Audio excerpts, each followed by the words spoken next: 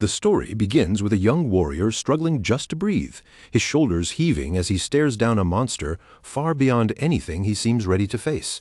The enormous creature looming before him is Kabaros, the wingless dragon, a terrifying high-level dungeon boss whose name alone is enough to make seasoned adventurers hesitate. Deep inside the level 67 dungeon, the massive beast opens its jaws and unleashes a brutal wave of fire, instantly dragging the entire adventuring party into a deadly crisis. Fear spreads across the party as the sorceress cries out in warning, her voice shaking as she admits she has no idea whether her defensive spell can hold back the flames rushing toward them.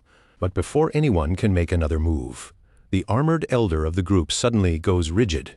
His eyes widen beneath his helmet, locked onto something he never expected to see. From inside the roaring curtain of fire, a small green figure suddenly shoots forward. It is a goblin, tiny compared to the dragon, and completely out of place in such a lethal dungeon. Kabaros snarls again, its body tensing as it prepares to release yet another blast powerful enough to wipe them all out. The rest of the party can only stare in stunned silence, their disbelief spreading from one face to the next as they wonder what a mere goblin could possibly be doing in a place like this. Then, almost too fast for the eye to follow, the goblin kicks off the ground and charges straight ahead with unbelievable speed. Without the slightest hesitation, the little creature slips out of the dragon's attack range, closes the distance in an instant, and smashes its wooden club into Kabaros with a vicious counterblow. The adventurers remain frozen where they stand, unable to make sense of what they have just witnessed. Among them, the blond young man stares with his mouth slightly open, blurting out in shock how something so small could strike down such a monstrous enemy with that much raw power. Little by little, the impossible truth settles over the battlefield. Kabaros, the mighty wingless dragon, has been brought down by a single strike from nothing more than a goblin. Confusion ripples through the group. Someone must have summoned that goblin.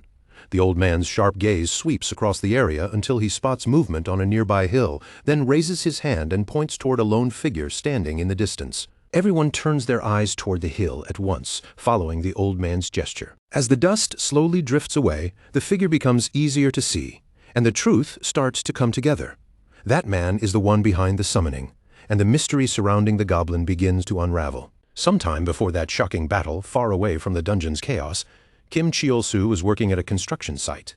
Even with a heavy bag of cement slung over his shoulder and sweat clinging to him from the hard labor, he wore such a bright smile that his co-workers could not help asking why he looked so strangely happy. But inside, Kim Cheol-soo's thoughts were drifting somewhere much darker than his smile suggested.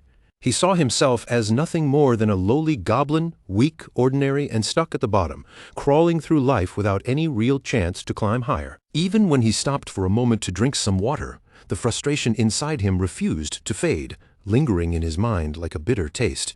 Some people, he thought, somehow stumbled into fortune overnight, but people like him stayed nobodies, no matter how hard they worked or how much experience they stacked up. While he was lost in those thoughts, Kim Cheol-soo overheard his co-workers talking nearby about Mr. Cha, a man who had suddenly stopped showing up at the construction site. The reason was Gate of Heaven, the fully immersive virtual reality game that had taken the entire world by storm, blurring the boundary between ordinary life and fantasy until people could barely tell where one ended and the other began. Inside that digital world, players who discovered hidden classes could make unbelievable amounts of money. Kim Cheol-soo remembered hearing about Gate of Heaven when it first launched and how quickly people became obsessed with it. The game was so immersive that many players lost track of the real world completely. But as the technology improved, the equipment became far too expensive for ordinary people. Fortunately, internet cafes allowed even broke players like Kim Cheol-soo to enter that fantasy world. From there, Gate of Heaven did not simply become popular. Its fame exploded, spreading everywhere at a ridiculous pace. Real money began pouring into the game as powerful items were bought and sold for actual currency, creating an entirely new economy inside the virtual world. Kim Cheol-soo's thoughts ended with a bitter longing, remembering the time when he could still enjoy the game without feeling crushed by everything around it.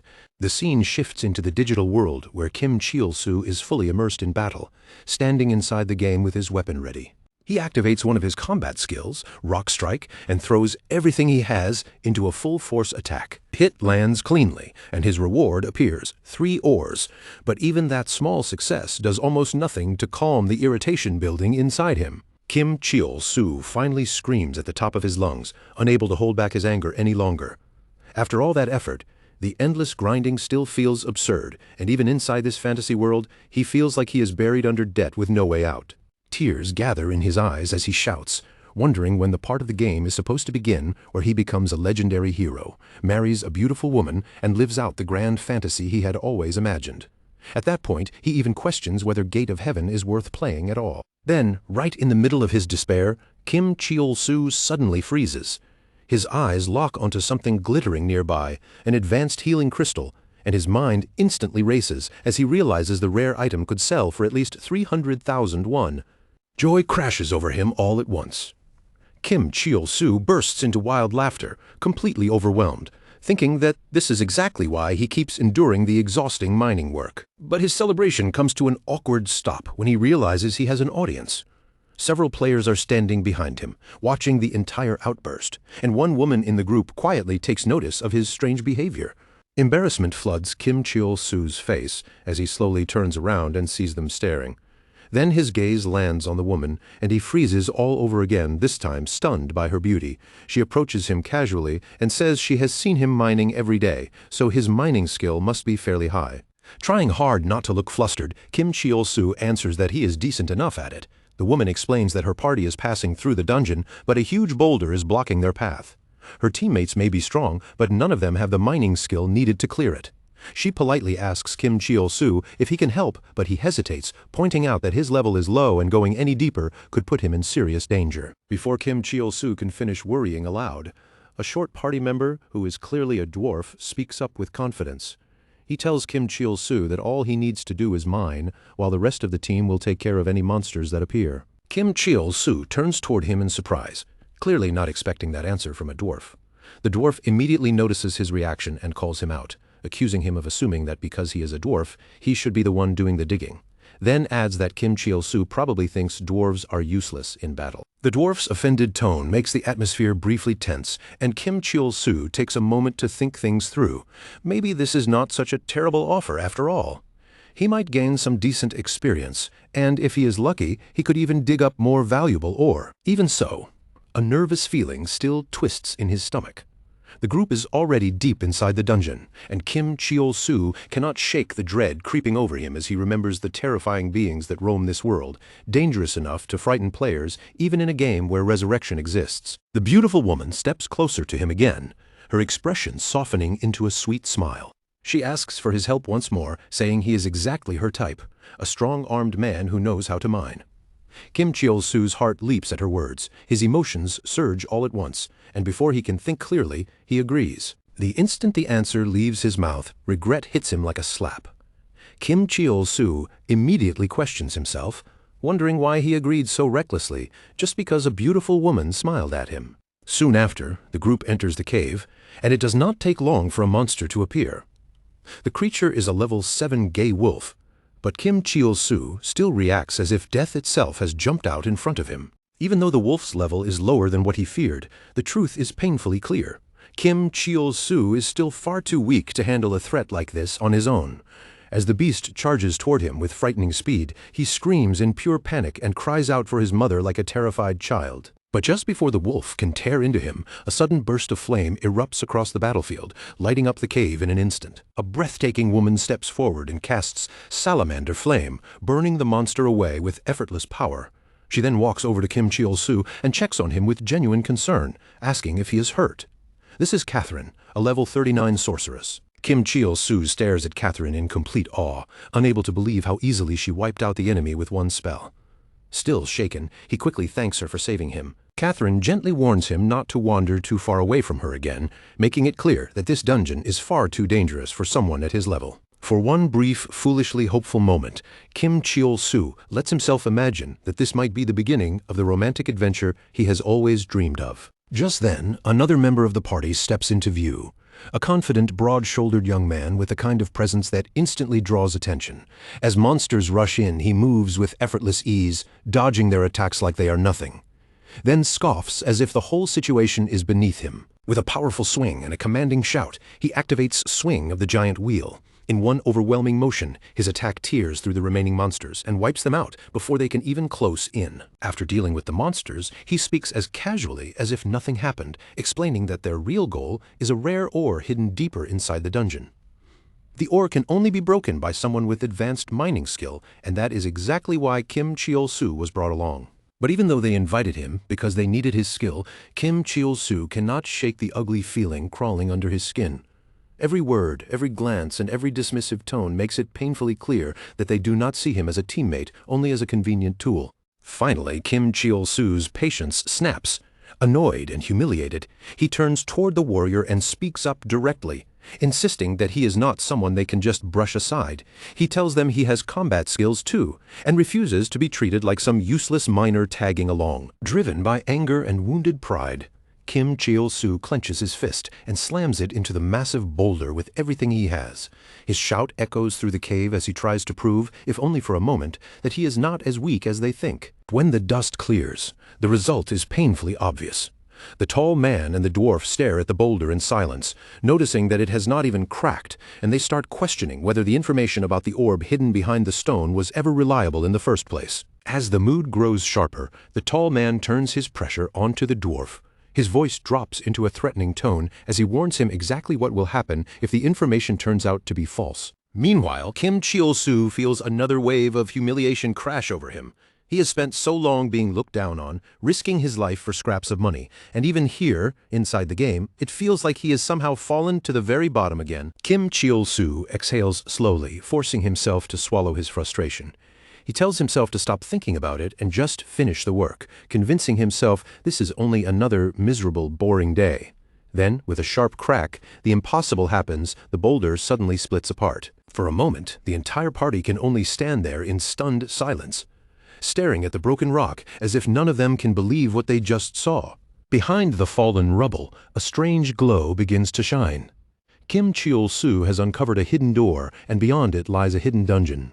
Shock spreads across the group, but Kim can barely contain himself, his voice trembling with excitement as he realizes this discovery could mean enormous rewards and maybe even the chance to unlock a hidden class. Overflowing with joy, Kim Cheol-soo calls it the grand prize, unable to hide the excitement on his face. Catherine smirks from the side and sarcastically questions whether Kim Cheol-soo actually thinks he is part of their party. But Kim Cheol-soo is too overwhelmed with hope to care about her tone. For the first time in ages, he feels like this could be his turning point, the moment he escapes his miserable routine and changes his life, just like Mr. Chio. Then, without a single warning, everything collapses. The tall man activates PvP mode and attacks Kim Cheol-soo with brutal force. The strike sends Kim Cheol-soo crashing hard to the ground, pain ripping through him as 480 health points vanish in an instant. He gasps and groans, struggling just to breathe, while the tall man mocks him and complains about how difficult it was to find this hidden dungeon. Catherine joins in as well, her earlier sweetness completely gone. She scoffs at the whole situation, mocking the fact that all it took to reach this place was someone with a low-level mining skill. Kim Cheol-soo's eyes narrow as their words sink in. The tall man arrogantly points out that Kim had only been tagging along while they handled every fight, and that is when the truth hits him like another blow. They had planned this from the start. They already knew about the hidden dungeon. They had only used him. The tall man grabs Kim Cheol-soo by the head and leans in close, laughing cruelly as he admits they knew all along. Since Kim helped them open the way, he says they will at least make his death quick. Kim Cheol-soo's eyes go wide, his entire body freezing as the betrayal sinks in. For a moment, he is too stunned to even react. When Kim Cheol-soo finally comes to, he finds himself still inside the dungeon. At first, his confused mind clings to the possibility that they did not actually kill him. Maybe, somehow, they spared him out of pity. But that small hope disappears the moment he notices the advanced healing crystal he had been carrying. It is shattered. The item must have activated on its own when his health hit 0, meaning he really did die and was only brought back because of it. That crystal was worth 300,000 won, and now it is gone forever. The realization tears through Kim Cheol-soo, and he screams in pure rage. But even while anger burns inside him, Kim Cheol-soo notices something else. The entrance to the hidden dungeon is still wide open, glowing in front of him like an invitation. The dungeon has not been cleared yet, and after losing something that valuable, Kim Cheol-soo knows there is no way he can simply walk away. He clenches his fists, swearing revenge on the party that mocked and betrayed him. He is going to ruin their plans, flip everything upside down, and change the direction of his miserable life. With anger blazing in his chest, Kim Cheol-soo charges straight toward the glowing doorway. shouting at the top of his lungs as if the hidden dungeon itself is calling him forward. But the instant Kim Cheol-soo steps inside, everything goes wrong. The entrance is not a flat path like he expected. Instead, stone stairs drop down immediately beyond the doorway, and Kim Cheol-soo does not notice them until it is far too late. He tumbles forward and crashes painfully down the steps, his body slamming against the hard stone again and again. Another brutal hit cuts into his health, dropping it by 80 points, and through the pain he shouts angrily about whoever decided to put stairs right after the entrance. When Kim Cheol-soo finally regains consciousness, he finds himself sprawled across the cold dungeon floor. The place around him is dark and silent, and as he groans and pushes himself upright, a sudden chill runs through him. He is inside the hidden dungeon, but his health bar is barely hanging on with only 20 points left. Then he looks up, and his eyes widen in disbelief. Ahead of him sits a massive, terrifying goblin, perched like a king upon a throne, while a glowing label above the area reads, Temple of the Goblins. Kim Cheol-soo frowns, caught between confusion and disbelief. He expected a hidden dungeon to feel grand, dangerous, and mysterious, not like a place filled with goblins. But then the strangeness of the area starts to sink in. Everything is far too quiet. The silence presses in around him, heavy and unnatural. Kim Cheol-soo glances around nervously, wondering where the rest of the party could have gone. That is when he sees it, a hand lying limply on the ground beside him, half hidden in the darkness. Kim Cheol-soo's breath catches as he turns toward it, and the moment he sees the body, he freezes in horror. Lying on the floor, drenched in blood, is the dwarf from the party. Kim recognizes him immediately, and a cold wave of fear rushes through him as he wonders what could have done this. A glowing screen suddenly appears in front of Kim Cheol-soo, asking whether he has a resurrection skill available. Kim Cheol-soo mutters sadly that he does not have one. Then, trying to make sense of the situation, he guesses that maybe the dwarf simply refuses to press the resurrection button because he is too greedy to give up the chance to explore the hidden dungeon. Before Kim Cheol-soo can think any further, a red warning flashes across his screen. The message tells him that the dungeon he has entered is extremely difficult, far beyond his current level, and urges him to leave immediately. Then a scream tears through the silence, loud, horrifying, and filled with pure terror. Kim Cheol-soo spins around in panic, his heart jumping into his throat. That voice belongs to one of the other party members. Before he can even react, a massive hand bursts out of nowhere, grabs the tall man, and crushes him with terrifying force. Kim Cheol-soo stares in horror, his mind struggling to accept what is happening. This is not some ordinary goblin. Whatever this creature is, its strength is on a completely different level. The monster slowly steps out from the shadows, its grotesque body towering over everyone around it like a nightmare-given form. Its name appears in front of Kim Cheol-soo Yerger, level 80. Kim Cheol-soo's heart pounds wildly in his chest. Level 80 is so far beyond him that he can barely process it. This was supposed to be the Temple of the Goblins, so he cannot understand why a monster like Yerger is here. All Kim Cheol-soo can do is watch as Yerger grabs the tall man again and begins devouring him with brutal, horrifying violence. The sight nearly makes Kim Cheol-soo sick. The sounds, the blood, and the sheer cruelty of it all are too much to handle. He grips his chest, fighting the urge to throw up, while forcing himself to think. It should only be a game, but everything feels far too real. Kim Cheol-soo remembers that Gate of Heaven uses special technology capable of recreating pain, emotion, and even trauma. He always believed safety systems existed to stop players from suffering too much, but those protections only applied properly in low-level zones. And this place is definitely not low-level. Just then, another scream cuts through the air, sharper and more desperate than before. It is Catherine, crying out and begging for help. Kim Cheol-soo's legs lock in place. He cannot move because what could someone like him possibly do against a monster like Yerger? Still, his thoughts race wildly as one terrifying truth presses down on him. This is not just a game anymore. In rare cases, when the brain is pushed through too much pain and terror, the consequences can spill over into reality. Severe damage, permanent trauma, and even death are all possible. Fear swallows Kim Cheol-soo whole. Without thinking anymore, he turns and runs, putting as much distance as he can between himself, the monster, and the screams echoing behind him. His breath comes out rough and uneven, his feet nearly stumbling over the ground as he swears he will not die in this place. As Kim Cheol-soo keeps running, he repeats the same excuse in his head over and over. This is not his fault. They abandoned him first. They betrayed him first. He knows he is weak, and he knows there is nothing he can do to save anyone. But even so, one desperate thought keeps pushing him forward. He has to survive. Then, in the middle of his frantic escape, a strange system message suddenly appears before his eyes. The Goblin Lord has sensed a resemblance between Kim Cheol-soo and himself: cowardice, weakness, and the miserable instinct to run. Kim Cheol-soo stops dead in his tracks, staring at the words in disbelief. What is that supposed to mean? Slowly, Kim Cheol-soo turns his head and looks up at the Goblin Lord sitting calmly on his throne. Something inside him twists painfully. Is that really all he is? Just weak? Just a coward? Kim Cheol-soo clenches his fists until they tremble, grinding his teeth as anger rises through his fear. He stares straight at the Goblin Lord, and with his voice shaking between grief and fury, Kim Cheol-soo admits that he does not want to be that kind of person. Then his eyes drift away from the throne and land on Catherine's battered body lying on the ground. Yerger tramples over her without mercy and blood splashes across the dungeon floor. Kim Cheol-soo chokes back a sob as memories of his real life come crashing back.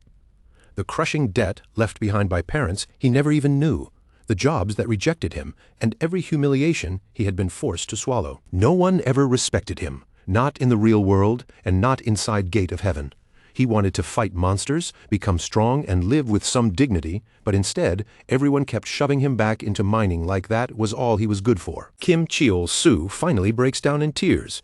He cries out that he has never achieved anything he wanted in life, and yet he did nothing wrong to deserve being treated like a weak, worthless person. Wiping at his face, Kim Cheol-soo storms forward and glares up at the Goblin Lord with every bit of anger burning inside him.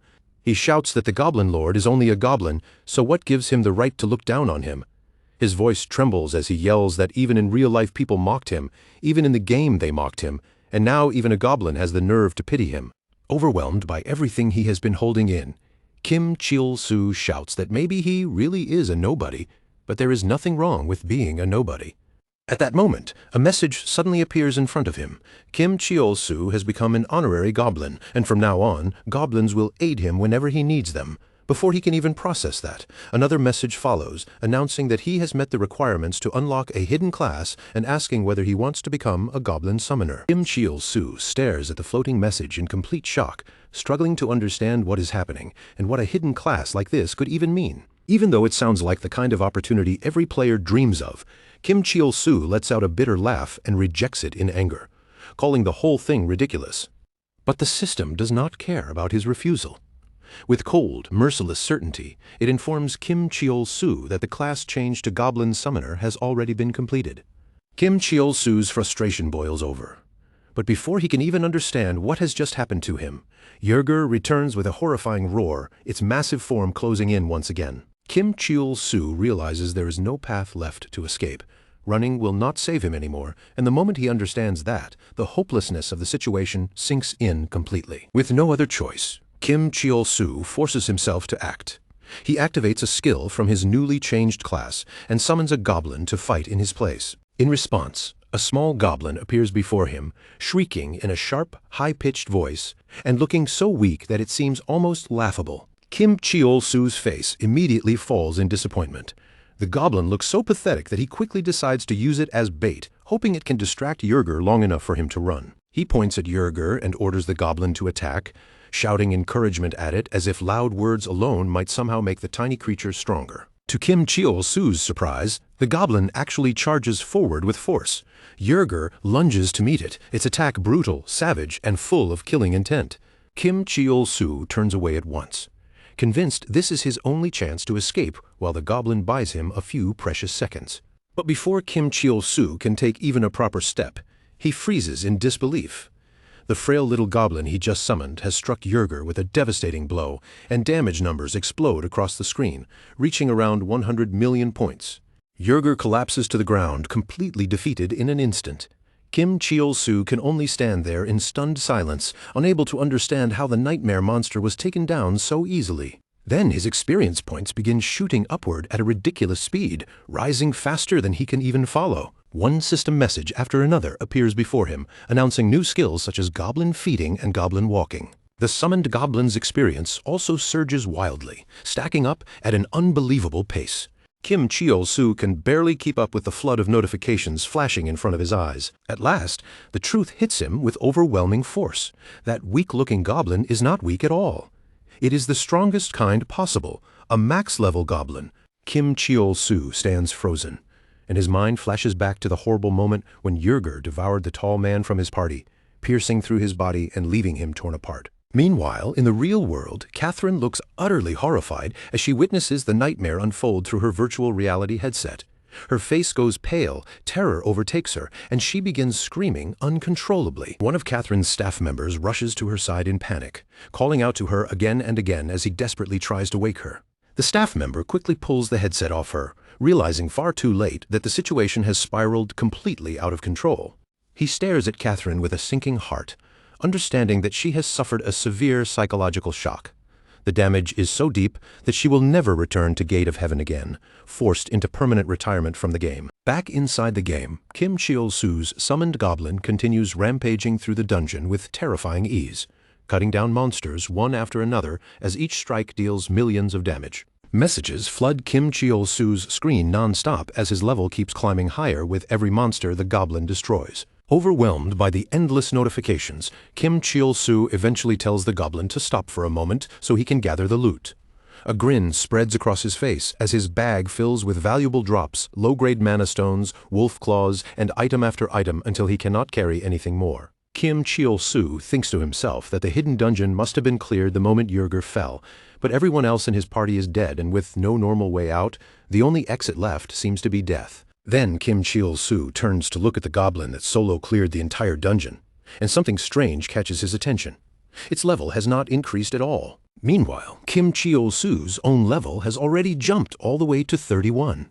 Curious and confused, Kim Cheol-soo tries to check the goblin's stats, but the system immediately denies him access and tells him the information is unavailable. Kim Cheol-soo stares at the goblin in total confusion, unable to connect its small, weak appearance with its absurd power. The more he thinks about it, the more he starts to suspect that this might be some kind of bug or glitch in the game. Then Kim Cheol-soo suddenly shouts with excitement. Whether it is a bug or not does not matter. What matters is using it before anyone fixes it. With a proud grin, he declares that he does not need to waste his life mining anymore. He is going to rise to the very top of Gate of Heaven. The next day, Kim Cheol-soo appears at Nar Bank. When his number 36 is called, he sits down in front of the clerk, and she tells him that the wolf claws he brought in are worth 97. The clerk asks whether he wants that amount transferred to his account, but Kim Cheol-soo requests that the money be sent to another account instead. Then Kim Cheol-soo remembers that he still has more items to sell and brings them up to the clerk.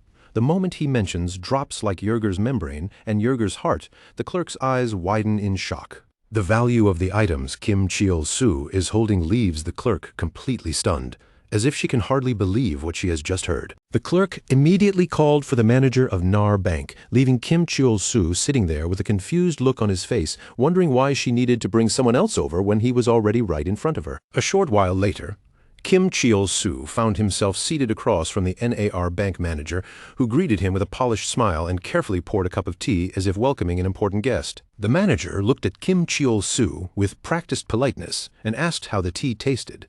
Kim Cheol-soo glanced down at the cup, his expression flat, and answered coldly that it was cold. The manager's smile stiffened, and he awkwardly admitted that he had forgotten to boil the water. Kim Cheol-soo raised one eyebrow, still not understanding why all this formality was necessary, and asked the manager directly why he wanted to speak with him. The manager leaned forward with a friendly, businesslike smile and explained that he knew far better places for Kim Cheol-soo to put his money. Letting such a large amount sit in an ordinary account would be a waste, so he offered Kim an investment plan with supposedly excellent returns. Still slightly confused by the sudden attention, Kim Cheol-soo stared at him and asked whether something like this really required the bank manager to handle it personally. The manager's smile grew wider, as though he had been waiting for that question. He casually said he assumed Kim Cheol-soo already understood the value of what he had brought in, then explained that Yerger's membrane and Yerger's heart were worth an enormous amount at the current market rate. Kim Cheol-soo blinked in complete shock when the manager revealed the true price, 230 million won. For a moment, he simply sat there, frozen, the teacup still in his hand, unable to process that the items he carried were worth that much money. Later, Kim Cheol-soo could not hide his happiness as he held the goblin close, excitedly telling it that, thanks to its ridiculous power, he had managed to pay off 10% of his debt. He even joked with it like it was a little puppy, saying that he did not think it was ugly. But almost immediately, Kim Cheol-soo took those words back in his own mind, silently admitting that even he could not force himself to lie that badly. As Kim Cheol-soo walked through the city, he tried his best to keep the goblin hidden from sight, but to his surprise, he could not unsummon it. The goblin suddenly started screeching at the top of its lungs, drawing the eyes of everyone nearby. People around them began mocking the goblin's bizarre appearance, whispering and laughing, as they wondered what kind of person would summon such a strange-looking creature and bring it into a public city street. Kim Cheol-soo's embarrassment only grew worse when some of the bystanders misunderstood the situation completely and assumed that he was the goblin simply because he was standing so close to it. A deep, burning rage welled up inside Kim Cheol-soo as he tried to drag the goblin away from the crowd. But instead of behaving, the goblin wandered right up to a stranger and started provoking them, pulling even more unwanted attention toward him. That was when a large, furious man named Patton stepped forward, loudly objecting to the sight of a goblin roaming freely through the city as if it belonged there. Whispers spread through the crowd as people mockingly referred to Patton as the Destroyer, even though he was not exactly famous. Still, Kim Cheol-soo's expression tightened with concern, because anyone calling himself the Destroyer was clearly not an ordinary player. Panic quickly rose in Kim Cheol-soo's chest, and he rushed to explain to Patton that the goblin was not hostile. But Patton did not listen to a single word. Without warning, Patton launched a powerful attack straight at the goblin. In the blink of an eye, the goblin moved with frightening speed and struck back with a devastating counterattack, overwhelming Patton instantly and dealing a massive amount of damage. As Patton lay defeated on the ground, a system message appeared in front of Kim Cheol-soo explaining that PK mode had been activated and that pain levels were restricted to stop higher-level players from bullying weaker ones. The crowd fell into stunned silence, horrified by what had just happened. Then whispers began spreading again as people questioned how a small goblin could possibly defeat someone like Patton so easily. Kim Cheol-soo's heart started pounding as he realized how dangerous this situation had become. If anyone discovered that the terrifying goblin belonged to him, his life would spiral completely out of control, and panic began crowding every thought in his head. Just as Kim Cheol-soo feared, several members of Patton's guild soon arrived. Their leader, Hayek, looked down at Patton and mocked him for losing to such a tiny goblin, calling the whole thing a disgrace. Then Hayek turned his cold gaze toward Kim Cheol-soo, his voice dripping with contempt as he called the goblin a worthless monster. Even so, he insisted that the creature had to answer for the damage it caused to their guild. Kim Cheol-soo could feel the tension tightening around him as the situation spun further out of control. He knew his goblin could probably crush them all, but he also understood that letting that happen would only create an even bigger disaster. His heart racing, Kim Cheol-soo quickly tried to step in, shouting that he would handle the goblin himself. But the guild members ignored him completely and warned that if he got in their way, they would kill him too. With no good options left, Kim Cheol-soo tried to reason with them, warning that surrounding and attacking a tiny goblin would not end well for them. But before Kim Cheol-soo could say anything more, the goblin suddenly launched an attack with rock throw. Moving with terrifying speed, it struck Min Young, the so-called master of speed, and brought him down with one devastating blow. The guild members exploded with rage, and Kim Cheol-soo could barely believe how fast everything had gone wrong. Feeling the weight of the disaster closing in around him, he turned and ran as fast as he could, narrowly escaping the chaos behind him.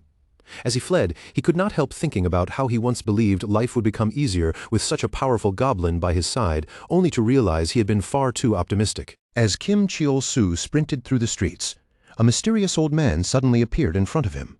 The man urgently called out, telling Kim Cheol-soo to follow him because there was no time to explain. Kim Cheol-soo hesitated for only a brief second, but with no better path in front of him and enemies behind him, he decided to follow the old man. But horror quickly sank in when Kim Cheol-soo realized he had been tricked. The old man had led him straight into an ambush, then mockingly told him that this was the path to his death. At that exact moment, another system message appeared before Kim Cheol-soo, congratulating him for his cleverness. It claimed the Goblin Lord was impressed by how Kim Cheol-soo had used the enemy's weakness and distraction to his advantage. Kim Cheol-soo's blood boiled as he read the message. "Cunning," he shouted in fury, unable to understand why the system kept labeling him this way. He remembered the Goblin Lord's earlier judgment, the way it had branded him as weak and pathetic, and now the system was calling him cunning. Kim Cheol-soo could not make sense of it at all, especially when he felt he had done nothing wrong. Bitterly, Kim Cheol-soo ranted to himself that he was not the one who caused all this trouble. Other people had dragged him into their party, betrayed him, attacked him without reason, and forced him into this mess. After taking a deep breath, Kim Cheol-soo turned toward his goblin, his eyes burning with determination. He muttered that he was tired of being treated as weak, and from this moment on, things were going to change. Kim Cheol-soo declared that he would take revenge and destroy the Everton Guild. The goblin seemed to perk up at his words, almost as if it could feel his excitement, and Kim Cheol-soo felt a surge of energy now that he finally had a plan. Meanwhile, 2 members of the Everton Guild were leaping across the rooftops, tracking Kim Cheol-soo and his goblin through the city. Ji-hyun glanced toward her companion, In-hyuk the Shadow, and asked if it was really necessary for him to come along on such a simple mission. From her tone, she clearly believed she could handle Kim Cheol-soo by herself. But In-hyuk warned Ji-hyun not to underestimate the goblin.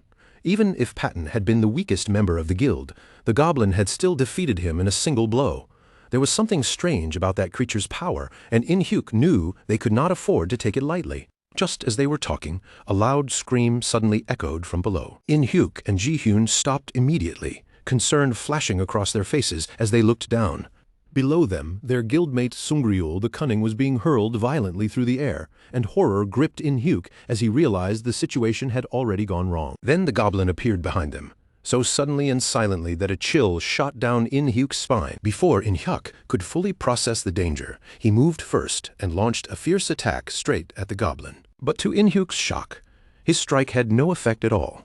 The goblin did not even flinch. And in that instant, In-hyuk understood that this creature was not some illusion. The goblin truly possessed terrifying power. Fear surged through In-hyuk as he realized he had stepped into a life-threatening situation, one that could easily cost him everything if he made even the smallest mistake. With desperation rising in him, In-hyuk attempted another swift strike to save himself, but the goblin dodged it effortlessly, moving as if his attack had never posed a threat at all. Fear and disbelief rushed through In-hyuk all at once. Never once had he imagined he would face a creature that could slip past his strike so easily, and as his confidence crumbled, his mind spun in confusion. Behind him, Ji-hyun's angry voice cut through the tension as she snapped at In-hyuk for just standing there frozen. She could not believe he was letting a mere goblin push him back like this. In-hyuk tried to steady his breathing and shake off the panic, telling himself again that it was only a small goblin. But the more he thought about it, the more uneasy he became. How could something that looked so weak deal damage in the millions? There had to be some kind of trick behind it. That thought kept digging into him, and the goblin's overwhelming strength refused to leave his mind. In-hyuk knew that if he wanted to survive this, he had to make a drastic move. Then In-hyuk activated his special skill, Absolute Evil, forcing a surge of power through his entire body. Strength flooded through him, but it came at a heavy cost, dragging his speed down by 90%. Even so, In-hyuk could feel a massive force building inside him, enough to strike the goblin down if he could land a hit. His irritation flared, and he muttered under his breath, unable to hide how furious the situation had made him. Ji-hyun stared in disbelief, unable to understand why In-hyuk would burn such a powerful skill against a simple goblin, especially one that consumed half of his mana. In-hyuk explained that it was probably an auto-triggered skill, a safety measure forced to activate because the situation had become so dangerous. With that power now active, he prepared his final move, Reverse Fist Stance, a form that greatly boosted his attack power while lowering his chance of landing a critical hit. The fight had reached a dangerous breaking point, and In-hyuk knew he had to finish it quickly. Frustrated by how humiliating this had become, Ji-hyun finally accepted the situation, realizing they needed to take the goblin down before anyone else saw them struggling like this. Ji-hyun activated her own archer skill, Storm Arrows, releasing a powerful effect that removed the movement-slowing debuffs from the area. With her frustration rising, Ji-hyun grumbled about having to use such a strong skill just to handle a goblin. But Storm Arrows did its job, clearing the restrictions from In-hyuk and allowing him to move at full speed again. Rage burned in In-hyuk's eyes as he lunged forward, driving a fast and powerful strike straight toward the goblin. But the instant his fist connected, a cold shock ran through him. The result was 0 damage. His attack had done absolutely nothing. In-hyuk froze, staring in disbelief as the number appeared again. 0. No matter what he tried, nothing seemed to work, and his mind scrambled desperately for another answer. Before In-hyuk could think any further, the goblin's mouth curled into a sinister grin, as if it was enjoying every second of the chaos. That twisted smile sent a chill down his spine. Then, without warning, the goblin struck back. Its surprise attack came so suddenly that In-hyuk had no time to defend himself, and the blow dealt damage in the millions. The force slammed him into the ground, tearing a scream of pain from his throat, while Ji-hyun stood frozen, unable to process what she had just witnessed. As Ji-hyun slowly pieced the situation together, the truth became impossible to deny. This was not an ordinary goblin. Her eyes widened as she realized the creature was far more dangerous than either of them had ever expected. Kim Cheol-soo watched everything unfold with a dark, satisfied smile, then slowly approached Ji-hyun as if he had been waiting for this moment. In a low, ominous voice, Kim Cheol-soo admitted that he was the one who had summoned the goblin. Ji-hyun's expression shifted, her shock mixing with confusion and dread. Everything had changed in an instant. Ji-hyun now understood that she was facing a threat far greater than she had imagined. With the goblin standing beside Kim Cheol-soo and laughing eerily, her fear deepened. How could a mere goblin hold this much power? In-hyuk, the Shadow, was one of the strongest members of the Everton Guild, and yet even he had been overwhelmed. Kim Cheol-soo, now wearing a truly deranged expression, dismissed her confusion with a cold, twisted smile. He told her it was none of her business, his voice carrying a sharp edge as he made it clear that, right now, he was beyond furious. Ji-hyun's nerves stretched to the breaking point, and her heart hammered in her chest. With her voice shaking, she demanded to know what Kim Cheol-soo wanted from her, shouting through her fear and anger as she asked what she had done to deserve this. Kim Cheol-soo grinned cruelly, the smile spreading across his face in an unnerving way. He sneered that it was all Ji-hyun's fault and that she had started this, making her blood run cold. Ji-hyun screamed that he was insane, and only then did Kim Cheol-soo realize how terrifying his words had sounded. Flustered, he immediately tried to take them back. Kim Cheol-soo stammered that she had misunderstood him, and that it was not what she thought. He tried to explain that Ji-hyun and the others had attacked him first, which was why he and his goblin were angry. But Ji-hyun did not calm down at all. Her panic only grew worse, her screams filling the air, and Kim Cheol-soo felt embarrassment sinking deep into his stomach. This was not how Kim Cheol-soo wanted things to go.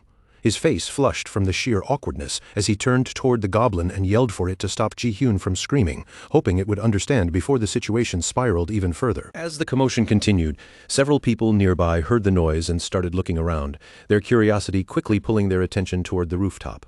The moment their eyes landed on the chaos above, one of them pointed and shouted that it was the same group they had seen earlier. Kim Cheol-soo's heart sank as he noticed more people gathering below. Panic tightened around him while his mind raced for a way out, and he muttered to the goblin that they needed to end this quickly. Kim Cheol-soo urged the goblin to move, knowing they had to get out of there before the crowd made everything worse. Panic spread through the onlookers like wildfire. Someone shouted that the goblin had destroyed the Everton Guild and was now going to kill the last woman, while others wondered fearfully if they would be next. Kim Cheol-soo felt his heart racing as the scale of the misunderstanding grew larger by the second.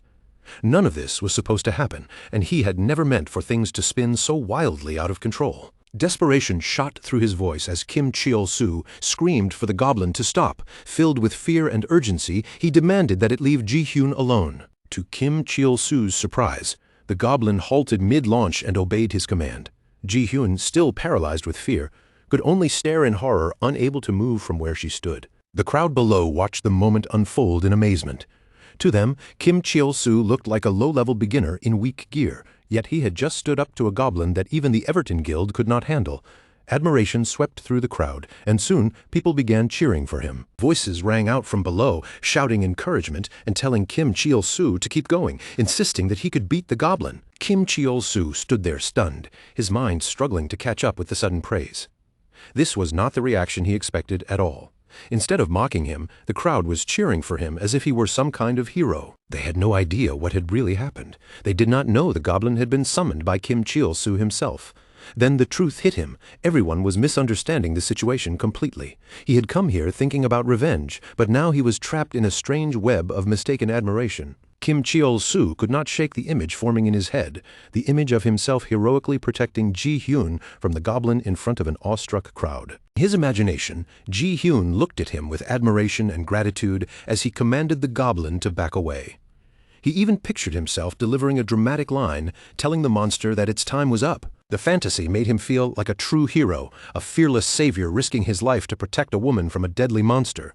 The thought excited him so much that his imagination began twisting out of control, and he let out an eerie laugh. That excitement only grew stronger as Kim Cheol-soo imagined how everyone would see him now as a real hero who had saved Ji-hyun from the terrifying goblin. He laughed louder, picturing the applause and cheers as if he could already hear them.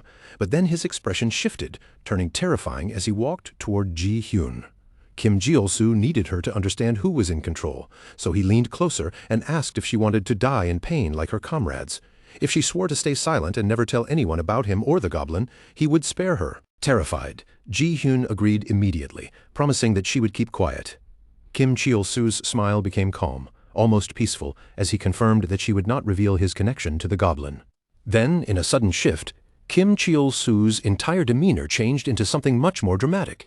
He turned toward the goblin and shouted as if condemning a villain, accusing it of attacking innocent villagers and causing chaos while the crowd watched in stunned silence. With theatrical flair, Kim Cheol-soo activated Goblin Walk. In an instant, a chain appeared around the goblin's neck, binding the creature under his control. Kim Cheol-soo dragged the goblin forward by the chain, loudly declaring that he would not forgive it. His performance looked powerful and convincing, though the goblin's confused face made it clear that it had no idea what was going on. With a forceful motion, Kim Cheol-soo slammed the goblin to the ground and kept dragging it along, growling with confidence as if he were completely dominating the monster. The crowd gasped in shock, stunned by the sight before them.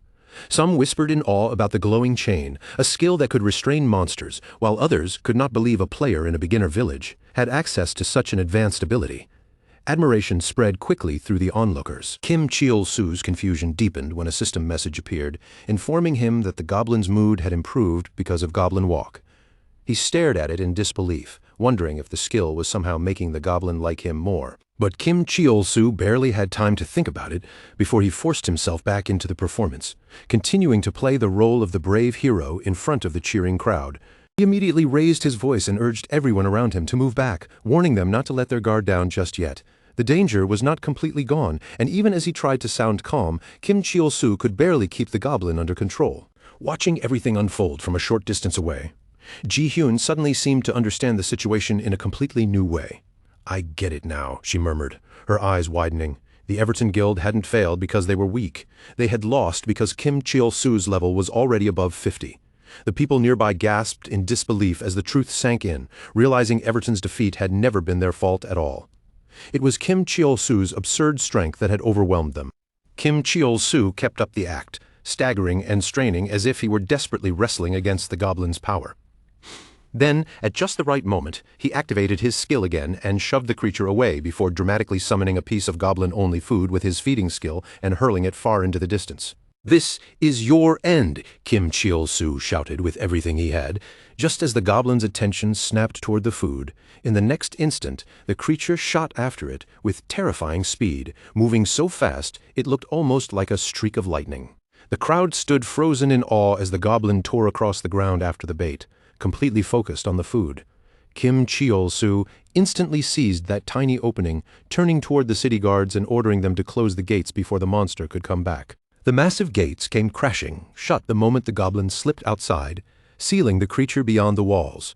Only then did the crowd finally exhale together, their tense shoulders dropping as relief spread through the entire street. "Is it really over?" people whispered to one another, still staring at the sealed gate as if the goblin might burst back through at any second.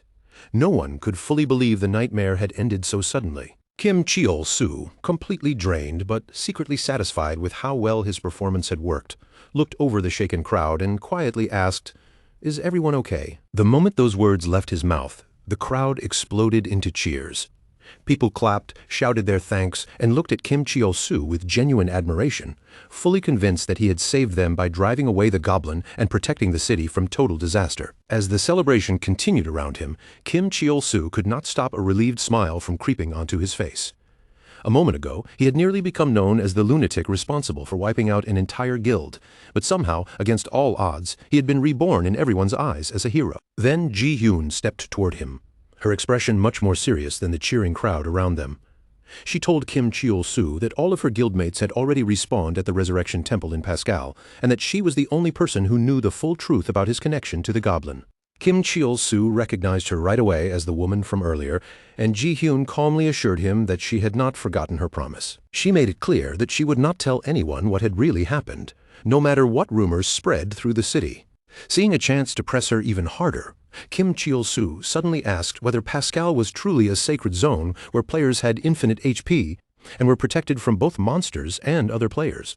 As he spoke, a chilling look crossed his face, and his tone toward Ji-hyun turned frighteningly sharp. He warned her that if she ever broke her promise, he would find a way to kill her over and over again at the Resurrection Temple, forcing her to suffer endless damage no matter how protected she thought she was.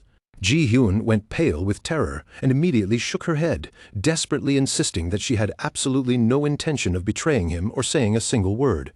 Her fear was impossible to hide. Her scream rang out through the city streets, and the crushing weight of Kim Cheol-soo's threat left her spirit trembling. Later, finally able to relax, Kim Cheol-soo lay down and thought back on how completely the day had spiraled out of control. None of this was supposed to happen, he told himself, yet as he rested in the comfort of his beautiful new room, exhausted but strangely content, he could not help feeling proud that he had actually been rewarded for everything he had done. But that satisfaction did not last long. His expression slowly hardened, and a wave of regret washed over him as one person came back to his mind. Catherine. He had not been able to save her, and that failure still clung to him, like a shadow he could not shake off. Then, all of a sudden, another important memory struck him. He had completely forgotten about the Goblin point he had received from the Goblin Lord. A status panel appeared in front of him, showing his name and current class, Kim Cheol-soo, Goblin Summoner. He had exactly one Goblin point. Kim Cheol-soo let out a dry scoff and wondered if the goblins would start calling him their brother if he kept collecting points like this, even though he knew very well that he had earned them through trickery rather than real strength. Curiosity got the better of him, so Kim Cheol-soo opened the Goblin skill shop to see what he could buy. But when he tried to check the advanced skills, he quickly discovered that every single one of them was still locked. His eyes moved across the screen with growing disappointment, until he finally sighed and selected the only skill available to him, Goblin Gathering. The name alone made him wonder what kind of effect it was supposed to have. Before Kim Cheol-soo could think about it any further, a terrifying force slammed straight into his room. The goblin he had summoned earlier suddenly burst inside, tearing through the space and throwing the entire room into chaos. Kim Cheol-soo screamed in pure panic as the realization hit him. Goblin Gathering was not some ordinary support skill at all. It was a summoning skill. The goblin's sudden appearance made Kim Cheol-soo's nerves shoot through the roof. His mind raced with fear that someone might discover the creature inside his room, so he frantically tried to calm it down while desperately wondering how he was supposed to hide this disaster. Just then, a knock came from the door, and the innkeeper called from outside. "Are you all right?" Caught completely off guard, Kim Cheol-soo blurted out awkwardly, "I'm fine. Just leave if you don't want to die." He froze, realized how terrible that sounded, and quickly corrected himself. "Actually, just go away." As the panic grew worse, Kim Cheol-soo understood that keeping the goblin's presence hidden was his only option.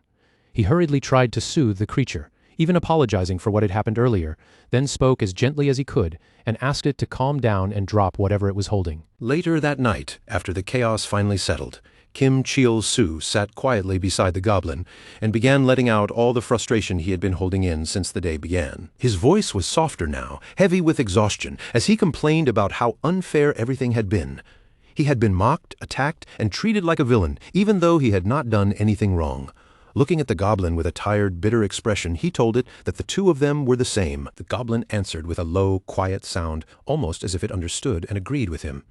Kim Cheol-soo kept talking while lying on the bed beside it, muttering that this world was full of bad people. Elsewhere in the city, the doors of a tavern swung open as a staff member welcomed the arriving guests. Inside, several members of the Everton Guild were already gathered around a table, the mood around them tense but controlled. One of them suddenly pointed toward the entrance and sharply remarked that the guy who had just walked in was the jerk from yesterday. Kim Cheol-soo, clearly uneasy, admitted in a shy, flustered way that it was indeed him. He added that he was also the person who had saved one of the Everton Guild members, though being in such a crowded tavern without his goblin nearby made him extremely nervous. In Hyuk, the harbinger of death from the Everton Guild, fixed his cold, piercing stare on Kim Cheol-soo. In a voice that sent chills through the room, he said Kim had no real reason to help them after everything that had happened, but thanked him anyway. The icy tone in Hyuk's voice scared Kim Cheol-soo so badly that he practically begged him not to say thank you while looking that terrifying. Ji-hyun, another member of the guild, told In-hyuk there was no need to be that cautious because Kim did not seem like someone looking for a fight. But deep down, she knew they were all being completely fooled, since Kim Cheol-soo was still hiding the truth about the goblin. Kim Cheol-soo then confirmed the situation honestly, admitting that even though they had tried to kill him before, he had helped them because there was something he needed from the Everton Guild. In-hyuk accepted Kim Cheol-soo's honesty and acknowledged that their guild owed him a debt. He made it clear that the Everton Guild never forgot a favor, and that they would help him in whatever way they could. Kim Cheol-soo explained that there was no longer any reason for him to remain in the beginner area. Now that he had passed level 30, he wanted to leave the Leaf Zone behind and move on to a new region. When Kim Cheol-soo asked if they knew how to get there, In-hyuk wondered if he meant a place called Fjernal. He then mentioned that he might know someone who could help Kim reach it. At that exact moment, an old man spoke up from across the room, interrupting the conversation and claiming that he knew exactly how to get to Fjernal. The old man quickly approached Kim Cheol-soo and offered a sincere apology for their previous encounter. In a calm, measured tone, he explained that after seeing what Kim had accomplished with just one goblin, it was obvious that Kim Cheol-soo possessed incredible strength. Hatton the Destroyer, a level 28 fighter, chimed in with a slightly irritated look and said that Kim Cheol-soo might even be stronger than they were, which seemed to bother him more than he wanted to admit. Kim Cheol-soo immediately began denying that idea in his own head. No matter how impressive everyone thought he looked, he knew better than anyone that he was not actually stronger than them. He silently admitted that if In-hyuk had truly followed through and attacked him the day before, he would have been killed in a single hit. The beginner region, known as the Leaf Zone, was made up of 5 standard dungeons spread throughout the area. Among them were the grassy field where slimes appeared, the mine dungeon, the dark forest, and several other familiar beginner hunting grounds. These places were all considered open field dungeons, which meant players could enter them freely whenever they wanted, without waiting for any special condition. The old man explained that if Kim Cheol-soo truly wanted to leave the Leaf Zone, he would have to clear a raid boss dungeon first.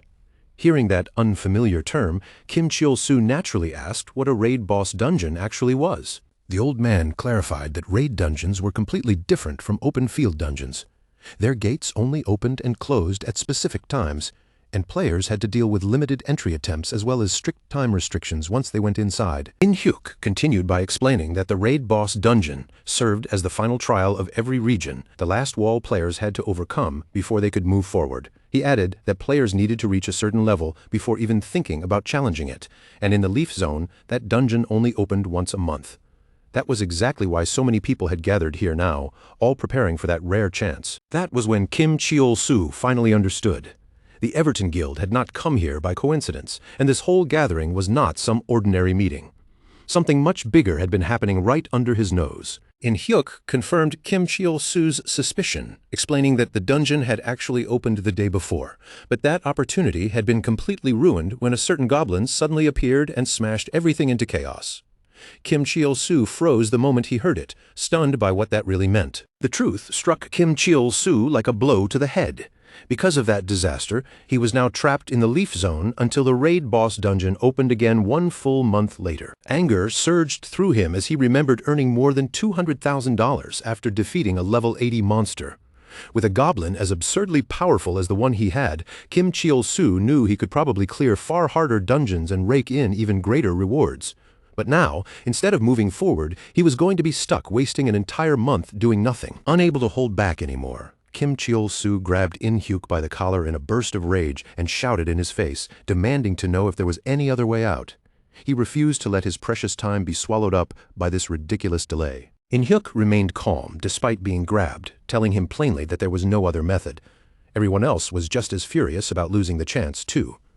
Then, in the same cold tone, he added that, with this explanation, the Everton Guild's debt to Kim Cheol-soo was now settled. After that, the members of the Everton Guild began preparing to leave. Kim Cheol-soo stayed where he was, his shoulders heavy and his face twisted with clear disappointment and frustration over how everything had turned out. As the guild members headed out, Ji-hyun glanced back at Kim Cheol-soo with a look of sympathy.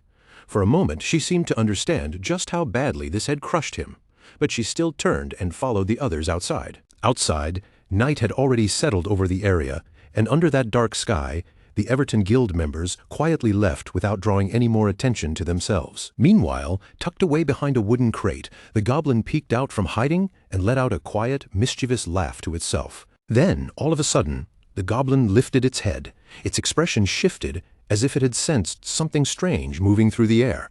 Above them, the night sky still looked perfectly clear and peaceful, but the atmosphere around the area had changed in a way no one could ignore. The raid boss dungeon gate, which should have remained sealed after closing just the day before, suddenly began to creak open once again. A system message flashed in front of Kim Cheol-soo, announcing that the raid boss dungeon had opened. Shock spread instantly through everyone there. Sangreal stared at the gate with wide eyes and shouted in disbelief, saying there should have been a 30-day wait before the next raid could begin. In-hyuk narrowed his eyes as he fixed his gaze on the opened gate, silently repeating to himself that this made no sense. The raid boss dungeon was absolutely not supposed to open at this time. Before Kim Cheol-soo could even sort through what was happening, another system message appeared in front of him stating that the raid boss dungeon had reopened. Kim Cheol-soo stood there completely frozen, unable to believe what he was seeing. Around him, the room filled with startled murmurs as everyone tried to make sense of the impossible situation. Patton, the destroyer, shook his head in astonishment, staring at the gate as if his eyes were playing tricks on him. The raid boss dungeon had already reopened. The group gathered in front of the open gate, every face marked with shock and confusion as the sudden turn of events left them all staring in silence. In-hyuk turned toward Sangreal and asked how many people were currently inside the dungeon. Sangreal replied that no one should be in there now, since the team originally prepared for the raid had already cleared it yesterday and moved on to the next area. So that means we're the only ones here right now. In-hyuk muttered, his eyes sharpening as he carefully weighed their situation. Kim Cheol-soo's eyes suddenly glinted with suspicion and anger. I knew something felt off, he sneered, turning his glare directly toward the Everton Guild members. You people were trying to trick me so I'd fall behind while you all went ahead, weren't you? You betrayed me. His rage boiled over as the accusation spilled out of him. I should have known better than to trust you, he screamed, his voice cracking under the weight of his frustration. Kim Cheol-soo's expression hardened even further as he snapped that he would not let them take all the rewards for themselves while leaving him behind. Ji-hyun flinched at the accusation and quickly tried to deny it, her face tense with panic. She told Kim Cheol-soo that he was completely misunderstanding the situation and that they had never tried to deceive him. But before Ji-hyun could say more, In-hyuk calmly cut in, his voice steady as ever. He simply asked Kim Cheol-soo whether he wanted to join them or not. Kim's face was still twisted with anger, but he answered firmly that he had no intention of letting them go inside without him. In-hyuk gave a small nod, accepting Kim Cheol-soo's answer without argument, then shifted into a more serious tone as he prepared to explain what they knew. According to their information, the raid dungeon was supposed to consist of one single room, with the boss appearing right at the entrance. In-hyuk explained that they needed to be fully ready before stepping inside. Since their levels were far above the dungeon's standard difficulty, it should not be too dangerous, but he still warned everyone not to get careless. Patton, arrogant as always, gave a dismissive snort. He said they did not need to be cautious at all. Even without the guild leader present, Everton still had its top members gathered there, and in his mind they could finish the whole thing in 10 seconds. In-hyuk did not react to Patton's confidence. His expression stayed composed, and with the plan decided, he simply said they should begin. One by one, everyone started moving toward the gate. Before entering, Kim Cheol-soo turned his head toward the goblin, still crouched behind the crate, and whispered that things would become troublesome if the others discovered it. He told the goblin to stay hidden until he summoned it. As Kim Cheol-soo checked through his inventory, the bitter memory of being betrayed in the past came crawling back to him. That pain still lingered, and he quietly swore to himself that he would not make the same mistake again.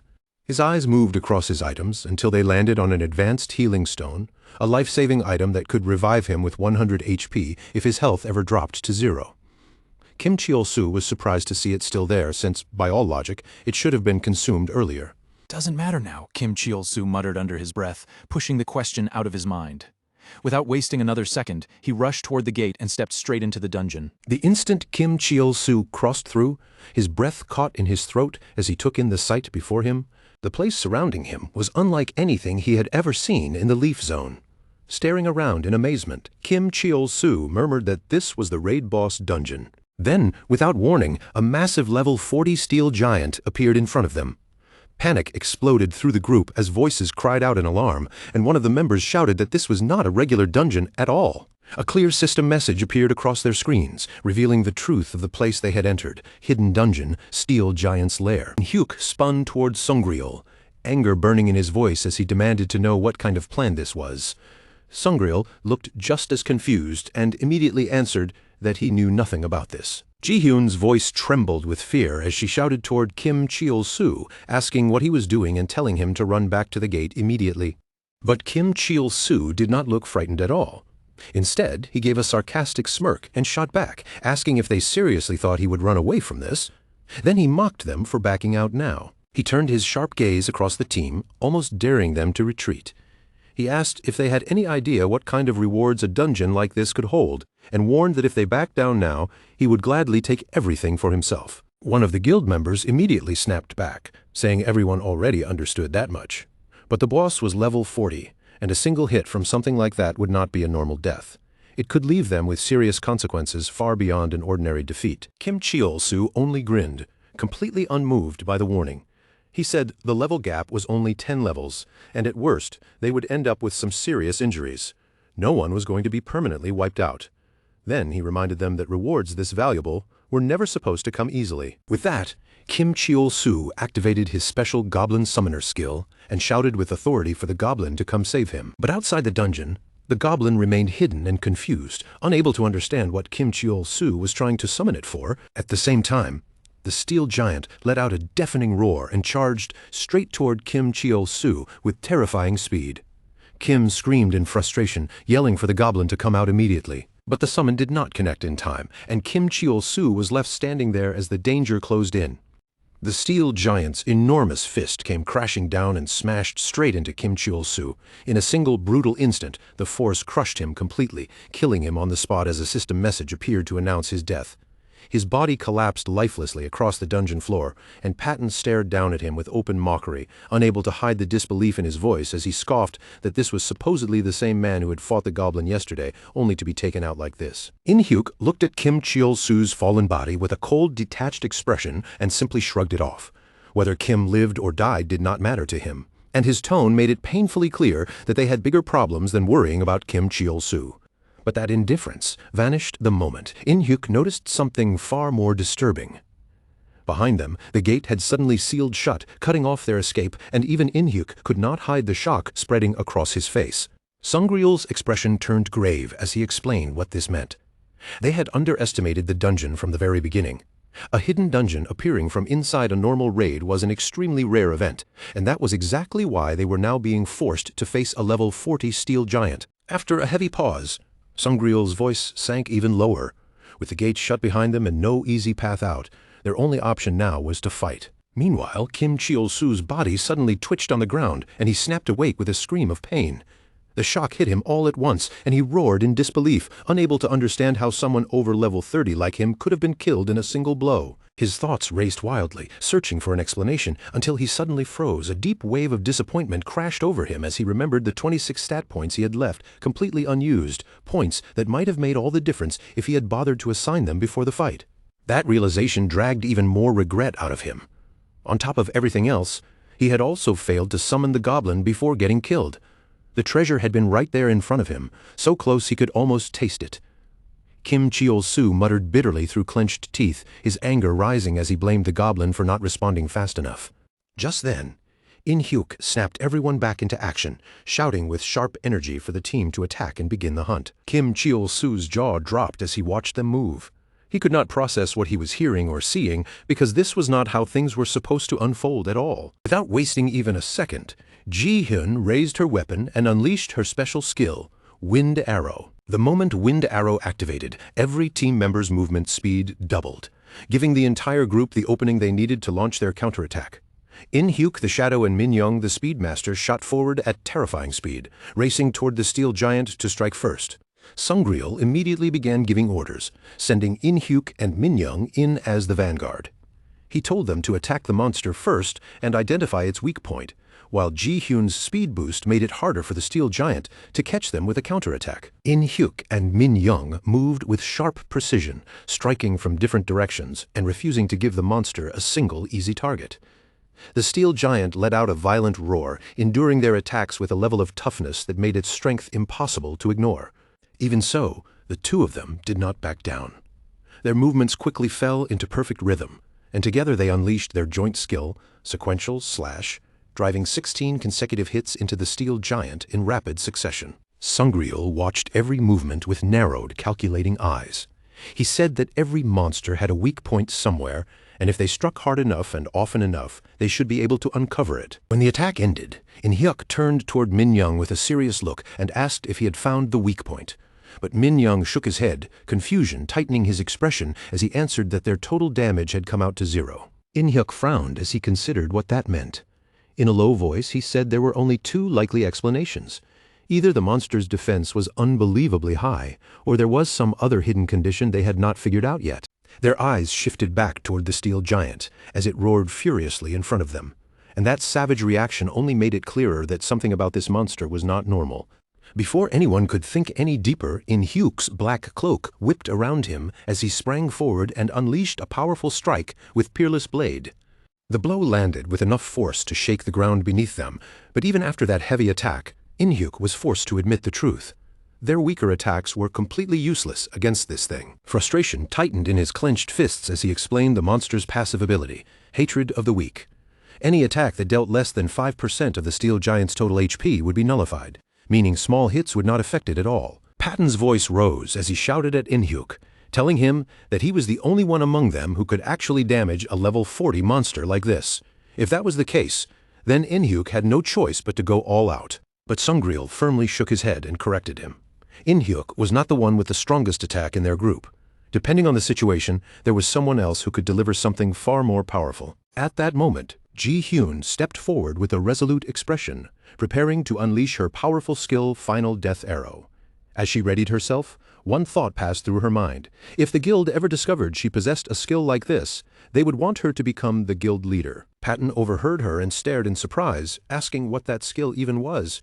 He did not understand what it could do, but the sheer pressure around Ji-hyun made him believe it was important, so he swore he would buy her enough time to use it, no matter what it cost him. Then Patton activated his own skill, War Cry, letting out a fierce roar that echoed through the dungeon and forced the steel giant's attention onto him. The skill worked exactly as intended.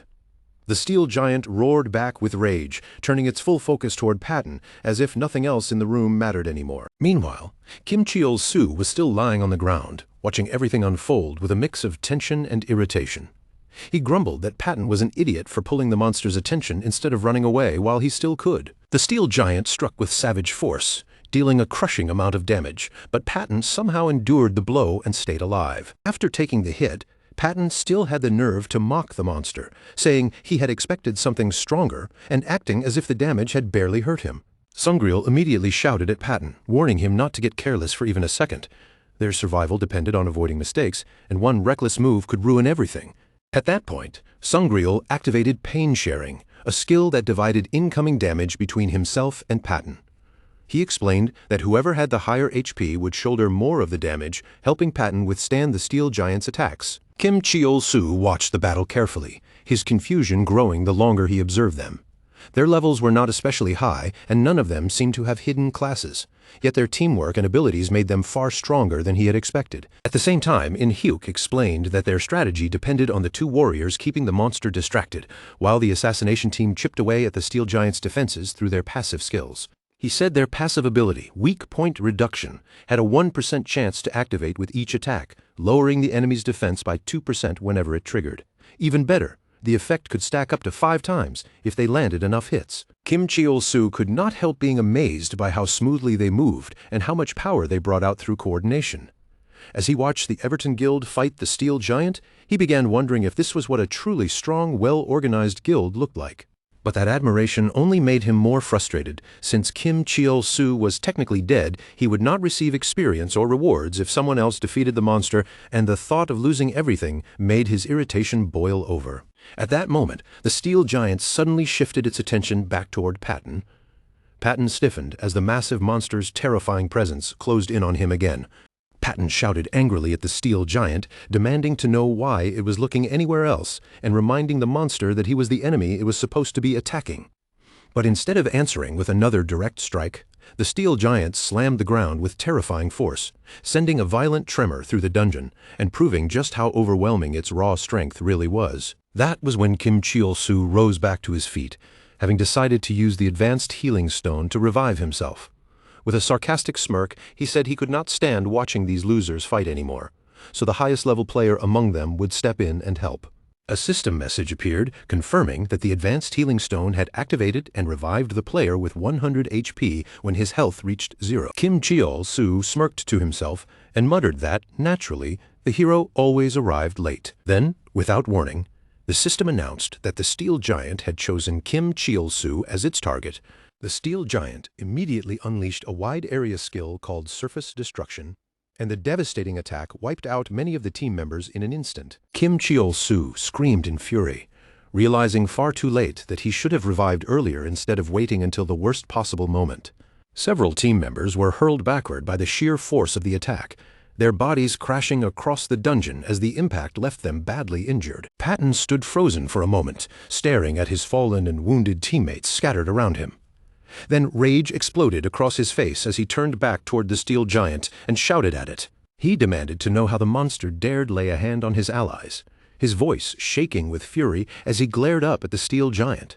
Sungriel shouted at the top of his lungs, warning Patton not to lose his focus now. One careless move at this point could destroy the last chance they had left. But Patton did not listen. Ignoring Sungriel's warning completely, he gripped his weapon and unleashed his powerful skill, Giant Slash, charging straight at the steel giant with all the force he could gather. The attack slammed into the monster with heavy impact, but even after Patton poured so much strength into the strike, the damage only reached 3,890 points. That number made it painfully clear just how durable and troublesome the steel giant truly was.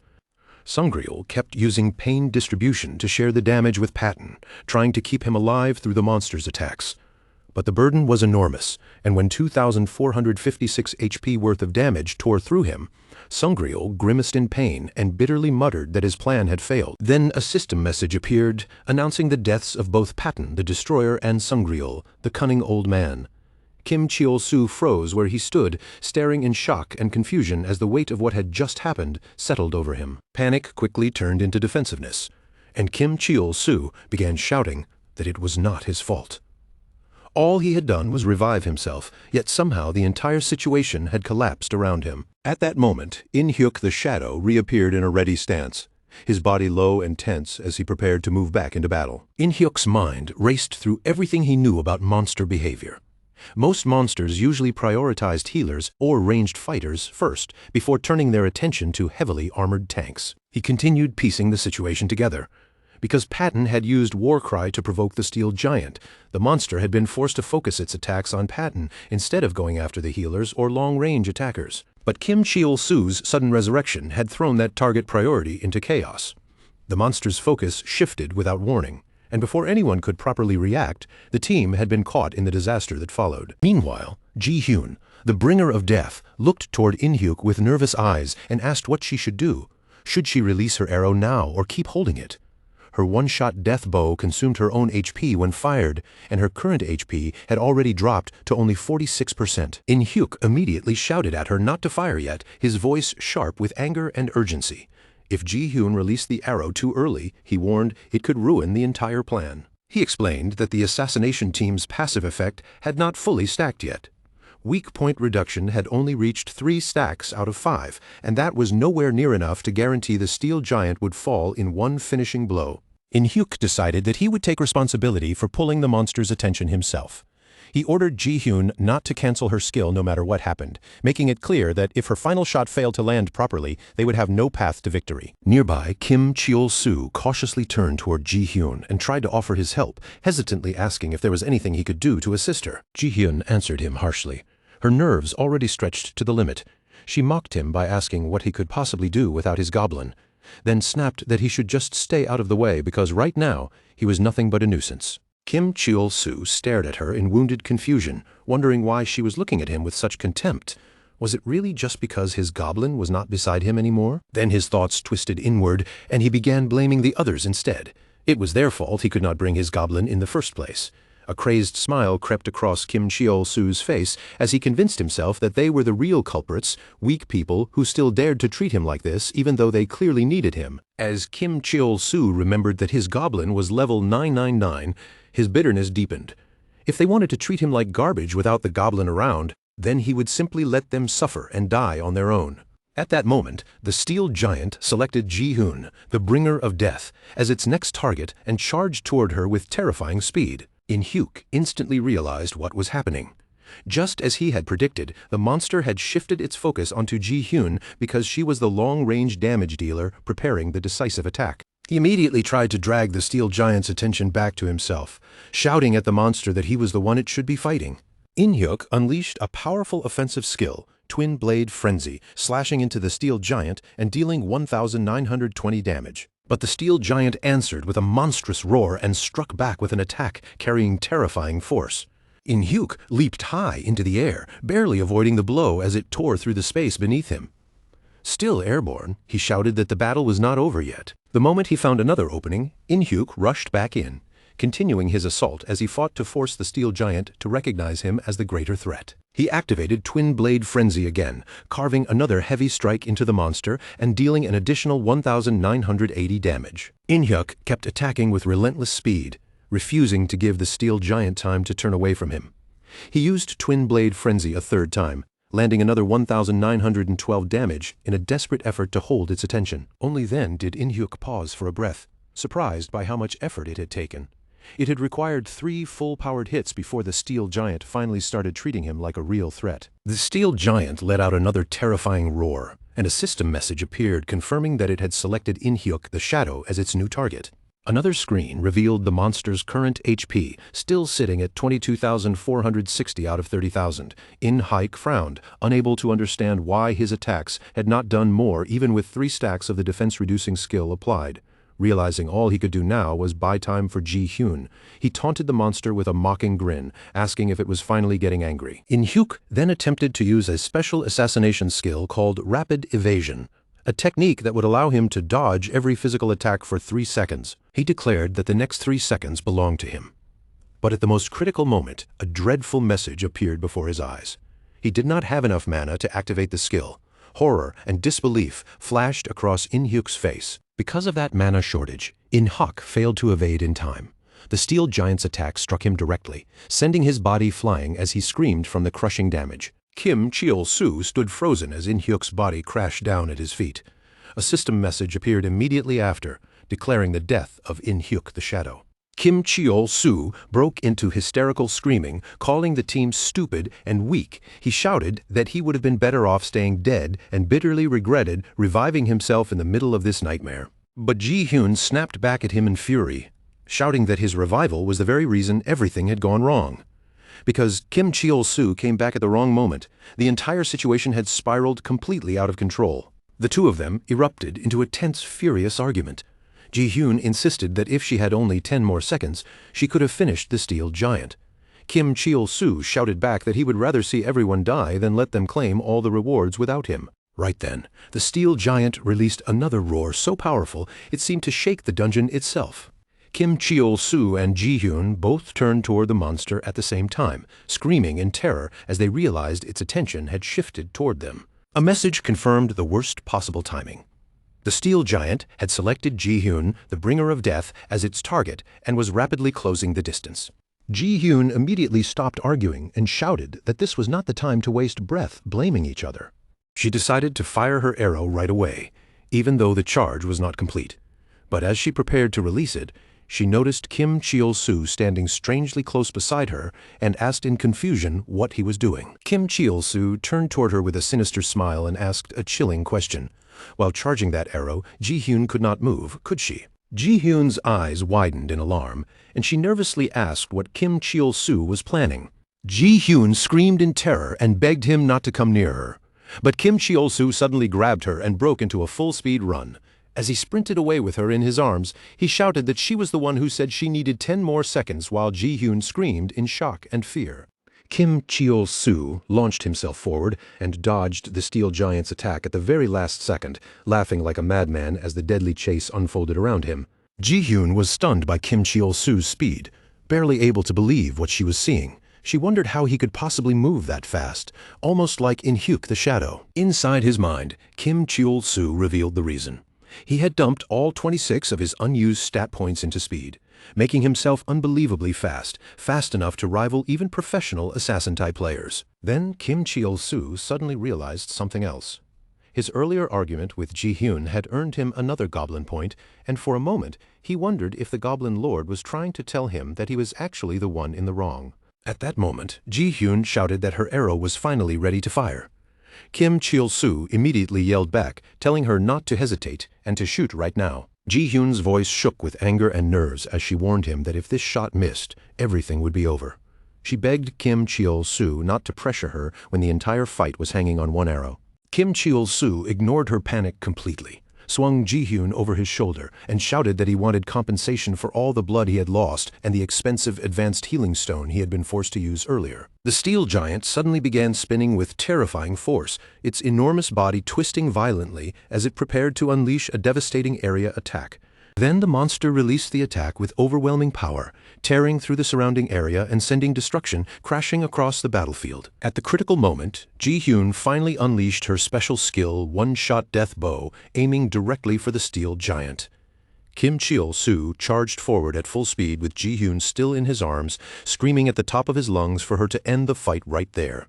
Now everything came down to this single moment, with Ji-hyun preparing to release the decisive arrow that could determine whether they lived or died. But the steel giant let out a massive roar and activated an unbelievably powerful technique known as World Destruction Skill. The giant slammed the ground with tremendous force, and broken debris exploded outward in every direction, filling the air around it like a storm of shattered stone and metal. Kim Cheol-soo stared in utter shock, realizing that the monster had been hiding a skill this dangerous the entire time. Kim Cheol-soo quickly understood that the attack covered the entire area.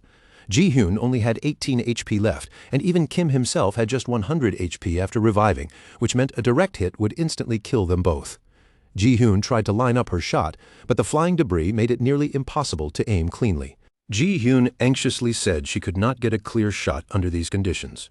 Kim Cheol-soo, however, suddenly muttered that he was starting to see something strange inside his mind. At first, Ji-hyun thought whatever Kim Cheol-soo was seeing might somehow be the answer to their impossible situation. But when she asked about it, she was stunned to hear him say it was only memories of playing with his friends in the past. Ji-hyun dryly remarked that what Kim Cheol-soo was seeing must be his life flashing before his eyes. But then something completely unexpected happened. A strange rift tore open in the air, and a sharp, clawed hand reached out from the other side. The hand belonged to Kim Cheol-soo's goblin.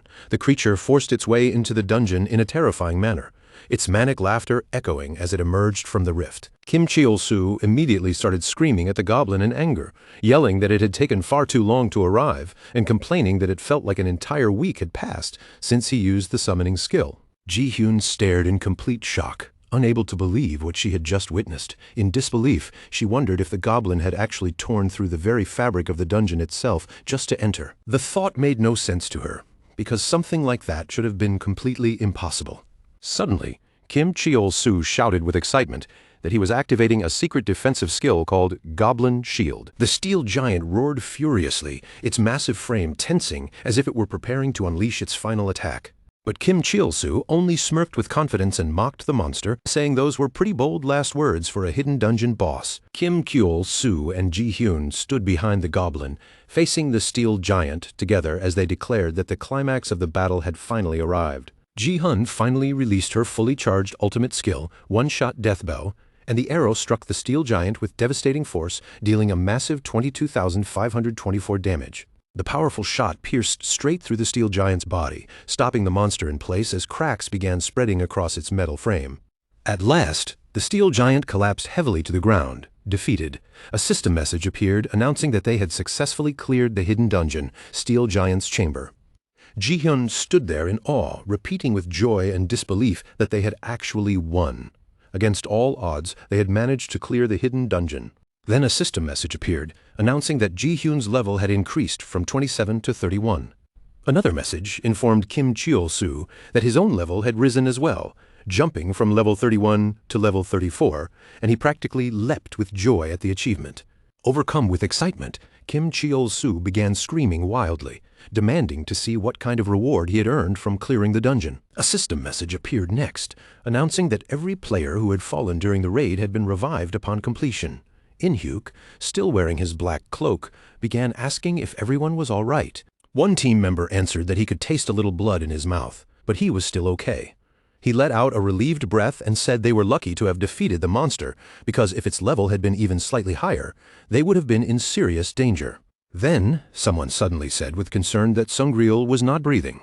Another member responded with dry sarcasm, saying that if they smacked him hard enough, he would probably wake up. In-hyuk looked sternly at Kim Cheol-soo and Ji-hyun, asking if they could explain exactly what had just happened. But Kim Cheol-soo was acting strangely, clutching all the loot dropped by the monster against his body and screaming hysterically for everyone to stay away from him. Ji-hyun looked toward In-hyuk with an awkward, hesitant expression and admitted that she had no idea how to explain whatever was happening with Kim Cheol-soo right now. But the system message that appeared in front of Kim Cheol-soo instantly shocked him. It stated that he had not fulfilled the conditions to unlock a hidden class. Ji-hyun was disappointed as well when a similar message told her she had also failed to meet the requirements, leaving her confused over whether clearing a hidden dungeon alone was not enough to obtain one. At the same time, Kim Cheol-soo thought it over more carefully and reached a conclusion. Just like he had received the Goblin class because of the Goblin Lord's favor, there had to be other hidden conditions inside the dungeon that needed to be met before someone could qualify for a hidden class. Kim Cheol-soo also realized that it probably would have made more sense to obtain the hidden class before defeating the dungeon boss. Still, he quickly cut off that line of thought, deciding there was no point in overthinking it now.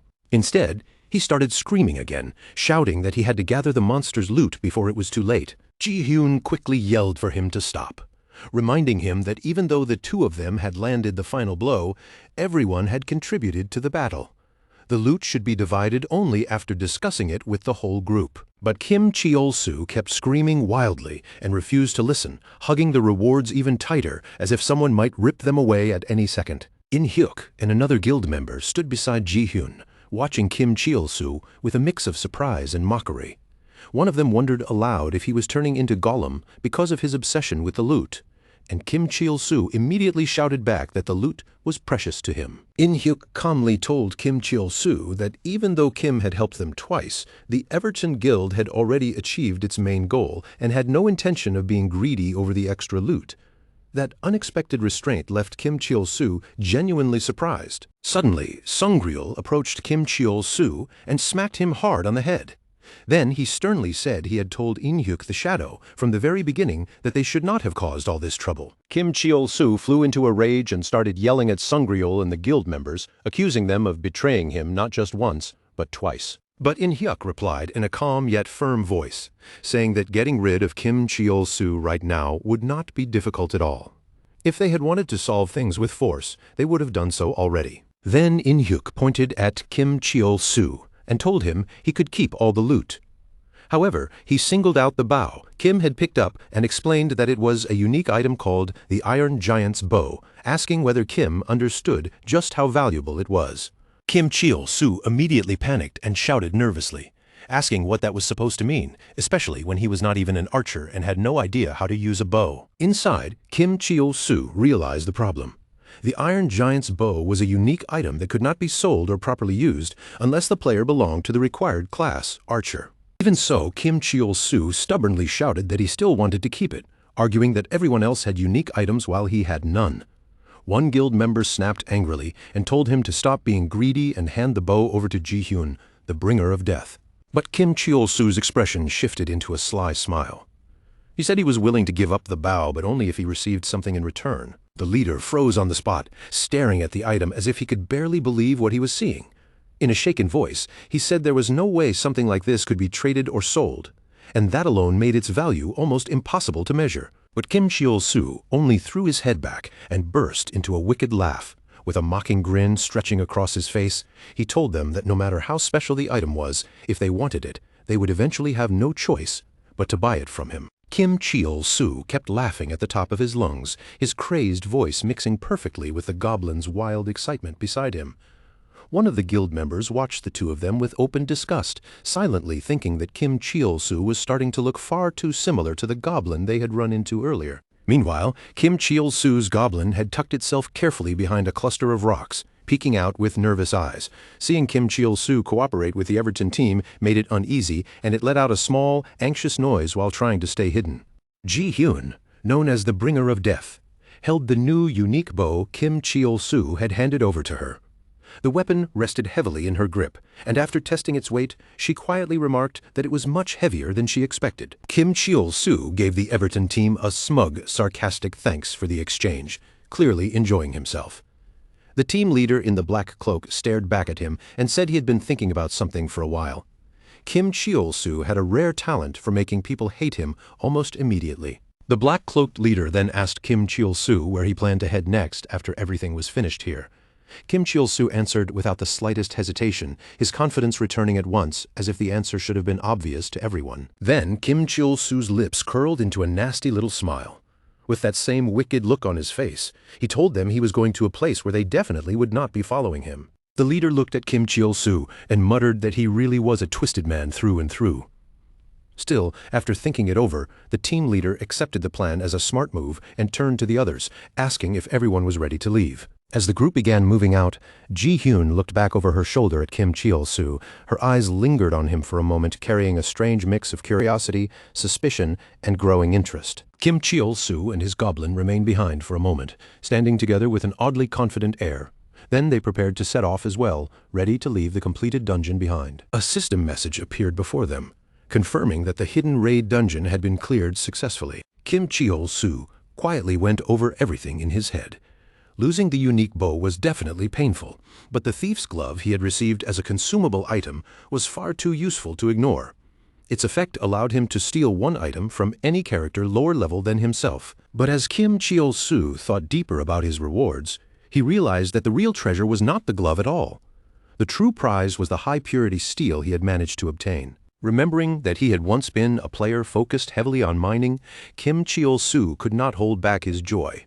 He laughed to himself, delighted that while everyone else had been blinded by the unique weapon, not a single one of them had noticed the real worth of that rare metal. The next day, Kim Cheol-su arrived in Fiornali, a bustling city located within the Phoenix market area. All around him, high-level players walked through the streets dressed in dazzling, expensive-looking equipment. Kim Cheol-su stared at them with wide eyes, filled with awe and envy, wondering out loud just how much money people like them were making from this game. Then, as if overcome by the atmosphere of the city, Kim Cheol-su suddenly lifted his head and declared that he could smell it, the unmistakable scent of money floating in the air. But his excitement did not last long. Before he could even think about making money, Kim Cheol-su remembered the brutal truth. His equipment was terrible. The memory of being killed in one hit by a monster 9 levels lower than him hit him like a slap to the face. That was when Kim Cheol-su finally understood the reason behind his pathetic defeat. He was still wearing the same battered armor from back when he was only level 3, and when he checked the stats properly, he was stunned to see that it was so bad it actually gave him negative defense. Just then, the goblin suddenly let out a loud scream, trying to yank Kim Cheol-su's attention back to the present. Kim Cheol-su turned toward the goblin with a sharp look of irritation. In a frustrated voice, he warned it that if it caused any trouble inside the village, he was seriously going to lose his temper. But the moment he finished saying that, an enormous monster appeared right in front of them. Kim Cheol-su's entire body stiffened, and he screamed in pure terror at the sight of it. A monster! Kim Cheol-su shouted, completely baffled. He could not understand why a boss-level creature would be standing in a place like this, and in a panic, he immediately ordered the goblin to protect him. Before Kim Cheol-su could panic any further, a calm but curious voice reached him. The woman said she had never seen anyone use a goblin as a summoned creature before. When Kim Cheol-su looked up, he saw a beautiful, powerful-looking woman named Irene lounging casually on top of the monster, and she asked whether that goblin really belonged to him. Kim Cheol-su stared in shock as he realized someone was actually riding the terrifying monster. His mind raced, wondering if that meant the creature was not a wild boss at all, but a summoned beast controlled by another player. Irene calmly explained that the monster's name was Michelle, and that, inside the village, Michelle was very obedient. But Kim Cheol-su only grew more anxious, shouting that the monster was drooling all over the place while staring directly at him. Kim Cheol-su glanced toward Irene again, and the feeling hit him instantly. He did not need to cross weapons with her or test her strength to understand that she was overwhelmingly powerful. The pressure she gave off was on a completely different level. Kim Cheol-soo could tell that even a guild like Everton would not stand a chance against someone like her. Irene moved closer to Kim Cheol-soo with a gentle expression and spoke in a soft, almost affectionate tone. She asked the sweet little one if she might have the honor of knowing its name. Kim Cheol-soo hesitated for a moment before finally answering with his own name. Irene smiled quietly, then corrected him at once, saying she had not been talking to him. She pointed instead toward the goblin, which was still screeching with restless excitement. Kim Cheol-soo blinked in surprise and asked whether the goblin was supposed to have a name. From his reaction, it was painfully clear that he had never even thought about naming it. Irritated, Kim Cheol-soo snapped that it was not important. He could not understand why anyone would bother naming a summoned monster in the first place, and then he stared at Irene in disbelief, asking if she had seriously just called that ugly goblin cute. Irene only smiled calmly, unbothered by his attitude. She told him that one-sided relationships were usually unstable, then advised him to take a closer look at his goblin from where she sat atop Michelle. Irene went on to explain that the moment Kim Cheol-soo had ordered the goblin to protect him, it had immediately taken a defensive stance for his sake. Even though Kim Cheol-soo had never given it a name, the goblin's reaction showed just how loyal it truly was. Then Irene looked at Kim Cheol-soo again with a soft, unreadable gaze. She told him she hoped he would not be too boring the next time they met, said farewell to him by name, and gently instructed Michelle to start moving. Kim Cheol-soo, still clinging to his sarcasm, shouted after her that he was very grateful for the advice. Then he loudly added that he did not need it at all, because he and his goblin had absolutely no problems with each other, before ordering the goblin to move along. Later, Kim Cheol-soo entered a gear shop and began browsing for equipment. The moment he stepped inside, the shopkeeper fixed him with a brutal stare, clearly unimpressed by his appearance. The shopkeeper, an NPC named Humphrey the Sharp-Tongued, immediately tore into Kim Cheol-soo's outfit. He said the clothes were basically trash, and that wearing actual garbage would probably be an improvement, leaving Kim Cheol-soo flustered, as he tried to argue that this was exactly why he had come to buy better gear. Humphrey mocked him while presenting a sturdy piece of metal armor, sarcastically claiming it was perfect for someone like him. But Kim Cheol-soo's expression changed the instant he saw the price. 350 gold, which was about 40 real-world dollars. As Kim Cheol-soo stood there thinking it over, he realized something important. Even if he had an absurdly powerful summoned creature, none of that mattered if he died first, so getting decent defense was absolutely necessary. After weighing the cost against his painfully weak defense, Kim Cheol-soo finally decided to buy the armor. Humphrey admitted, in his own insulting way, that Kim Cheol-soo at least had decent taste when it came to gear. He told him to use the armor well, since it had been crafted especially for idiots like him using top-quality steel, while Kim Cheol-soo muttered under his breath that the man really did live up to the name Sharp-Tongued. Kim Cheol-soo eagerly put on the new armor, his mood brightening the moment it settled over him. Feeling the weight and shine of his new gear, he happily said that the armor was actually really nice. But only moments later, Kim Cheol-soo screamed in rage and frustration when he realized he could not move at all under the armor's weight. Humphrey casually watched him struggle and remarked that people like him should not be moving around in the first place. Then Kim Cheol-soo understood the problem during the steel giant fight. He had poured all of his stat points into agility, and now this heavy armor had turned him into a statue. He needed to sell it back immediately. Humphrey offered to buy the armor back for only 30 gold, casually calling it garbage now that Kim Cheol-soo wanted to return it. That outrageous offer made Kim Cheol-soo explode in anger, furious that he was being completely ripped off by an NPC. Then, in the middle of his outrage, Kim Cheol-soo suddenly noticed a golden exclamation mark floating above Humphrey's head.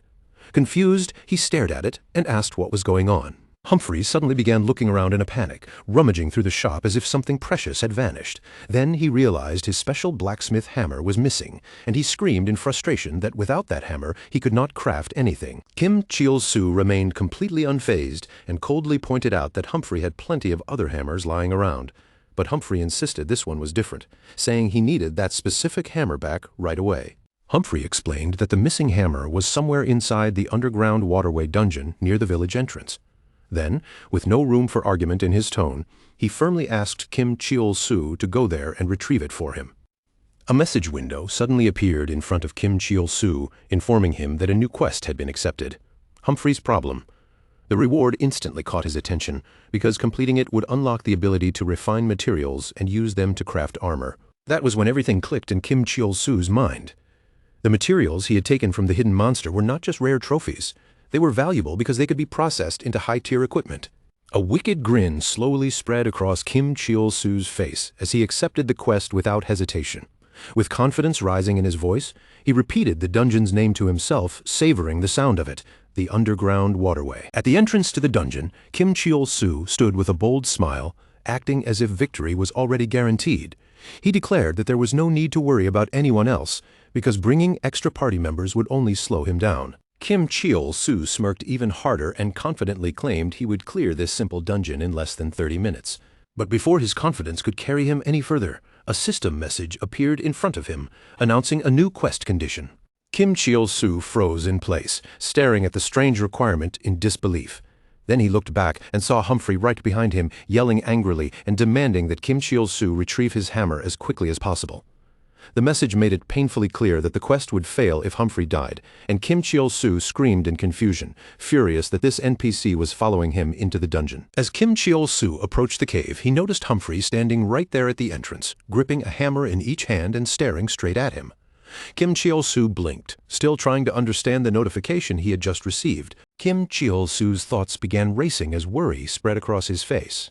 If Humphrey died, the quest would fail instantly, which meant Kim Cheol-su now had to drag around a level 13 burden like some kind of walking problem he never asked for. Then Humphrey suddenly barked at him, his voice echoing loudly through the dungeon entrance as he demanded to know why Kim Cheol-su was just standing there. Kim Cheol-su said nothing, but a cold sweat slid down his cheek while he quietly calculated his next move and decided there was no reason to match Humphrey's pace. Kim Cheol-su quickly came up with a plan. If he could outmaneuver Humphrey and finish the job before the blacksmith even caught up, then he would not need to waste time protecting him. Since Kim Cheol-su had maxed out his agility, he figured he could ignore the trash mobs, rush straight to the boss, and end everything fast. With excitement building, Kim Cheol-su darted into the cave and casually muttered that he had been about to leave anyway.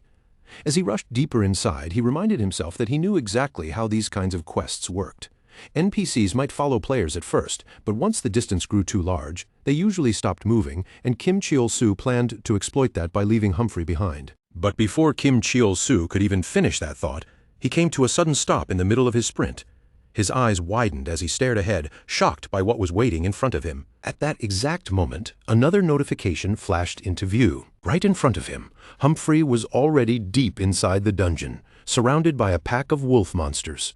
The creatures lunged at him from every side, and his health bar was dropping at a terrifying speed. Even while being swarmed, Humphrey raised his voice with ridiculous pride and shouted that they dared to challenge Humphrey the Great. The whole situation looked absurd, because his confidence did not match the danger he was in at all. Humphrey's boastful words only made the scene more ridiculous, and Kim Cheol-su could not hold back his frustration. He shouted back at the blacksmith, his patience already snapping. Kim Cheol-su yelled that Humphrey was a dumb NPC, completely unable to believe how reckless he was being. He screamed for Humphrey to stop fighting and stay back. Panicking at how close the quest was to failing, Kim Cheol-su immediately turned his shout toward his companion and called for the Goblin. In the next instant, the dark Goblin shot forward like a black blur, cutting through the space between them before anyone could react.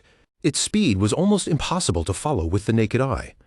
Every strike it landed dealt a devastating 9,999 damage, and the monsters were wiped out one after another before they could even fight back. Once the final monster collapsed, the dark Goblin spun its hammer with a sharp flourish and flicked the blood away. Then it turned toward Kim Cheol-su with that ugly grin on its face and made a strange sound that Kim Cheol-su could not understand at all, though it still sent a chill straight down his spine. Humphrey, still overflowing with misplaced pride, acted as if he had not just been a few seconds away from death. Behind him, Kim Cheol-su's face twisted with anger as he grumbled bitterly under his breath, barely holding back his irritation. Then Humphrey's eyes suddenly shifted towards something far ahead.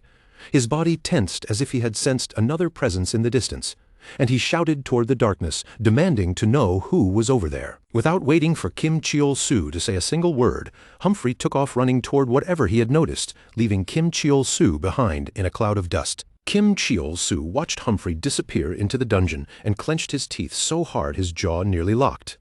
In his mind, a dark thought surfaced as he bitterly wondered whether he should just kill Humphrey himself, even though the quest was still ongoing. Kim Cheol-su narrowed his eyes and glared at Humphrey's distant figure while his thoughts churned.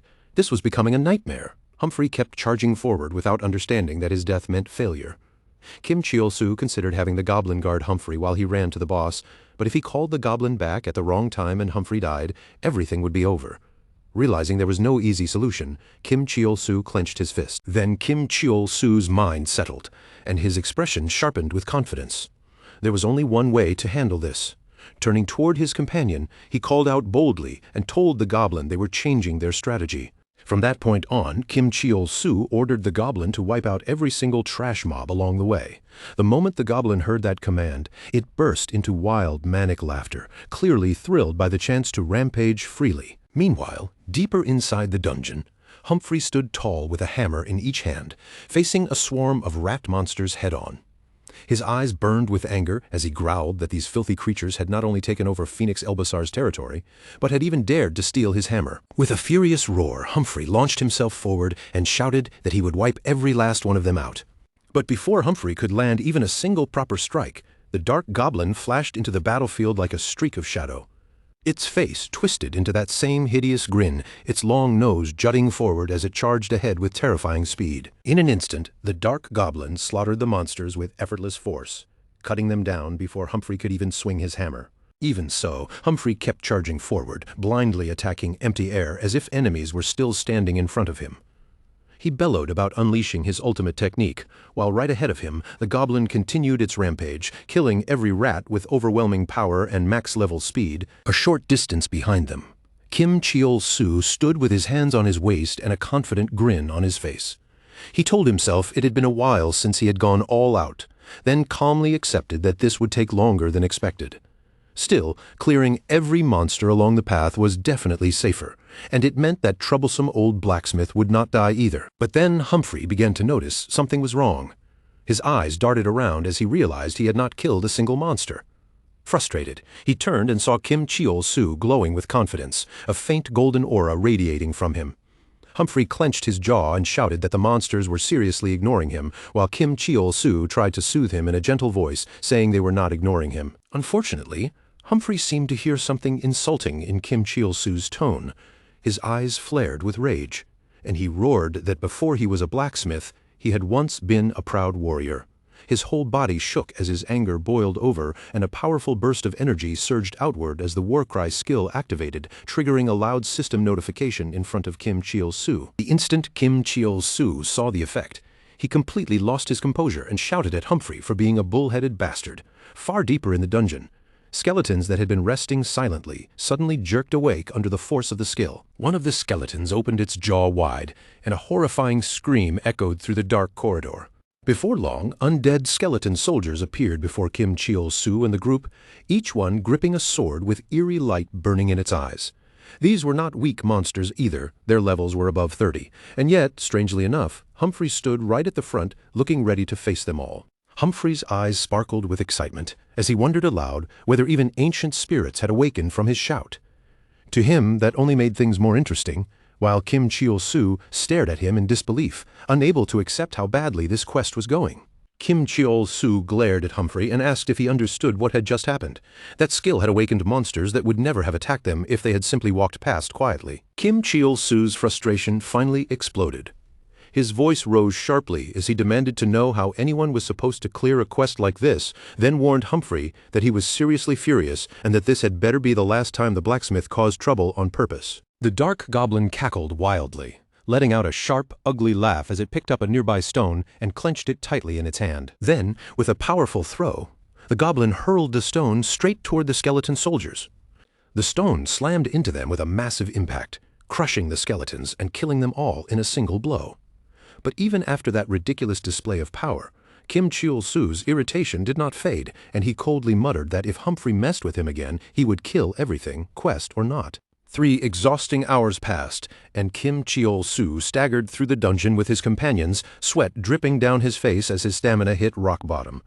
He had reached level 37, but the price felt unbearable, and his already unimpressive face somehow looked even worse from exhaustion. With every step, he leaned against the rough stone wall for support, bitterly thinking that Humphrey was completely insane and would not stop causing trouble. Bringing him along had turned this entire dungeon into hard difficulty mode. Then, out of nowhere, Humphrey suddenly spoke up. Humphrey began to say something, but before Kim Cheol-soo could fully process it, Kim Cheol-soo unknowingly stepped onto something hidden beneath his foot. A sharp click echoed through the corridor, and he flinched, looking down in confusion as he wondered what that sound had been. Behind him, Humphrey's eyes went wide with panic. The blacksmith screamed at Kim Cheol-soo to dodge, warning him that he had just triggered a trap. A brilliant golden flash suddenly burst from the side of the chamber, cutting through the dim dungeon air like a warning shot. In the very next instant, 3 glowing arrows tore through the air, streaking straight toward Kim Cheol-soo, with terrifying speed. Kim Cheol-soo did not waste even a heartbeat thinking. He grabbed his overpowered goblin with both hands and yanked it up in front of him like a living shield, shouting as if he were activating some grand defensive skill. The arrows crashed into the goblin's sturdy body, then shattered into splinters that scattered across the stone floor. Once the danger had passed, Kim Cheol-soo stood there trembling, sweat sliding down his face as he finally let out the breath he had been holding. His voice shook as he muttered that the trap had scared him badly, wondering why it had activated so suddenly when he had not done anything. Then Kim Cheol-soo lowered his gaze to the floor and finally noticed the skeletal head beneath his foot. Without realizing it, he had stepped directly on the trigger. Just as Kim Cheol-soo began to calm himself, his heart suddenly dropped. He turned his head and saw Humphrey standing there with an arrow buried straight into his chest, blood slowly dripping from the wound and from the corner of his mouth.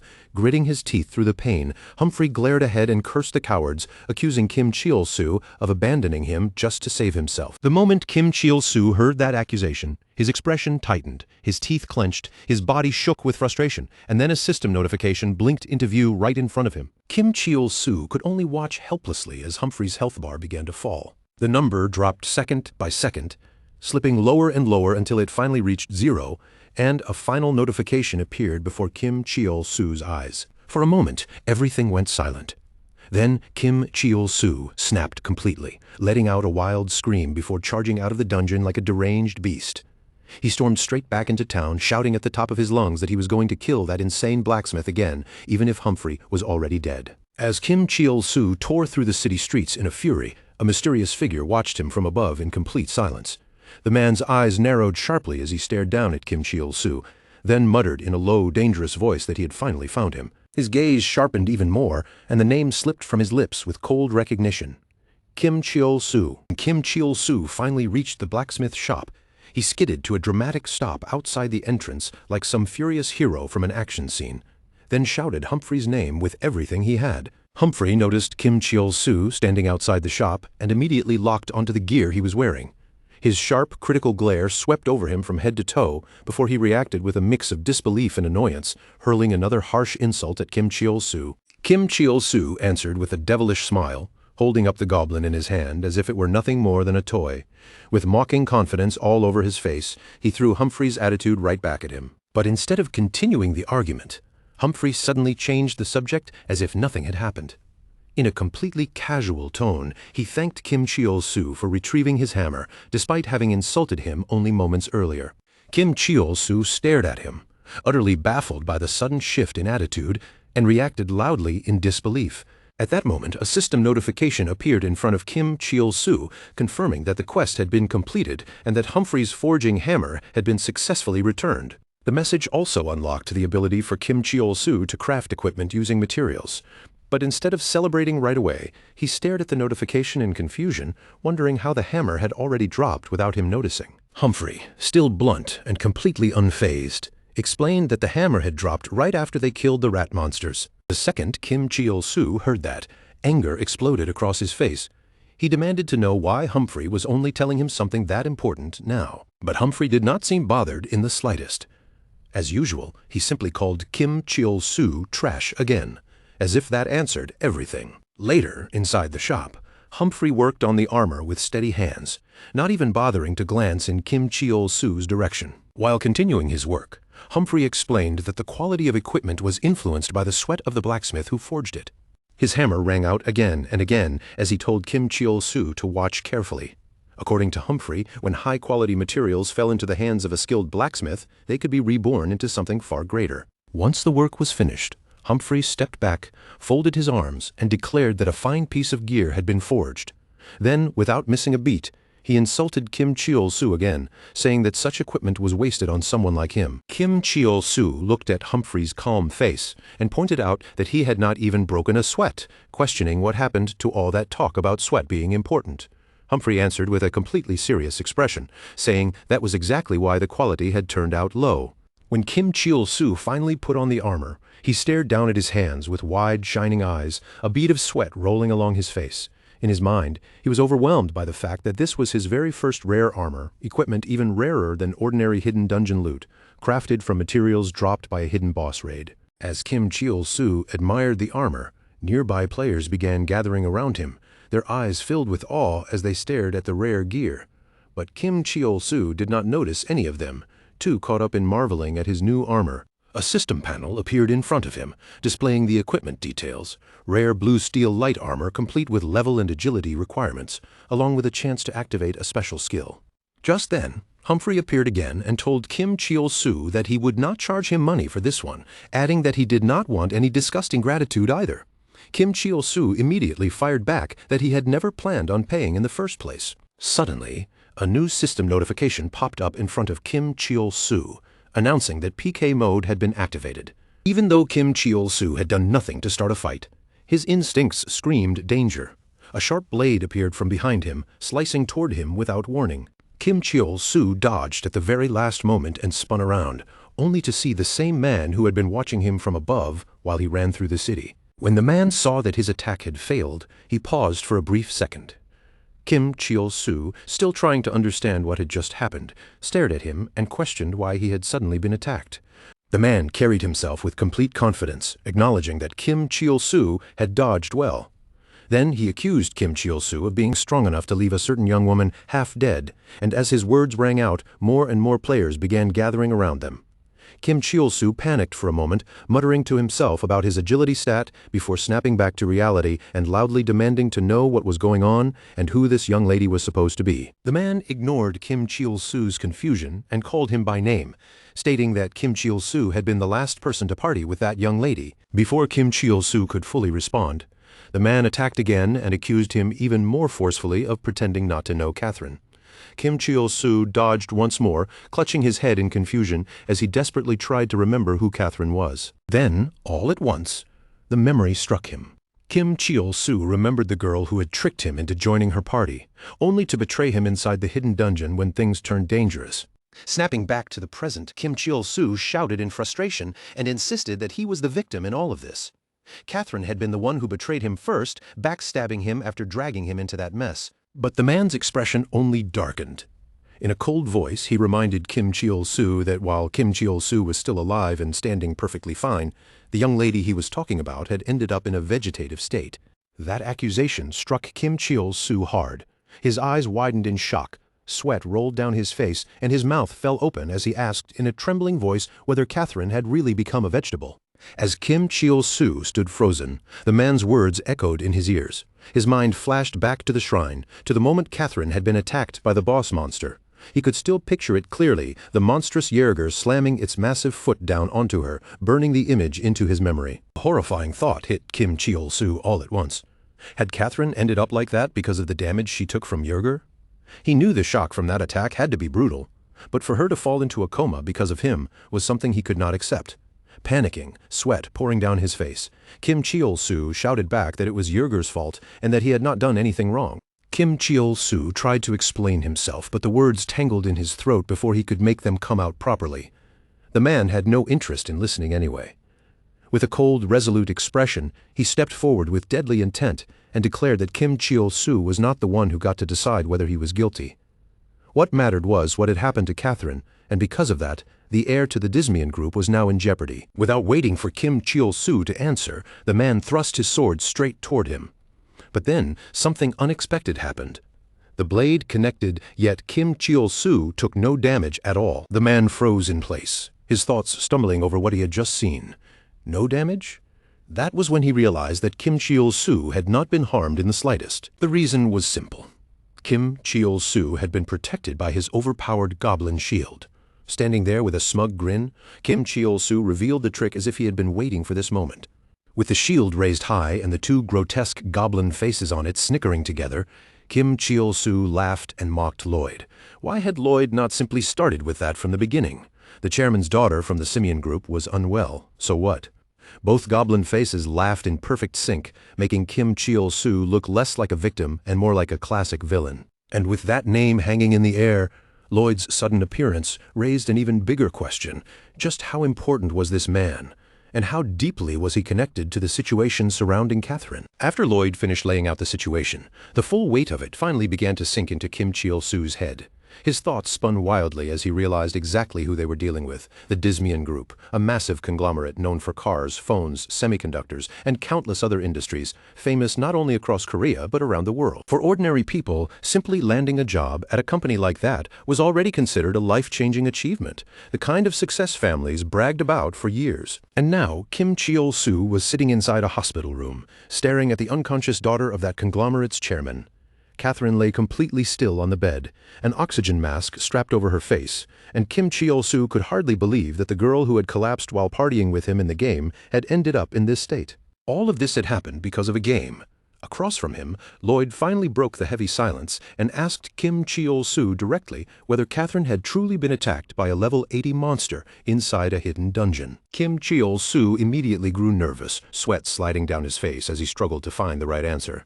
He stammered out that yes, it was probably something like that, guessing that Catherine must have suffered the trauma of total incapacitation from the attack. But Lloyd was not convinced so easily. He leaned closer, his voice turning sharp as he demanded to know how Kim Cheol-su had managed to escape, especially when Kim Cheol-su had only been level 3 at the time. Catherine, on the other hand, had been close to level 40, and yet she had ended up unconscious in a hospital bed. Lloyd's question was obvious. How had a weak level 3 player walked away when someone much stronger had fallen like this? Panicking under the pressure, Kim Cheol-su blurted out whatever excuses he could. He said he had changed into a hidden class and barely escaped through sheer luck. Then, hit by a sudden wave of guilt, admitted that Catherine should have been the one to receive that class instead of him. Looking down at Catherine again, Kim Cheol-su thought about how the doctors had already done everything they possibly could. She had received the best care available, yet even after all of that, she still had not opened her eyes. If Kim Cheol-su had been in Catherine's place, he knew he would have been dead long ago. Lloyd's expression darkened as he repeated the absurd facts. A level 3 player had gained a hidden class and escaped from a level 80 monster. That did not mean Kim Cheol-su had brought them some miracle cure. Kim Cheol-su could only laugh awkwardly while rubbing the back of his head, trying to soften the mood. Then, carefully searching for any possible opening, he asked whether there was truly almost no chance Catherine would recover. Lloyd immediately snapped back, warning Kim Cheol-su to watch his mouth. Catherine was not dead. She was only unconscious. Even the best doctors had reached the same conclusion. They did not know why she would not wake up, and for now, there was nothing more they could do. Hearing that, Kim Cheol-su's expression slowly fell. He looked at Catherine lying motionless on the bed and muttered that they were supposed to just sit there and wait for her to wake up. Then, hesitantly, he pointed out that her injury had happened inside the game. Lloyd turned toward Kim Cheol-su and fixed him with a silent, intense stare. Even under that pressure, Kim Cheol-su forced himself to continue, suggesting that maybe they should try healing Catherine through the game itself. Lloyd adjusted his glasses and calmly told Kim Cheol-su to keep talking. Kim Cheol-su took on a thoughtful posture, resting a hand against his chin as he began explaining the idea in more detail. Kim Cheol-su claimed that he had once read an article from the United States about someone who had lost consciousness and was nearly given up on by their family, only to regain awareness while logged into Heaven's Gate. But even as the words left his mouth, Kim Cheol-su knew perfectly well that he was lying. Out loud, Kim Cheol-su admitted that the odds were ridiculous, maybe something like 1 in 9 million, and he laughed as if he were only offering a desperate possibility. But inside, he knew the truth. He was lying directly to people who were desperate enough to believe almost anything. Then his expression shifted, becoming suddenly serious. Kim Cheol-su gently took Lloyd's hand and put on the face of someone deeply concerned. In a grave tone, he said that instead of sitting around doing nothing, they should at least try to grasp at any straw they could find. But deep down, his thoughts were much colder. After all, Catherine's side had lied to him first. Even though Kim Cheol-su's worried expression was completely fake, he had no idea just how convincing he looked in that moment. Lloyd stared at Kim Cheol-su in silence for a long while, his face unreadable as he seemed to weigh the impossible suggestion carefully. The next day, inside the game, Catherine's avatar appeared in the world of Heaven's Gate, but her face was blank, her eyes were dull, and her body stood motionless, like a puppet with no will of its own. Nearby, the goblin spotted Catherine and immediately grew excited, sticking out its tongue and laughing in a creepy, gleeful way. Meanwhile, Kim Cheol-soo froze in place, eyes wide with shock as he realized the chairman had actually given permission for Catherine to log in while unconscious. Clutching his chin, he gritted his teeth and thought that the Dismian group must truly be desperate. But as the seriousness of the situation settled over him, a darker thought crept into Kim Cheol-soo's mind. If the Dismian group ever found out he had lied to them, he was certain he would disappear without leaving a trace. Kim Cheol-soo began circling around Catherine as she stood silently in the middle of the city. His thoughts churned faster and faster because recovering lost consciousness through a game sounded completely absurd to him, and he had never heard of anything like it before. Then, all of a sudden, a wicked grin spread across Kim Cheol-soo's face. Even if the idea was nonsense, he realized that at the very least people would remember him as someone who had tried to save Catherine. In the middle of the town square, Kim Cheol-soo suddenly jumped into the air like a madman, swept up in his own fantasy. He imagined himself as the one person brave enough to try saving the #1 heir of a giant corporation after everyone else had given up. If he worked that hard, could a massive corporation like the Dismian Group really ignore him? Behind him, the Goblin kept laughing in its usual disturbing way. Kim Cheol-soo paid no attention to the Goblin at all, completely absorbed in the fantasy he was building around himself. If Catherine actually woke up, it would be a jackpot, and even if the plan failed, he believed he had nothing to lose. He stepped closer to Catherine's blank-faced avatar, gently lifted her chin with one hand, and muttered in a falsely serious tone that he would pretend to try saving her for a while. Then, mimicking a dramatic, crying voice, he wailed that they should prepare themselves. Prepare for the worst. After finishing that fake performance, Kim Cheol-soo hugged himself like a mad genius, spinning in place while laughing and proudly wondering whether he might actually be a genius. Once Kim Cheol-soo finally calmed down a little, he looked at Catherine again and let out a long sigh. Since he had started this act, he would have to bring her around with him for a while, but the real problem was obvious. How was he supposed to drag around someone who could not even walk? Kim Cheol-soo's eyes slowly shifted toward the Goblin. After taking a deep breath, he finally realized the answer and said that this was it, while the Goblin tilted its head and looked up at him with curious eyes. A short while later, Catherine's avatar was walking stiffly behind Kim Cheol-soo, dragged forward by a rope tied around her waist like a prisoner. The Goblin held the rope from behind, snickering with delight, while Kim Cheol-soo confirmed his theory. As expected, if they pulled Catherine physically, the system forced her body to follow, so with Kim Cheol-soo leading from the front and the Goblin dragging from behind, Catherine moved after them like an obedient puppet. But it did not take long for Kim Cheol-soo to notice the stairs. Whispers began rising around them from every direction, and his expression twisted awkwardly as sweat formed on his face, making him wonder if this was really acceptable. Nearby townspeople started murmuring among themselves in disgust. They stared at Kim Cheol-soo and whispered that he was making a Goblin drag a female player around, calling him the absolute worst and even saying they hoped he died. Kim Cheol-soo stood there stunned, his face twisted in disbelief as the truth crashed down on him, and in his mind he screamed that this was absolutely not okay. Panicking, Kim Cheol-soo quickly tried to defend himself by insisting that he was close with Catherine.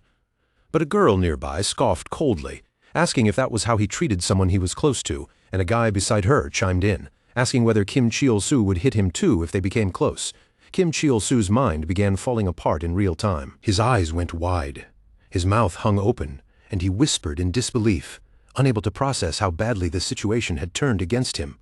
Inside, panic surged through him like a flood. Kim Cheol-soo realized this was bad. He was completely cornered, and it felt no different from what had happened in the last town. Then, as if on cue, a voice called out from a distance telling him to come this way. Kim Cheol-soo turned his head and saw Sungryul appearing once again like some strange kind of savior, pointing toward the back of a building and urging him to follow because there was no time to explain. But this time, Kim Cheol-soo did not immediately obey. Instead, he crossed his arms, raised an eyebrow, and gave Sungryul a cocky smirk, demanding an explanation, unless the old man wanted to die, while admitting he had not expected to run into him again. As they moved through the area, Kim Cheol-soo suddenly stopped in his tracks. Suspicion sharpened his eyes as he turned toward the old man beside him and addressed Sungryul directly by the nickname he recognized. Sungryul remained unfazed by the insult and calmly confirmed who he was. Kim Cheol-soo immediately connected the Goblin from before to Sungryul and confirmed his suspicion that it had been a summoned creature. Ignoring Sungryul's attempts to explain further, Kim Cheol-soo went straight to questioning his motives, admitting that Sungryul had helped him but making it clear that he did not trust either him or the Everton Guild. When Kim Cheol-soo asked what the guild was scheming this time, Sungryul leaned against the wall in annoyance and explained that the guild had only gathered for a raid and did not usually operate together.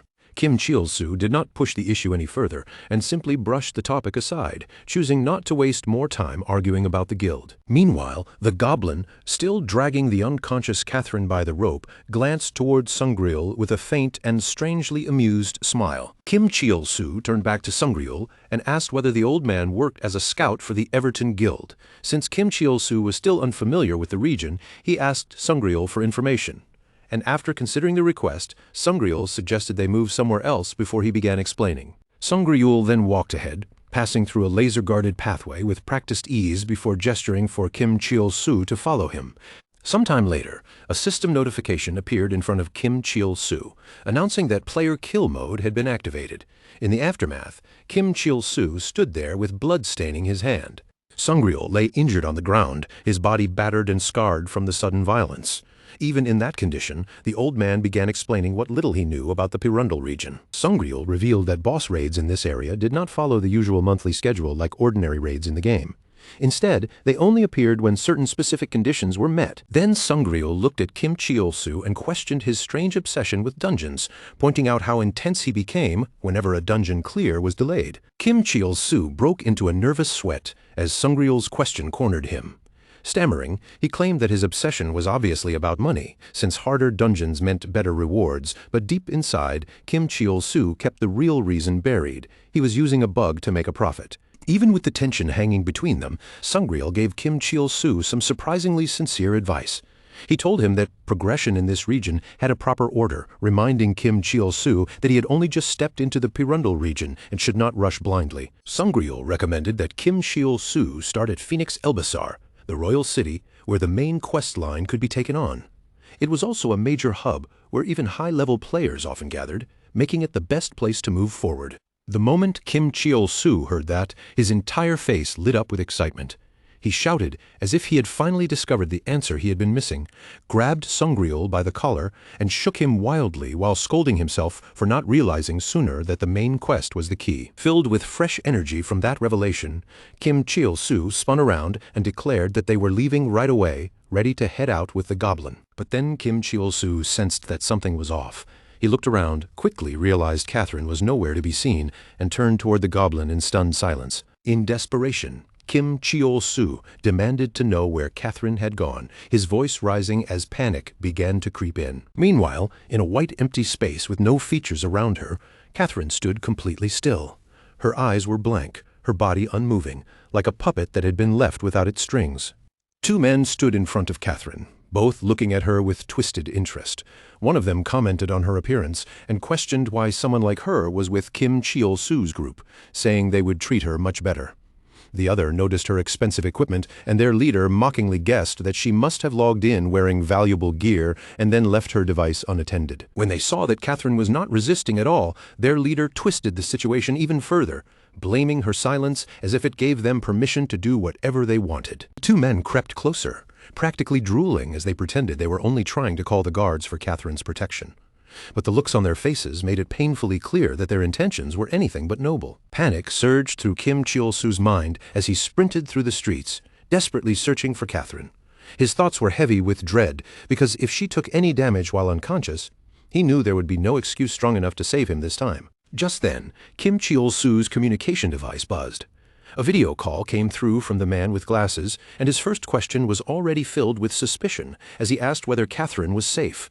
Kim Cheol-soo, panting and exhausted, forced out a weak confirmation. But the man with glasses did not believe him for a second. He demanded proof and told Kim Cheol-soo to show Catherine's face.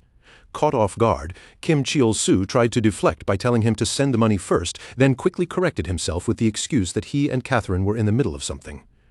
But his heavy breathing exposed the lie immediately. The man with glasses noticed right away and questioned why Kim Cheol-soo sounded so out of breath. Annoyed and cornered, Kim Cheol-soo snapped that he would show Catherine later because he was busy. But the man coldly asked what exactly Kim Cheol-soo planned to show. Before the conversation could get worse, Kim Cheol-soo ended the call. Staring at the disconnected call, the man with glasses muttered angrily under his breath, calling Kim Cheol-soo a bastard. An older man seated beside him remained calm, completely unshaken by the situation. He told him to let it go, treating the matter as if it was nothing serious, and the man with glasses immediately apologized for causing a disturbance, respectfully addressing the older man as chairman. That older gentleman was none other than the chairman of the Simeon group. He reminded the man with glasses of something important. Catherine was the heir to the entire Simeon empire. In his eyes, what could someone like Kim Cheol-soo possibly do to change her fate? Then the chairman addressed the man beside him by name, Han Kamun. Han Kamun, still unable to hide his concern, asked why the chairman would entrust Catherine's safety to someone like Kim Cheol-soo. If healing her inside the game was truly possible, then he felt they should be the ones handling it directly. But the chairman remained unmoved. He dismissed the idea of treatment as hopeless from the start, saying that if Catherine were going to die anyway, then what difference would it make? Han Kamun's eyes widened in shock at the coldness of his words. The chairman continued, reflecting on the life Catherine had lived under the weight of the Simeon bloodline. She had always been bound by expectations, and had rarely been able to choose anything for herself. The only thing she had truly chosen freely was entering Heaven's Gate, a virtual world that gave her the freedom reality never allowed. To him, it was better for her final sight to be something she had chosen, not the blank ceiling of a hospital room. Back inside the game, Kim Cheol-soo kept running through the huge city, frustration rising with every step. The realism of Heaven's Gate felt almost cruel in a moment like this. Even the feeling of running out of breath was perfectly simulated. Kim Cheol-soo cursed the massive size of the town, wondering how he was supposed to find Catherine in a place this huge. Then a thought suddenly sparked in his mind. He remembered something strange that had happened in the dungeon earlier. Despite not doing anything wrong, he had somehow gained a Goblin point. That Goblin point had unlocked a new skill, and Kim Cheol-soo's eyes widened as the system displayed the ability in front of him, Goblin HP Share. Kim Cheol-soo read the skill description, which explained that it used his own HP to restore the Goblin's HP by the same percentage. But the ability failed to impress him, because he could not see the point of healing a monster that almost never got hit in the first place. Kim Cheol-soo quickly moved on and checked whether any other skills had appeared. One of them finally caught his attention, Goblin Throwing, a simple ability that allowed him to throw the goblin in any direction. At least that skill sounded like it could actually be useful. Without wasting another second, Kim Cheol-soo summoned his goblin companion. The creature appeared instantly, and Kim Cheol-soo grabbed it in both hands, holding it out like a paper airplane ready to be launched. Kim Cheol-soo looked up toward the sky, took aim, and hurled the goblin with all the strength he could muster. The goblin went soaring through the air, shouting with excitement as it flew above the city. Then, mid-flight, it suddenly pointed in one direction, signaling where Catherine was. Kim Cheol-soo followed the direction of the goblin's finger, recognized where it was pointing, and burst into laughter as he called out Catherine's name.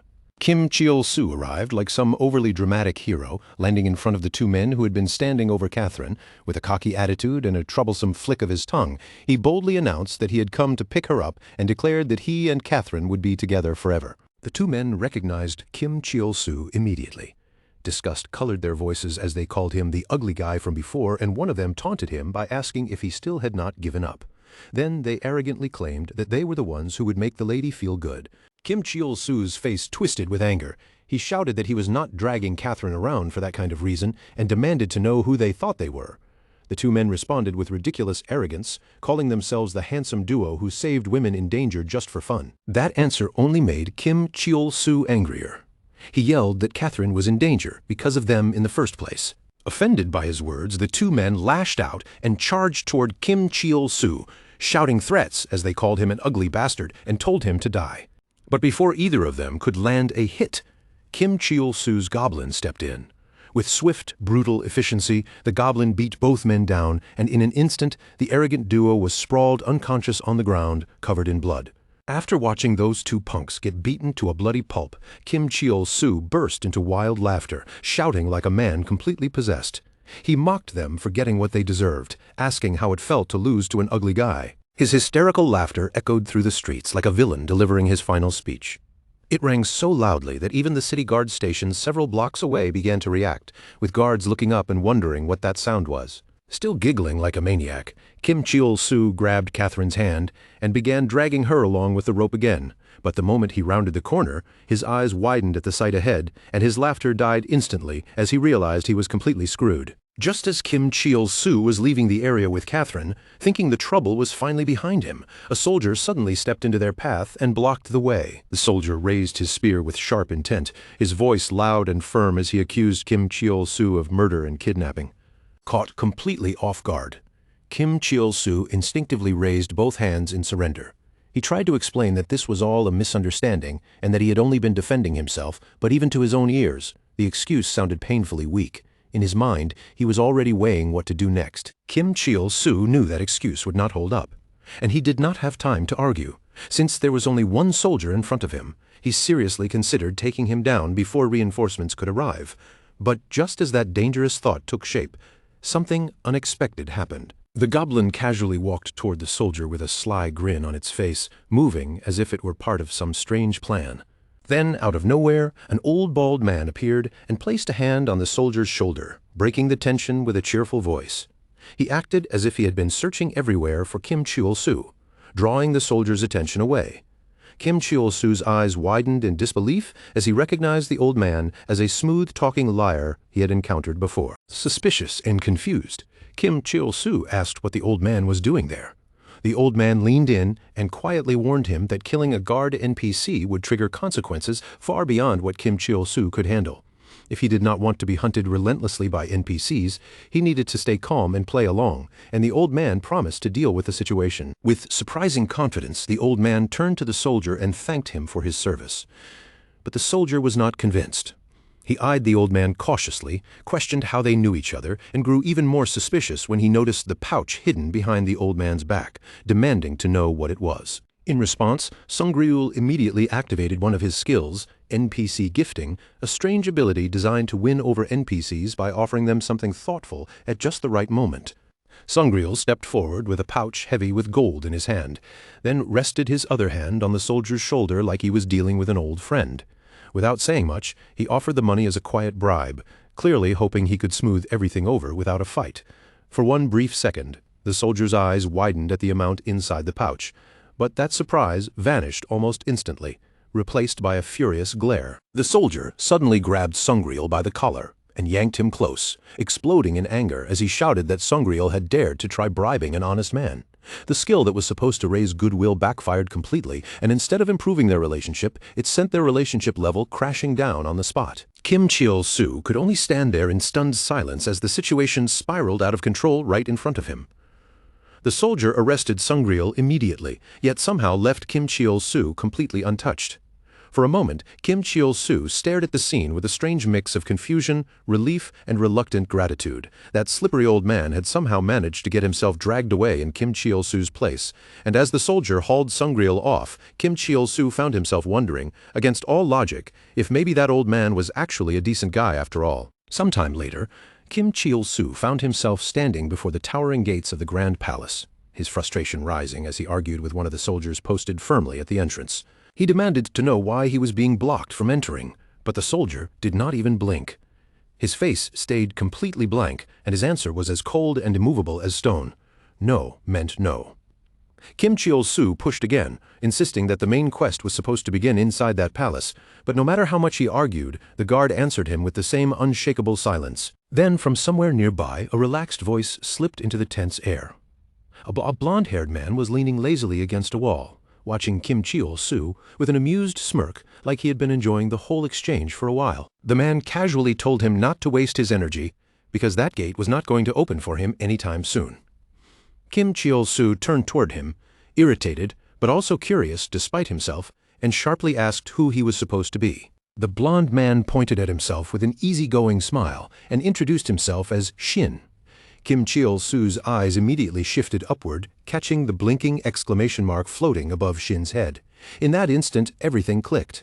This idiot was not just standing around for fun, he was about to hand him a quest. Shin looked Kim Cheol-soo over with an oddly intense gaze that did not quite match his relaxed posture.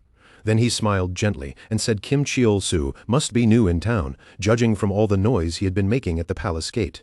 Shin even went as far as complimenting Kim Cheol-soo's eyes, saying it with such sudden sincerity that Kim Cheol-soo's face twisted into a bizarre expression. Even he had no idea what kind of look he was making. But Shin kept going without missing a beat. He said Kim Cheol-soo had the eyes of an adventurer, the kind of person who looked capable of handling trouble. Then, without warning, he pointed straight at Kim Cheol-soo and suggested that he help with something, bringing up a lost ruin and the chance to prove his worth. Kim Cheol-soo did not bother listening to the rest. He immediately opened his system panel and skipped straight through Shin's speech. Shin, still smiling, tried to continue anyway, saying that if Kim Cheol-soo helped him, he would allow him into the castle.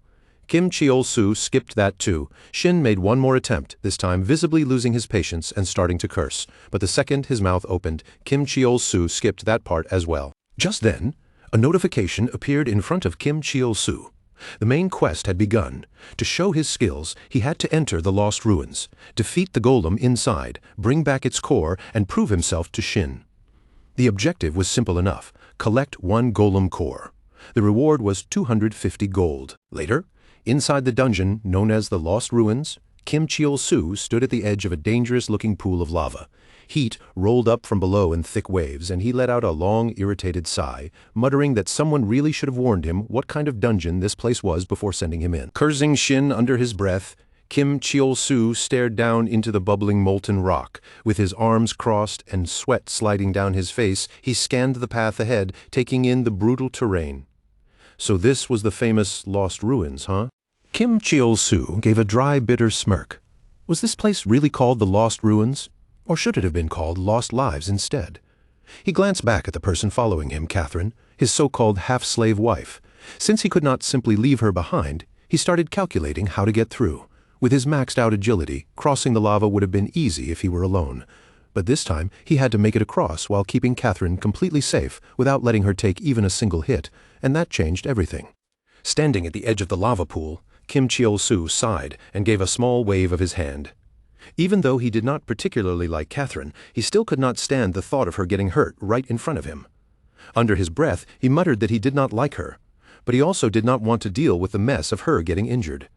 Then he handed the rope to the goblin beside him and told it to hold on tightly, saying he would call it over with Rally, so it needed to keep a firm grip on that leash. Once the rope was tied securely, Kim Cheol-soo lowered himself into a sprinter's stance, his body angled forward like an athlete waiting for the signal to launch. He drew in one deep breath, focused on the far side, and then burst forward in a single explosive movement, leaping straight across the lava. His jump carried him cleanly over the molten pool, and he landed on the opposite side with surprising speed and grace, barely losing his balance. From his new position, Kim Cheol-soo turned back and shouted for the goblin to move.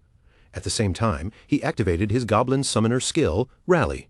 The goblin responded instantly, flashing its usual ugly grin as it sprang forward with far more energy than anyone would expect from its crooked little body. With one powerful bounce, the goblin cleared the lava and landed in front of Kim Cheol-soo, clumsy but safe.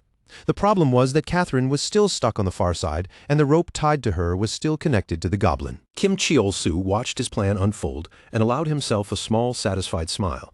For a moment, he was genuinely impressed, thinking that Rally was actually a much more useful skill than he had expected. But that brief confidence collapsed almost immediately. The goblin noticed the rope still trailing behind it and turned its head to look back. The rope suddenly snapped tight, and the force from the goblin's landing pulled hard from the other side. Catherine was yanked forward, stumbling dangerously close to the edge of the lava. Her feet skidded beneath her as she staggered ahead, almost sliding straight into the molten pool waiting below. Kim Cheol-soo's eyes flew wide open. He shouted that she was about to fall in, panic cracking through his voice. Then he screamed at the goblin to do something already, cursing in desperation. The goblin, clearly confused but still trying to obey, grabbed the rope and pulled with all its strength. Unfortunately, it pulled far too hard. Catherine was launched into the air, flying across the lava like a rag doll thrown by a giant hand. Kim Cheol-soo froze where he stood, unable to believe what he was seeing. He covered his face with one hand, but still peeked through the gaps between his fingers as Catherine landed on the ground right in front of him. She ended up in an utterly ridiculous, painfully tangled position. Kim Cheol-soo stared down at her in horror, his mind going blank for a second.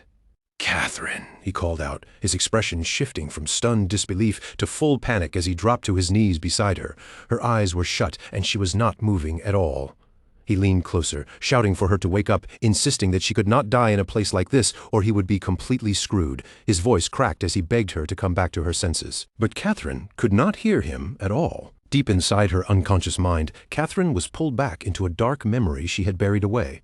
She saw her home again, Her father stood in front of her with a golf club gripped in his hand, his face twisted with anger. In a cold voice he asked if she had come home late because she had been out with her friends. Then he reminded her that he had told her many times before friends at her age were nothing but temporary worthless people who would eventually be forgotten. Tears gathered in Catherine's eyes as her father raised the club higher. He sneered at her shortened skirt and makeup, calling her degrading names and accusing her of choosing to live like the very people he despised. His voice grew louder and harsher, filling the room as he demanded to know what people would think of him if they learned he had a daughter like her. He said he would teach her a lesson that day because she was his only flaw. Catherine had already collapsed to the floor, sobbing with her hands clasped together, begging for forgiveness and promising over and over that she would never do it again. Catherine kept crying, apologizing again and again as her fears swallowed her voice. Desperate for someone to save her, she screamed for her mother, shouting that her father was trying to kill her. She begged her mother to stop him, to do something, anything, but the only answer was silence. Behind a closed door, her mother watched while hiding, refusing to step in, and then quietly walked away. Her father's gaze turned colder and more threatening as he looked down at Catherine. In his eyes, she was his only flower, something that belonged entirely to him. Then the nightmare broke, and the scene snapped back to the present. Kim Cheol-soo was still beside Catherine, calling her name with sweat dripping down his face from the sheer tension of the moment. Nearby, the goblin let out a sharp, strange noise. Kim Cheol-soo immediately snapped back with a sarcastic remark, mocking the idea that a creature like the goblin would ever know the warmth of a woman. He even joked that this might be its chance to try mouth-to-mouth resuscitation. But despite the joke, Kim Cheol-soo was sweating nervously on the inside. Mouth-to-mouth, huh? In this game, he knew it should not actually be possible to blow air into someone or feel real physical contact. Still, when he looked down at Catherine's pale, lifeless face, that logic started to feel less important. If she was already gone, then maybe trying anything, even something absurd, was better than doing nothing. Kneeling beside her, Kim Cheol-soo gently held Catherine's face in his hands while trying to remember some story he had heard about a mysterious healing method called nice samarami, or something like that. Maybe the shock from what he was about to do would jolt her awake. He firmly told himself this had nothing to do with selfish desire. This was the right thing to do. He was performing CPR and trying to save her. Just as Kim Cheol-soo leaned in, his lips almost close enough to touch hers, a sudden interruption appeared right in front of him. A video call panel popped open, and the butler, Paul, appeared without even a proper greeting. Cutting straight through the tense moment, Paul bluntly asked how the young lady was doing, adding a sharp curse as if he already knew something suspicious was happening. The instant the butler appeared on the video panel, Kim Cheol-soo panicked and shouted in surprise. Just seeing Paul was enough to send him spiraling into full anxiety. But Paul was not there for idle conversation. With a deathly serious glare, he stared Kim Cheol-soo down and said that if this was what Kim Cheol-soo had wanted to show him, he would kill him. Kim Cheol-soo frantically waved both hands, desperately trying to explain that Catherine was fine, that she was not dead at all, and begging him to listen before jumping to conclusions. But Paul was not fooled by the chaos in front of him. His voice stayed sharp and controlled as he cut through Kim Cheol-soo's panic. He said he already knew Catherine was doing fine, because he was logged into the game for work and the medical team was sending him her real-time vitals. Her equipment was the best available for her level, so unless Kim Cheol-soo somehow dragged her into a hidden dungeon, she would not suffer lethal damage. That hit Kim Cheol-soo like a wave of pure relief. So Catherine was not dead. She had not even come close. Paul continued, his tone growing even colder. He explained that the reason he had called was simple. He was there to make sure not even a single strand of Kim Cheol-soo's filthy hair touched the young miss while she was unconscious. Then he ordered Kim Cheol-soo to show him how Catherine was doing. Before Paul could finish his sentence, Kim Cheol-soo smashed the call panel and ended the video call on the spot. There was no chance Kim Cheol-soo was letting that conversation continue for even one more second. On the other side of the call, Paul stared at the blank screen in silence, his fists tightening until his knuckles strained, his teeth grinding with barely contained fury.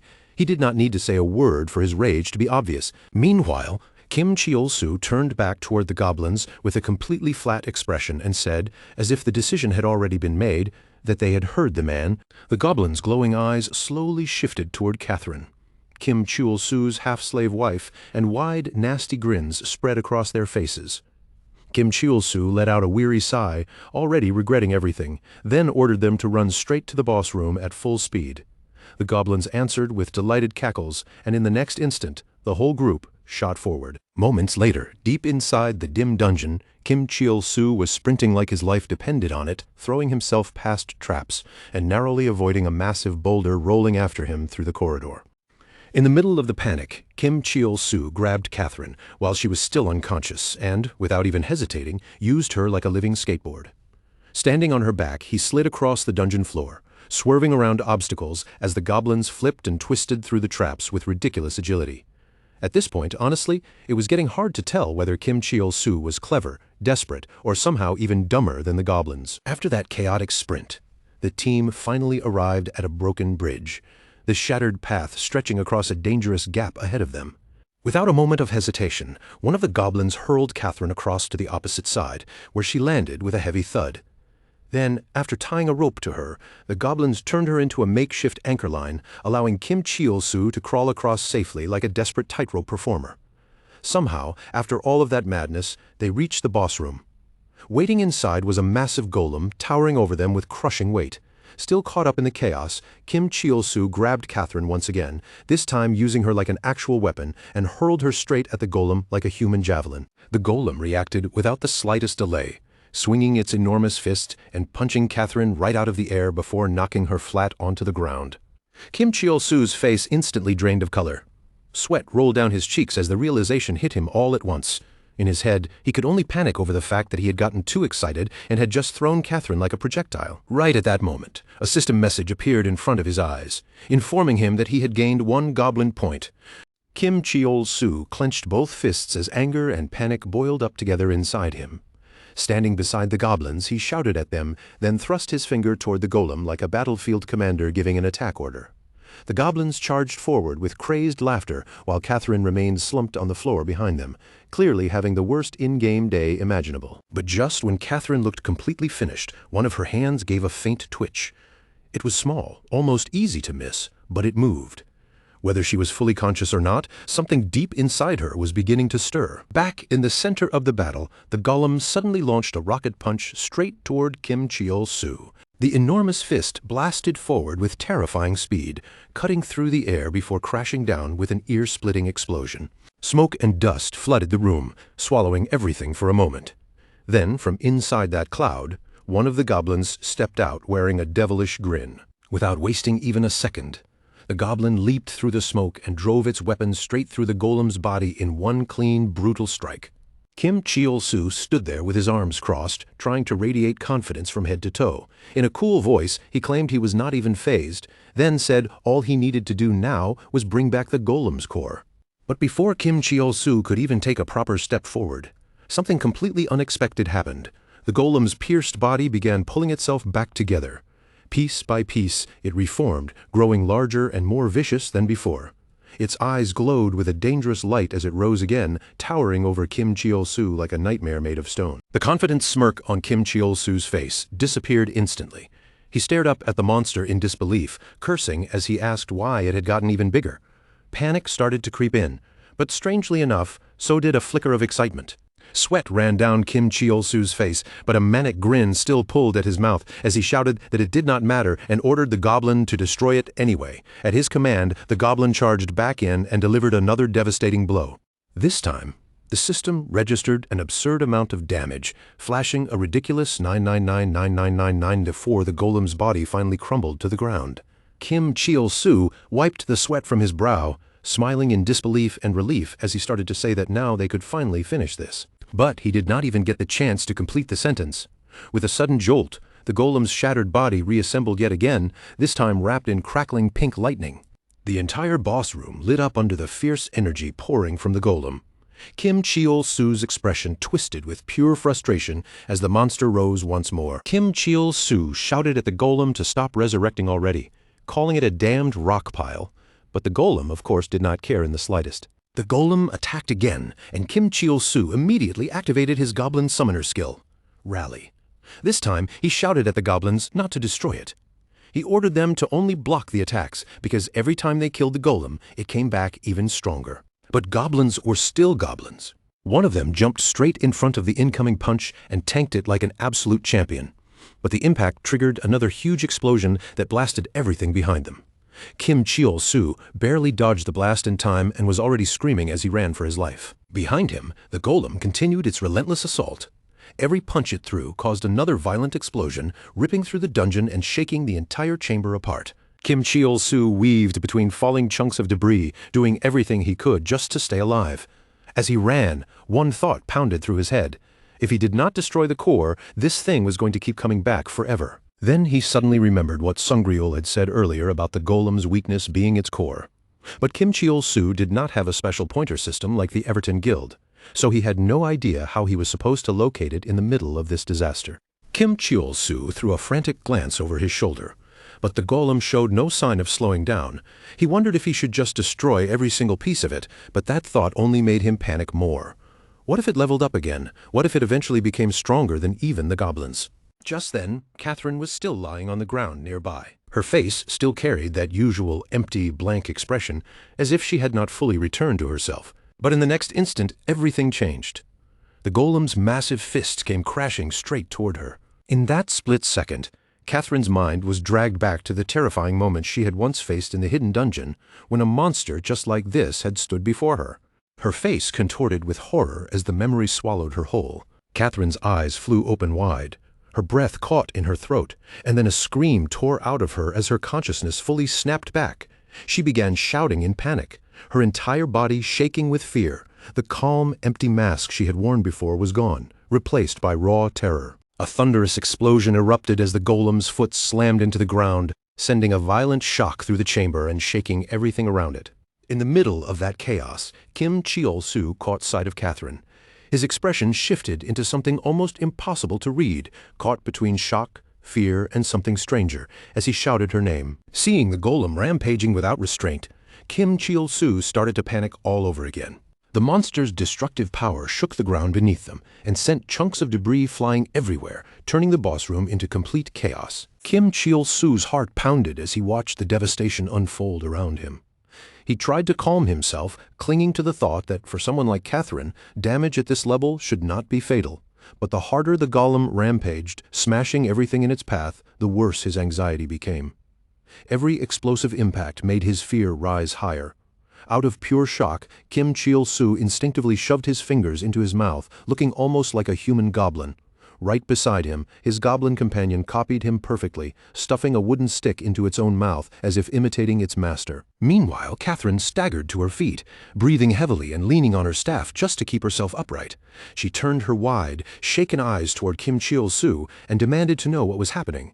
Her voice panicked and bewildered as she cursed the insane situation around them. Kim Cheol-soo stared back at her in surprise, and one clear thought flashed through his mind. Catherine was awake. Catherine looked directly at Kim Cheol-soo with tearful, confused eyes, asking why she was there, who he was, and what was going on. Still clutching her staff tightly as if it were the only thing keeping her steady, she cried out again, desperate to know what had happened. Catherine snapped that a beautiful magician like her obviously had an emergency escape skill, so none of this made any sense. Still trembling with anger and fear, she shouted that she had almost died and called Kim Cheol-soo an idiot. Seeing Catherine panicking with tears in her eyes, Kim Cheol-soo began sweating nervously. His thoughts raced in a frantic spiral. She was really awake, and now he could only pray she did not remember everything he had done while she was unconscious. But as Kim Cheol-soo studied Catherine's face, something about her expression slowly eased his nerves. Even if he had done a few questionable things, she was fine now, right? She had woken up. If anything, he thought, she should be thanking him instead of yelling. With that thought, Kim Cheol-soo put on a dazzling smile, maybe the most charming smile he could possibly force onto his face. In his mind, he was already celebrating. He had just saved the heir of the Simian group, and that meant a massive reward had to be coming his way. But Catherine wasn't about to let him dodge the question that easily. The moment she realized Kim Cheol-soo was brushing her off like none of this mattered, her face twisted with anger and she snapped at him again. "Hey, do you want to die? Didn't I tell you to explain everything?" Kim Cheol-soo's expression shifted in an instant. That nervous smile of his curled into something sly and shameless, the kind of greedy look a wolf might wear after catching the scent of money. He nodded along smoothly and answered, "Yes, of course. So here's what happened. After you passed out from that monster attack inside the hidden dungeon, I received permission from the chairman to care for you with all my heart and soul. And then, finally, you woke up." But before he could finish spinning his story, the large man standing nearby suddenly drove a fist straight into him. The punch sent Kim Cheol-soo flying off his feet, and he crashed hard into the ground. As the dust around him slowly settled, Kim Cheol-soo pushed himself back up, his face burning with anger and humiliation. He glared around like the whole world had betrayed him and shouted, "Why didn't anyone tell me a punch was coming?" Catherine didn't answer him at all. Her entire body had gone stiff, her eyes locked on the terrifying monster in front of her. For a brief moment, she looked like she couldn't even breathe, and then fear completely took over. Without another word, she turned and bolted. Seeing Catherine abandon the scene and run, Kim Cheol-soo stared after her in disbelief. She ran off to save herself? What a scumbag, he muttered, as if he had any room to judge. Catherine kept fleeing with her staff clutched tightly in both hands, but tears were already streaming down her face. Her breathing shook, her steps were frantic, and the same broken words kept spilling from her lips again and again. "I'm scared, I'm scared, I'm scared." Then, like something had snapped open inside her mind, fragments of the past came rushing back all at once. A horrifying thought gripped her so tightly that her face went pale. Her father knew she had used Heaven's Door. If he found out everything, he might really kill her. The fear swallowed her reason, and her muttering grew faster, more desperate, and more frantic with every breath. "I'm scared," Catherine whispered, her voice trembling so badly it barely sounded like her own. "I'm so scared. I'm so scared." Meanwhile, back in the real world, Catherine's physical body began shaking violently, as if the terror inside the game had reached all the way into her unconscious body. The doctors surrounding her bed immediately panicked. Sweat gathered on their faces as they watched her condition change right in front of them. A butler rushed over in alarm, took one look at Catherine's trembling body, and quickly asked one of the doctors, "Did she wake up?" The doctor hesitated for a moment before answering cautiously, "Yes. She regained consciousness. But something has gone terribly wrong inside the game," the doctor continued, his voice tense. "She's extremely frightened." The butler clenched his teeth, rage slowly building behind his eyes as Kim Cheol-soo's face came to mind.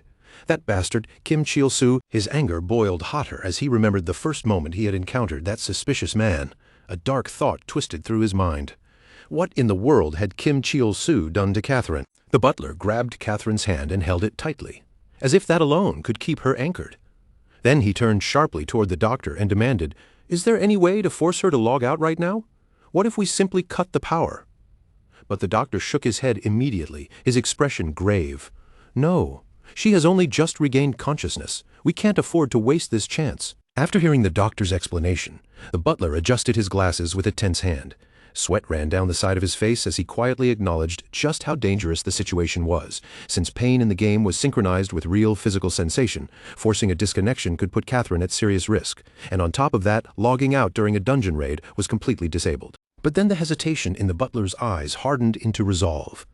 If Kim Cheol-soo was still inside that dungeon with Catherine, then waiting outside was no longer an option. In that case, he decided, "I'll go in myself and confirm exactly what's happening." Inside the game world, the chaos in the dungeon was still raging. Kim Cheol-soo, our unlucky protagonist, was stuck dealing with the golem's relentless assault while the massive creature continued its rampage. Then, with a violent motion, the golem launched a rock missile straight toward Catherine as she desperately tried to escape. Catherine glanced back over her shoulder and saw the monster bearing down on her. The sight made her fear explode even worse. Her face crumpled in panic, and she screamed helplessly, unable to control herself. Just as the flying rock was about to slam into her, Greenie suddenly leapt between Catherine and the projectile. With one brutal swing, the goblin smashed the missile apart in midair before it could reach her. The impact sent dust and shattered stone bursting in every direction, the cloud spreading far enough to reach Kim Cheol-soo as well. He coughed through the mess, looking deeply irritated, then snapped at Catherine for trying to run in the first place. At her speed, there was no way she could outrun a golem like that. But when Kim Cheol-soo looked at her more carefully, his annoyance faltered. Catherine's condition was worse than he had realized. He asked if she was all right, but her legs suddenly gave out beneath her, and she collapsed onto the dungeon floor. Sobbing uncontrollably, she curled in on herself and cried, "I'm scared, I'm scared." Kim Cheol-soo stepped closer and stood in front of her, staring down with a troubled expression. Something was clearly wrong. This wasn't just normal fear anymore. In his mind, he thought, what's gotten into her? This is getting way out of hand. I need to deal with this before it turns into an even bigger problem. Without saying much, Kim Cheol-soo gave Greenie a signal. The goblin understood instantly and slipped into position behind Catherine, waiting silently for whatever order Kim Cheol-soo was about to give. Kim Cheol-soo made up his mind right then. If Catherine was going to keep panicking like this, she would only slow them down and put everyone in more danger. In his head, the solution was simple: knock her out and carry her if he had to. But just as he was about to act, something in Catherine's expression made him stop. Her face wasn't just frightened of the monster. It was broken in a deeper way. Kim Cheol-soo paused and asked her what was wrong. Through her tears, Catherine lifted her eyes toward him and pleaded, "Help me, you have to help me. I don't know how you're connected to my dad's company, but I'll pay you more than he ever could. Just help me, please." Kim Cheol-soo hesitated, caught off guard by the sheer desperation in her voice. For once, even he didn't immediately know how to respond. He stumbled over his words, trying to calm her down, and told her that he would help, that they would make it out of the dungeon safely together. But Catherine's sobbing only grew louder. She shook her head like he had misunderstood everything. "That's not what I mean," she cried. "I don't care how you do it. Drag me out if you have to. Kill everyone if that's what it takes. I just want to get away from the Simian group," Catherine continued, her voice cracking under the weight of every word. "Away from those awful employees, away from my dad, my mom, my entire family. Please, just get me out of there." Kim Cheol-soo froze completely. Her words hit him so unexpectedly that for a moment he couldn't even move. Sweat rolled down his cheek as he stared at her, stunned by what she had just confessed. Catherine kept crying like she couldn't hold the pain back anymore. "I don't want to get hit anymore," she sobbed. Behind her, Greenie was still standing there with a large wooden stick raised and ready, prepared to knock her unconscious the moment Kim Cheol-soo gave the command. Then, at that tense moment, a call suddenly came through. It was the butler, and his voice was already boiling with rage. "Kim Cheol-soo, you bastard, I've had enough. If you don't show me Miss Catherine right now, I'll come directly to wherever you are." Before the butler could even finish threatening him, Greenie started edging toward Catherine again, still ready to carry out the earlier plan. Kim Cheol-soo quickly stopped him. "Greenie, quit it. Go stall that thing for a minute." The goblin let out a low, mischievous chuckle, then turned and dashed off to follow Kim Cheol-soo's order. Kim Cheol-soo turned his attention back to the call and let out an irritated sigh. "Sheesh, you're persistent. What do you think, I'm going to eat her or something? How am I supposed to work properly with someone constantly doubting me like this?" Then Kim Cheol-soo gently lifted Catherine's face so the butler could see her through the screen. "See? She'll even smile for you. That should calm your nerves a little, right?" he said, forcing the situation to look as harmless as possible. "Business is built on trust, isn't it? I'm not kidnapping her. I'm helping her recover, got it?" The butler stared closely through the mobile screen, his eyes narrowing as he studied the two of them. Kim Cheol-soo kept insisting that Catherine was perfectly fine and told him to relax, but something about the sight in front of him felt wrong. What exactly was happening here? The butler examined Catherine's face more carefully, watching the dullness in her eyes and the strange lack of awareness in her expression. Then the realization slowly hit him. She didn't even seem fully conscious. If that was true, then the reaction from earlier might not have been her truly waking up at all. Could it have simply been a seizure? The butler adjusted his glasses and finally spoke in a controlled voice. "It seems there was a misunderstanding. However, Miss Catherine is clearly not in a stable condition. If you're still inside a dungeon, leave immediately. Also, this arrangement ends here. I'm taking her back." Kim Cheol-soo's face twisted with frustration the moment he heard that. He shouted back at the screen, unable to hide his panic. "You can't just end things like that. This is a critical moment." But the call cut off abruptly before he could argue any further. Kim Cheol-soo stared at the blank screen, grinding his teeth in irritation. "Sorry, but I can't let you pull out now, mister," he muttered under his breath. He exhaled deeply, and for one brief second the tension drained out of his shoulders. "Man, that scared the hell out of me," he grumbled. Then he turned back toward Catherine and spoke bluntly, his greed already surfacing again. "Look, I'll be honest with you. You'd better keep your word about the money." Catherine, still crying on the ground, answered through her tears. That was a lie. Kim Cheol-soo's temper snapped almost instantly. His face darkened, and he growled, "You little—" He crouched down in front of her, still furious, but trying to keep the situation under control. "You've got this completely wrong," he said sharply.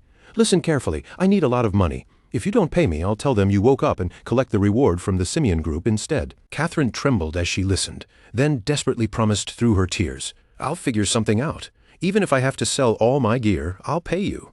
Just please, keep this a secret." She clutched at herself and continued, "Everything I'm wearing is top-tier equipment. It's all ridiculously expensive. You can have it if you want." Kim Cheol-soo looked more annoyed than impressed. "Are you joking? Even if you sold all of that, how much could you possibly— He stopped mid-sentence when Catherine suddenly blurted out the number, 100 million. The moment those words hit his ears, everything changed. Kim Cheol-soo shot to his feet at once, his mood flipping so fast it was almost ridiculous. He clapped his hands together loudly and shouted toward Greenie, "All right, time to work." Greenie glanced back at him, completely forgetting about the golem for the moment. The goblin stood there waiting for the next order, as if the massive monster nearby had suddenly become someone else's problem. But before Kim Cheol-soo could give any proper command, he noticed the golem again, and his face went pale. The thing had changed. It was bigger now, much bigger. Even worse, its level had risen. Pointing at it in shock, Kim Cheol-soo yelled, "It has 4 arms now." Then he snapped at Greenie. "You were supposed to stall it, not let it power up while I was talking." Before either of them could properly react, the powered-up golem charged straight toward them. Kim Cheol-soo and Greenie immediately turned and sprinted for the dungeon exit. As he ran for his life, Kim Cheol-soo shouted, "Level 170! Damn it, if that thing hits me even once, I'm dead!" Then, all of a sudden, the golem's massive body came to a stop. Its charge halted in place, as if something invisible had seized it. Kim Cheol-soo looked back in shock, barely believing what he was seeing. "It froze? Did we get it?" he muttered. But then he realized the truth. It wasn't Greenie's doing it all. It was Catherine. Catherine had cast a freezing spell. It wasn't a perfect solution, and against an enemy stronger than her, there was no guarantee it would hold for long. But for the moment, the spell was working, locking the level 170 golem in place. Still forcing the spell to hold, Catherine shouted at Kim Cheol-soo with urgency in her voice. "Why are you just standing there? Do you actually want to fight a level 170 monster?" Then Catherine turned and started running as fast as she could. "Run!" she yelled over her shoulder. "It's going to break free soon!" Right on cue, the ice binding the golem cracked apart with a sharp, violent burst. The frozen shell shattered from its body, and the massive monster immediately lurched forward again, continuing its chase as if nothing had happened. Kim Cheol-soo's eyes darted ahead, and at last he spotted the dungeon exit in the distance. Hope flashed across his face as he pointed forward and shouted, "Over there!" But just as they were closing in on the exit, Catherine's robe snagged against a jagged rock on the ground. The cloth caught hard, yanking her backward at the worst possible moment. Catherine lost her balance and stumbled forward, crashing down onto the dungeon floor.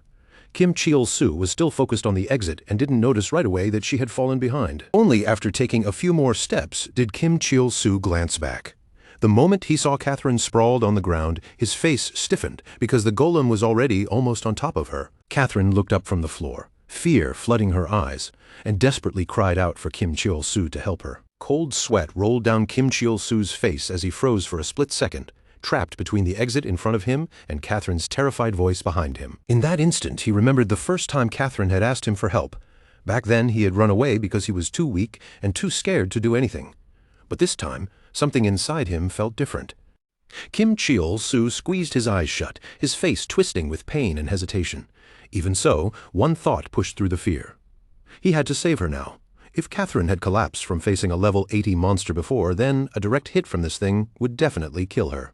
And yet, Kim Cheol-soo's feet kept moving toward the door.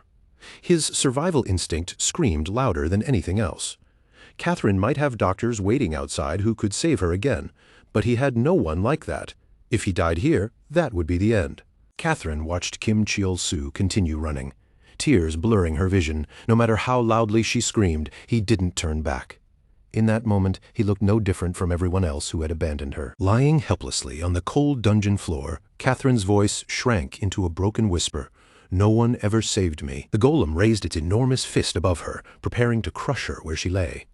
But just before the blow came down, a sword blazing with golden light cut through the air and slammed into the monster's hand. A figure dropped into the space between Catherine and the golem, landing firmly as a shield between the helpless girl and the towering monster. Kim Cheol-soo heard the sharp clash behind him and stopped in surprise.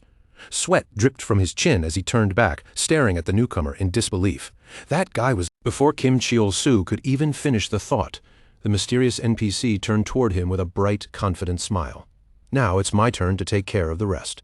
Kim Cheol-soo stared back, confused and instantly suspicious. Why the hell was this guy here now? As he looked at the NPC standing in front of him, he quietly started piecing together what was happening. In games like this, some artificial creatures were designed to lose only under certain conditions. Kim Cheol-soo quickly realized that if he had charged in recklessly, the system might have simply reset the entire encounter, wiping away anything he tried to do. The more he thought about it, the clearer the pattern became. Running in blindly without understanding the enemy's behavior usually led straight into a scripted defeat.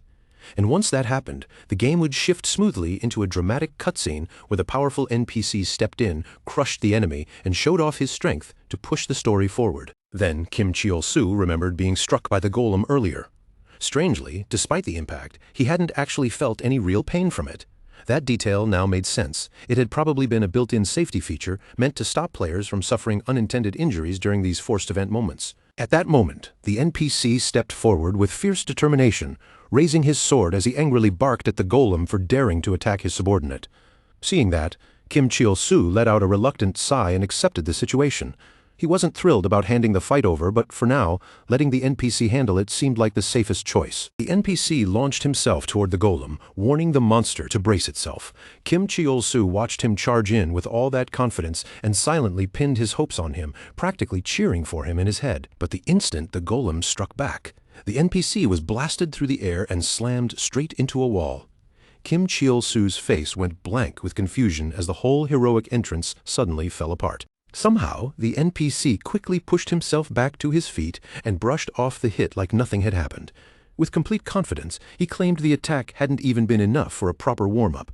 Kim Cheol-soo stared at him, utterly baffled by the man's shameless confidence. The NPC kept talking like he had the entire situation under control, even though everyone had just watched him get knocked around like a rag doll. Then, as if determined to prove absolutely nothing, the NPC charged in for another attack and was immediately struck down again, crashing flat onto the ground.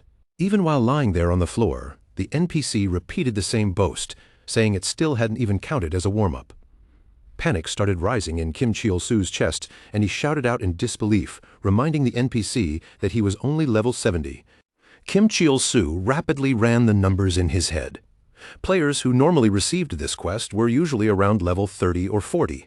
The Ruins Golem started at level 40, which meant an average player would barely manage to survive the first stage. Even if those players somehow scraped out a victory, the Golem would return stronger at level 46. Then, when it appeared again at level 50, most players would be completely overwhelmed. That was when the story was supposed to bring in a high-level NPC. He would step forward, defeat the golem with ease, and create the perfect dramatic moment where the player witnessed his overwhelming strength. But when Kim Cheol-soo looked over and saw Greenie casually lying on the ground, something about the situation felt wrong. No ordinary player could ever push the Ruins Golem all the way to level 170. This encounter had never been meant to go this far. They had already broken far past the normal conditions. Then the NPC stood up again, gripping his sword with the same misplaced confidence and repeating his favorite line about warm-ups. But this time, Kim Cheol-soo noticed something even stranger. The NPC wasn't just being arrogant. He was repeating himself like he was stuck in a loop. The event clearly couldn't continue the way it was supposed to. Kim Cheol-soo's eyes widened as the realization hit him. This NPC was meant to end the quest. That meant, unless the golem was actually destroyed, the event itself would never properly conclude. His thoughts raced as he tried to understand the broken situation in front of him. There was a chance that once the powerful NPC appeared, the golem's core had also become active, or maybe even materialized as part of the event's progression. While Kim Cheol-soo was still trying to connect the pieces, the NPC had already charged back into the fight, rushing straight at the golem once again. Kim Cheol-soo remained deep in thought, searching for the trigger that would finally bring this messed-up encounter to an end. But just as the NPC shouted his usual line and moved in to strike, a rock suddenly flew through the air and smashed into the golem.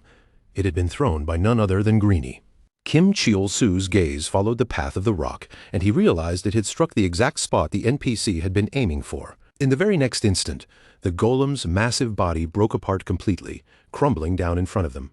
The NPC now stood beside Kim Cheol-soo and repeated his boast yet again, claiming the fight had not even been enough for a warm-up and reminding them that without him they would all be dead. Kim Cheol-soo stared at the fallen golem in silence, quietly wondering whether this was really the end of the event. The NPC turned toward him in a more relaxed tone and said that the important thing was that everyone was safe. But Kim Cheol-soo's attention drifted past him, landing on Catherine instead. Safe. Kim Cheol-soo repeated the word silently in his mind, as if he wasn't sure it truly applied to Catherine at all. Sometime later, the group finally made it out of the dungeon. Kim Cheol-soo held his head in both hands, completely overwhelmed by how awkward everything had become. He silently cursed the entire situation, feeling like he might die from secondhand embarrassment. Right then, the same NPC marched proudly in front of them and declared that his judgment of Kim Cheol-soo had been correct. Surviving that dungeon alone, he said, proved Kim Cheol-soo's strength, and now things could finally get serious. Kim Cheol-soo groaned inwardly, still mortified. Somehow, this only made him look even worse than before. And as if the embarrassment wasn't already unbearable, the NPC kept talking. He announced that the vice-captain of the Royal Knights, Alphonse, was personally acquainted with them, though he quickly warned them not to ask too many questions because he had his own circumstances to deal with. Kim Cheol-soo barely listened to the finer details. All Kim Cheol-soo could really think about was how strange it felt for someone like this NPC to say anything even remotely useful. And yet, instead of wanting the awkward moment to end immediately, Kim Cheol-soo felt oddly grateful. The NPC's loud, overconfident rambling had somehow eased the heavy tension hanging over them. Then the NPC suddenly turned back toward Kim Cheol-soo's group with a cheerful smile and announced that they would meet again. He warned them not to get full of themselves and think they were on equal footing, because according to him he stood far above the clouds. After delivering that bizarre declaration with complete confidence, the NPC walked away and returned to his usual position, acting as though nothing strange had happened at all. Kim Cheol-soo watched him leave with a deadpan stare and muttered that the man seriously was not right in the head. Then Kim Cheol-soo shifted his gaze toward Catherine, glancing at her with visible awkwardness in his expression. Feeling the weight of everything that had happened earlier, Kim Cheol-soo nervously lowered his head and apologized for his behavior, admitting that it had been his fault. But before Catherine could answer, a confident voice suddenly rang out from behind them, calling directly to her. The voice remarked that Catherine had finally woken up. Kim Cheol-soo immediately turned toward the source of the sound, and the moment he saw who it was, his guard shot up. The man standing before them was dressed in equipment Kim Cheol-soo had never seen before. Every piece looked like top-grade gear, the kind of thing ordinary players could never casually buy, obtain, or even dream of wearing. Just from the pressure of his presence, Kim Cheol-soo could tell this man existed on an entirely different level. He couldn't help wondering whether Han Ka-moon was simply filthy rich, or whether he was also an insanely skilled player. Either way, this was not someone Kim Cheol-soo could afford to pick a fight with carelessly. But then Catherine's expression changed completely. Her eyes stretched wide with pure horror, and as she stared at the man in front of her, one word slipped out of her mouth in fear. "Father." The man was Han Ka-moon, the chairman of Simian Group. He looked at Catherine with a warm, gentle expression, and told her he had known she regained consciousness the moment she suffered that seizure inside the game.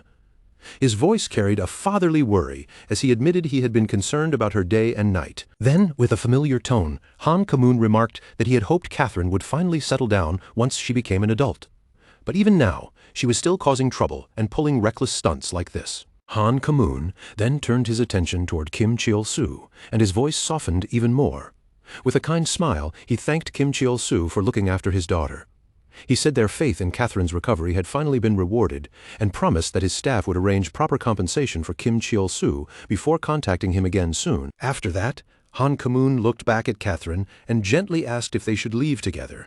Kim Cheol-soo stood frozen in place, his thoughts twisting violently inside his head. He cursed himself in silence, calling himself trash, the kind of person who was already far beyond redemption.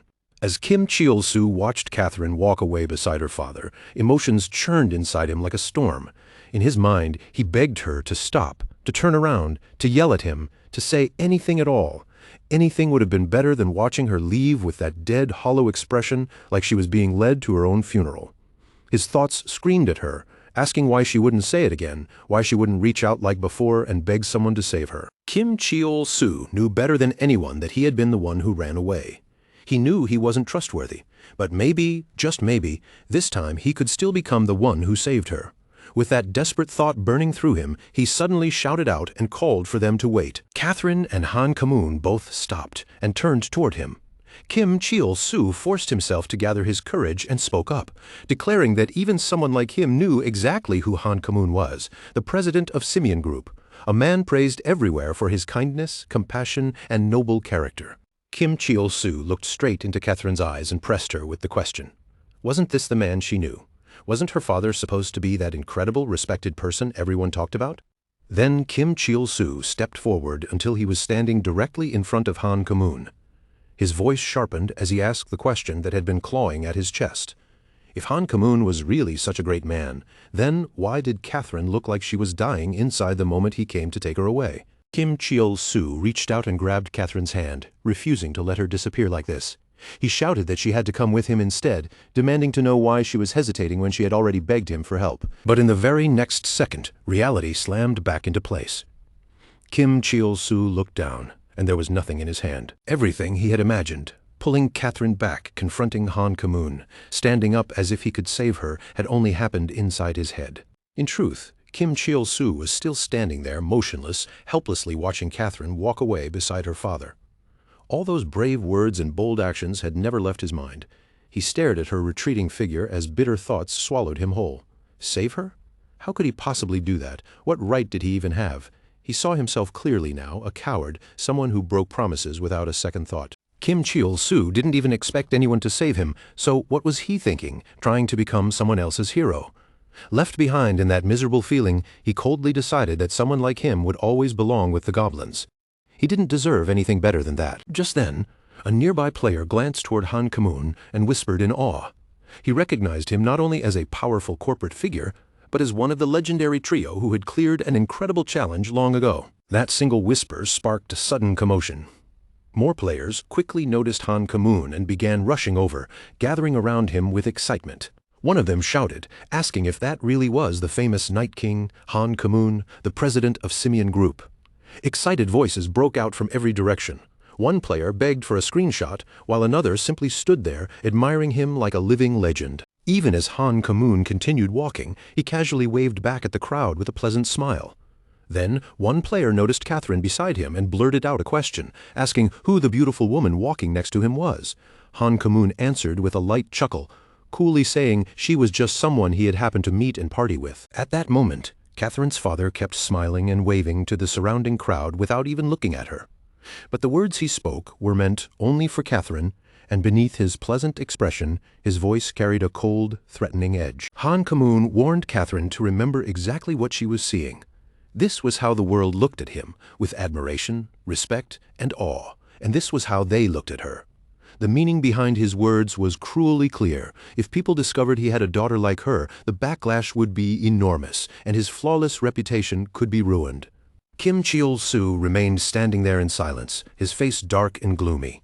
Then a wave of people rushed in from the side, pushing toward Han Kamun while shouting his name. Han Kamun, the Night King, president of Simian Group. Someone even snapped at Kim Cheol-soo for blocking the way, warning him that if he made them miss their chance to meet Han Kamun, he would regret it. Kim Cheol-soo still didn't move. He stayed rooted in place, brooding silently as his thoughts grew heavier and darker. He forced himself to admit that Catherine really was the treasured daughter of the powerful Simian Group. Then, with bitterness creeping through him, he questioned how terrible her life could truly be.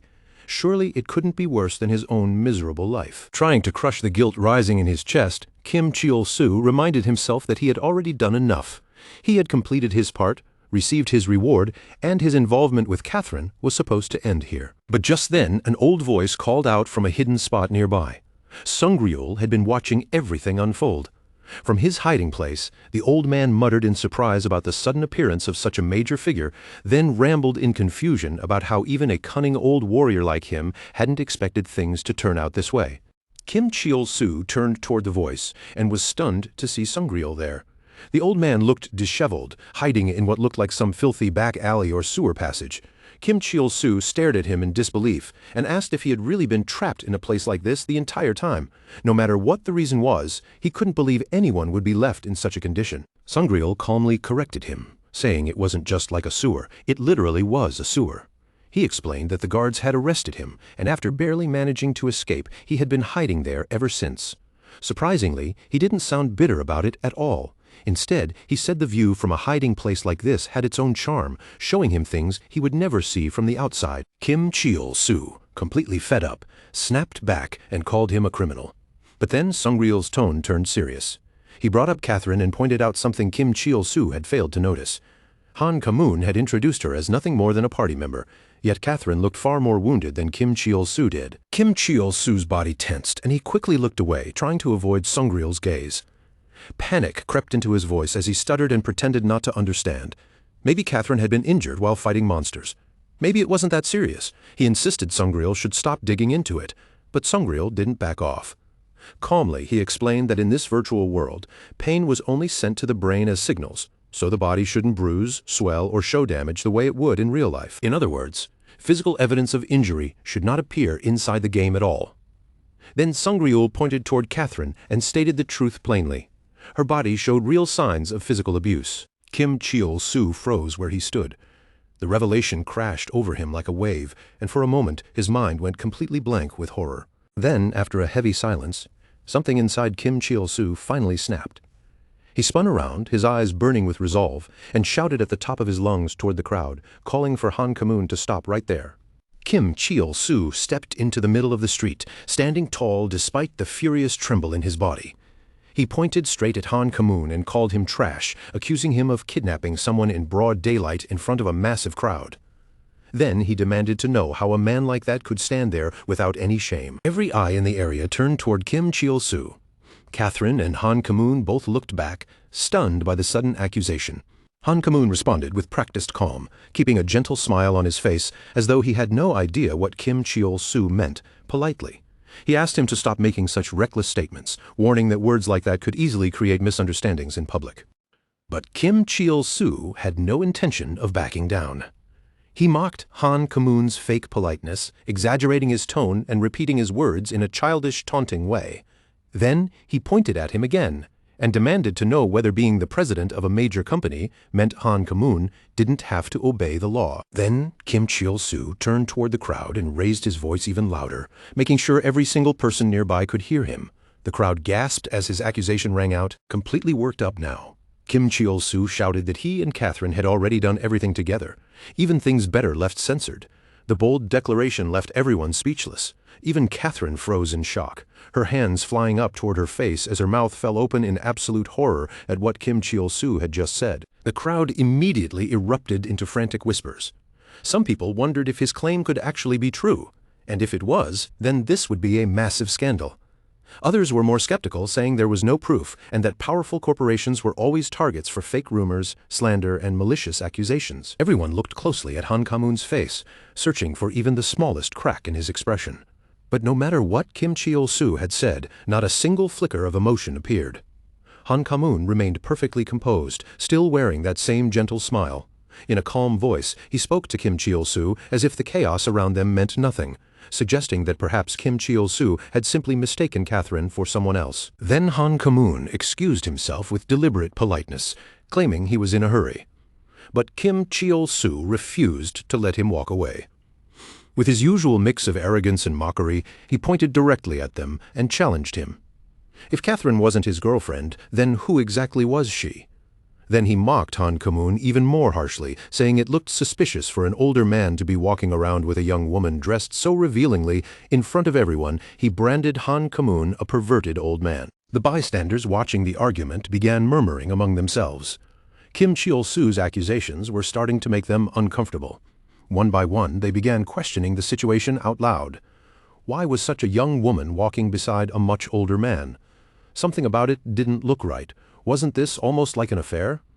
They had always thought Han Ka-moon was a respectable figure, but now that polished image was beginning to crack in their minds. Trying to keep control of the mood, Han Ka-moon brushed off the growing suspicion with a forced laugh. He told Kim Cheol-soo the accusation wasn't even worth answering, then tried once again to leave the area. But just as Han Ka-moon moved to go, a man in a sharp black suit appeared dramatically from within the crowd. His sudden entrance was so striking that everyone's attention snapped toward him at once. The man stepped forward, and when he turned, it was revealed to be Sangreal, now looking less like a sewer-dwelling old man and more like a dignified elite. With an exaggerated flourish, he extended his arm toward Catherine and introduced himself in a booming, formal voice. Declaring himself Sangreal, a top executive of Simian Group, he announced that the moment he heard Catherine, an heir candidate of the company, had awakened, he rushed to her side immediately.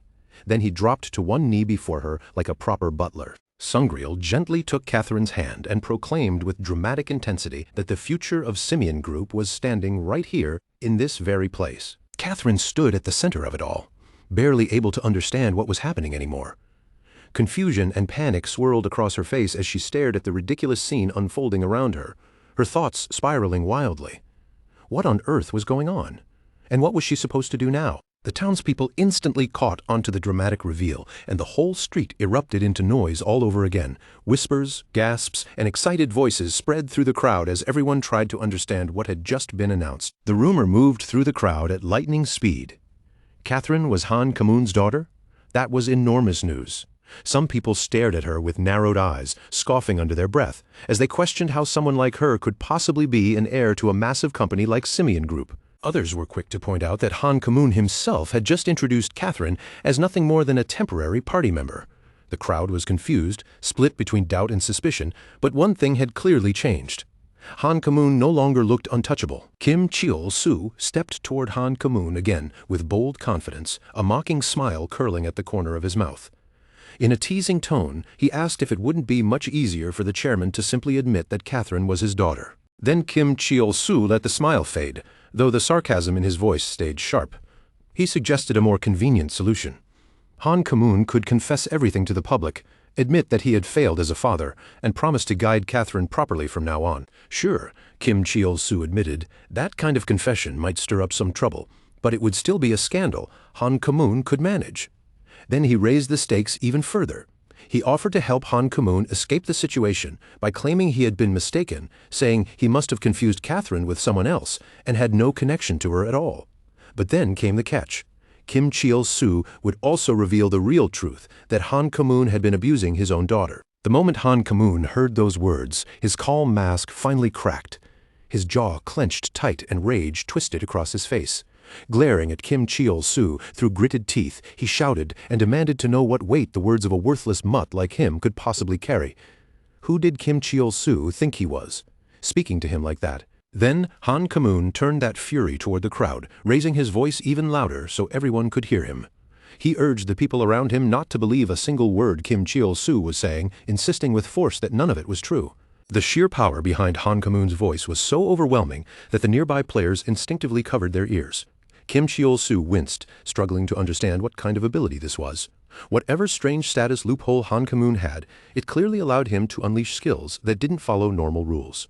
Still trying to seize control of the story, Han Kamun doubled down. He claimed that the so-called Simeon Group executive, along with the woman standing beside him, Catherine herself, were all part of a conspiracy against him. According to Han Kamun, this entire scene was nothing but an elaborate setup, a staged attempt to blackmail him and damage his name. Then, with absolute conviction in his voice, Han Kamun declared that he would never be shaken by such filthy lies. His final words rang out across the street. "I am Simeon Group." A brilliant golden aura erupted from Han Kamun's body, surging around him like a violent storm of energy as he activated his skill. A sword materialized in his hand, and his stance shifted into one ready to attack. He was prepared to strike down Kim Cheol-soo, Catherine, and even Sungryul for daring to threaten his perfect image. Just as the tension reached its breaking point, Han Kamun activated PvP mode and moved to strike. His rage had completely boiled over. He wasn't only aiming for Kim Cheol-soo anymore. Everyone involved had become his target. His intention was painfully clear. He planned to eliminate all three of them right there, proving to the crowd that none of them had any rightful connection to Catherine. But before Han Kamun could land his blow, an armored figure suddenly appeared out of nowhere. Without the slightest hesitation, the warrior struck Han Kamun directly in the face with tremendous force, sending him flying like a ragdoll straight into a wall. The timing of that attack could not have been more perfect. It cut through Han Kamun's assault at the exact moment everything was about to collapse. Kim Cheol-soo watched the unexpected rescue unfold, then pressed a hand to his forehead as relief washed over him. For once, someone had stepped in at exactly the right time. It was Greenie, his summoned goblin. But before Kim Cheol-soo could even fully process that thought, Greenie turned toward him and suddenly dashed in his direction at terrifying speed. Panic seized Kim Cheol-soo immediately. His heart nearly jumped out of his chest as he realized how disastrous this would look. If anyone in the crowd figured out that he and Greenie were on the same side, the entire situation could spiral completely out of control. Thinking fast, Kim Cheol-soo activated his Goblin Summoner ability and used it to hurl Greenie high into the air, making it look as if he had forcefully pushed the armored attacker away. As he launched Greenie away, Kim Cheol-soo shouted dramatically, putting on a performance as though he had been attacked instead of saved. Inside, he was shaken by how close he had come to being exposed. Desperate to keep up the act, he turned toward the crowd with a shocked expression and loudly played the part of a clueless bystander, pretending he had no idea who the mysterious armored attacker was. The crowd, already overwhelmed by the chaos, whispered among themselves in disbelief. From their point of view, the so-called King of Knights had just been defeated in a single devastating blow and launched away like nothing. The whole thing felt unreal. Hearing their reactions, Kim Cheol-soo could only mutter to himself about the ridiculous irony of it all. After all, Kim Cheol-soo was the one who had actually thrown Greenie away, yet somehow the entire crowd now believed Greenie had been the one to send the knight flying. Meanwhile, Catherine remained on her knees in the middle of the chaos, her body trembling as if every emotion she had been holding back had finally crushed her. Kim Cheol-soo approached her and reached out, trying to pull Catherine back to her feet while urging her to get a grip. But Catherine recoiled from him, overwhelmed and unable to hold herself together. She clutched her head tightly and cried, demanding to know why Kim Cheol-soo was even helping her. From her point of view, there was no reason to believe he actually cared or had any sincere intention of saving her. But instead of comforting her gently, Kim Cheol-soo smirked with a dark look on his face, gripping her chain with unsettling confidence. He made it clear that whether he decided to care about her or abandon her was entirely up to him. Then he warned Catherine to stop waiting for some heroic savior, because right now the only person she had left was someone she never would have expected help from, someone like Kim Cheol-soo. Then Kim Cheol-soo locked eyes with Catherine and demanded that she open her eyes properly. He told her to stop looking away and truly see what was happening around her. Still shaking and crying, Catherine slowly turned her gaze, and there, lying on the ground, she saw her father bloody, beaten, and collapsed in front of everyone. The sight struck Catherine so hard that something inside her seemed to break all at once. Kim Cheol-soo used that moment to push her even further. Whether it was fate or pure coincidence, her abusive father had finally paid a price for what he had done, and at that exact same moment, Catherine had been given something painfully rare, a second chance to live differently. With an intense, almost threatening edge in his voice, Kim Cheol-soo told Catherine not to waste that chance. He warned her that wolves were already circling, drawn by the scent of blood. And since she had already proven herself talented at betrayal, she had better move quickly, like a goblin, before she became the next one to be devoured. Then, without missing a beat, Kim Cheol-soo shifted gears completely and activated his acting skill. He suddenly shouted toward the crowd, announcing that there had been a mistake. He declared that Catherine wasn't his girlfriend after all, exaggerating his embarrassment, as if this entire disaster had been one huge misunderstanding. With a dramatic performance, he joked that he had to hurry home because he had left the stove on, then immediately took off running before anyone could ask him another question. As Kim Cheol-soo disappeared from sight, another figure stepped into the scene. An older bald man in a sharp black suit approached Catherine and extended his hand toward her. Calmly and respectfully, he invited her to speak her truth if there was anything she wished to say. With the man's help, Catherine slowly rose to her feet. She took a deep breath, steadied her shaking body, and turned toward the crowd, watching her in silence. After gathering herself, Catherine finally began to open up about the life she had been forced to endure. Time passed. Back at home, Kim Cheol-soo watched the news as the story exploded across every corner of the media. Catherine had stepped into the spotlight and revealed her true identity to the world. She was Han Kamun's daughter. And that wasn't all. Catherine also revealed the years of domestic abuse she had suffered at Han Kamun's hands. At first, some people doubted her story.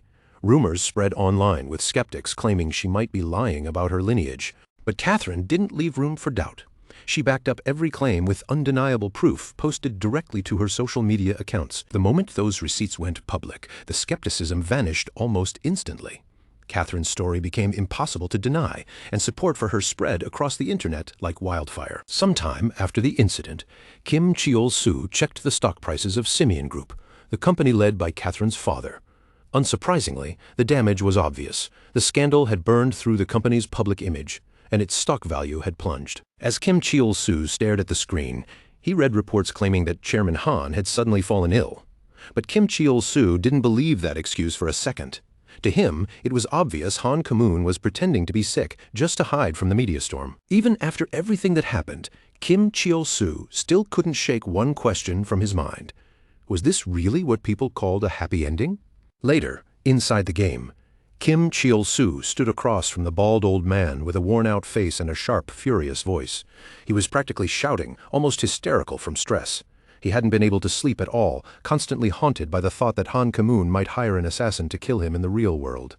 The fear felt too close, too possible, and Kim Chil-soo was clearly spiraling. The old man, completely unfazed by Kim Chil-soo's outburst, calmly asked him to lower his voice. They were sitting in a public restaurant, after all.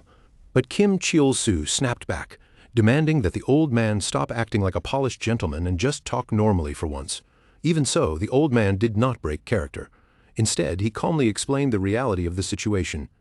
Videos of Kim Chil-soo's confrontation with Han Ki-moon had already gone viral online, and with Simian Group already burning in the court of public opinion, if anything happened to Kim Chil-soo now, everyone would immediately suspect Han Ki-moon. The old man spelled it out clearly.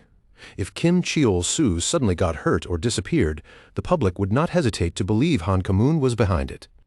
Kim Chil-soo stared him dead in the eye and, without missing a beat, pointed out that the culprit could just as easily be the old man himself. But the gentleman calmly corrected him, insisting that the suspicion would fall squarely on Han Ki-moon. That realization hit Kim Chil-soo like a brick to the chest. His defiant attitude crumbled, and all the stress he had been holding back rushed out at once. Unable to contain it anymore, he started crying. He regretted everything. Challenging a megacorporation had been reckless, terrifying, and stupid. Worse still, after all the trouble he had gone through, he hadn't even been paid. To Kim Chil-soo, the whole thing felt like one enormous mistake. But Sungryul tried to calm Kim Chil-soo down. He told him that what he had done for Catherine wasn't something that could be measured only in money. Even if Kim Chil-soo couldn't understand it right now, his actions carried a value far greater than a simple paycheck. Kim Chil-soo didn't believe a word of it. He scoffed bitterly and muttered that he would sooner trust something as worthless as a booger than believe anything coming out of Sungryul's mouth. But then his eyes shifted and another thought interrupted his frustration. Sungryul was wearing a proper butler outfit now. Kim Chil-soo stared at him suspiciously and asked where he had managed to get something like that on such short notice. Sungryul answered without the slightest trace of shame. He had stolen it. Almost immediately after that confession, a soldier appeared, grabbed Sungryul by force, and dragged him over so he could face Kim Chil-soo properly. Watching the old man get hauled around like that, Kim Chil-soo could only shake his head and mutter that Sungryul truly was beyond saving. Then, as if the situation wasn't already chaotic enough, Catherine's butler appeared and called out to Kim Chil-soo. Out of habit, Kim Chil-soo immediately referred to him as a lapdog of Simian Group. The butler's expression stiffened, and he adjusted his glasses with obvious irritation, warning Kim Chil-soo not to refer to people with such insulting words. But then the butler's cold, rigid demeanor softened. His voice became quieter, more sincere as he addressed Kim Chil-soo properly. He thanked him from the heart, admitting that even after serving Catherine for years, he had never realized how deeply she had been suffering. He was genuinely grateful that Kim Chil-soo had helped her regain consciousness and find the courage to speak out. Kim Chil-soo, however, wasn't exactly moved to tears by the gratitude. With an arrogant look on his face, he answered with his usual snark and wondered aloud whether all that praise came with an actual reward. As far as he was concerned, he had done something extraordinary, and a few heartfelt words were nowhere near enough. The butler replied calmly, though there was a bitter edge in his voice. He admitted that Chairman Han had always been stingy, and that he himself had been dismissed from his position without receiving a single payment, all because of a misunderstanding. It was clear he had not left Simian Group on friendly terms. He continued by explaining that he was no longer connected to the company at all. After seeing what Simian Group had done, he simply couldn't stay there in good conscience. They had crossed a line he could no longer ignore. Kim Chil-soo, still unimpressed, teased him for being unemployed now. But Kim Chil-soo's tone quickly turned serious. He admitted that he still hadn't been sleeping well, and anxiety about Catherine's safety was clearly weighing on him. If the butler had quit, then who was supposed to protect her now? The butler clenched his fist at that question. He admitted that Kim Chil-soo's concern wasn't wrong.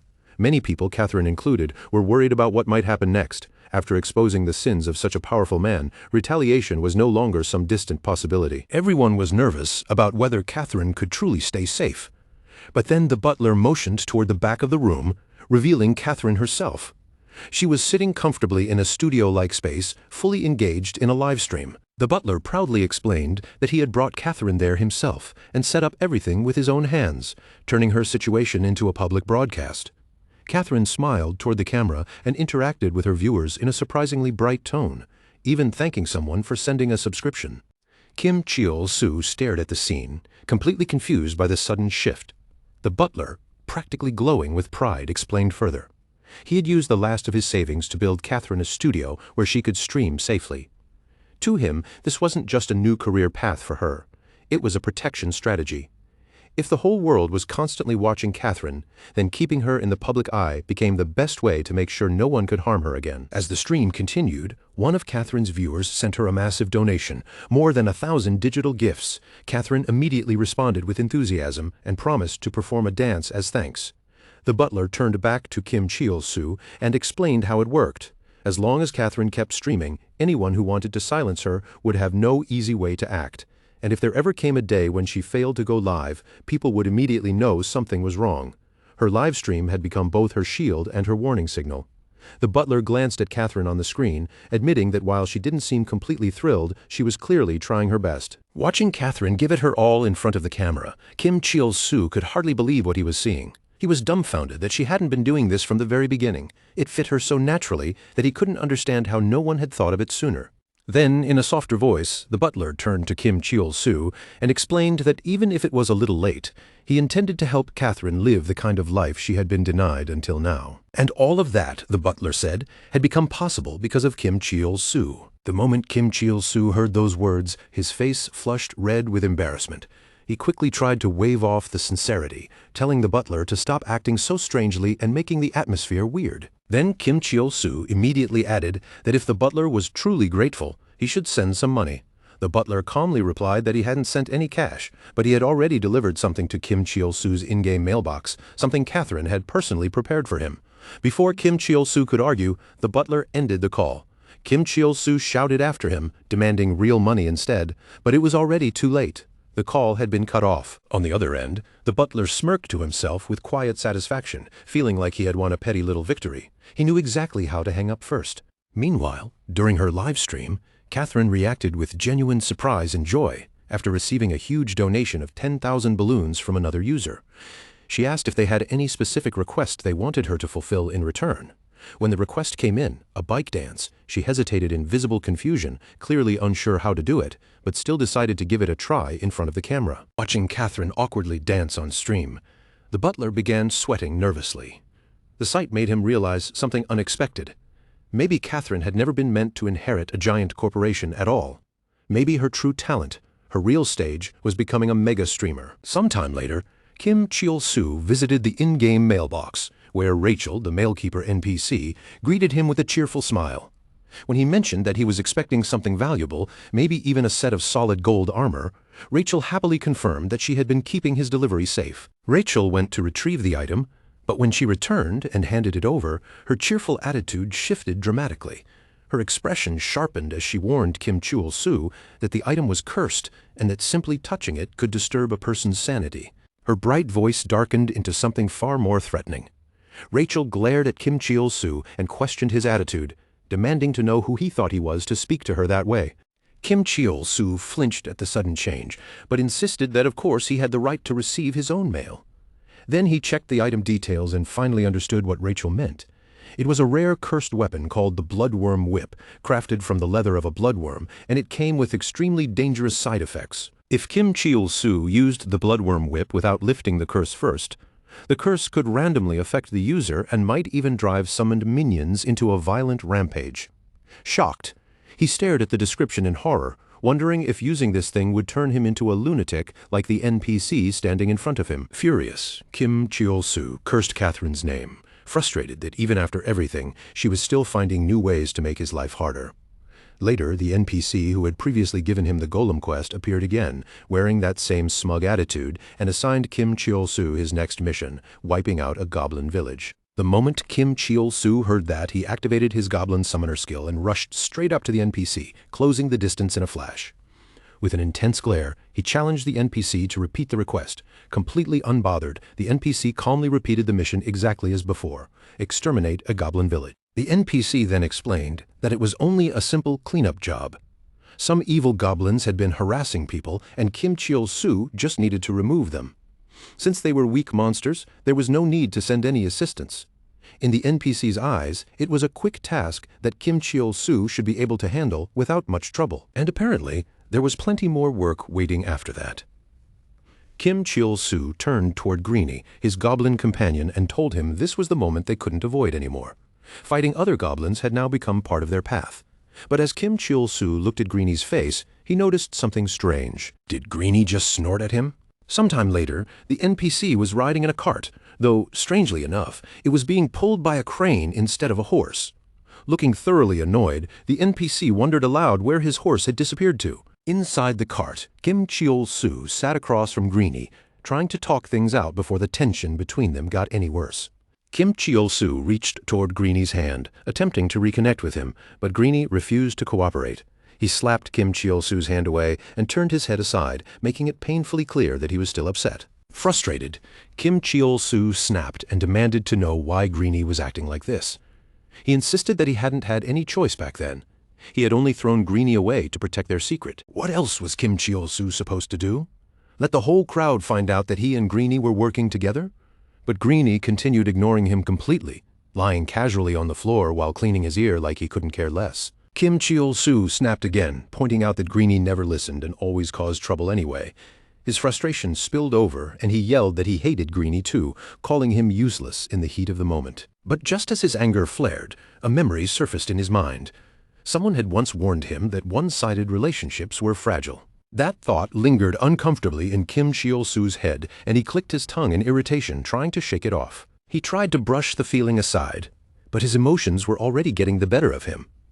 Kim Chil-soo cursed under his breath, ready to vent even more at Greenie. Just then, Greenie suddenly perked up. His ears and eyes shifted toward the distance, and his whole body seemed to react to something outside the cart. Kim Chil-soo followed Greenie's gaze and froze. There, right in front of them, a new goblin had suddenly appeared, and it wasn't one he recognized. The unexpected sight startled him so badly that fear took over before he could think. He shouted for someone to kill it, clearly not prepared for a monster to show up out of nowhere. At that exact moment, a loud explosion erupted from behind the cart, making everyone snap their attention toward the sound. One of the NPCs riding with them grew alarmed and asked what that noise was, clearly confused and concerned. Kim Chil-soo, still focused on the enemy goblin, watched as Greenie's attack missed its target. Frustration burst out of him, and he yelled at Greenie, pointing out that the enemy was still alive. Suddenly, the enemy goblin sprang forward and latched straight onto Kim Chil-soo's face, clawing and attacking him aggressively. Panic exploded through him, and Kim Chil-soo screamed for Greenie to help him. In the middle of the chaos, Kim Chil-soo managed to grab the enemy goblin with both hands and tried to yank it off his face. He shouted angrily, demanding that the creature get away from him. Just as Kim Chil-soo struggled to pry the enemy loose, Greenie began preparing a powerful counterattack. The moment Kim Chil-soo noticed what Greenie was about to do, his panic got even worse.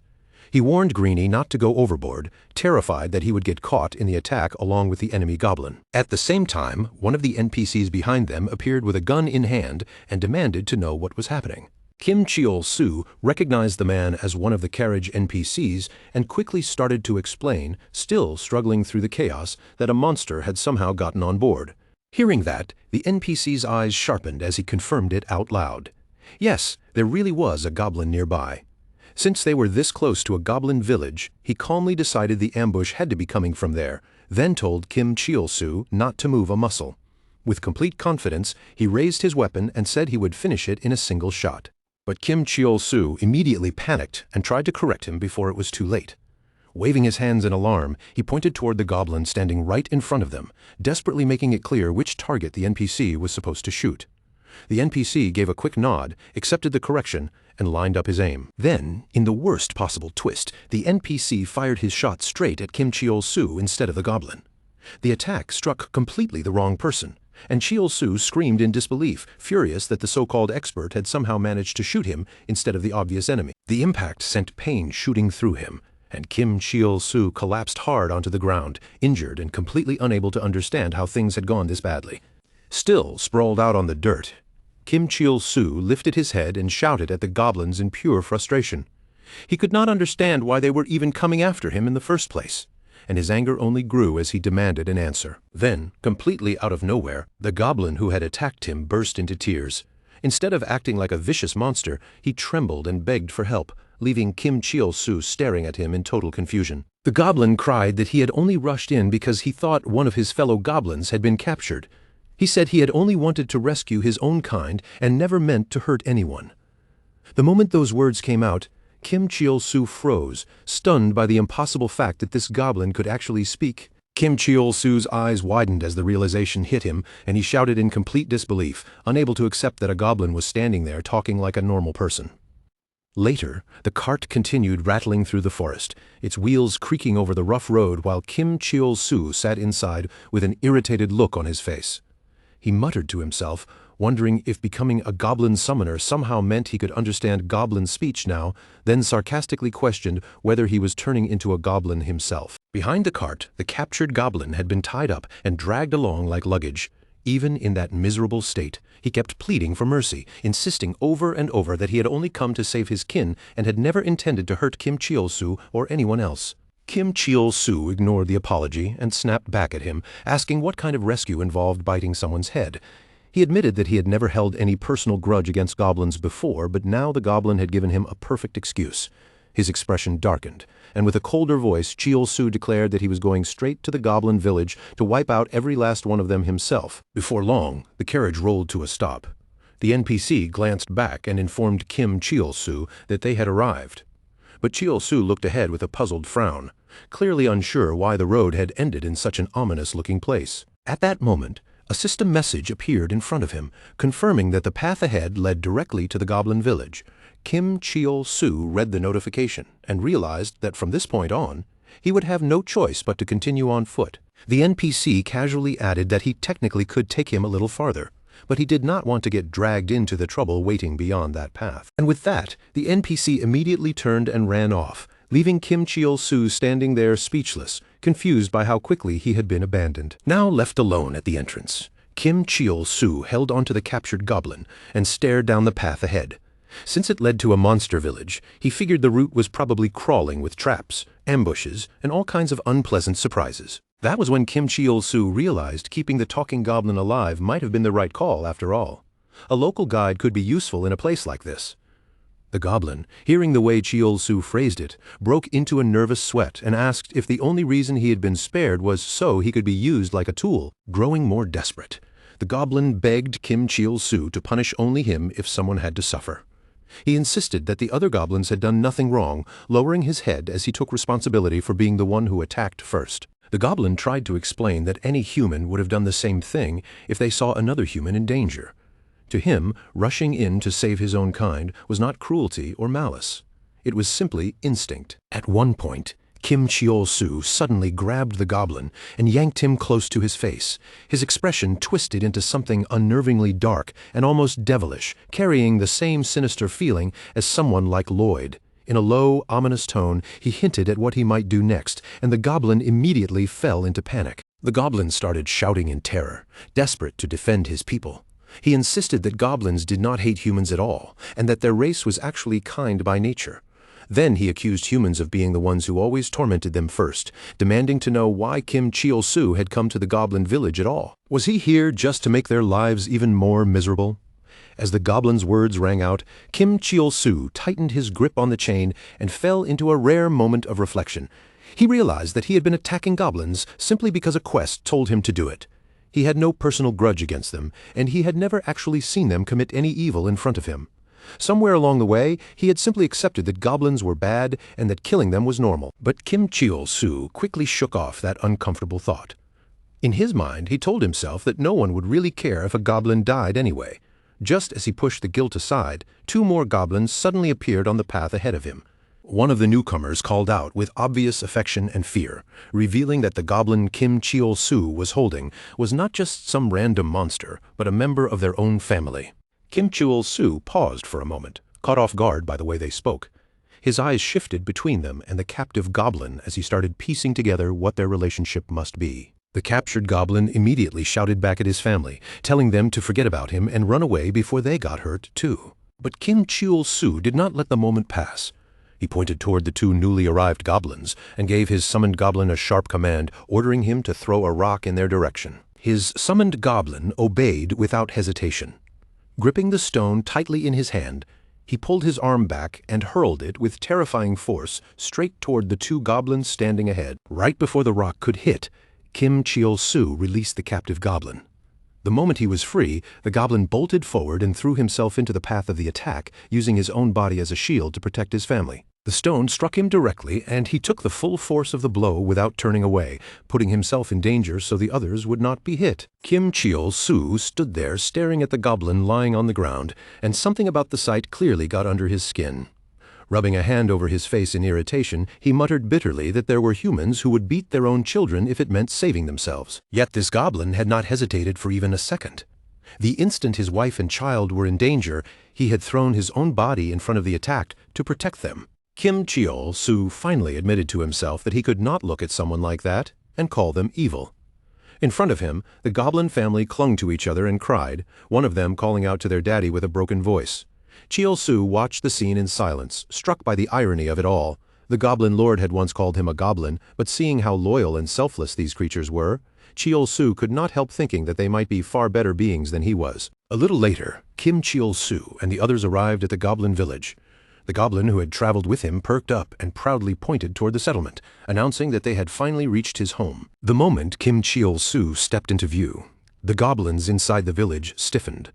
Their bodies tensed, and wary eyes turned toward him all at once. Kim Cheol-soo could immediately tell that his presence had put them on guard. To them, he was still a human, and humans had clearly given them plenty of reasons to be cautious. But as more goblins gathered around, Kim Cheol-soo quickly noticed something strange. Their faces did not look angry or murderous at all. If anything, they seemed oddly relaxed. Then they began whispering among themselves, commenting on the new arrival.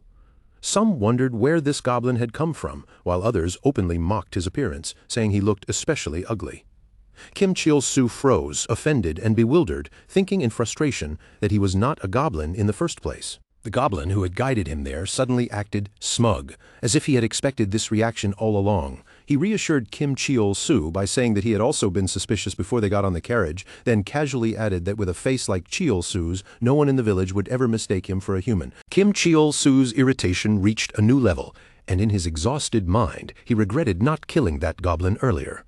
Even so, he forced himself to stay calm and nervously asked if he could leave now, explaining that he was seriously starting to worry. The goblin answered with cheerful ease, brushing off Kim Cheol-soo's concern and telling him not to worry so much.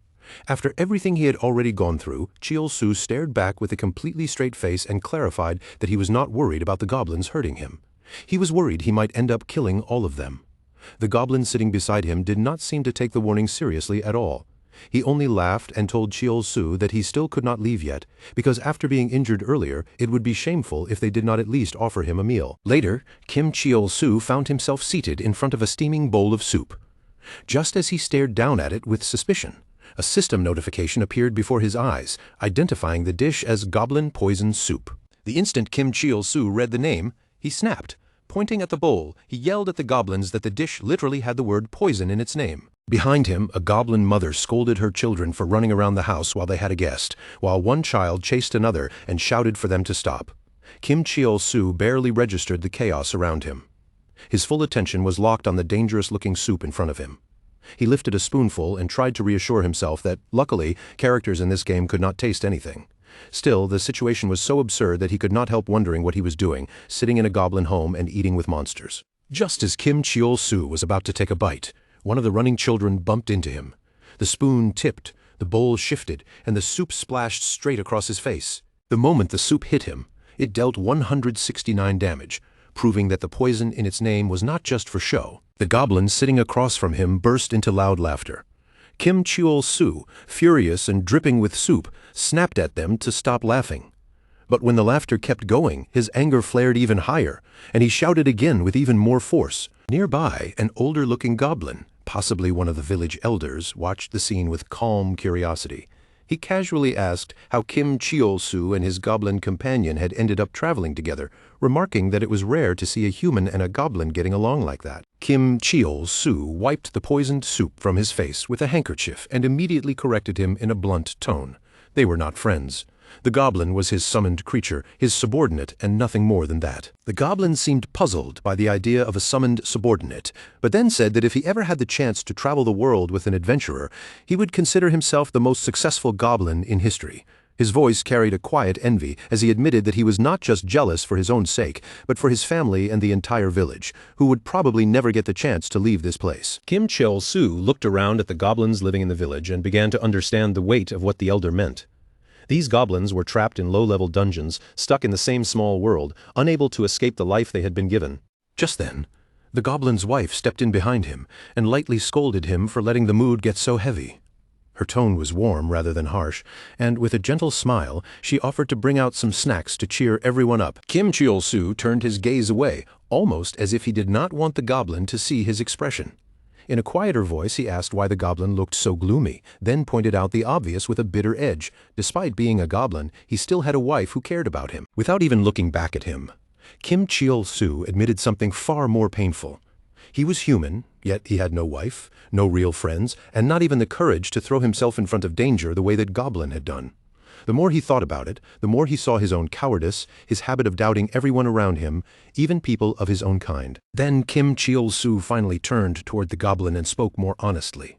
He told him that someone like him, someone who is better than Cheol-soo in so many ways, could absolutely do the same things humans could. With an awkward but sincere tone, he suggested they both keep hanging in there, because in the end, maybe they were not so different. Goblin looked genuinely moved by those words and thanked Kim Cheol-soo with heartfelt gratitude. But while that small moment of peace settled between them, another goblin hidden above suddenly moved, preparing to drop down and ambush Cheol-soo from overhead. The surprise attack never reached him properly, because the difference in their stats was far too wide, especially with Kim Cheol-soo's agility sitting at 32. The blow glanced off harmlessly and ended up smashing into the table instead. Kim Cheol-soo sensed that something was wrong and slowly looked around the room. Every goblin inside had gone completely stiff, their faces frozen in shock while nervous sweat rolled down their cheeks. At that exact moment, a cockroach scurried across the table. Kim Cheol-soo recoiled in disgust, panicking as he wondered if all this tension and chaos had been caused by that filthy little insect. But beneath the table, another goblin was already crouched low, quietly preparing to strike him. Kim Cheol-soo instinctively called out to his summoned goblin, warning him that it had been dangerously close and that the cockroach was still alive. His summoned goblin immediately grabbed a stone and threw it with brutal speed, but instead of hitting the cockroach, the rock slammed straight into the hidden goblin under the table, killing him on the spot. Another goblin then tried to launch a sneak attack from under the table, just as the cockroach started moving again. Kim Cheol-soo swung his hand toward the bug, intending only to crush it, but his blow accidentally struck the concealed attacker instead. The hit dealt 549 damage, and the goblin died instantly. In the most ridiculous way possible, Kim Cheol-soo missed the cockroach again, yet somehow landed a perfect hit on the enemy hiding nearby. Feeling the solid impact through his hand, he paused, slowly realizing that what he had struck was definitely not an insect. Still, Kim Cheol-soo quickly pushed the thought aside and told himself it was time to leave. He might have stayed a little longer under different circumstances, but after everything that had just happened, the situation had clearly become too dangerous and too awkward to ignore. From nearby, one goblin leaned toward another and nervously whispered, asking what they were supposed to do now. The second goblin was sweating just as badly, but he forced an uneasy smile onto his face and politely told Kim Cheol-soo that they hoped he would stay safe on his journey. As Kim Cheol-soo walked away from the village, his mood became strangely heavy. He quietly thought to himself that goblins had turned out to be genuinely good monsters after all. He even regretted leaving without saying goodbye to the children, silently apologizing to them in his mind. While heading toward the exit, Kim Cheol-soo gave a casual farewell, saying he was off now as he prepared to continue on with his journey. But before Kim Cheol-soo could leave peacefully, another player suddenly appeared in front of him. Without the slightest hesitation, the newcomer cut down a nearby goblin, then called out to Cheol-soo with a confident smirk, saying he knew he would find him here. The player rested his sword across his shoulder and looked over the scene with an arrogant grin.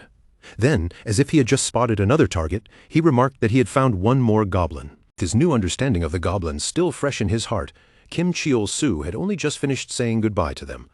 Then his eyes shifted forward, and he saw an adventurer standing directly in his path. The adventurer, clearly searching for goblins, looked pleased with himself as he declared that he knew he would find one in a place like this. Then the adventurer noticed the dead goblin nearby and saw Kim Cheol-soo speaking to it as if it had been someone he knew. Kim Cheol-soo stared at the fallen goblin in disbelief and cried out, saying his name was James and that he had always cooked meals for him. The adventurer froze for a second, startled that Kim Cheol-soo could talk like a normal person. That was when he realized Cheol-soo was not a goblin at all, but another player. Once he understood that, the adventurer quickly jumped to his own conclusion. He assumed Kim Cheol-soo must have come here to farm goblins too, especially since the whole area was crawling with them. With that casual misunderstanding, the adventurer even offered to help him wipe them out. That was the last thing Kim Cheol-soo could stand to hear. His anger flared, and without backing down, he activated PK mode. Kim Cheol-soo shouted for the goblin to go, his voice sharp with emotion as he pointed toward the enemy in front of him. A nearby goblin answered in confusion, not fully understanding what Kim Cheol-soo meant, but still rushed forward toward the adventurer. The adventurer did not even need his sword. He simply kicked the goblin once, killing him instantly. Even as the goblin collapsed, he used his final breath to curse the human who had struck him down. Seeing that only made Kim Cheol-soo even angrier. He snapped at his summoned goblin in frustration, calling him an idiot and shouting that he had not meant for that village goblin to charge at the adventurer like that. The adventurer's expression hardened as he tried to make sense of Kim Cheol-soo's behavior.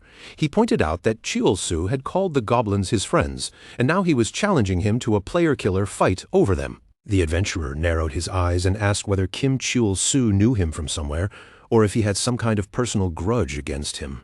Kim Cheol-soo snapped back that the adventurer was the one who hurt his friends first. Driven by rage, he charged in and threw a punch straight at him. But Kim Cheol-soo's punch barely did anything. The adventurer took the weak hit with an increasingly angry glare, looking more offended than injured. Meanwhile, outside the room, two other adventurers were busy killing goblins of their own. One of them was a red-haired adventurer named Zeros. Zeros, a warrior, glanced toward the commotion and guessed that their companion Min Young must have started going all out, especially after all the complaining he had been doing earlier. His female companion agreed, remarking that Min Young seemed to think he was the only one who did not want to deal with this job. Then she let out a bored complaint of her own, saying the quest was dull because the goblins were so weak that they died in a single hit. She said she just wanted to finish quickly and go home, but her words stopped midway when she spotted Kim Cheol-soo lying on the ground. Her eyes widened as she realized in shock that the figure down there was actually a person. The earlier adventurer, Min Young, appeared up on the cliff and called down to the others, telling them to handle Kim Cheol-soo. He explained that Cheol-soo had called the goblins his friends and then charged straight at him. The girl looked stunned by that explanation. She repeated in disbelief that Kim Cheol-soo considered goblins his friends, then asked Min Young whether he had beaten him down just because of that. Min Young answered that Kim Cheol-soo was the one who started the player-killer fight. He added that he had not even finished Cheol-soo off, since Cheol-soo had decent equipment and had ended up falling off the cliff by himself while trying to run away. Min Young told the others to take care of Kim Cheol-soo while he went back to finishing off the goblins inside. As he turned away, he muttered that he was not exactly surprised someone like Cheol-soo would be friends with goblins. The girl said she would not be surprised if killing Kim Cheol-soo also ended up being necessary to complete their quest. Zeros, not wanting more trouble, told her to just get rid of him before he caused an even bigger problem. Min Young looked back toward the goblins with clear impatience, saying he did not want to waste any more time on such a boring quest. Then he continued cutting them down as if they were nothing more than obstacles. At the same time, Kim Cheol-soo's summoned goblin watched the other goblins die and let out a disturbing laugh. One of the adventurers noticed the summoned goblin laughing and stared at him in disgust. He could hardly believe that a goblin could be twisted enough to laugh while others of its own kind were being killed. The adventurer sneered that goblins were filthy creatures who only cared about their own survival. To him, that was exactly why quests existed to exterminate them in the first place. With that judgment made, the adventurer readied his weapon and prepared to kill Kim Cheol-soo's summoned goblin next. But before he could land the finishing blow, a thunderous explosion suddenly erupted from inside the room, shaking the entire area with a violent blast. The girl flinched at the sudden blast and shouted in confusion, demanding to know what the hell had just happened. At the same time, Zero snapped toward the noise and yelled for Min Young to stop fooling around. From the smoke and chaos, Kim Cheol-soo's laughter echoed out. With a mocking tone, he told them they must have thought this goblin-slaying quest would be easy, then dared them to try surviving against his goblin instead. Then the summoned goblin appeared up on the cliff, dragging Min Young by the head like he weighed nothing. Kim Cheol-soo shouted with wild confidence, telling them to face the strongest boss goblin in the entire town. The girl reacted first, rushing straight at the goblin and launching a kick with all her force. But before her strike could land properly, the goblin caught her foot between its teeth, stopping her attack in the most horrifying way possible. Just as the summoned goblin seemed ready to follow up, the red-haired adventurer Zeros charged in. He unleashed his explode smash skill directly at the goblin, blasting the area with a violent burst of force. The girl stared into the rising dust cloud, still shaken by what had just happened. She asked if anyone else had seen it, unable to believe that the goblin had blocked her kick with nothing but its teeth. Zero smirked and teased her, reminding her that she had just been complaining about there being no strong goblins around. Then he asked if she was scared now. Annoyed by the jab, the girl immediately denied it, insisting she was only surprised and that there was no way she would ever lose to something like this. But then the dust began to clear, and the goblin stepped back into view without a single wound on its body. Kim Cheol-soo stood there holding Min Young's defeated body and laughed even harder. He taunted the girl, asking if they really believed they could win. Then he looked down at Min Young's unconscious form and told him he would become a laughingstock for losing to a goblin before bitterly questioning why everyone always assumed goblins were the ones meant to lose. The girl snapped in anger and shouted at Kim Cheol-soo to shut his mouth. But Cheol-soo only smiled back at her, as if her rage amused him even more. Kim Cheol-soo accused humans of being the real traitors, claiming goblins would never betray their own like that. He said the girl and her friends killed goblins without any real reason, and probably hung their heads on walls just to brag about it. The girl instantly shouted back, furious, denying that she had ever done anything like that. Zeros cut in sharply and told her to stop wasting her breath on Kim Cheol-soo. His focus stayed locked on the goblin, warning her that this was the enemy they needed to deal with first. Zeros readied his skill again while silently assessing the situation. He realized the goblin was not actually obeying Kim Cheol-soo properly, and he thought that Min Young never would have fallen if he had not carelessly messed with such a dangerous monster. Right then, Kim Cheol-soo shouted at the summoned goblin with all the authority he could fake, ordering it to kill them. But instead of attacking, the goblin simply lay down on the ground as if it had no intention of listening. Kim Cheol-soo's confidence shattered instantly, and he yelled in confusion, demanding to know why the goblin was ignoring him. Then the humiliating realization hit him. If the goblin was not going to obey an order, then Kim Cheol-soo would have to ask nicely. Swallowing every bit of pride he had left, Kim Cheol-soo dropped to his knees and bowed before the goblin. He called it king, god, emperor, majesty, the greatest goblin of all time, and desperately begged it to save him before he got killed. Inside, Kim Cheol-soo burned with shame at the thought of kneeling to a goblin. But without the goblin's cooperation, he knew he had no real power here at all. The goblin finally lifted one hand and made a small gesture, silently telling Kim Cheol-soo to stand back up. Kim Cheol-soo, still sweating and bent low, apologized for daring to order such a great goblin around. He promised he would never throw it or boss it around again, and even vowed to prepare the best meals for it while cutting down on his own rations. The girl stared at Kim Cheol-soo in stunned disbelief, unable to understand why he was bowing to a goblin after just moments earlier claiming they were his friends. Zeros, now completely annoyed, told Cheol-soo to move aside before he ended up hitting both of them at once. But before Zeros could even finish speaking, the goblin struck. The attack landed with overwhelming force, dealing a massive amount of damage and killing him instantly. The girl froze in horror, her face going pale as she watched Zeros fall in a single blow. Kim Cheol-soo, on the other hand, smiled with relief and satisfaction, saying his desperate prayers had finally been answered. A system notification appeared in front of Kim Cheol-soo, announcing that the Goblin Lord was greatly satisfied by his complete lack of dignity. Then another message followed, confirming that Kim Cheol-soo had gained 1 goblin point. The girl trembled as fear finally took hold of her. Sweating heavily, she shouted at Kim Cheol-soo to stop messing with her, realizing far too late that this situation was not some kind of joke. Her eyes moved to her fallen comrade, and panic raced through her mind. Zeros had been killed by a goblin in a single hit. No matter how she tried to understand it, the thought felt impossible. She decided this was completely unfair.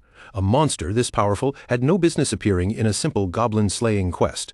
Her only option was to retreat for now and regroup once they all respawned back in town. With that thought, she turned on her heel and sprinted toward the exit as fast as she could. Kim Cheol-soo smiled coldly as he watched her run.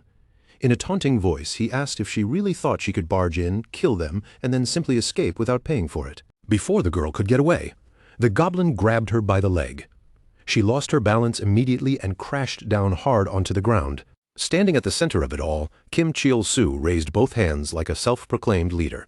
He declared that goblins would no longer be oppressed simply because of their race. He shouted that no quest would ever again force people to commit genocide against them, and that goblins would no longer have to spend their lives trapped inside cramped holes. With his voice growing louder and more dramatic, Kim Cheol-soo announced that their messiah had descended upon the land and was standing there with them now. Pointing directly at the terrified girl, Kim Cheol-soo claimed he could hear the messiah's words clearly. According to him, those words declared that humans were the real traitors. Then Kim Cheol-soo raised his voice and shouted the command for all of them to be killed. He declared that the time for their rebellion had finally arrived, then commanded every goblin to march toward the town. The scene then shifted to the top of the city wall in Phoenix, Elbasar, where the stone battlements overlooked the land beyond the city. A man named Sumgord stood on the wall with his companion beside him.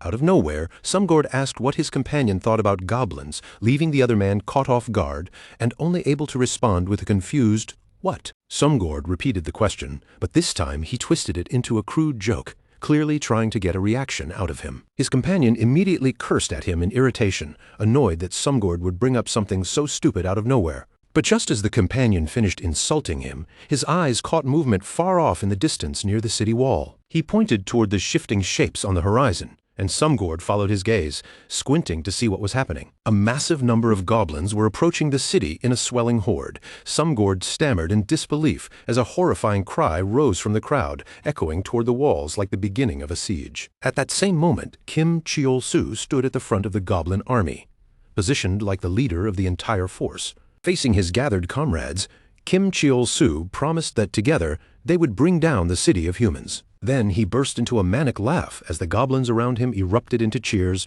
their voices rising together like a war cry. The scene flashed back to 3 hours earlier when Kim Cheol-soo had stood before the goblins with a menacing expression and gave them the chilling order to kill them all. Then Kim Cheol-soo commanded them to gather every goblin and head for the town, declaring that the time had finally come. Nearby, the adventurer girl lay helpless on the ground, surrounded on all sides by goblins. Kim Cheol-soo raised his voice and declared that this moment marked the beginning of their rebellion. Around him, the goblins answered with roaring cries, their excitement swelling as if they truly believed a new era had just begun. Then Kim Cheol-soo suddenly stopped them and ordered the goblins not to kill the girl yet. Looking down at her with a dark smile, he made it clear that he had no intention of letting her escape this situation so easily. He reminded her that her party members were already dead, and because of the situation they were in, they could not simply press the revive button and return like nothing had happened. Kim Cheol-soo leaned closer and asked whether she wanted to suffer the same pain her companions had gone through. The girl struggled beneath the goblin's hold, groaning in fear and frustration as she tried to resist. Then Kim Cheol-soo looked her over with a villainous grin spreading across his face, making a strange comment about her body as if he had just thought of another cruel use for her. With that same unsettling smile, Kim Cheol-soo said he wanted to ride her. Back in the present, Kim Cheol-soo was now perched on the girl's shoulders, laughing loudly while she carried him like a miserable mount through the chaos. He shouted for the goblins to kill every human they found, then reminded the girl that he had taken her money and weapons. Since she had nothing left, he warned her that she could not simply log out and run away from him. The girl, wearing an irritated and humiliated expression, agreed to his terms, but demanded that he return her belongings afterward.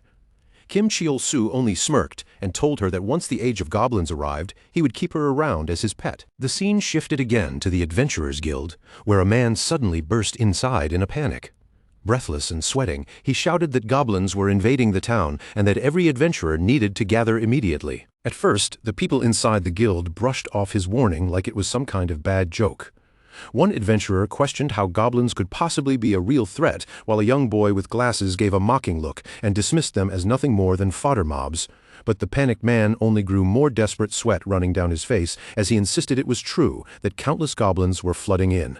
When another adventurer asked why the guards were not handling it, the warning finally caught the attention of the elf beast tamer from before. The elf beast tamer narrowed her eyes slightly and repeated the word goblins, as if that detail alone had made the situation worth noticing. A yellow-haired adventurer immediately saw a possible opportunity in the chaos. With a casual grin, he wondered if this might be some kind of special event and said it sounded fun. But his assistant shut him down at once, warning him not to even think about getting involved because it could interfere with their plans for the next dungeon. The yellow-haired adventurer answered with easy confidence, telling her not to be so cold. He reasoned that stepping in only for self-defense should be fine, then paused as something suddenly caught his attention. His assistant started to question what he meant, but she never got the chance to finish. A goblin came crashing straight through one of the guild windows, sending glass flying into the room. Without even changing the calm look on his face, the yellow-haired adventurer drew his gun and instantly shot the goblin dead. He reacted with surprise, saying there really were goblins after all. Meanwhile, his assistant stared at him in disbelief, silently wondering if he somehow had eyes on the back of his head. The mood inside the guild changed instantly. Adventurers who had laughed off the warning moments ago began reaching for their weapons and preparing for battle, with one of them admitting he had honestly thought the whole thing was a joke. Then, all at once, a huge number of goblins smashed through the guild windows from every side, shrieking in unison as they poured into the building. The adventurers stared in shock as the reality finally sank in. The goblins were not just wandering near the town, they were truly attacking. One adventurer stepped forward and activated his power.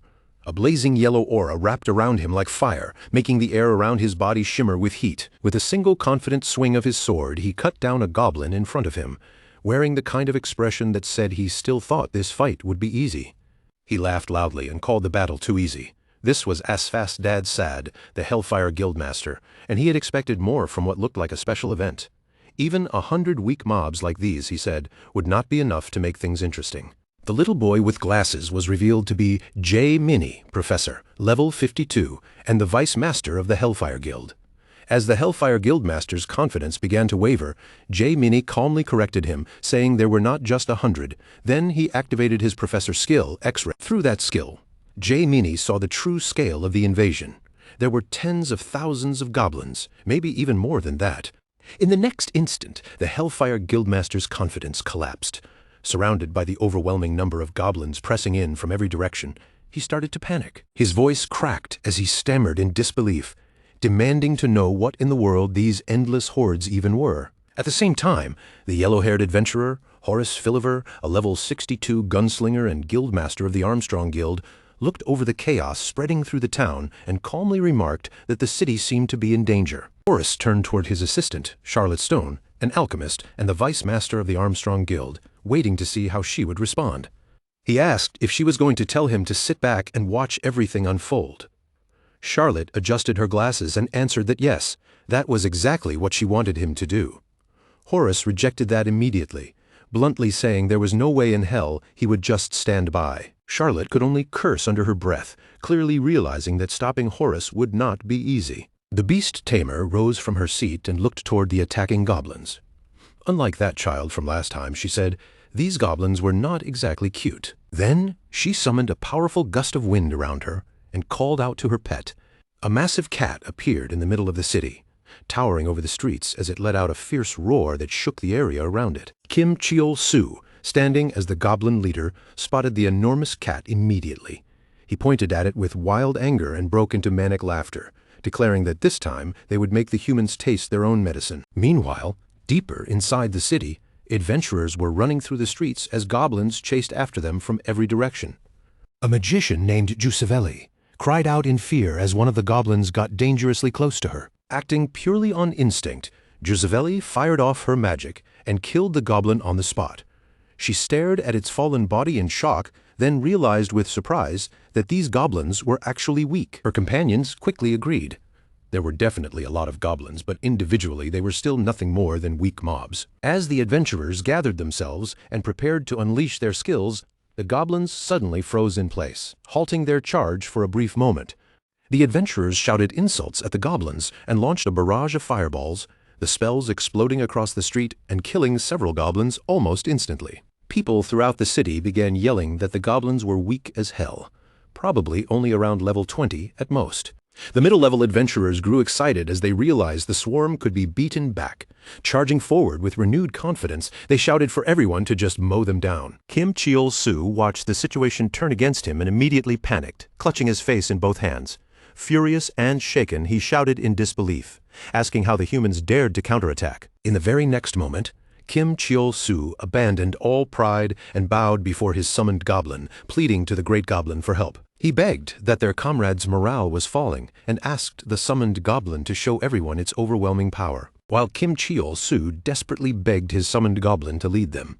The girl being used as his mount stared ahead in misery. seriously considering quitting the game altogether. In response to Kim Cheol-su's plea, the summoned goblin let out a confident, arrogant laugh and gripped its weapon, finally ready to move.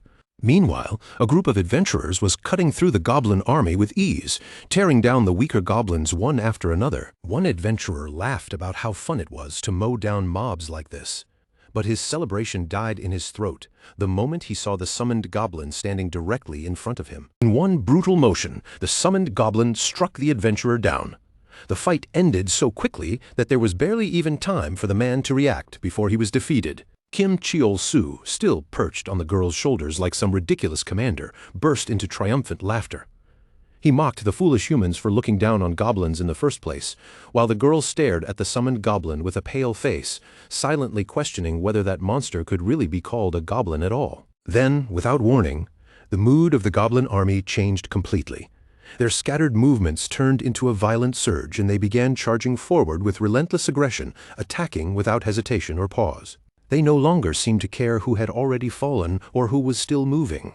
The goblins simply ignored the dead bodies around them and rushed at every living person they could see. Kim Cheol-su broke into a nervous sweat as he realized the situation was slipping out of control.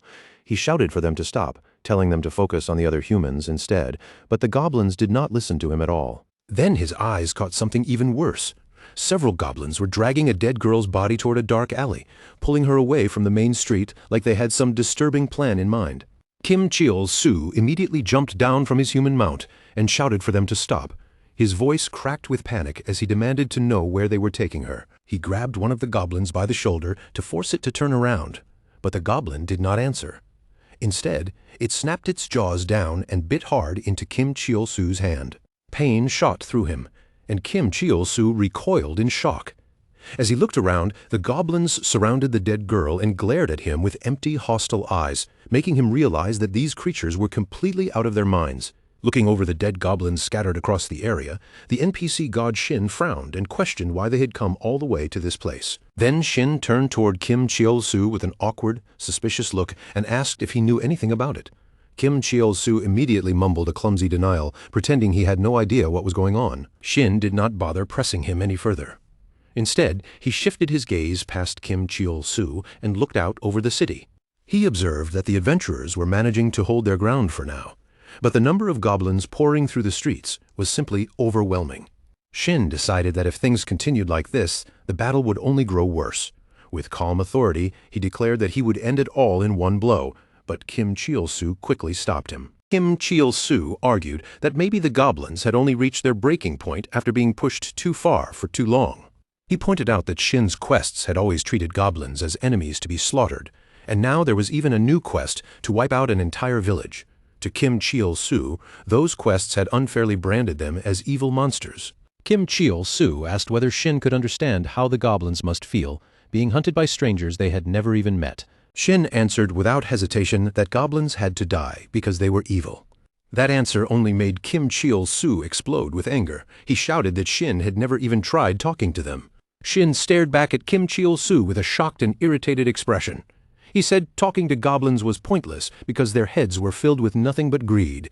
Kim Cheol-su grew even angrier and shouted that Shin did not know anything about them. Kim Cheol-su insisted that goblins had families and children, and that in some ways they lived more humanely than humans did.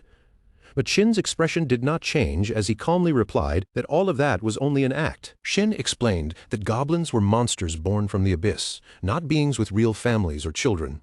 Every tender gesture, every human-like behavior was nothing more than a lie meant to deceive adventurers. He added that he did not actually want goblins to go extinct. Their numbers simply had to be controlled in order to maintain the balance of the world. Kim Cheol-su, furious at the way Shin dismissed them so easily, told him not to talk like that.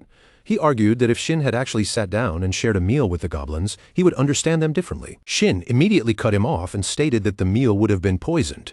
Those words struck Kim Cheol-su hard, and a sudden realization flashed through his mind. He remembered the goblin food he had tried earlier, and the way it had seemed suspiciously close to poison from the very beginning. Then other strange memories began clicking into place. The supposed family bonds, the gentle behavior, the human-like emotions, all of it started to look less like kindness and more like a trick designed to fool him. Kim Cheol-su's thoughts turned bitter as he realized the truth he had ignored.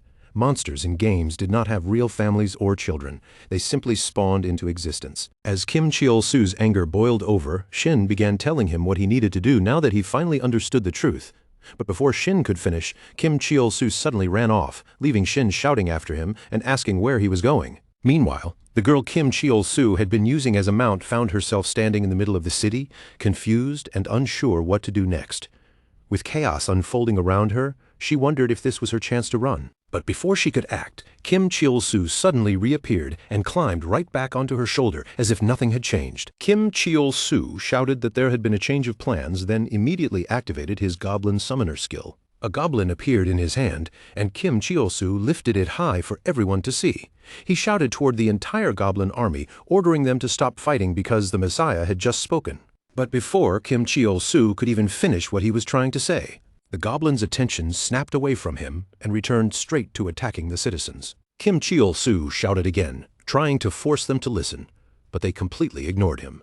Panic rushed through his head as he wondered what the hell was wrong with them. Unlike before, Kim Cheol-su could not control the goblins at all, no matter how loudly he shouted or how desperately he tried to command them. Still, Kim Cheol-su raised the goblin in his hand and yelled once more, demanding that they stop fighting and listen to the Messiah. At that exact moment, another adventurer appeared beside him and questioned what he was doing with the goblin in his hand. Kim Cheol-su immediately broke into a nervous sweat, realizing this was the worst possible timing. He awkwardly tried to explain himself, insisting the adventurer had misunderstood and that he was just preparing for a move. Then, to sell the lie, Kim Cheol-su slammed the goblin hard onto the ground. The adventurer looked genuinely impressed and praised the move as an excellent suplex. He even admitted that for a moment he had almost suspected Kim Cheol-su of being responsible for the entire goblin incident. Kim Cheol-su was stunned that a random extra had managed to guess the truth so perfectly. As the adventurer walked away, Cheol-su quickly shouted after him to go kill a lot of goblins, then let out a shaky sigh of relief. Only after that did Kim Cheol-su turn back toward the goblin he had just slammed. The goblin had already gotten back on its feet and was glaring at him with clear anger and frustration. Kim Cheol-su immediately sensed that he was in trouble.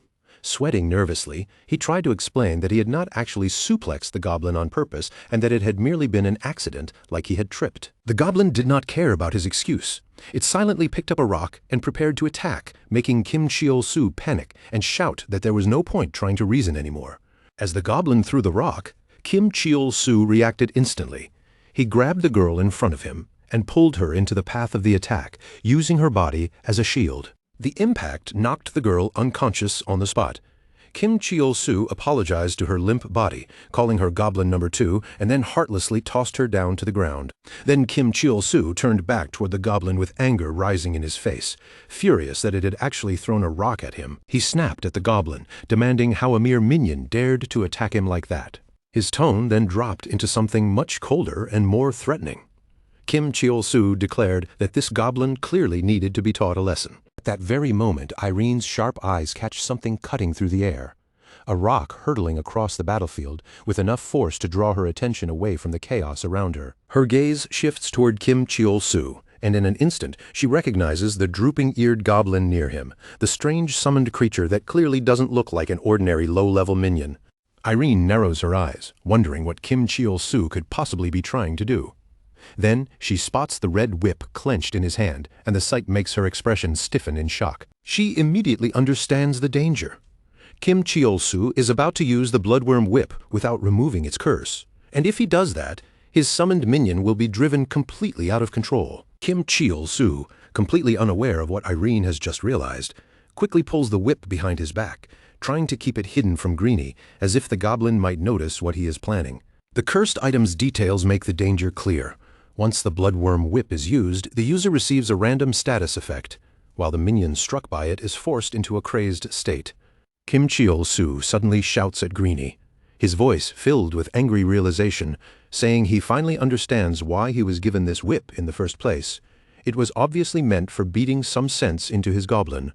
The moment Irene sees what Kim Cheol-su is about to do, her face tightens with alarm, and she rushes to stop him before the cursed whip can land. Meanwhile, the Flame Knight is tearing through the battlefield like a wildfire, laughing as he cuts down goblin after goblin and proudly declaring that even trash mobs are fun to slaughter when they gather together in such perfect numbers. The boy wearing glasses looks at him with growing frustration and warns him to stop treating this like a game. Their healing support is already stretched to the limit, and other adventurers are being killed while he enjoys himself. The Flame Knight snaps back angrily, saying that anyone who died was clearly too weak to survive, and that useless players like them would be thrown out of the guild anyway. At the same time, a gunslinger stands elsewhere on the battlefield, calmly firing shot after shot into the swarming goblins as they rush forward. After dropping another cluster of monsters, he lifts his gun with a proud grin and announces that he has just scored his 100th headshot. His assistant immediately cuts in and corrects him, pointing out that he fired 100 shots, but only 99 monsters actually went down. The gunslinger glances at her with a playful smile, teasingly asking whether she is absolutely sure she didn't accidentally miss one while counting. Before she can even answer, another bullet streaks past her at terrifying speed, slicing through the air and slamming straight into a goblin behind her. The gunslinger flashes a triumphant grin and proudly says, "Ta-da! Charlotte, this fountain of blood is for you." As the blood sprays upward, Charlotte realizes that he had fired a bullet into the sky on purpose, just to create that dramatic effect. In another part of the battlefield, the other adventurers keep fighting off goblins one at a time. The Flame Knight looks at them with impatience and tells them to stop wasting effort, then activates his power to demonstrate how real farming is supposed to be done. But then, without warning, the goblins in front of the adventurers freeze in place. Their bodies tremble, sweat runs down their faces, and their earlier aggression vanishes into pure fear. The glasses-wearing boy senses something strange moving among the goblins, and his face turns tense as he shouts toward the Flame Knight, warning him that something is definitely wrong. From among the terrified monsters, Greenie appears, his expression twisted with anger and his entire body giving off the terrifying pressure of a creature ready to attack. But the Flame Knight ignores the warning completely. Instead, he launches himself high into the air, burning with reckless confidence as he prepares to strike. Then he activates his Meteor Blaster skill, gathering destructive power as he aims straight down at Greenie. A massive explosion erupts across the battlefield, swallowing everything in heat and smoke. Standing in the middle of the scorched destruction, the Flame Knight declares that he is going to burn that goblin to a crisp. But then Greenie steps out from the flames without a single visible injury. The sight makes the Flame Knight's expression twist with shock and irritation, unable to believe how stubbornly durable this goblin is. By the time Irene reaches the scene, she realizes she is already too late. Kim Chil-soo has already swung the cursed whip, striking Greenie directly, and a dark red energy immediately coils around the goblin's body like a violent aura. "I'm too late." Irene mutters the words to herself in disbelief, her face tightening with dread as the situation slips beyond her control. She quickly turns toward Kim Chil-soo and urges him that there is no time to lose, telling him to unsummon his minion immediately before things become worse. But it is already useless. Kim Chil-soo has collapsed from the whip side effect, lying unconscious before he can give even a single command. Irene watches in horror as Greenie's presence changes completely, and the red energy devours his body. She understands exactly what the crazed state does. In exchange for making a minion impossible to control, it raises that minion's stats by an enormous amount. Irene tries to calm herself, thinking that she should still be able to handle a monster of this level. But the next instant, Greenie moves past her at an unbelievable speed, so fast that her confidence immediately begins to crumble. That movement makes Irene realize the truth. Greenie is not some weak minion at all, and as the danger becomes clear, she remembers the most terrifying part of the crazed effect. Once a minion goes crazed, it no longer recognizes its own master. Greenie turns sharply, his rage locking onto Kim Chil-soo's unconscious body, and he lunges as if he is about to attack the very person who summoned him. At the last second, Irene's summoned cat, Michelle, snaps forward and catches Kim Chil-soo carefully in its mouth. Then, Michelle throws him high into the air, lifting him far out of Greenie's immediate reach. As Kim Chil-soo hangs suspended above the battlefield, Greenie's fury only grows stronger, his eyes burning with even more hostility. With Kim Chil-soo now out of the way, the path in front of Greenie is finally clear. Irene immediately calls out to Michelle, ordering her summoned cat to attack lightly, just enough to shock Greenie back to his senses without seriously harming him. Michelle charges in, but Greenie reacts with terrifying speed and strikes first, smashing into the great cat and dealing a massive amount of damage instead. Irene stares in shock, unable to hide her disbelief at how much power Greenie has just unleashed. Before she can fully process it, Greenie vanishes from where he stood and appears right in front of her, launching another attack without the slightest pause. Irene reacts instantly. activating her summoner skill and calling forth a giant earth elemental to shield herself from the incoming strike. But Greeny's punch tears straight through the elemental, shattering the massive summon in a single blow as if it were nothing more than brittle stone. As Irene escapes through the air on her summoned bird, the truth settles heavily over her. Her worst fears about Greeny's strength were right. The damage number she saw was not an error after all. If Kim Cheol-soo does not wake up and unsummon the crazed Greeny soon, countless people on this battlefield are going to get hurt. Irene quickly tells her summoned bird to get them out of there, and the creature shoots away at full speed, carrying her away from Greeny's rampage. Greeny explodes into a rage, smashing his club down against the ground with terrifying force. The impact sends chunks of rock blasting upward, and without slowing down, he starts batting those stones out of the air one after another, launching them straight toward Irene's fleeing bird. Irene shouts desperately for the bird to fly faster, her voice cutting through the wind, but one of the flying rocks slams into it hard. The bird loses consciousness midair, and both Irene and Kim Cheol-soo are sent dropping helplessly toward the ground. As they plummet, Irene grabs hold of Kim Cheol-soo and twists her body beneath him, using herself as a shield so he takes as little of the impact as possible when they crash down. Looking down at the unconscious Kim Cheol-soo in her arms, Irene gives him a faint, weary look and says she had hoped that the next time they met, he would not turn out to be as boring as an ordinary man. After losing sight of the targets he had been chasing, Greeny's rage loses its direction. Instead of pursuing them further, he simply turns away and walks off as if nothing else in that spot matters anymore. The battlefield then shifts back to the Flame Knight, who is now standing face to face with the crazed Greeny once again. The Flame Knight lets out an irritated grunt, his pride clearly stung, and activates Eternal Flame as heat begins to gather fiercely around him. The glasses-wearing boy quickly tries to stop him, warning that Greeny already took his meteor blaster head-on without any real trouble. This is not like the other goblins they have fought, and treating it lightly could be a fatal mistake. He insists that this is exactly the moment for the Flame Knight to rely on proper skills instead of charging in recklessly. But the Flame Knight angrily brushes him off, saying that needing help from someone else is no different from admitting defeat. He tells the boy to shut his mouth and keep watching from behind, just like he has always done. The glasses-wearing boy breaks into a nervous sweat as those words echo in his mind, just like he has always done.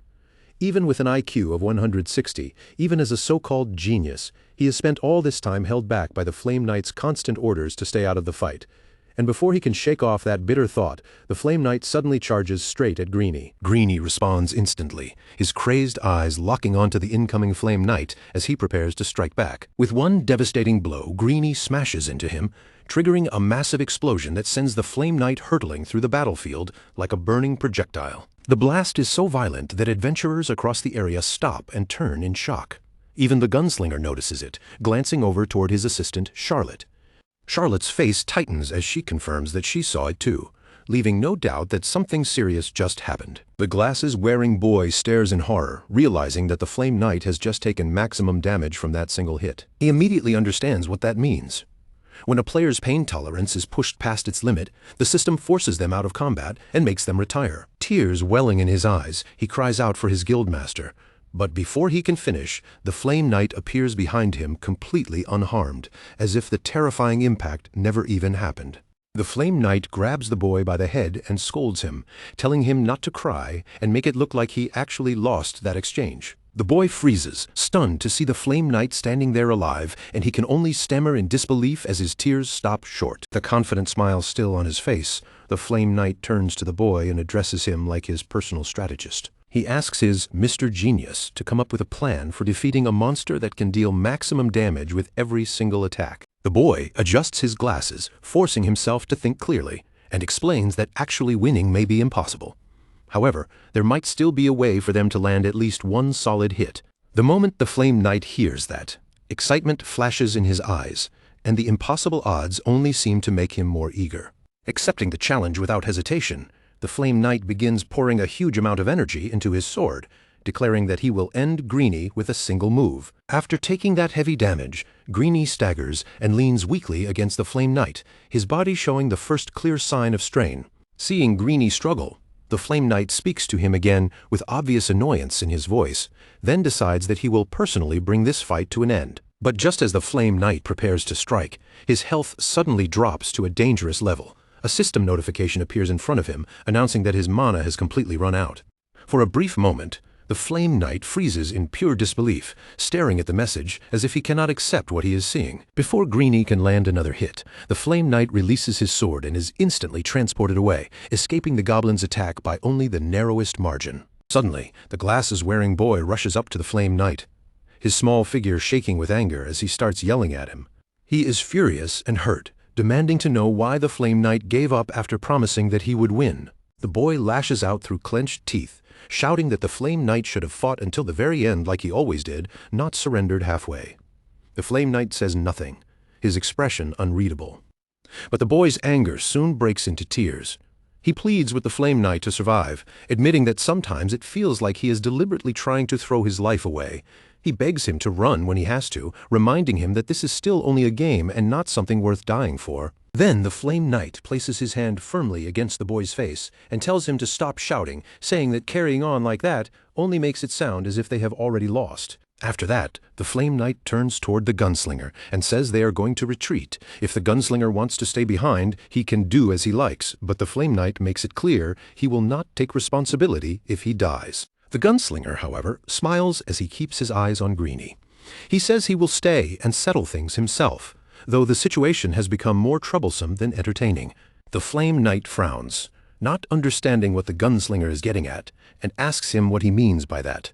A short distance away, they both notice Kim Cheol-soo sprinting toward them in a panic. Behind him, a horde of goblins from the town pours after him, while Kim Cheol-soo shouts in frustration as he runs for his life. The scene then shifts back to a little earlier, to the moment Kim Cheol-soo realized that Greenie had taken an enormous hit. When Kim Cheol-soo sees the damage numbers, his face goes pale.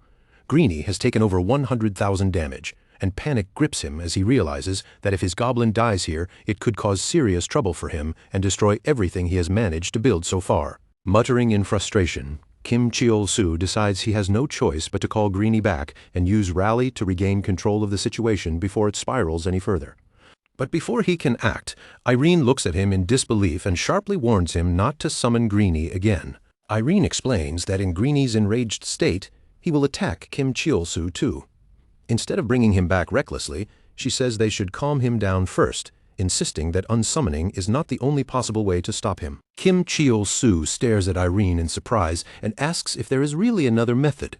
Irene explains that the huge explosion they just saw could only have been caused by the guildmaster of the Hellfire Guild. She continues, saying that when a summoned creature's health reaches 0, it automatically disappears, and once that happens, status effects like enragement are removed along with it. Kim Cheol-soo looks at her in shock, asking if she seriously means he should let Greenie be killed by the Hellfire Guild, and whether he would even be able to summon Greenie again afterward. Irene calmly explains that minions do not truly die in the usual sense. They simply fall asleep for a while, and awaken again later. That is how it normally works, Irene says, but because Greenie cannot be unsummoned like an ordinary minion, she cannot be certain the same rule will apply to him. Kim Cheol-soo erupts in anger, shouting that Irene is asking him to risk his life based on information she is not even sure about. To him, Greenie is not just a summon, he is the one thing keeping him alive.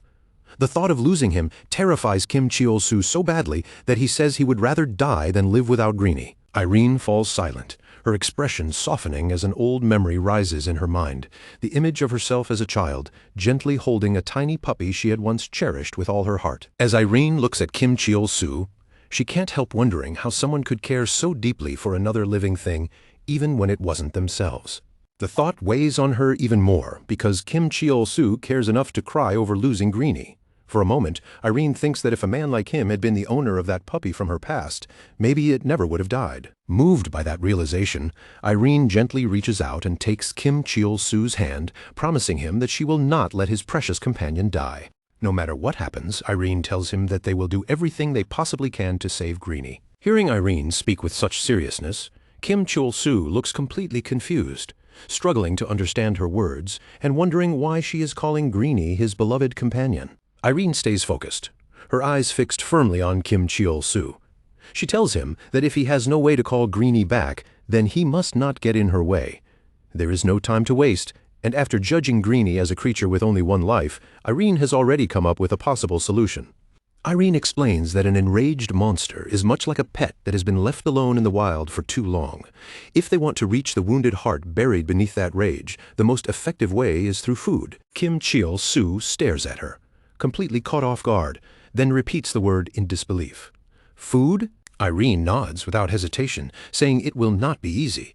But if Kim Cheol-soo puts his true feelings into it, she believes the method has a real chance of working. Inside, Kim Cheol-soo can only think that Irene's idea sounds completely ridiculous. He is not trying to comfort Greenie or touch his heart. What Kim Cheol-soo really wants is to smack some sense back into him. But then Kim Cheol-soo remembers something important. During a previous fight, he once used his goblin feeding skill to lure Greenie away, and Greenie chased after the food with wild excitement. That memory hits him hard, because he suddenly realizes he has not fed Greenie even once since that day. Realizing this might actually work, Kim Cheol-soo quickly activates his goblin summoner skill, goblin feeding, and summons a piece of goblin food into his hand. Sweat slides down his face as he stares at it, knowing this may be his only chance to snap Greenie out of his crazed state. Clutching the food tightly, Kim Cheol-soo steels himself and starts running straight toward Greenie. From behind him, Irene calls out, telling Kim Cheol-soo that if he already has food, then he might be able to simply summon Greenie back. But before Irene can finish speaking, a swarm of goblins suddenly rushes past her. Her eyes widen in shock as she realizes that every goblin surrounding the town is now charging directly after Kim Cheol-soo. Kim Cheol-soo notices it too, glancing back as the goblins close in on him from behind. When Kim Cheol-soo looks down at the food in his hand, a system notification appears, identifying it as a goblin's special sausage, a legendary item so delicious that even a divorced goblin's wife would supposedly come running back for it. Furious at the absurdity of it all, Kim Cheol-soo breaks into an even faster sprint, cursing the situation as the hungry goblin horde chases him across the battlefield. Back in the present, the Flame Knight sees Kim Cheol-soo racing toward them with an entire mob of goblins on his tail. Sweat slips down his face as he mutters in disbelief, wondering why all of them are suddenly coming this way. Before the Flame Knight can react properly, the gunslinger smiles and begins logging out of the game, casually saying that the goblins must have smelled something good and that everyone should get out of there quickly. The moment the gunslinger vanishes, Kim Cheol-soo dashes straight past the Flame Knight without slowing down. Seeing this, the Flame Knight grabs the glasses-wearing boy beside him and tosses him into the air, confidently telling him that they will meet again later and addressing him as the Vice Guildmaster. Right as the Flame Knight throws the boy clear, an old goblin charges forward and crashes into the Flame Knight, killing him instantly. Meanwhile, Kim Cheol-soo finds himself standing directly in front of Greenie, staring him down with intense determination. In a firm voice, he asks if Greenie really plans to leave him without his permission. Then Kim Cheol-soo looks down at the item in his hand and reminds Greenie that this is his favorite sausage, telling him to eat it quickly because they do not have any time to waste. The instant Greenie sees the food, his eyes go wide. Drool begins spilling from his mouth, thick saliva dripping uncontrollably as hunger takes over his crazed instincts. Kim Cheol-soo's own eyes widen in surprise as he realizes this must be another effect of Greenie's enraged state. Greenie is behaving even more like a wild beast than usual. Sweat rolls down Kim Cheol-soo's face as he nervously stretches out his hand, trying to keep his voice and body from shaking. Forcing a tense smile, Kim Cheol-soo speaks gently to Greenie, coaxing him to eat and praying that the food will bring him back to his senses. Just as Greenie leans forward to bite the food from Kim Cheol-soo's hand, the massive wave of other goblins crashes into them, ruining the moment and stopping Greenie before he can eat. After the huge goblin rampage finally passes, the entire area is left in complete disorder, with destruction scattered everywhere. Players stand around in the wreckage, exhausted, furious, and barely holding themselves together. Kim Cheol-soo is still seething, cursing under his breath as frustration boils inside him. In Kim Cheol-soo's mind, the whole situation feels beyond ridiculous. He is angry at the goblins, angry at himself, and angry at every single thing that has gone wrong. Kim Cheol-soo thinks about how greedy and selfish the goblins are, calling them worthless as he bitterly admits that Shin had been right all along. There are simply far too many of them to handle. Overwhelmed and cynical, he shouts that it is fine if some of them die. In front of Kim Cheol-soo, the goblins are packed tightly together, and on top of the tangled pile stands Greenie, gripping firmly as the chaos gathers beneath him. Then, in a single sudden instant, the ground beneath Kim Cheol-soo disappears. All the goblins plunge into a massive pit that opens beneath them without warning. The sudden collapse is caused by the special effect of Kim Cheol-su's blue steel light armor, which has a 1% chance to activate Heaven and Earth Crusher when he is hit. As the system notification appears in front of him, Kim Cheol-su's eyes widen in complete shock, only now realizing that his armor even had an ability like this. Before Kim Cheol-su can fully process what just happened, another notification pops up, informing him that he has annihilated the very goblins who trusted him. While Kim Cheol-su is still falling into the pit, yet another message appears, stating that the Goblin Lord is greatly satisfied and that Kim Cheol-su has earned 1 Goblin point. Suddenly, Greenie appears out of nowhere, darting through the collapsing rubble with unbelievable speed. Greenie catches Kim Cheol-su just before he can hit the ground, then lands safely back on the surface with him, breathing hard.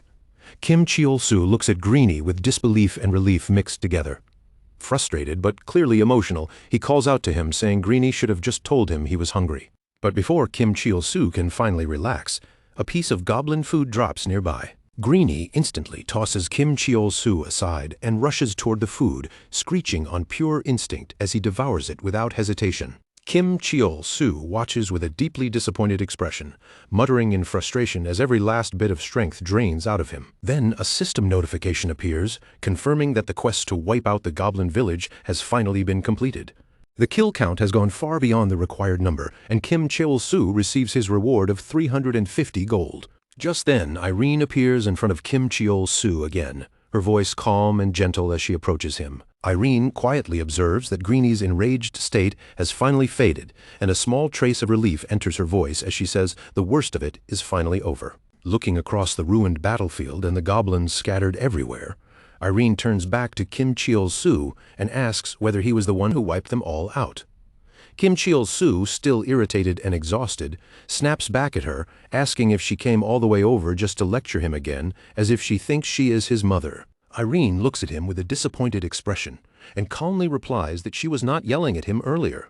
She was only worried about him and Greenie. Then, Irene gets straight to the point and bluntly asks whether Kim Cheol-su caused the goblin attack. Kim Cheol-su quickly denies it, with an awkward, forced expression, saying no far too stiffly to sound convincing. Irene clearly does not believe him, but instead of pressing harder, she simply tells him to moisten his dry lips before continuing, her gaze shifting toward the enormous pit in front of them. Irene speaks in a calm, steady tone, explaining that no matter how many goblins appeared, whether hundreds or even thousands, they could not leave any lasting damage on the players in this town. Even if a player's health hit 0, they would simply revive without suffering any serious penalty. Even so, Irene reminds Kim Cheol-su that attacking innocent people still makes him responsible for the chaos, and she tells him he needs to compensate the affected players. Kim Cheol-su, already at the end of his patience, yells back that he was planning to do that anyway. A short while later, a group of players arrives at the scene, drawn in by the noise and the aftermath of the huge explosion. As the players move closer, they nearly step right off the edge of the newly formed cliff, stopping at the last second as they stare in shock at the massive crater below. Confusion spreads through the group as they look around the ruined area, asking each other what could have possibly happened here. Then they notice several piles of loot arranged on the ground near a notice board. A message on it reads, "Stimulus check, free to take," with repeated labels like Goblin's Lost Baggage and Goblin's Lost Gold placed around the scattered rewards. Sometime later, the scene shifts to a completely different place. Inside a dimly lit room, several people are gathered together, discussing a matter with heavy seriousness. One of them reports that they have finally achieved successful results. Another person reacts with visible excitement, saying it is about time. Then someone else immediately demands to see the data for G67 without delay. A calm voice responds with the report, confirming that G67 produced damage equal to 99,999, the absolute upper limit of possible damage. The room fills with shocked gasps. One of them remarks in disbelief that even the most violent criminals could never generate such overwhelming destructive power. Another explains that the kindness remaining in a human heart often weakens minions or makes them more difficult to control properly. Someone else adds that G67's apparent lack of human conscience may be exactly what makes him the ideal vessel for their purpose. A tense silence settles over the room. One person starts to speak, then stops short, only managing to say that, regardless of the implications, this result is still a tremendous success. Another member clenches his fists tightly, his face dark with emotion, saying that after so many sacrifices and endless resets, they have finally created what they call a savior. Hearing this, another member points out that for such a goblin to be summoned at all, G67 must be more compatible with goblins than any summoner they have observed so far. The others grow uneasy, warning that if someone like Kim Chil-soo is allowed to wield that kind of power freely, it could disrupt everything they have planned. One of them states with firm certainty that they cannot allow that to happen, and that Kim Chil-soo must be kept under control no matter what. Their leader, Sung-ryul, the same old man who once knew Kim Chil-soo, calmly explains that this is precisely why their group, Iscariot, exists. Back in the real world, Kim Chil-soo sits alone in a cafe, scrolling through the latest news on his device. The headline reports that Phoenix Elbasar has been attacked by goblins. The report says the damage was not severe because the goblins were low level. And as Kim Chil-soo reads those words, he lets out a long sigh of relief. Kim Chil-soo thinks to himself that, thankfully, everything passed quietly, and no one seems to realize he was the one behind the incident. Following Irene's advice had clearly been the right decision. Even though Kim Chil-soo missed out on a massive reward, that is still far better than being hunted down by angry players. Then the broadcast cuts to an interview, showing a bald man speaking on screen. Kim Chil-soo frowns at the man on the screen, wondering who he is. Still frustrated by everything that happened, he rubs his temples and thinks about just how dangerous the whole situation had become. Kim Chil-soo can hardly believe he ended up in so much trouble just because he trusted monsters, scoffing bitterly at the idea of good goblins. His thoughts keep racing as he realizes Greenie caused the entire disaster simply because he had not been fed.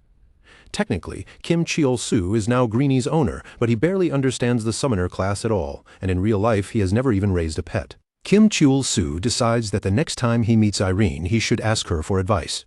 She seems experienced, especially since she has summoned creatures before, and she clearly knows far more about handling minions than he does. Then another thought suddenly hits Kim Chil-soo. Why did a woman as powerful as Irene help him in the first place? From the very beginning, Irene's behavior had been strange. She called Kim Chil-soo adorable, said he was cute, and even asked for his name.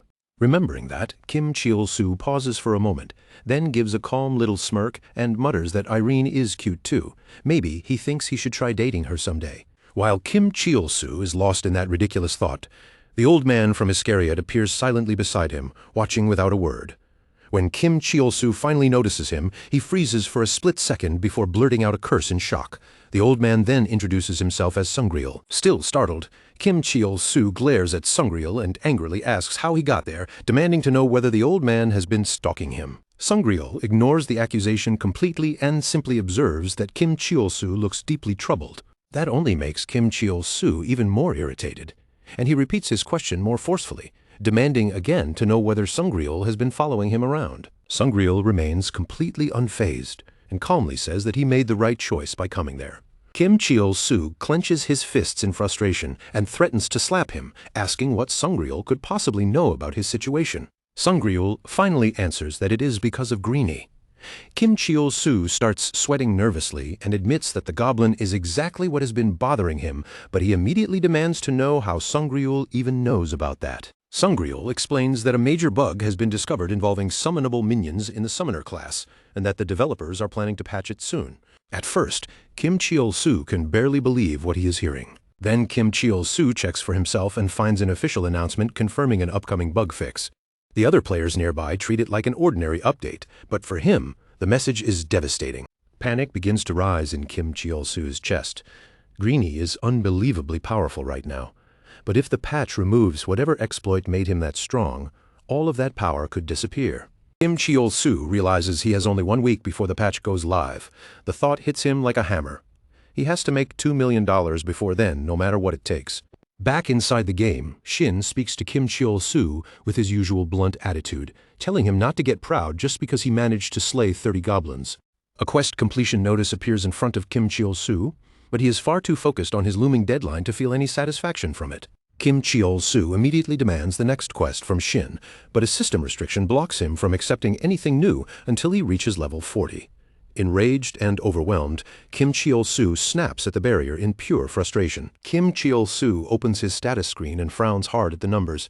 Even after slaughtering 10,000 goblins, he has only gone up by a single level, and the painfully slow progress makes his frustration burn even hotter. Deciding that a proper quest would be more efficient and would also give him bonus rewards, Kim Chil-soo heads straight for the Adventurers Guild. Once inside, Kim Cheol-soo scans the quest board carefully. But most of the worthwhile missions have already been taken by other players. Then one particular quest catches Kim Cheol-soo's eye. Demon's Mask, located in the underground cave of the Lost Ruin, recommended for level 36 with a reward of 10,000 gold. When he converts the amount in his head, he realizes it is worth about $1,000 in real money. It is the highest level quest still available, so Kim Cheol-soo decides to take it. Just as Kim Cheol-soo reaches out to take the quest paper, a familiar voice suddenly rings out across the Adventurers Guild. High Warning spots him from across the room and immediately panics at the sight of him. High Warning points at Kim Cheol-soo and shouts loud enough for everyone to hear, calling him that insane, perverted bastard and dragging up the embarrassing incident they had between them before. Her outburst instantly draws the attention of the nearby adventurers, and curious eyes turn toward Kim Cheol-soo from every direction. Annoyed by the sudden stares, Kim Cheol-soo turns toward High Warning with an irritated look, furious that she is making him look suspicious in public again. But High Warning has no intention of stopping there. She makes the story sound even worse than it was, accusing Kim Cheol-soo of acting like a complete lunatic who stared at quest papers in a creepy way. The surrounding adventurers begin laughing and whispering, making the situation even more humiliating. Before the tension can get any worse, a magician named Ray calmly steps between them. Ray carries herself with a composed, gentle air, and introduces herself as a level 32 magician. With a soft tone, she tries to smooth things over, lightly addressing Kim Cheol-soo and suggesting that he come along with her before the commotion grows any bigger. High Warning immediately turns her anger toward Ray, shouting at her for trying to take the quest she had already claimed for herself. High Warning insists that she saw the quest first, her voice sharp with frustration as she refuses to back down. Ray, still calm, points to the fine print written on the quest paper, something High Warning completely missed. The quest requires a 3-person party before anyone can enter the cave of the Lost Ruins. Kim Cheol-soo reads the details for himself and immediately feels his mood sink. He cannot take the quest alone, which means he has to work with other people. Irritated by the thought, he glances at the 2 women beside him and starts judging them in his head. High Warning may be loud and annoying, but at the very least she looks like she could be somewhat useful in a fight. Ray, on the other hand, seems too old to keep up with the pace Kim Cheol-soo wants. Ray notices his reaction and, pretending to be hurt, teases him gently. She says it cannot be helped if Kim Cheol-soo does not want to team up with an old lady, but then quietly asks whether he is truly sure he will be fine without her. High Warning quickly tries to protect her pride, boasting that plenty of people would gladly form a party with her. But that confidence crumbles almost immediately as she remembers exactly who Kim Cheol-soo is. Once High Warning recalls Kim Cheol-soo's reputation, panic starts to show on her face. The thought of teaming up with him makes her hesitate, but with time running out and the quest still sitting in front of them, there is no room left to argue. Finally, Kim Cheol-soo snaps in annoyance and shouts that he will take Ray with him for the quest. Then, with clear reluctance, Kim Cheol-soo fills the final party slot with High Warning as well. A system message appears and confirms the formation of the new party, displaying their names and levels in front of them. High Warning lets out a long, disbelieving sigh, wondering how she somehow ended up stuck with Kim Cheol-soo again. Later, inside the dungeon, the party's progress is painfully slow, with every step forward feeling like a struggle. Kim Cheol-soo quickly loses patience and yells in frustration, asking why clearing this quest is taking so ridiculously long. High Warning immediately defends herself, snapping back as if Kim Cheol-soo is ignoring the obvious problem in front of them. She points to the Fury Bears blocking their path, each of them around level 35 or 36. With monsters like that standing in the way, she insists there is no way they can advance any faster. Kim Cheol-soo looks at the enemies ahead and smirks, clearly unimpressed by the supposedly dangerous monsters. To Kim Cheol-soo, those Fury Bears are nothing more than ordinary mobs standing in his way. Deciding he no longer needs to hold back, Kim Cheol-soo summons Greenie, not even caring anymore if someone reports him for using a bugged summon. The moment Greenie appears, High Warning freezes in terror, recognizing the overwhelming presence in front of her. Ray tries to help by beginning a chant and casting a fireball, but before her spell can properly land, Kim Cheol-soo shouts at her to stop interfering. Greenie launches forward with terrifying speed and destroys one of the Fury Bears in a single blow, the damage number flashing at the absolute maximum value. High Warning screams in shock as she recognizes that same terrifying Goblin from before, unable to believe that the monster is actually under Kim Cheol-soo's command. Kim Cheol-soo proudly declares that Greenie is his summon, making it clear that he is the one controlling him and that nobody else should get in his way. As the party continues deeper into the dungeon, Kim Cheol-soo casually asks Ray how she ended up playing Heaven's Door in the first place. Ray explains that she started because of her husband, who had been deeply absorbed in the game for a long time. High Warning finds that oddly romantic, but Ray does not seem to understand the word at all, leaving High Warning a little confused by her reaction. Still curious, High Warning asks more about Ray's husband and what class he played, trying to learn more about their story. But before Ray can answer, the dungeon boss reveals itself before them, a terrifying creature known as the Demon's Mask. Despite its name, the Demon's Mask is not simply a mask. It is a monstrous being radiating immense power, standing before the party like a true boss-level threat. As Kim Cheol-soo and High Warning prepare for battle, Ray calmly begins walking toward the monster, even as the others warn her to stay back. At that moment, her memories drift back to her life in the real world. Ray is an elderly woman who lived quietly with her husband while he spent much of his time inside a Heaven's Door VR pod. She often tried to talk to him, bringing him snacks and complaining that she was bored, but her husband rarely answered because he was always too absorbed in the game. His in-game name was Wackium, a level 17 player. The memory shifts to the first time Ray ever logged into Heaven's Door, when her brand new account, Ray at level 1, entered the world for the very first time. Ray had borrowed a friend's VR machine just so she could spend time with her husband inside the game. The two joked together as she admired the virtual world around her, while he playfully teased her about her clumsy username. Back in the present, Ray stares at the Demon's Mask and notices the name above it, Ilupper Kakri, Warrior, level 39. The realization hits her quietly. This is her husband's character.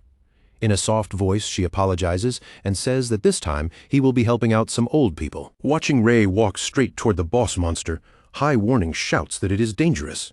But Ray simply stands before it, repeating her apology and gently saying that they need his help for the sake of some old people. Ray activates her magic, and a violent explosion erupts from inside the boss monster as her darkness bomb skill detonates. Kim Cheol-soo stares in shock, blurting out how unbelievably strong the old lady is. In the next instant, Ray moves past him at high speed, and the mask worn by the boss monster suddenly appears right in front of his face. High Warning watches the sudden turn of events in confusion, wondering if Ray actually managed to take the monster down by herself. Then High Warning sees Ray lifting a warrior out of the settling dust. The names and levels appear above them. Ray, Magician, level 32, and Ilupper Kakri, Warrior, level 39. At that moment, High Warning finally understands that the boss monster was actually the warrior Ray had been trying to help all along. The old woman's voice trembled as she repeated herself, insisting that all they were doing was helping a pair of elderly people who couldn't manage this dangerous place alone. High Warning narrowed her eyes, trying to figure out what the old woman really meant by that strange explanation. But nearby, Greenie was already bouncing around with a wild little laugh, acting like the chaos was nothing but entertainment. High Warning turned toward Greenie and asked what had gotten into him, but her gaze quickly shifted. That was when she noticed Kim Cheol-soo standing there with the mask on his face, his status now showing Demon's Mask, level 36, while Kim Cheol-soo himself was level 38. The moment she understood what was happening, anger flashed across her face, and she cursed the entire situation under her breath, clearly furious that things had fallen apart this badly. Without warning, High Warning spun around and bolted, sprinting away as fast as she could. Kim Cheol-soo immediately chased after her, stumbling into motion like he had no choice but to follow. As she ran, High Warning shouted complaints over her shoulder, her voice sharp with irritation, as if every second of this ridiculous mess was making her more annoyed. Kim Cheol-soo finally caught up and reached out, giving her a quick tap on the back to stop her. But before he could even explain himself, she whipped around and drove her foot straight into his face. High Warning yelled at him in panic, telling him to keep that cursed mask away from her, her whole body recoiling like she wanted as much distance from it as possible. The impact knocked the mask loose from Kim Cheol-soo, and as it slipped away from him, High Warning realized something horrifying.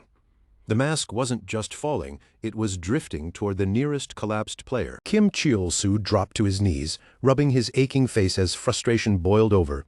Through clenched teeth, he muttered bitterly about that cursed mask and the trouble it kept causing. Still kneeling, Kim Cheol-soo twisted around to glare at High Warning, shouting at her for running off instead of helping him when the situation had clearly gone completely out of control.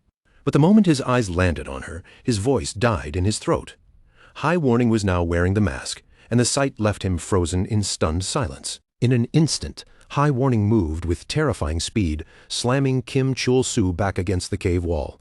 Flustered and trapped, he tried to stammer out that they were friends, but before he could finish, she buried a punch deep into his stomach. At that same moment, Greenie appeared beside him, and Kim Chul-soo desperately grabbed the goblin, lifting him up like a living shield to block High Warning's next attack.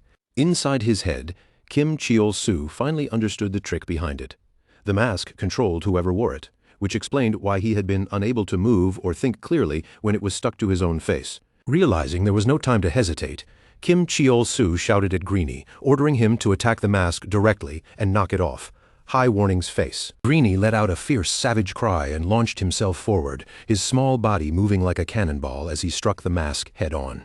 The blow landed with brutal force, shattering the mask apart and sending High Warning flying backward, while jagged fragments scattered across the cave floor. But before anyone could even catch their breath, the broken mask pulled itself free again, floating through the air and latching onto Ray's husband. The old man realized what was happening and panicked at once, but Greenie rushed in and blocked the mask before it could take full control of him. Then the situation twisted for the worse. The mask forced itself onto Greenie instead. In the blink of an eye, Greenie's face warped, and his entire presence turned dark, violent, and frightening. A few moments later, the mask tore itself away again and shot straight toward Kim Chul-soo. Caught completely off guard, he turned and ran, shouting in frustration as he tried to put distance between himself and the cursed thing. Kim Chul-soo sprinted through the cave, yelling for everyone to get out of his way as the chaos chased right behind him. The old woman, terrified by the sight of him charging toward her, screamed at him to stay back and started calling him names in sheer panic. Even while running for his life, Kim Chul-soo snapped back at her, clearly irritated that he was being insulted in the middle of a disaster he was barely surviving himself. As the fight continued to spiral, Kim Chul-soo suddenly noticed the name hovering in the air above the mask. Alupur Kakri, warrior, level 39. The name struck him as familiar, and he quickly connected it to what he had seen earlier. The demon's mask had been displaying that same name. Then his eyes shifted to Ray's character information, showing magician, level 32. Right then? The old man suddenly shouted Ray's name, confirming the suspicion already forming in Kim Chul-soo's mind. It finally clicked for him that the two of them were connected. In disbelief, Kim Chul-soo blurted out a question, asking if they were siblings. The old woman instantly snapped back in anger, correcting him and saying they were husband and wife. Frustration surged through Kim Chul-soo as he accused the elderly couple of tricking him into joining their quest. The old man cursed right back at him, suddenly realizing that the whole mess had come from a complete misunderstanding. As they kept running, both of the elderly players shouted angrily at Kim Chul-soo, swearing they would make him pay once they escaped the cave. In the middle of all that noise, the old woman began swaying unsteadily, dramatically saying she felt weak and dizzy. Kim Chul-soo stared at her in confusion, only then realizing the mask was no longer trying to target him. The argument continued even as danger closed in around them, and the old man shouted that young people could survive things like this, but older players like them might actually die from it. Kim Chul-soo froze for half a second, processing what the old man had just said. The more he thought about it, the more it sounded like they were trying to shove all the danger onto him instead. Annoyed beyond belief, Kim Chul-soo silently wondered why they were playing such a dangerous game at their age if they couldn't handle the risks. Just then, High Warning screamed his name and came running toward him. The moment Kim Chul-soo heard her voice, he recognized her immediately. Seeing her rush over, he realized these were the two underlings who had been with him before. Kim Chul-soo was genuinely surprised they were still alive after being struck by Greenie earlier. High Warning quickly explained that party members didn't take real damage unless player kill mode was active, then called him an idiot for not knowing something so basic. Kim Chul-soo then asked how she had been able to run so fast, wondering if she had dumped all her stat points into agility. High Warning confirmed it like it was nothing. Kim Chul-soo explained that the old woman had tricked them. Rather than putting the mask on her husband, she had tried to force it onto them. He had attempted to run away and get revenge, only for the situation to flip when the mask ended up attaching to the old woman instead. High Warning listened, then suddenly asked if he had ever secretly wished he could be a goblin, pointing out just how absurdly strong Greenie was. Kim Chul-soo hesitated, then admitted that the thought had crossed his mind from time to time. Since Greenie didn't always obey his orders and was already unbelievably powerful on his own, Kim Cheol-soo said it might actually be easier if he became the Goblin himself. Then he gave her a suspicious look and asked why she was bringing that up. High Warning asked, with clear curiosity, what she had looked like while wearing the mask earlier. Kim Cheol-soo answered bluntly that she looked completely insane, then quickly adjusted his words and explained that her body had suddenly grown huge and muscular, giving her an intimidating, almost monstrous appearance. Hearing that, High Warning seemed to realize something and suggested that the mask might transform its wearer into the version of themselves they secretly wished to become. High Warning said she liked working out, but no matter how much she trained, she could never build the kind of muscle she wanted. When the mask took over, it gave her that ideal body, though in a much more exaggerated and frightening way. Following that logic, she pointed out that the old man must be very short in real life, which would explain why his transformed form became so tall if his height was his deepest insecurity. Kim Cheol-soo agreed with her reasoning, and High Warning's expression hardened with determination. She said they would save them soon, her eyes shifting toward the fallen figure of Ray. Ray lay there motionless, the weight of the cursed mask's power hanging heavily over her as the others finally began to understand what her transformation truly meant. It became painfully clear that Ray's deepest wish had never been strength, youth, beauty, or power. More than anything else, she had simply wanted to have a child. In Ray's real life, she sat quietly beside her husband inside a doctor's office, her hands still and her face heavy with disappointment. The doctor gently told them that she was not pregnant again, then softly suggested that perhaps it was time for them to consider giving up. The memory shifted to a quiet park, peaceful and bright, with dandelions drifting through the breeze around them. Ray and her husband sat side by side on a bench, surrounded by the soft stillness of that afternoon. Her husband held a small flower in his hand, offering it with a gentle smile as he tried to lift her spirits, hoping even the smallest gesture might ease the sadness weighing on her. He smiled warmly and told her to cheer up. But Ray covered her face with both hands, unable to hold herself together as tears slipped through her fingers. Seeing her cry again, her husband leaned closer with concern, softly teasing her in the gentlest way he could, trying to make her laugh even through the pain. He reassured her that some people simply struggled to conceive and that none of this was her fault. His voice stayed calm and tender, refusing to let her blame herself. Then he pulled her into a gentle embrace, holding her close as he spoke with warmth. He told her they could still live happily together, just the two of them, and that their life would not lose its meaning even if they never had children. Ray looked up at him in surprise as he added playfully that one day he would be her son, and on another day she could be his daughter.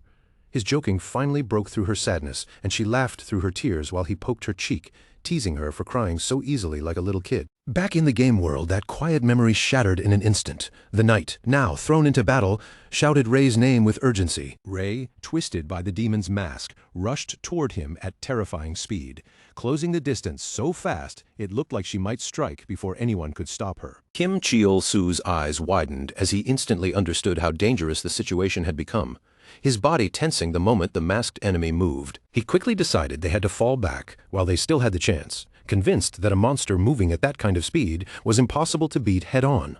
But before he could fully commit to running, High Warning stepped in and stopped him, refusing to abandon the fight. High Warning insisted they couldn't just leave the old couple behind.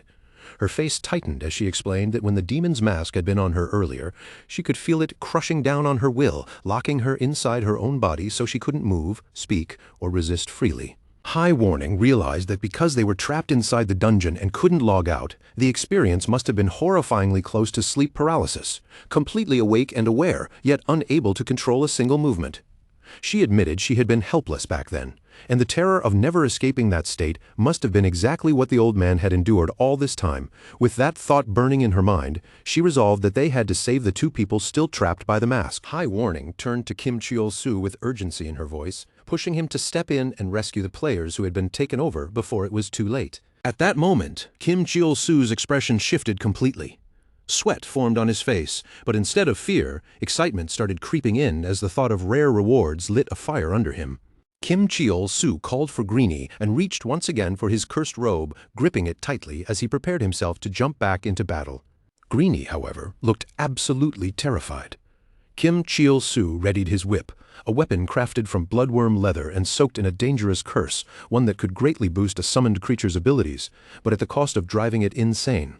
Worse still, the curse could also inflict random status abnormalities on the user. Trusting in his own twisted luck, Kim Cheol-soo chose to gamble anyway.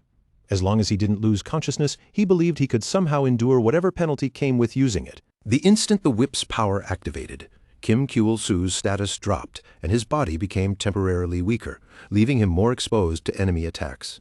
Even so, a sly grin spread across his face as he called it a jackpot. With his confidence rising, Kim Chul-soo ordered Greenie to attack the old woman possessed by the demon's mask, even promising his sausage as a reward if the goblin obeyed. But when Greenie hesitated, instead of charging, Kim Chul-soo struck him again with the whip to force him into motion. The plan immediately went wrong when the goblin suddenly turned on Kim Chul-soo instead. Kim Chul-soo recoiled in shock, struggling with all his strength to hold Greenie back before the berserk goblin could tear into him. Then the system suddenly activated a skill called Goblin Throwing, and before Kim Chul-soo could react, his body hurled Greenie straight toward the old couple. Greenie hit the ground and rushed forward, while Kim Chul-soo moved at the same time.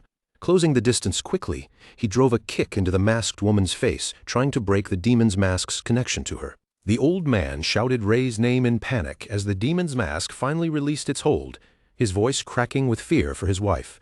Ray regained consciousness, dazed and unsteady but still alive, just as the system's protection prevented party members from truly harming one another. Still shaken, Ray warned her husband not to come any closer. But before he could react, the demon's mask moved again and clamped itself onto his face instead.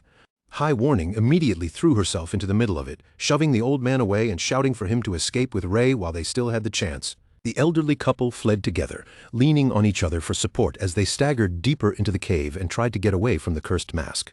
Kim Chul-soo, now fully fired up, squared off against the demon's mask. Recognizing it as a rare and unique monster, he braced himself to finish the fight once and for all. The demon's mask stirred again, taking control of High Warning's body this time.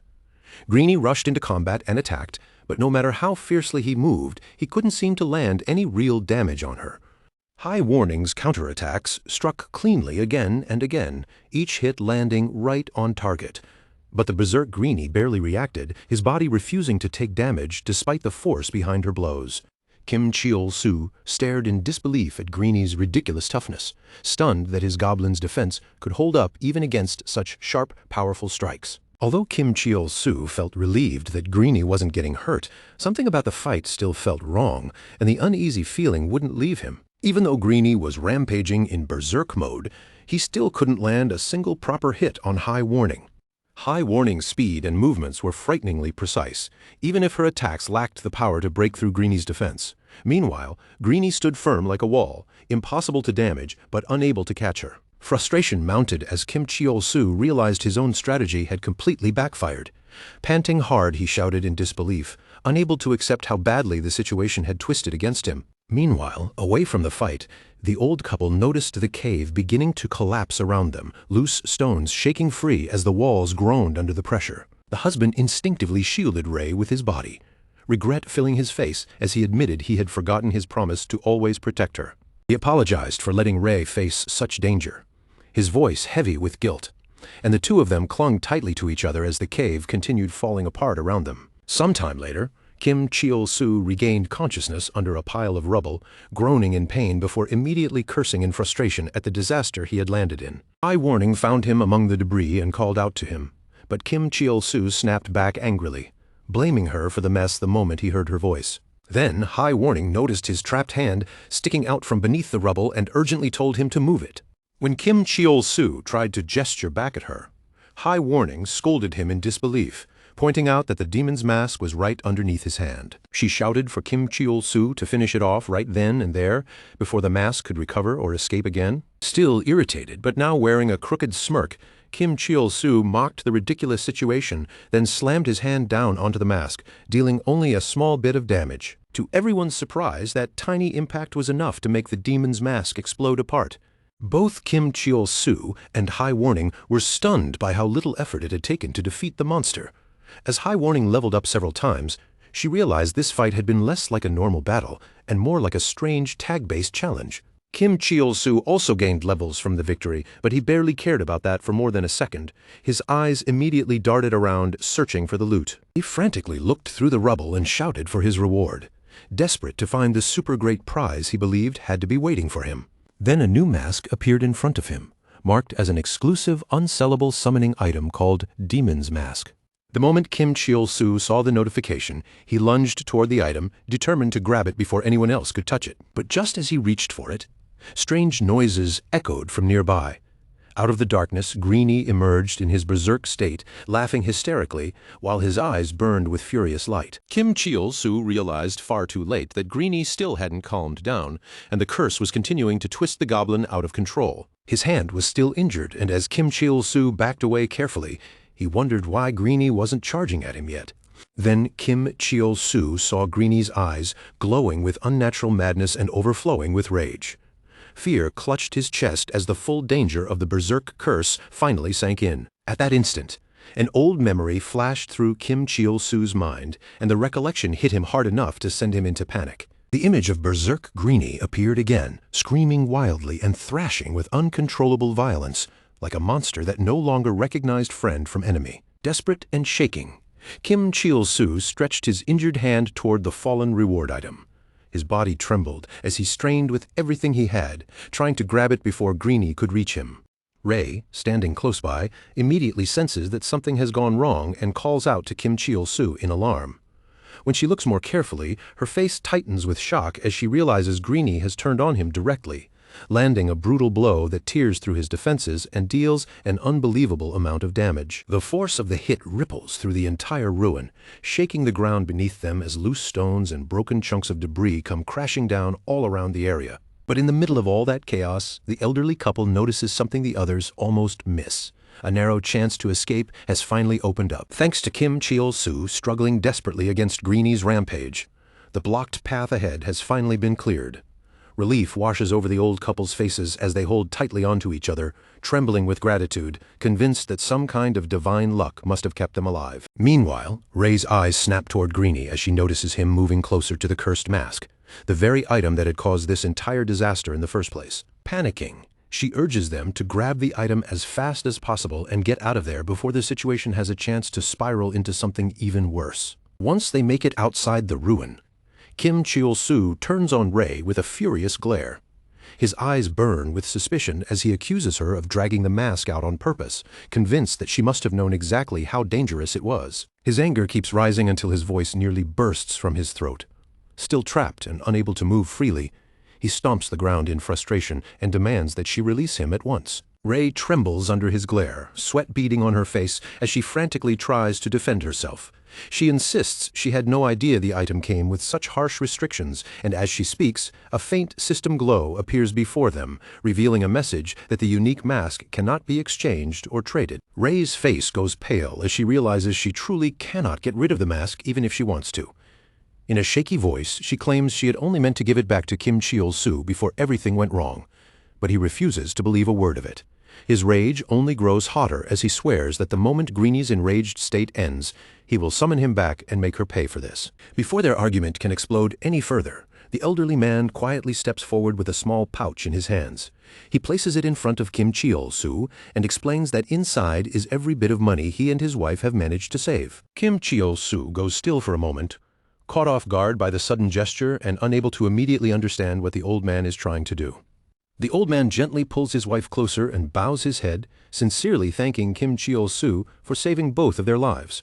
Beside him, the elderly woman looks weak and shaken, but she also apologizes with heartfelt gratitude. Even while stuck in place and seething with frustration, Kim Cheol-soo lets out a scoff.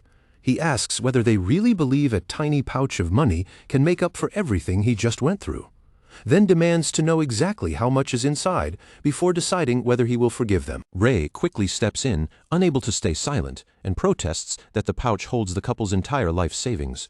Taking it from them, she argues, would be far too cruel. But the old man remains surprisingly calm, his expression peaceful as he explains that he and his wife have already decided to quit the game anyway. Holding his wife gently in his arms, the old man says they will throw away the machine and spend whatever time they have left together in peace. His wife blushes softly at his words, clearly moved by his sincerity, while he assures everyone again that they will no longer have any need for that money. Ray still tries to persuade him, worried that they are handing over everything they own far too easily. But Kim Cheol-soo cuts in with a smug look, arguing that if they are quitting anyway, then it only makes sense for him to accept the pouch as payment for saving their lives. He adds that in-game money is useless unless it can be converted into real cash. The old man blinks, taking in what Kim Cheol-soo just said, then turns toward Ray with a curious expression and asks if the game's currency can really be exchanged for real-world money. Ray confirms that it can be done easily through the game's bank system. The moment the elderly woman hears that, her attitude changes completely, and she clutches the pouch protectively as she decides she no longer wants to give it away. After calming the couple down, Ray urges them to log out of the game right away while Kim Cheol-soo is still trapped. The two hesitate, looking as if they still want to say something, but Ray insists again, reminding them that they have already apologized and need to leave before he breaks free. Seeing the old couple listen to Ray instead of him makes Kim Cheol-soo's anger boil over even more, his face twisting with pure frustration. He shouts after them in rage, but before he can get another word out, the elderly couple quickly logs out. Their bodies begin to fade from the spot where they were standing, and as they vanish, they cheekily admit that they are running away, even teasing him by pointing out that Greeny's enraged state had actually ended quite a while ago. That final remark only drives Kim Cheol-soo's fury even deeper, and he can do nothing but glare at the empty space where the couple had been standing moments before. The setting then shifts back to town, where Kim Cheol-soo stands before the NPC Shin. Shin studies him with a knowing look and acknowledges that Kim Cheol-soo has finally reached level 40. Shin observes him closely, noting that he has certainly grown stronger, even though he is still nowhere near Shin's own level. Kim Cheol-soo stands there in irritated silence, clearly not enjoying the comment, until Shin smiles and decides that the time has come to teach him a hidden secret. Instead of explaining anything directly, Shin simply turns and starts walking away, telling Kim Cheol-soo to follow him. That only annoys Kim Cheol-soo even more, since he had been expecting a simple, straightforward quest prompt. Kim Cheol-soo yells after him in frustration, demanding that Shin just hand over the quest already. But Shin keeps walking at the same calm pace, saying he has been waiting for someone like him. Forced to follow, Kim Cheol-soo drags himself along while swinging his weapon irritably and muttering insults under his breath. Shin ignores every complaint and continues saying he has long waited for someone who could get along well with him. As they move deeper into the area, Shin begins speaking about the history of their world, telling Kim Cheol-soo about the 1,000-year war that once raged between humans and demons.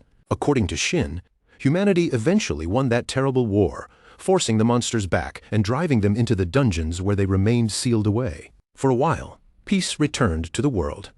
But Shin explains that once humans no longer had monsters to fight, they eventually began turning their hatred and violence against each other instead. By the time Shin finishes that part of the story, they arrive at a hidden location tucked away from ordinary eyes. Shin opens a door and leads Kim Cheol-soo inside. Kim Cheol-soo, still completely unimpressed by the dramatic setup, bluntly asks what any of this history lesson has to do with his quest. Shin lights a torch, casting flickering light across the dark room, and continues speaking. He says that humans eventually came to understand a cruel truth.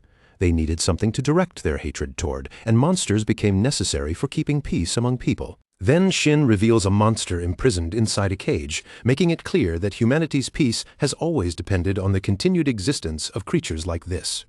The moment Kim Cheol-soo sees the creature, sweat starts forming on his face. He immediately understands that this thing is dangerous enough to destroy the entire town if it were ever released.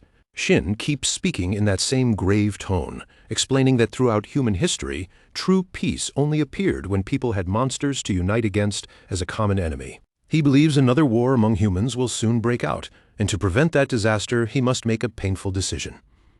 Even if many people die, Shin sees it as a sacrifice made to save a far greater number of lives. Kim Cheol-soo grows more and more impatient, finding Shin's speech way too serious for his liking. He grumbles in frustration, especially annoyed that this time he cannot even skip through the dialogue. Shin pays no attention to Kim Cheol-soo's irritation and declares that he intends to recreate the Great War between humans and demons. Kim Cheol-soo, still annoyed, tells him to cut the dramatic act and just give him the quest already. But Shin continues as if he has not heard him at all. Shin insists that the road ahead will be harsh and filled with suffering, then looks to Kim Cheol-soo and asks whether he will walk that path with him. A system window appears in front of Kim Cheol-soo, presenting him with two choices: cooperate or refuse to cooperate. He stares at the prompt and quickly realizes it is a decision point. Agreeing will probably unlock the next quest, but curiosity makes him wonder what might happen if he chooses the other option instead.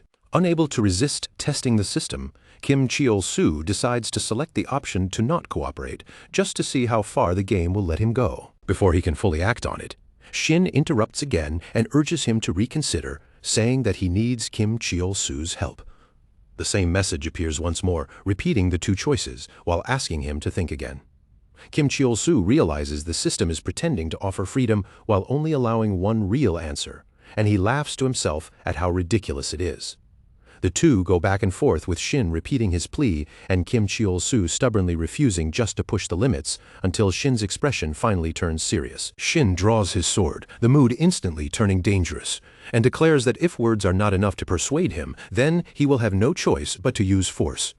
Realizing Shin is completely serious, Kim Cheol-soo panics at once and hurriedly tries to stop him, quickly saying that he will cooperate after all. But before Kim Cheol-soo can even finish taking back his refusal, Shin moves first and strikes him without hesitation. The sudden blow sends Kim Cheol-soo staggering, and he groans in confusion as he tries to make sense of what just happened.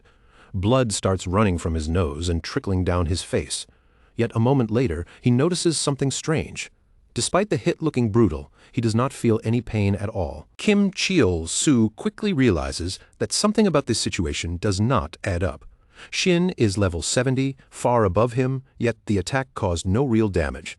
Then he remembers that the required level for this quest was only 40, which means any normal player would have absolutely no chance against someone like Shin. That is when it clicks. This is another forced defeat event, just like what happened earlier with the Ruins Golem. If he loses here, the system will probably reset his choice and push him back into cooperating. Excited by that discovery, Kim Cheol-soo faces Shin again with sudden confidence, acting as though the attack did not hurt him in the slightest. To make the whole thing look convincing, Kim Cheol-soo summons Greenie, but quickly warns him not to actually kill the NPC since they are only supposed to be pretending to fight. Unfortunately, Greenie ignores the spirit of that warning almost immediately and uses one of his skills, hurling something straight at Shin. Greenie's attack connects before Kim Cheol-soo can stop it, slamming into Shin with terrifying force. In an instant, the NPC crumples to the ground, his body badly injured and unable to stay upright. Kim Cheol-soo freezes where he stands, staring in complete disbelief at what just happened. Shin lies motionless on the ground, one hand gripping his chest as if even breathing has become difficult. Kim Cheol-soo tries to call out to him, but Shin can barely force the words out. With a weak voice, Shin acknowledges how powerful Kim Cheol-soo has become and even praises the strength behind that attack. That only makes Kim Cheol-soo panic harder. His face drains of color as he realizes he may have accidentally killed an important NPC, and his first terrified thought is how he is supposed to receive quests now. With no time to waste, Kim Cheol-soo quickly orders Greenie to activate a speed skill. The goblin immediately shoots forward, charging straight toward the monsters roaming nearby. Greenie launches himself at a creature called a hyperspeed, one of the desert monsters commonly found around the ruined area. Just as Kim Cheol-soo focuses on the hunt, another player suddenly appears in front of him. It is a magician named Super Wizard who boldly claims this hunting spot as his own, while complaining that the area is already far too competitive. Kim Cheol-soo can only stare at the situation in disbelief. He has not even managed to properly catch one of those monsters yet, and somehow there is already competition this fierce over such weak mobs. His quest has already been delayed, and with the game's bug fix getting closer by the moment, Kim Cheol-soo knows his precious chance to abuse Greenie's ridiculous power is slipping away fast. Before Super Wizard can make the first move, Kim Cheol-soo acts instantly.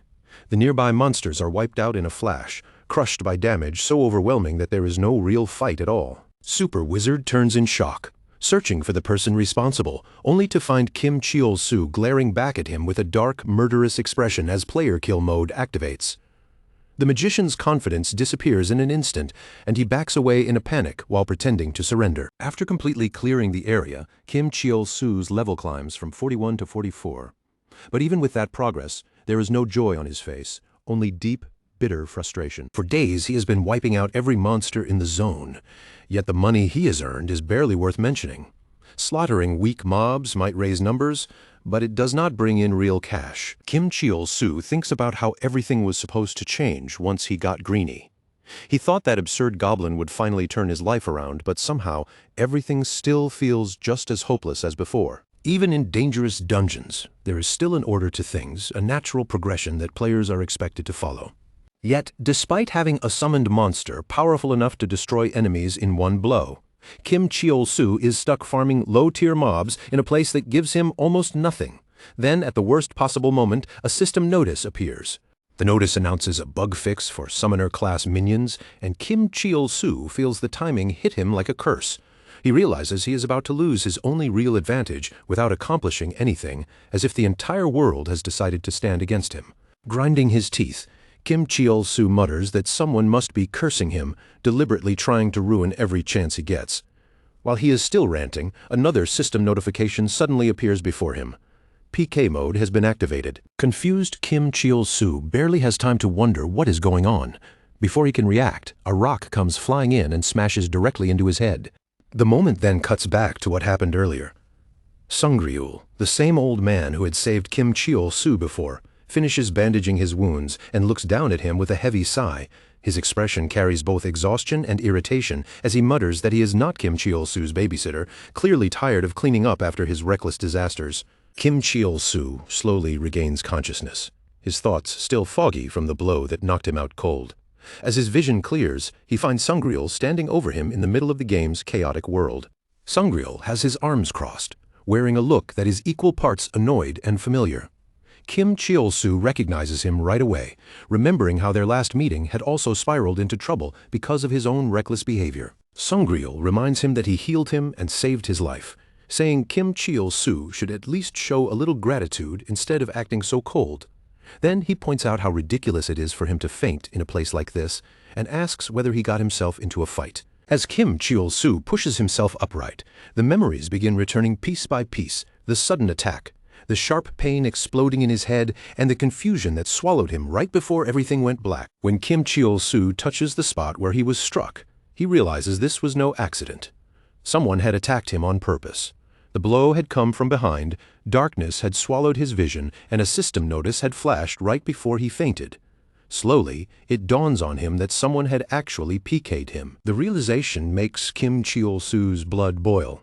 He springs to his feet, rage flooding through his body as he curses the unknown attacker and swears he will get revenge.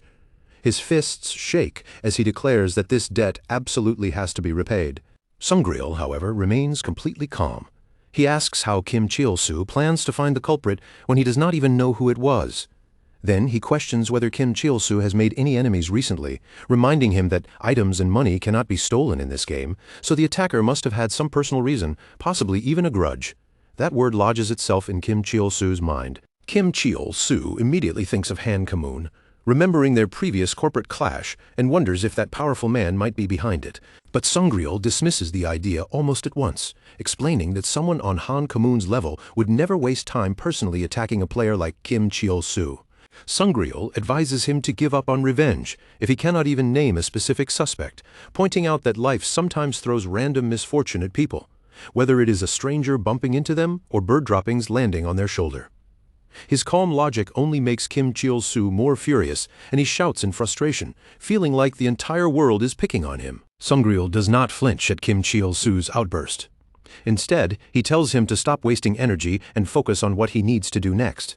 That sudden question catches Kim Cheol-soo completely off guard, cutting through his anger for a moment. When Kim Cheol-soo asks what Sung-ryul means, the old man reminds him about the upcoming patch day.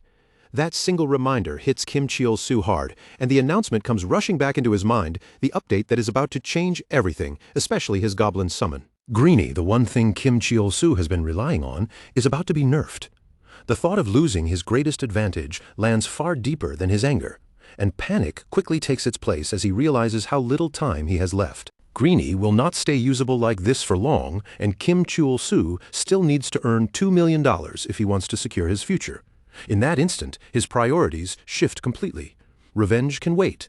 What matters now is finding a new quest and making as much money as possible before the patch arrives. Sweat runs down Kim Cheol-soo's face as he turns towards Sung-ryul and admits that he killed Shin. But Sung-ryul does not look disturbed in the slightest and calmly assures him that it is nothing to worry about. Sung-ryul explains that NPCs killed by a player's actions will always respawn in the same place. His relaxed answer gives Kim Cheol-soo a wave of relief, confirming that he has not permanently broken the game's quest system after all. With his head finally clearing, Kim Cheol-soo understands exactly what he has to do next. He has to put revenge aside, chase profit first, and squeeze every possible benefit out of the short time left before the update ruins everything. But as that realization sinks in, Kim Cheol-su's frustration suddenly boils over again, and he shouts at Sungryul for only mentioning something this important now. Sungryul stays calm and answers with confidence, saying that they have only just met. Kim Cheol-su grinds his teeth, forcing himself to think straight, before demanding to know whether it is even possible to make $2 million through quests before the patch goes live. Sungryul explains that Kim Cheol-su's goblin companion is undeniably strong, possibly even the strongest being in existence, but raw strength alone cannot solve every problem inside a dungeon. Some challenges are not the kind that can simply be smashed apart. As that truth sinks in, Kim Cheol-su is overwhelmed by a crushing mix of anger and sadness. The pressure finally breaks him, and after one desperate shout, he collapses into tears, remembering that deep down he had sensed this outcome from the moment the patch notes were released. His mind drifts back to the moment he first obtained Greenie. Back then, he had brushed aside every worry, convincing himself that if the goblin was a bug, he only needed to exploit it quickly by rushing into high-level dungeons before the system fixed it. He truly believed that having a bugged monster would give him an unbeatable advantage until reality dragged him back to the present. After all that effort, Kim Cheol-su never even managed to reach those high-level dungeons. Everything came to a stop right here, and without Greenie's overwhelming power, he feels completely helpless, unable to see any future for himself at all. While Kim Cheol-su is still crying, the mood around him suddenly turns hostile. Without any warning, Sungryul strikes him directly in the face, sending him flying backward through the air. Pain bursts across the right side of Kim Cheol-su's face as he struggles to steady himself. Despair instantly turns into anger, and he lashes out at Sungryul, demanding to know what kind of insanity could possibly justify hitting him like that. Sungryul, however, is not apologetic at all. Instead, he is furious, shouting at Kim Cheol-su to pull himself together. Sungryul demands to know what will happen to the Everton Guild if the person they see as their rival collapses in such a pathetic state. Even now, the Everton Guild is fighting with everything they have, determined to prove that their victories, especially the one in the hidden dungeon, were not achieved because they depended on Kim Cheol-su. Sungryul explains that the Everton Guild is pushing themselves so hard precisely because they refuse to rely on Kim Cheol-su. Their pride is driving them forward, and they are trying to win through their own strength rather than leaning on him. Sungryul says the Everton Guild grits their teeth and keeps forcing itself forward because every one of them wants to surpass Kim Cheol-su. To them, Kim Cheol-su is not someone they can ignore. He is the person they worry about, measure themselves against, and desperately want to beat, and that is exactly why he is their rival. After a short silence, Sungryul's tone turns heavier and more serious. He makes it clear that this was never just about Greenie's overwhelming power. From the very beginning, the true rival standing in front of the Everton Guild was Kim Cheol-su himself. Sungryul asks him whether, after knowing all, that Kim Cheol-su can still honestly believe he is nothing without Greenie. But before Kim Cheol-su can fully absorb those words, Sungryul steps in and hits him again. The fresh burst of pain immediately drags another furious shout out of Kim Cheol-su. Clutching himself in anger, he yells at Sungryul to stop hitting him already. The impact sends Kim Cheol-su skidding across the ground, his body scraping along the surface before he finally comes to a stop. Lying there with a groan, he gathers himself enough to speak again and calls out to Sungryul by name. Sungryul calmly begins to correct him as if the name is not quite right, but halfway through, he suddenly freezes in place.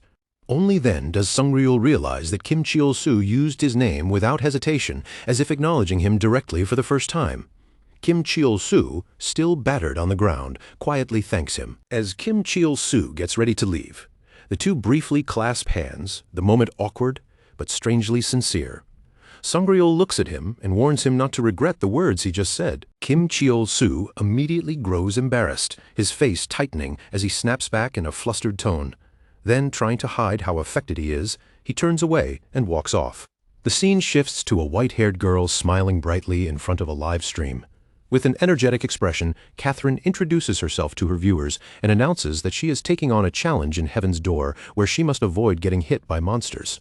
In the middle of speaking, Catherine lets her real frustration slip out, muttering about how difficult a no-hit challenge is for a mage, especially when the enemies move so ridiculously fast. But the moment she realizes what she said, she quickly catches herself. Catherine instantly smooths her expression back into an innocent smile, pretending nothing questionable came out of her mouth. She keeps her cheerful streamer persona intact, as if the complaint never happened. Raising her magic staff with a confident smile, Catherine explains the challenge more clearly. Her target is the infamously fast hyperspeed monsters, and with 10,000 donation points on the line, she cannot afford to fail. Suddenly, a man sitting behind her speaks up in a low, warning voice. He tells Catherine that if she came here to hunt, then she chose the wrong place, because this land is known for only one thing: death. The man behind her is revealed to be Super Wizard, the high-level magician who had already witnessed the nightmare taking place in this hunting ground. Catherine does not let the ominous warning slow her down. Still full of confidence, she marches straight into the barren desert. As Catherine looks around, her smile grows a little brighter when she notices that there is not a single monster in sight. She comments on how strangely peaceful the area feels, though beneath that bright tone, her concern about those 10,000 donation points still lingers. Resting beside a stone, Super Wizard explains the truth in a calm but tired voice. There are no monsters here, and no users either because of what happened in this place. Once, this was a peaceful hunting ground where many players gathered, shared resources, cooperated, and enjoyed hunting together, but all of that changed the day one certain person appeared. Catherine tilts her head in confusion and repeats the way Super Wizard described that person.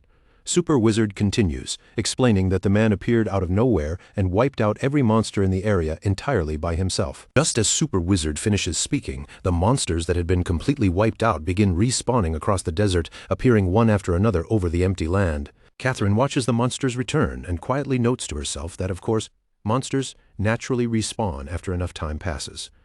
But as she looks more closely, she realizes the number and scale of them are far greater than she first expected. Before Catherine can respond to the sudden swarm, Greenie appears without warning. In one overwhelming strike, the Goblin erases every newly respawned monster at once. A system result flashes in front of Catherine, confirming that her challenge has been cleared without her taking a single hit. Super Wizard points toward what just happened and explains that any monster that respawns in this area instantly becomes Greenie's prey. If Catherine has a problem with that, he tells her she should take it up directly with the person responsible because that man does not hide and does not run away. Catherine stiffens as fear runs through her body, then slowly turns her gaze toward the figure standing in the distance. Super Wizard identifies the man in a grim voice. That person is Kim Cheol-soo. Catherine's eyes widen in shock as she struggles to understand what she is seeing. Her attention snaps to another figure, and she asks why that person would attack Kim Cheol-soo from behind. Her gaze then shifts fully toward the old man standing nearby. Catherine studies the old man carefully, and the longer she looks at him, the stronger the sense of familiarity becomes. His bald head, elderly face, and overall appearance stir a vague memory somewhere in the back of Catherine's mind. Then the memory suddenly sharpens, and Catherine realizes exactly where she has seen him before. He is the same man who once sold them information about the hidden dungeon. Catherine grows even more confused as she wonders why that same old man would attack Kim Cheol-soo. More than that, she cannot understand how the two of them ended up together in the first place. Realizing that something serious is happening, Catherine breaks into a run toward Kim Cheol-soo and calls out to him. But even as she moves, she can tell the distance between them is far too wide to close quickly. While Catherine is still rushing forward, a call screen suddenly appears. A black-haired man shouts in panic, demanding to know what is going on. He tells her the stream has cut off and insists he will contact the police and special forces immediately. Catherine cuts him off before he can spiral any further, telling him not to panic. Then, while she has his attention, she asks for a different favor. She wants him to hire a private investigator. The man stares back in disbelief, repeating her request as if he cannot believe she is asking for that at a time like this. Catherine's expression hardens with irritation and determination. She tells him that the cost does not matter at all. What she needs is someone capable of uncovering the truth. Back with Kim Cheol-soo, Sungryul tells him plainly that the first thing he needs to do is gather money. Kim Cheol-soo immediately snaps back in anger, shouting that it is not like he does not want to earn money. Then he demands to know how he is supposed to make $2 million when the patch is only 3 days away. Without warning, Sungryul raises his hand and slaps Kim Cheol-soo across the face. This time, Kim Cheol-soo does not simply take it. He retaliates violently, beating Sungryul down without holding back. Standing over the fallen old man, Kim Cheol-soo mocks him, asking if Sungryul really thought he was special just because Kim Cheol-soo had let him land a few hits before. With his face swollen from the beating, Sungryul snaps back and tells Kim Cheol-soo to let people finish speaking. Kim Cheol-soo immediately reminds him that Sungryul was the one who raised his hand first. Still kneeling on the ground, Sungriel admits the harsh truth. Making $2 million in such a short time is impossible. At best, Kim Cheol-soo could realistically earn around $2,000. Kim Cheol-soo explodes all over again, asking what $2,000 is supposed to accomplish. In sharp sarcasm, he asks whether Sungriel expects him to cook stew with that amount of money. Sungriel explains that the money itself is not the final goal. It is preparation. Without funds, nothing can even begin. He compares it to buying lottery tickets because no one can win unless they place a bet first. With time almost gone and resources painfully limited, money becomes the entry fee. A sharp smile spreads across Sungriel's face as he says this may be the perfect moment to bet everything on luck because gambling saves time. The scene shifts to Phoenix Elbasar Central Pavilion. Outside the hall, Kim Cheol-soo stands holding a board that offers to clear the time dungeon in exchange for 1,000 gold. Calling himself a turbo gamer, he waits in plain sight, openly advertising his service.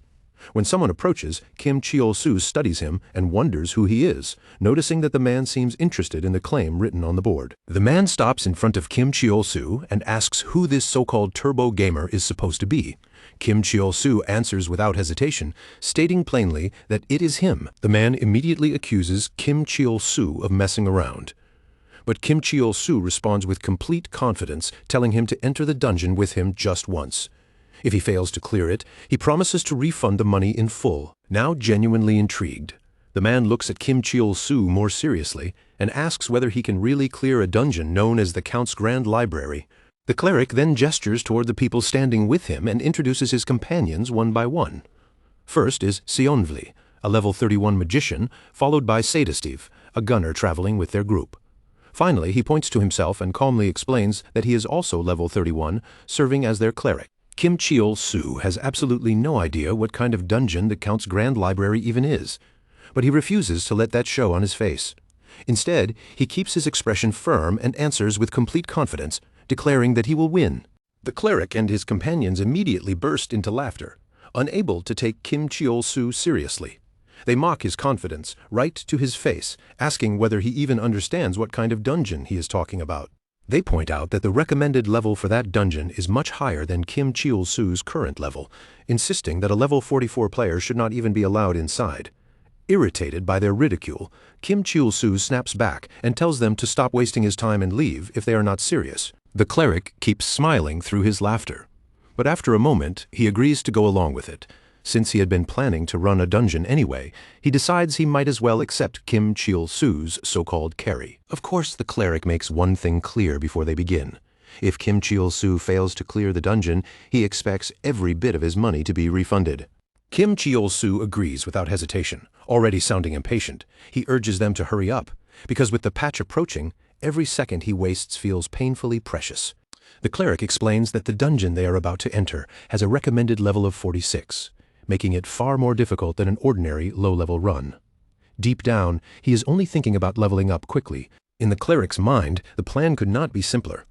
A level 44 player should have no chance of clearing a level 46 dungeon alone, so he and his party only need to watch from a safe distance, leech the experience, and demand a refund once Kim Cheol-soo inevitably fails. After all, that is exactly how he has been growing stronger without putting in any real effort until now. But the moment they enter the dungeon, the cleric realizes something is wrong. Kim Cheol-soo is nowhere to be seen, and the cleric looks around in confusion, asking where he disappeared to. Somewhere else inside the dungeon? Kim Cheol-soo laughs to himself. He mocks them for handing money to a complete stranger just because he claimed he could clear a dungeon, finding it absurd that they believed low-level players could enter such a high-level place so easily. As he thinks back to Sungriel's plan, Kim Cheol-soo realizes just how effective the old man's idea really was. The title Sungriel the Cunning suddenly feels well-deserved, especially when he remembers the advice he was given. Clear dungeons for other players in exchange for money, a method commonly known as boosting. When Kim Cheol-soo checks his balance, he realizes he has already made nearly $4,000 in just 2 days. He scoffs as he remembers Sungriel's earlier estimate, thinking the old man was completely wrong about how much he could earn. At that moment, the system reacts to Kim Cheol-soo's behavior.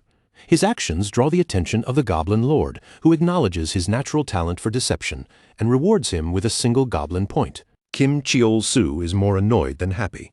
He grumbles that Greenie is about to become useless after the patch anyway, so he cannot understand what value one lonely Goblin point is supposed to have now. Frustrated, Kim Cheol-soo dismisses the reward entirely, treating it like another meaningless joke from the system. But when Kim Cheol-soo interacts with the system, Greenie suddenly appears right in front of him. Already irritated, Kim Cheol-soo snaps at Greenie and tells him to get lost. The scene shifts to the city streets at night, where a man steps out of a building while coughing under his breath. He mutters bitterly that nothing has gone right for him today. As Kim Cheol-soo passes by, the two of them accidentally bump shoulders in the street. The man immediately turns around in anger and demands an apology, glaring at Kim Cheol-soo as if expecting him to bow his head. Kim Cheol-soo does not even bother responding. He simply ignores the man and keeps walking forward without slowing down. Watching Kim Cheol-soo leave like nothing happened, the man mutters that there must be something seriously wrong with him. The man assumes Kim Cheol-soo's strange behavior must be what happens when someone gets too deep into gambling. The scene shifts again, this time into a gambling house, where Kim Cheol-soo stands at the counter with a determined look on his face. Without even a second of hesitation, Kim Cheol-soo hands over every bit of money he has and tells the attendant to put it all in. The place is known as Beniro's Gacha Shop. Beniro greets Kim Cheol-soo casually, noting with mild curiosity that he has never seen him around before. Beniro explains that each gacha pull costs 100 gold, then begins introducing the special prizes available for the day. The first place reward is a legendary gauntlet once wielded by Vega. It belonged to a monster from the Great Human Monster War, a being revered for lion-like courage and overwhelming strength, and the weapon is known as the Gauntlet of the Lion King. Next, Beniro introduces the second place prize, the legendary Shooting Star Boots. Their power transforms ordinary dashes into short-range teleportation, an ability perfectly suited to an item carrying such a dazzling name. Finally, Beniro reveals the third place prize, the legendary Guardian Ring. Blessed by the Guardian God, it grants the wearer a body as tough and resilient as iron. The moment Kim Cheol-soo hears the prize list, excitement overwhelms him. Without holding anything back, he declares that he will spend all 34,000 gold he has on gacha pulls. Nearby, a man sitting at the bar reacts in disbelief after hearing the amount. Beside him, his short-haired companion finds the whole situation amusing and turns to watch the spectacle unfold. The short-haired man laughs openly at Kim Cheol-soo, mocking how recklessly he is betting everything at once. He emphasizes just how ridiculous it is to throw away 34,000 gold in a single sitting. Kim Cheol-soo snaps back in irritation, asking why they are butting into his business at all. The short-haired man then turns toward Beniro and repeats the massive amount being wagered, clearly enjoying the tension in the room. Beniro calmly acknowledges Kim Cheol-soo's bet and prepares to begin the draw. He takes out his cards, pauses for just a brief moment, then slams them onto the table with practiced precision and unmistakable flair. Kim Cheol-soo is momentarily stunned by the smooth display. Recognizing the technique, he realizes that Beniro has started a 10 pull.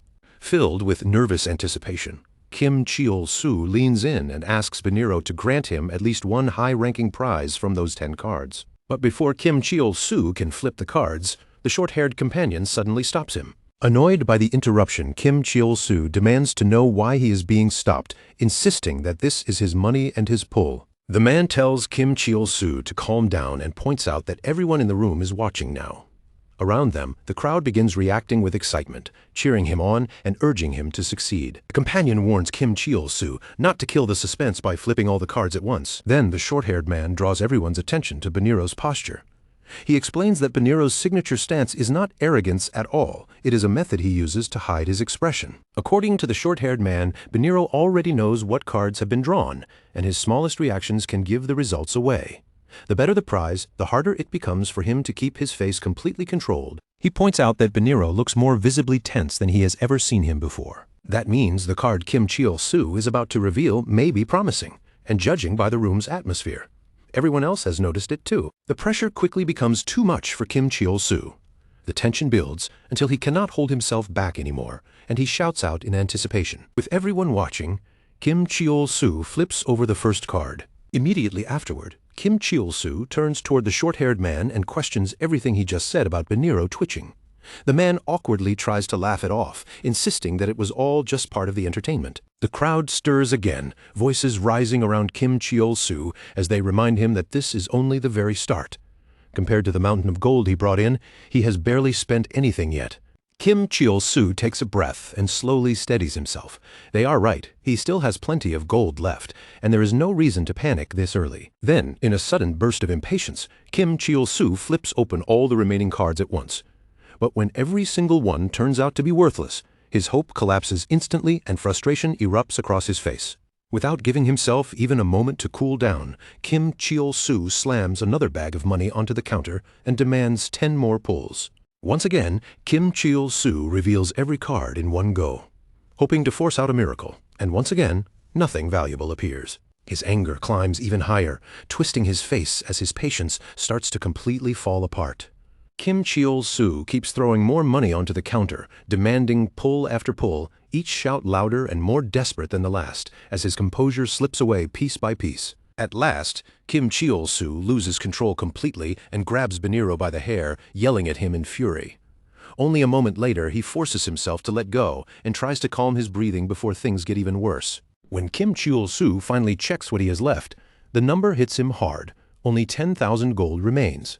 Doubt crawls into his mind as he wonders whether this gacha system even works at all, or if the whole thing is just a massive scam. The short-haired man places a hand on Kim Cheol-soo's shoulder and reminds him of what he said earlier about superstition and bad luck. He tells Kim Cheol-soo that when someone's luck has gone rotten, sometimes the smartest move is to let another person take over. Kim Cheol-soo immediately shoves him away, snapping at him to get lost and stop acting like he knows anything. Even so, the man's words keep echoing in Kim Cheol-soo's head. He starts wondering if his own awful luck might truly be the problem. And if it is, then he needs some way to break this streak of failure. At that exact moment, someone from the crowd brings Greenie forward.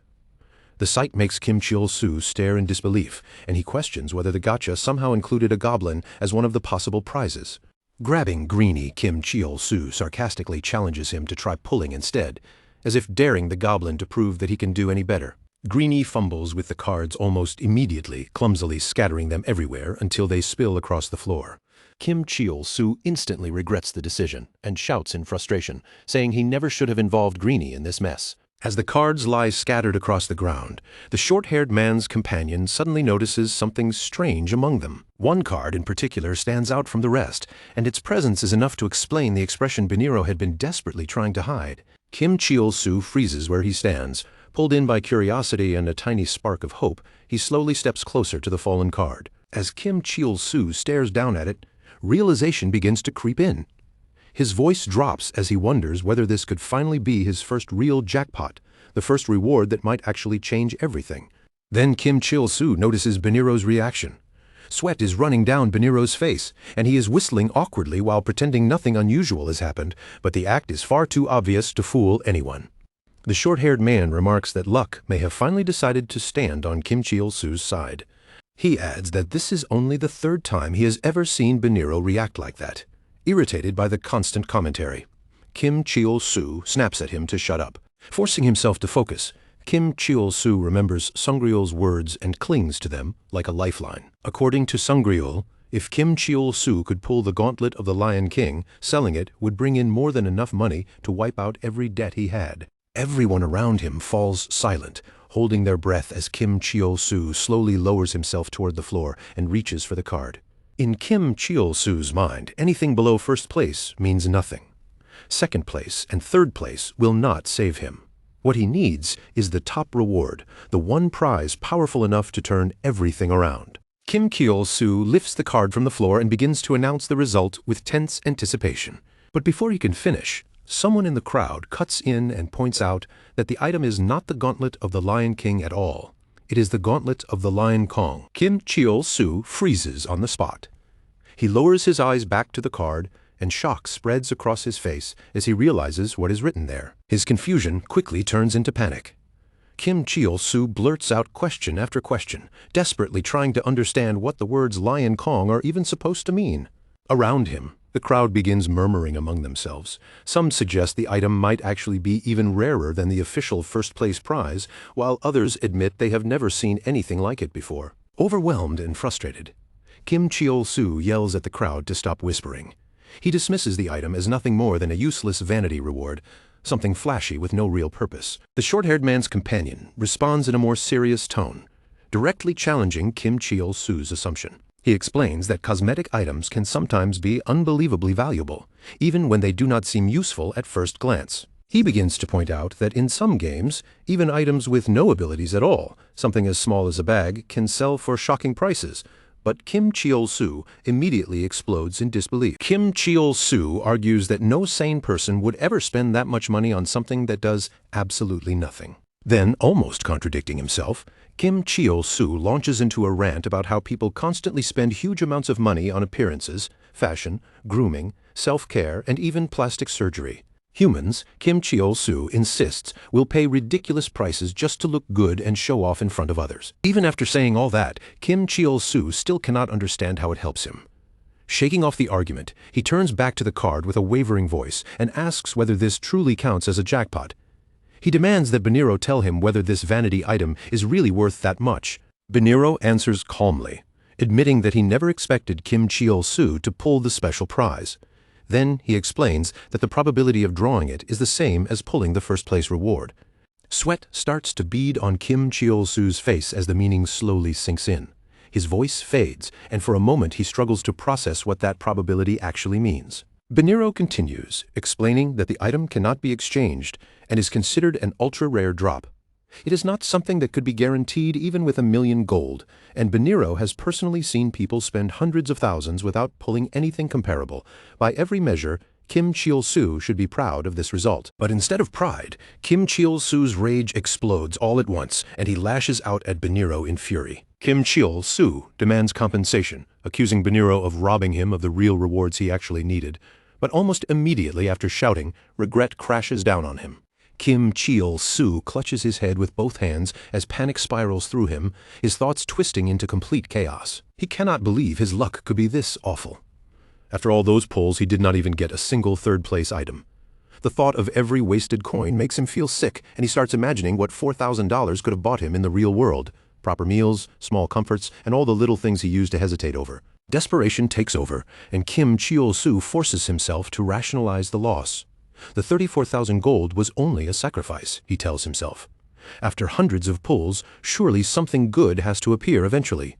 All he needs now is 1,000 more gold. Just one more chance. As Kim Cheol-soo sinks deeper into despair, the atmosphere around him grows tense and uneasy. The nearby spectators begin sweating as they realize he is no longer thinking rationally, and the short-haired man's companion nervously tries to stop him, pointing out that he already obtained the special prize and does not need to push himself any further. Without paying the slightest attention to the people around him, Kim Cheol-soo suddenly stripped off his armor right there on the spot. Holding up the blue steel light armor for everyone to see, he shouted that he was selling this rare piece of equipment immediately. The moment those words left his mouth, a wave of shock spread through the crowd. Someone stared at the armor and whispered that it was actually rare-grade equipment, while another person, already leaning in with curiosity, wondered out loud just how much something like that could possibly be worth. A few people quickly began guessing among themselves. Since Kim Cheol-soo looked so desperate to get rid of it, one person assumed he must be willing to sell it cheap. Another stepped forward and asked him directly how much gold he wanted for the armor. Kim Cheol-soo was barely keeping his emotions under control. Instead of naming a price, he snapped back at them and told them to make an offer first. The potential buyer froze for a second, completely thrown off, because somehow he was the one being pressured to decide the price. Then, from somewhere behind the gathering crowd, a calm voice cut through the noise. A long-haired man stepped forward with an almost effortless confidence and offered 1,000,000 gold for the armor. For a moment, the entire room went dead silent. Then several people reacted at once, their eyes widening as the shocking number sank in. Heads turned one after another toward the long-haired man. The crowd began studying him closely, each of them wondering who this person was to casually throw out such an unbelievable offer. Kim Cheol-soo froze where he stood. 1,000,000 gold. The amount echoed in his head, so huge that he could barely understand what he had just heard. As Kim Cheol-soo checked the value information, his thoughts started spinning out of control. If someone was willing to pay that much just to secure the armor quickly, then maybe this equipment was worth far more than he had ever imagined. The long-haired man came a little closer, his expression still composed, and asked Kim Cheol-soo what was wrong, as if the offer had been perfectly normal. The man was Kim Jae-ho, level 29, known by the nickname Nice Guy. He calmly explained that he was willing to buy the armor for whatever price Kim Cheol-soo wanted, According to him, he had offered such a high amount because he genuinely wanted that item. Kim Cheol-soo hesitated inside, unable to shake the uneasy feeling crawling up his spine. The offer sounded almost too perfect, and he could not tell whether this was incredible luck or a trap waiting to close around him. Even so, greed won out in the end. Kim Cheol-soo accepted the proposal, and the two of them moved to confirm the trade. But then the truth struck him all at once. The thing displayed in the trade window was not gold at all. Panic exploded in Kim Cheol-soo's chest, and he immediately lashed out, accusing Kim Jae-ho of wasting his time and trying to deceive him. Kim Jae-ho remained calm, only clicking his tongue as if Kim Cheol-soo had misunderstood something obvious. He explained that the item he had placed in the window was the beating heart of the dragon, an extremely rare material. The entire crowd erupted in shock. People recognized the item right away, murmuring that it was a rare drop from the red dragon Lormus. The whispers spread fast, with everyone questioning how someone could possibly have gotten their hands on something that valuable. Kim Cheol-soo's confusion only grew worse. A red dragon, a rare drop? He did not fully understand the details, but judging from the crowd's stunned reactions alone, that strange item was clearly worth an enormous fortune. Kim Jae-ho went on to explain that, strictly speaking, he would actually be losing value by trading that material for the armor. But to him, time mattered more than anything. He considered the difference in value payment for the effort it would take to convert the material into gold himself. Kim Cheol-soo thought it over for a moment, then finally agreed. Kim Cheol-soo told Kim Jae-ho to go ahead and complete the trade, but just when everything seemed settled, the trade was suddenly cancelled, leaving Kim Cheol-soo staring in stunned disbelief. Kim Jae-ho quickly apologized, saying he had pressed the wrong option by mistake. In the same calm tone, he suggested that they simply open the trade again and try one more time. As the trade window appeared again, Kim Cheol-soo's heart hammered wildly in his chest. His thoughts raced as he silently urged Kim Jae-ho to hurry, already imagining how he would sell the armor for 1 million gold and rebuild everything from the ground up. The instant Kim Jae-ho placed the item back into the trade window, Kim Cheol-soo accepted without the slightest hesitation. Relief rushed over him, and he thanked Kim Jae-ho eagerly, believing the deal had finally gone through. Kim Jae-ho answered with a faint smile that was impossible to read. He thanked Kim Cheol-soo as well, and then, without offering any further explanation, he logged out of the game. Kim Cheol-soo watched him vanish from the spot and briefly wondered why Kim Jae-ho had left so suddenly right after the trade. But he quickly brushed the thought aside. Whatever reason Kim Jae-ho had for logging out, Kim Cheol-soo decided it had nothing to do with him. With that, Kim Cheol-soo turned his attention back to the item display in front of him, ready to properly examine what he had received. The moment he looked more closely, his face stiffened. Shock crept across his expression as he quietly questioned what exactly he was looking at.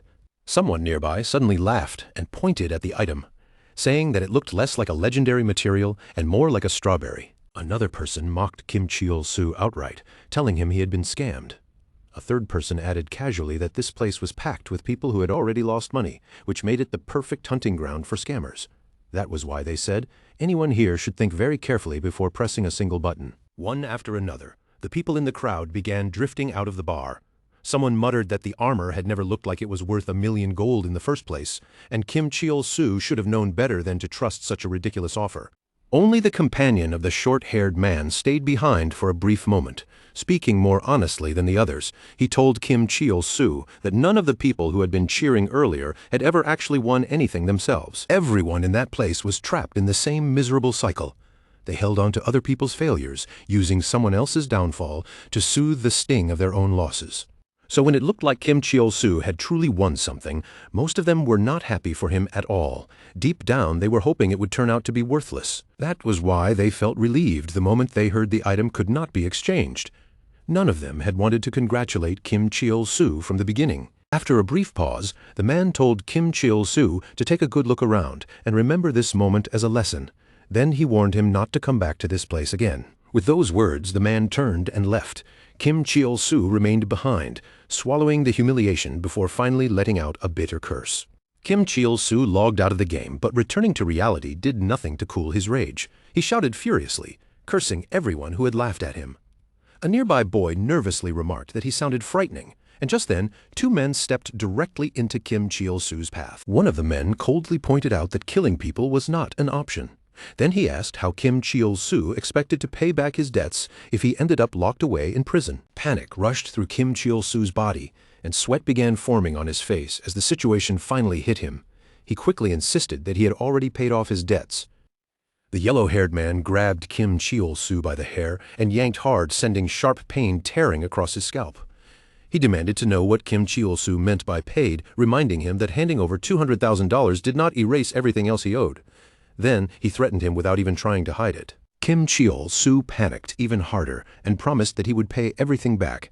Desperate to avoid making the situation worse in public, he asked if they could at least talk outside. The yellow-haired man dragged Kim Cheol-soo out by force, striking him again and again as he hurled insults at him with every step.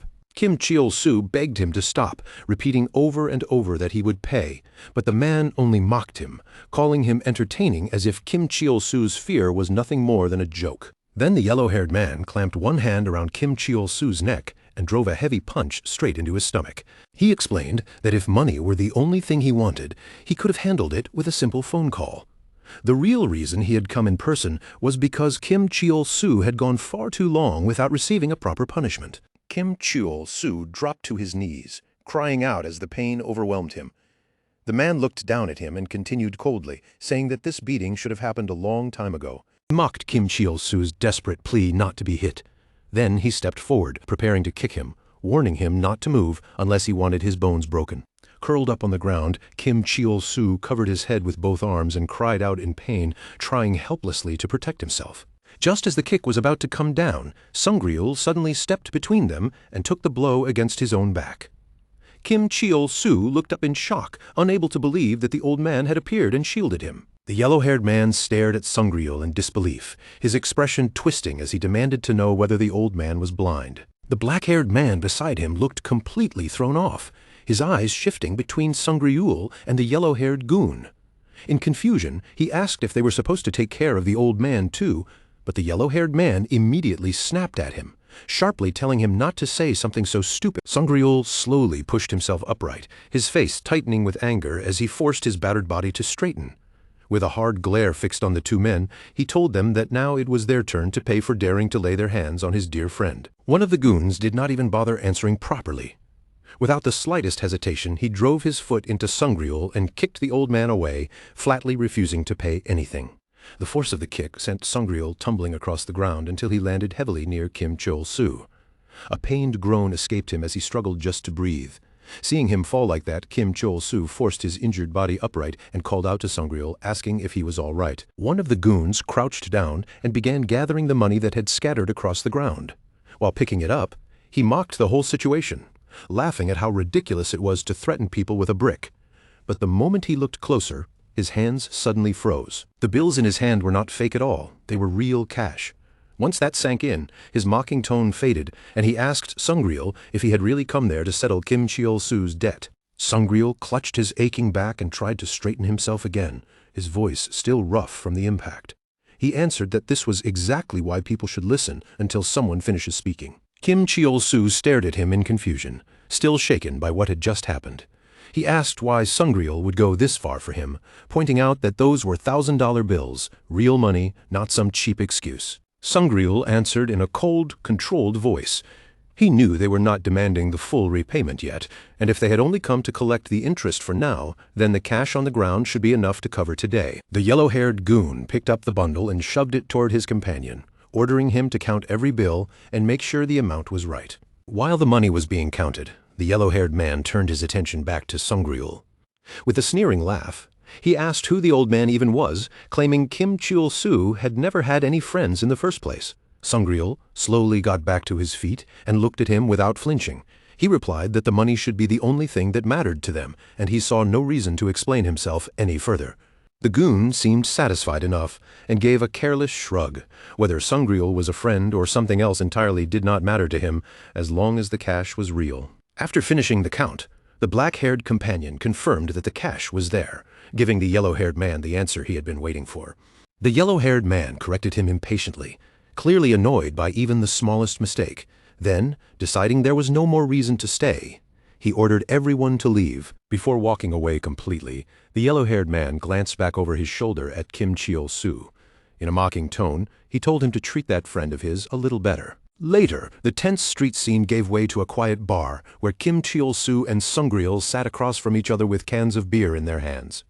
Sungryul asked if it was true that Kim Cheol-soo had borrowed $100,000 10 years ago, only for the debt to swell all the way to $2.3 million. Kim Cheol-soo lowered his gaze and quietly admitted that it was true. Sungryul commented that a 33% interest rate was cruel enough to ruin anyone. Then his eyes narrowed slightly as he asked about the story Kim Cheol-soo had told before, the debt supposedly left behind by parents he had never even met. That question hit Kim Cheol-soo hard. He grabbed his head in shock, unable to understand how Sungryul had figured it out. At last he admitted he had lied. If people knew the truth, that the debt was entirely his own fault, then everyone would see just how pathetic he had been for turning to loan sharks. Sungryul asked if Kim Cheol-soo had ever tried asking his parents for help. The moment he heard that, Kim Cheol-soo snapped. He shouted that his parents had nothing to do with this, then finally forced out the truth: he was an orphan, and because of that, he had spent his life being mocked and bullied. To Kim Cheol-soo, being an orphan had always felt like a burden heavier than any money he could owe. It was the kind of debt that followed him everywhere, even when no one else could see it. Sungryul listened quietly, letting Kim Cheol-soo's words settle between them before answering in a calm voice. He said he understood the situation, but still wanted to know what Kim Cheol-soo had planned to do with $100,000. Was it for survival, for gambling, or simply because desperation had pushed him into a corner? Sungryul added that the only collateral Kim Cheol-soo could have offered back then was probably his own body. After a short pause, he seemed to understand why Kim Cheol-soo had become so obsessed with high-level dungeons. Losing Greeny's power must have terrified him. Then Sungryul asked what Kim Cheol-soo intended to do next, reminding him that he still needed money. Kim Cheol-soo's frustration finally spilled out. He said that at this point he would probably end up doing manual labor. His whole life had been nothing but barely scraping by from one day to the next, grinding through low-level dungeons just to survive. With a bitter laugh, Kim Cheol-soo mocked his own title as a goblin summoner, saying that he was the real goblin in the end. But Sungryul refused to let him sink into despair, telling him it was far too early to give up and reminding him that he had already become strong in his own right. Kim Cheol-soo tightened his grip around the can in his hand, his fingers pressing into the metal as he quietly thanked Sungryul. Then Kim Cheol-soo admitted that if Sungryul had not stepped in, those men might have beaten him almost to death. With his voice low but serious, he promised that he would repay the money no matter what it took. Sungryul looked at him and answered bluntly, saying that words like that were always far too easy to say. He tossed another can toward Kim Cheol-soo and told him to drink. Kim Cheol-soo immediately replied that he had already finished his, then snapped back and told Sungryul to buy him another one instead. Later, on the day of the patch, Kim Cheol-soo lay beneath his gaming setup and gathered himself before logging back in. Sungryul had been right. Kim Cheol-soo was level 44 now, far beyond the days when he had to mine ore just to survive. Giving up simply because he had lost Greeny's overwhelming strength was too early. Whether he wanted to admit it or not, he had grown stronger. Once Kim Cheol-soo entered the game, Greeny appeared before him with that same familiar grin, letting out its usual strange sound as if nothing had changed at all. Kim Cheol-soo quietly studied Greeny from head to toe, taking in the goblin's expression and posture before noting that it seemed exactly the same as ever. Greeny mocked him right back, asking why Kim Cheol-soo was laughing when he had now become nothing more than a low-level mob himself. Nearby, several players suddenly burst into laughter. They pointed at Kim Cheol-soo's half-naked appearance, one loudly calling attention to him, while another laughed in disgust and wondered what on earth he was doing. The instant Kim Cheol-soo heard their laughter, he understood exactly what they were staring at. Embarrassment and irritation hit him together, and he cursed under his breath. Without wasting another second, Kim Cheol-soo opened his inventory and equipped another piece of armor, feeling relieved that he had not sold this one earlier. Unfortunately, it was only rag armor, a level 3 item with almost no defensive power at all. Greeny reacted loudly to the pathetic armor change, making its presence impossible to ignore. Kim Cheol-soo clenched his fist and steeled himself, trying to push past the humiliation. From this point on, Kim Cheol-soo could no longer depend on Greeny to carry every battle for him. If he wanted to survive, he would have to fight with his own strength and use every advantage he had left. Kim Cheol-soo opened his status window, intending to finally allocate his points properly. But as soon as he saw the numbers laid out in front of him, irritation slipped out before he could stop it. Until now, Greeny had handled nearly all the fighting. Kim Cheol-soo had never seriously worried about how much damage his own body could take. But once he looked closely, the problem became painfully obvious. His health stat was sitting at only 2. Kim Cheol-soo stared at the number in disbelief, realizing just how completely he had relied on Greenie, and he wondered if someone with stats like this could even be called a level 44 character. After thinking it through, Kim Cheol-soo decided that raising his health had to come first. Then he would put points into strength so he could at least survive close quarters combat. The overall distribution was not completely hopeless. If anything, it looked close to an assassin-type setup, and his agility was already high enough to give him some room to work with. Now all Kim Cheol-soo needed was a weapon that actually matched his current stats.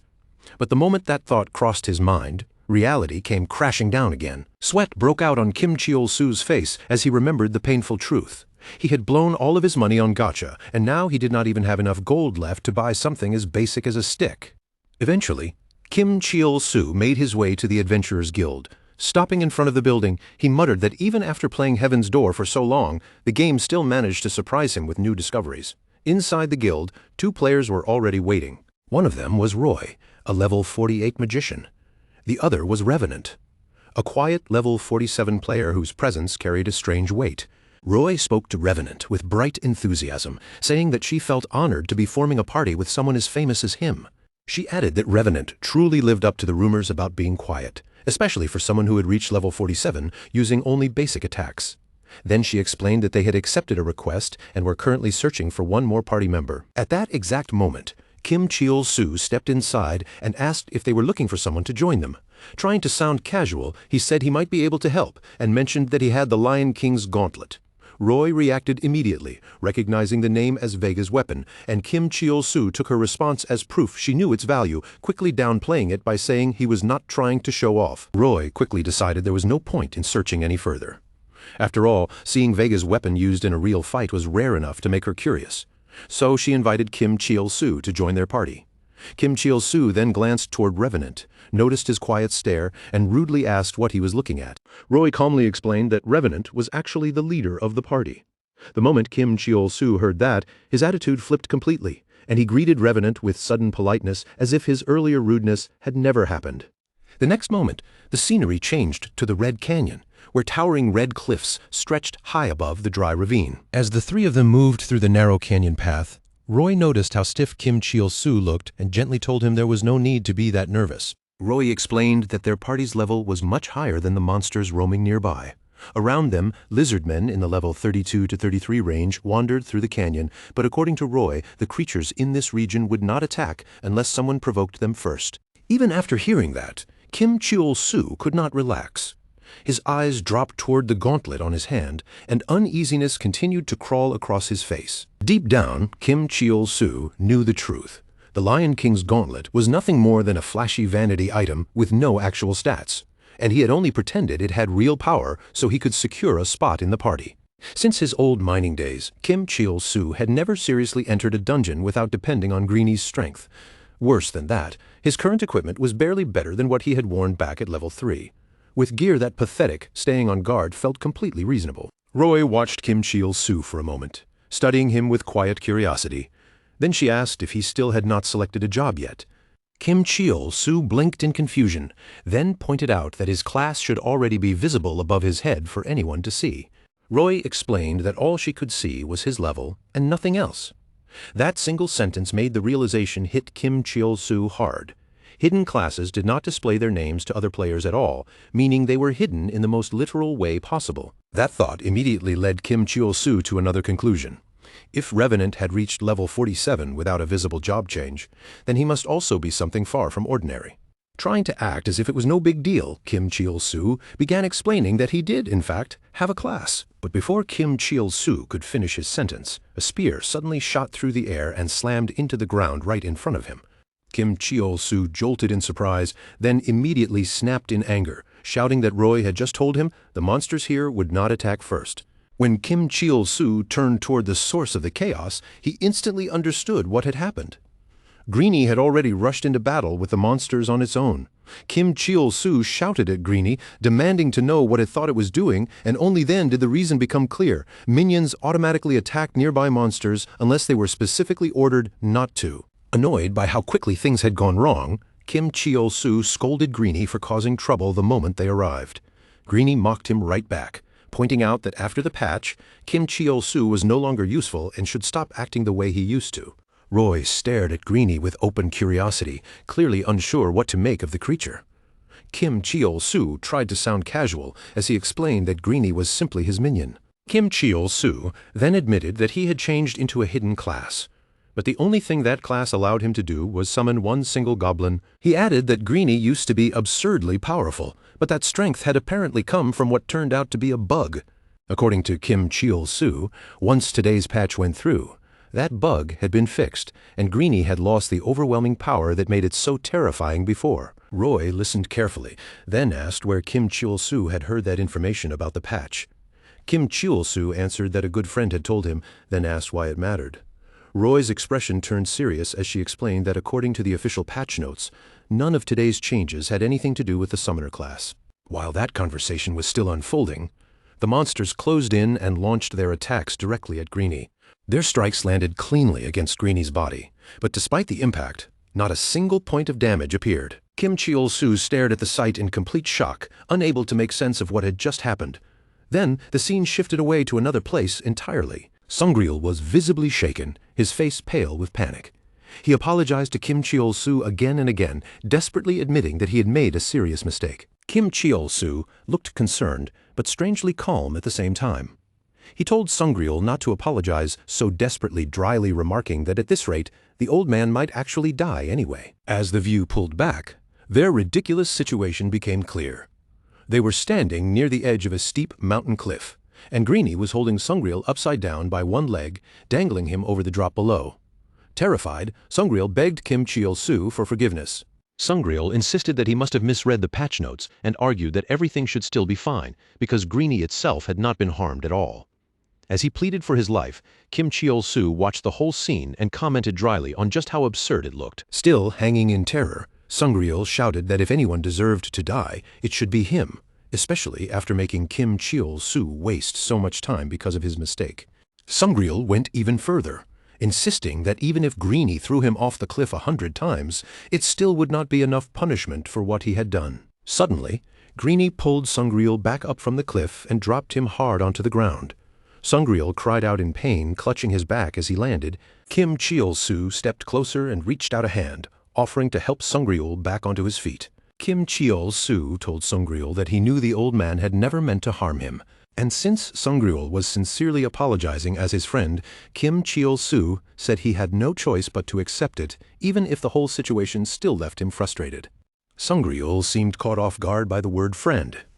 He quickly claimed that he had only been hanging around nearby and simply could not ignore how often Kim Cheol-soo embarrassed himself. Without warning, Kim Cheol-soo grabbed Sungryul again and casually told Greenie to hang him over the cliff one more time. Greenie reacted with immediate excitement, ready to obey, and Kim Cheol-soo instantly panicked, shouting for Greenie to stop because he had only been joking. The scene changed again, this time to an indoor room where Sungryul sat quietly by himself. Sungryul sipped his tea while watching Kim Cheol-soo from across the room, his gaze calm on the surface. In his mind, he silently spoke Kim Cheol-soo's name. Kim Cheol-soo had now come to trust Sungryul completely. And because of that trust, Sungryul believed he could use Greenie's power for the sake of Heaven's Door. Then, the mood shifted sharply, cutting away from that quiet calculation into something far more urgent. Sungryul rushed into an operating room, calling out to the doctor as his eyes locked onto Kim Cheol-soo, lying unconscious on a hospital bed. Sungryul urgently asked if Kim Cheol-soo was all right.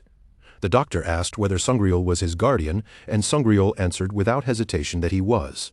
The doctor then explained that Kim Cheol-soo had been extremely lucky. Even though he had been hit by a car, he had only suffered minor injuries. His head had taken a hit, but the scans showed no abnormalities, so once he woke up, he should be able to leave the hospital soon. Sungryul let out a heavy breath, blaming himself for failing to protect Kim Cheol-soo properly. No matter how powerful Kim Cheol-soo might be inside the game, Sungryul understood that in reality, he was still nothing more than an ordinary human. At that moment, Kim Cheol-soo began to stir. Slowly regaining consciousness, he looked disoriented and muttered in confusion, wondering where he was. Sungryul reacted immediately, his face shifting with shock and relief as he realized Kim Cheol-soo had finally opened his eyes. But then Kim Cheol-soo looked straight at Sungryul and asked who he was. Time moved forward, carrying the scene beyond the hospital room. After Kim Cheol-soo was discharged from the hospital, he listened quietly while Sungryul explained everything that had happened. Kim Cheol-soo calmly repeated what he understood. He and Sungryul were supposedly close friends. The adorable monster beside them was his minion Greenie, and yet he could not remember any of it. Even so, he sincerely thanked Sungryul for taking care of him. As Sungryul watched Kim Cheol-soo closely, the weight of the situation finally sank in. If this had only been memory loss, it would have been troublesome, but still something they might be able to handle. But what he was seeing now was far more serious than that. Kim Cheol-soo smiled gently and crouched down toward Greenie, reaching out as if approaching a harmless little pet. In a cheerful voice, he tried to stroke the goblin and asked if Greenie liked being rubbed like that. Sungryul's body went stiff the moment he saw it. Greenie, meanwhile, clearly did not like the sudden affection and reacted with obvious discomfort. That was when Sungryul understood the truth. This was not simple memory loss. Kim Cheol-soo's entire personality had changed, and even Greenie was responding to him as if something was wrong. The Kim Cheol-soo standing in front of him was no longer the same person he knew. Suddenly, a large man passing by slammed his shoulder into Kim Cheol-soo and knocked against him hard. The man immediately turned on him, glaring with irritation as he demanded to know where Kim Cheol-soo had been looking. Instead of snapping back, Kim Cheol-soo bowed his head with a polite smile and apologized right away, even asking if the man had been hurt. The man hesitated, completely thrown off by the unexpected kindness, then awkwardly backed away and told him to watch himself next time. Watching from the side, Sungryul muttered in disbelief, realizing that somehow Kim Cheol-soo had become a genuinely kind person. The scene shifted once more to a barren desert, where Kim Cheol-soo, Sungryul, and Greenie stood facing a massive scorpion monster under the empty sky. Sungryul pointed toward the huge creature and instructed Kim Cheol-soo to give Greenie the order to attack it. Kim Cheol-soo recoiled at once, refusing with clear distress in his voice. He said he could not bring himself to send such a cute little creature against something that large. Sungryul tried to reassure him, explaining that even if Kim Cheol-soo could not remember it, Greenie had already defeated countless enemies just as powerful before. Kim Cheol-soo stared back in stunned disbelief. Reluctantly, Kim Cheol-soo called out to Greenie and asked it to attack. Greenie slowly approached the scorpion monster and struck it, but the damage was so small it barely seemed to matter. Sungryul stared at the result, his thoughts sinking into disbelief as the reality in front of him became impossible to deny. The goblin summoner who had once been the strongest, the savior who was supposed to carry Iscariot's dream forward, had truly fallen to this state. Then, without warning, the scorpion monster snapped into motion and launched a counterattack straight toward Greenie. Before anyone could stop him, Kim Cheol-soo rushed forward on instinct and threw his own body in front of Greenie, taking the attack in the goblin's place. Greenie turned toward Kim Cheol-soo in shock, clearly shaken as it asked whether he was all right. Kim Cheol-soo hesitated for a moment, then repeated the word friend under his breath, as if he was trying to understand what that word truly meant. Seeing what had just happened, Greenie suddenly panicked. Its voice rose as it apologized over and over, blaming itself for letting Kim Cheol-soo step into danger and get hurt because of it. At that moment, Sungryul stepped forward, his expression hardening as he activated a warrior skill. With one clean and precise power swing, Sungryul cut straight through the scorpion monster. The creature collapsed instantly, defeated in a single blow, while Kim Cheol-soo stared at the scene in complete disbelief. Kim Cheol-soo struggled to understand how a monster that looked so powerful could be taken down so easily. Sungryul brushed off his reaction as if it was nothing unusual. Sungryul explained that the monsters in this area mainly relied on speed and attack power rather than toughness.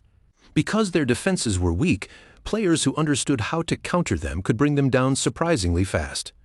That was why the region was popular for leveling, even though it often caused fights between players over hunting spots.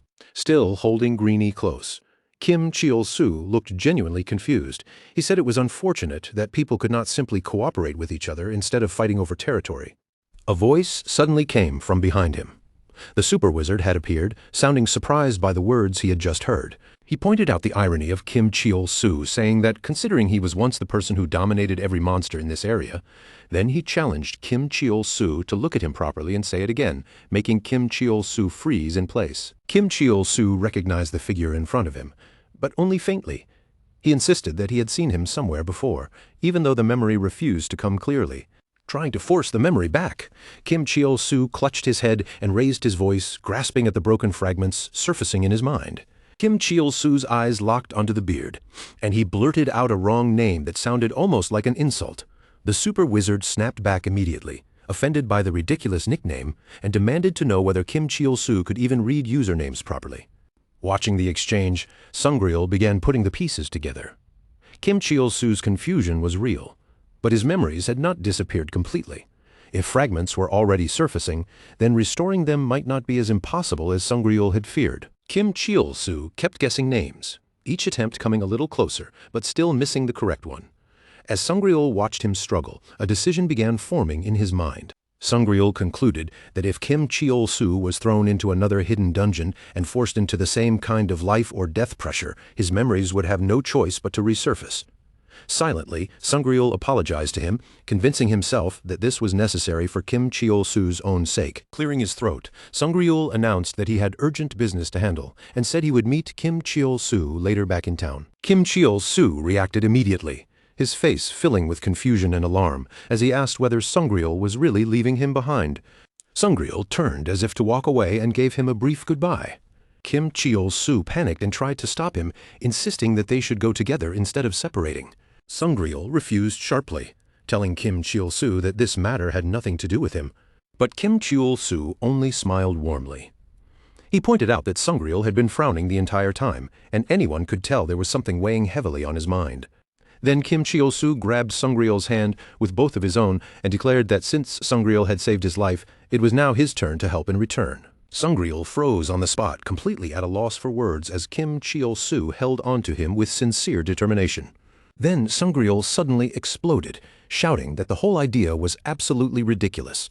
Sungryul demanded to know how someone like Kim Cheol-soo could possibly help when he did not even understand what was truly at stake.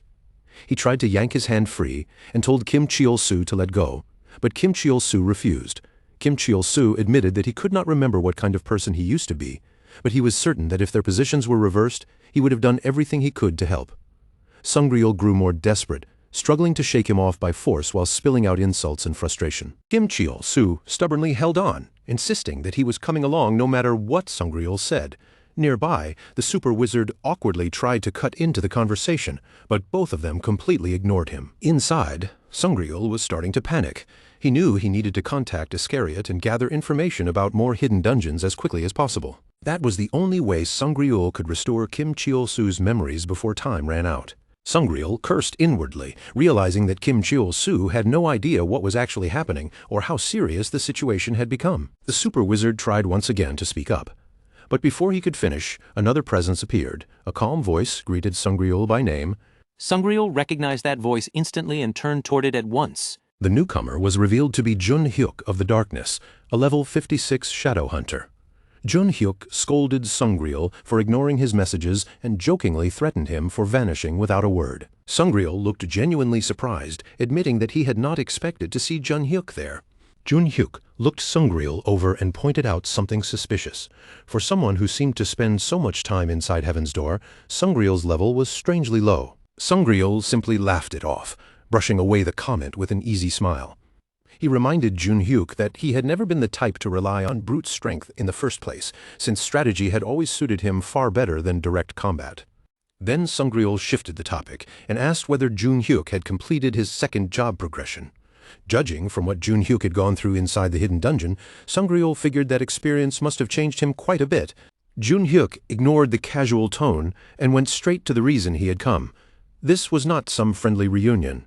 There was an emergency. Patton, the Annihilator, and Ji-hyun, the Deathbringer, were both in serious danger. The moment Kim Cheol-soo heard those names, something faint stirred in the back of his mind. They sounded familiar, but no matter how hard he tried, he could not place where he had heard them before.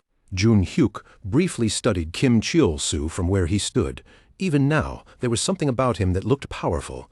Still, Jun-hyuk doubted that someone like himself could truly compare, and he wondered whether Kim Cheol-soo would even care about him at all. Sungryul frowned and asked how Patton and Ji-hyun could possibly be in danger. Those two were nearly as strong as Jun-hyuk himself, so a normal threat should not have been enough to corner them. Jun-hyuk answered that under ordinary circumstances, Patton and Ji-hyun could overcome almost anything. The only real exception would be if they had accidentally stepped into a hidden dungeon. Jun-hyuk admitted that he still did not know the full situation. All he had received were 3 messages before contact was completely cut off. The first message told him to gather the entire Everton Guild, including the Guildmaster. The Guildmaster could not come, but the rest of the members were already on their way. The second message warned that there was a level 100 monster inside the dungeon.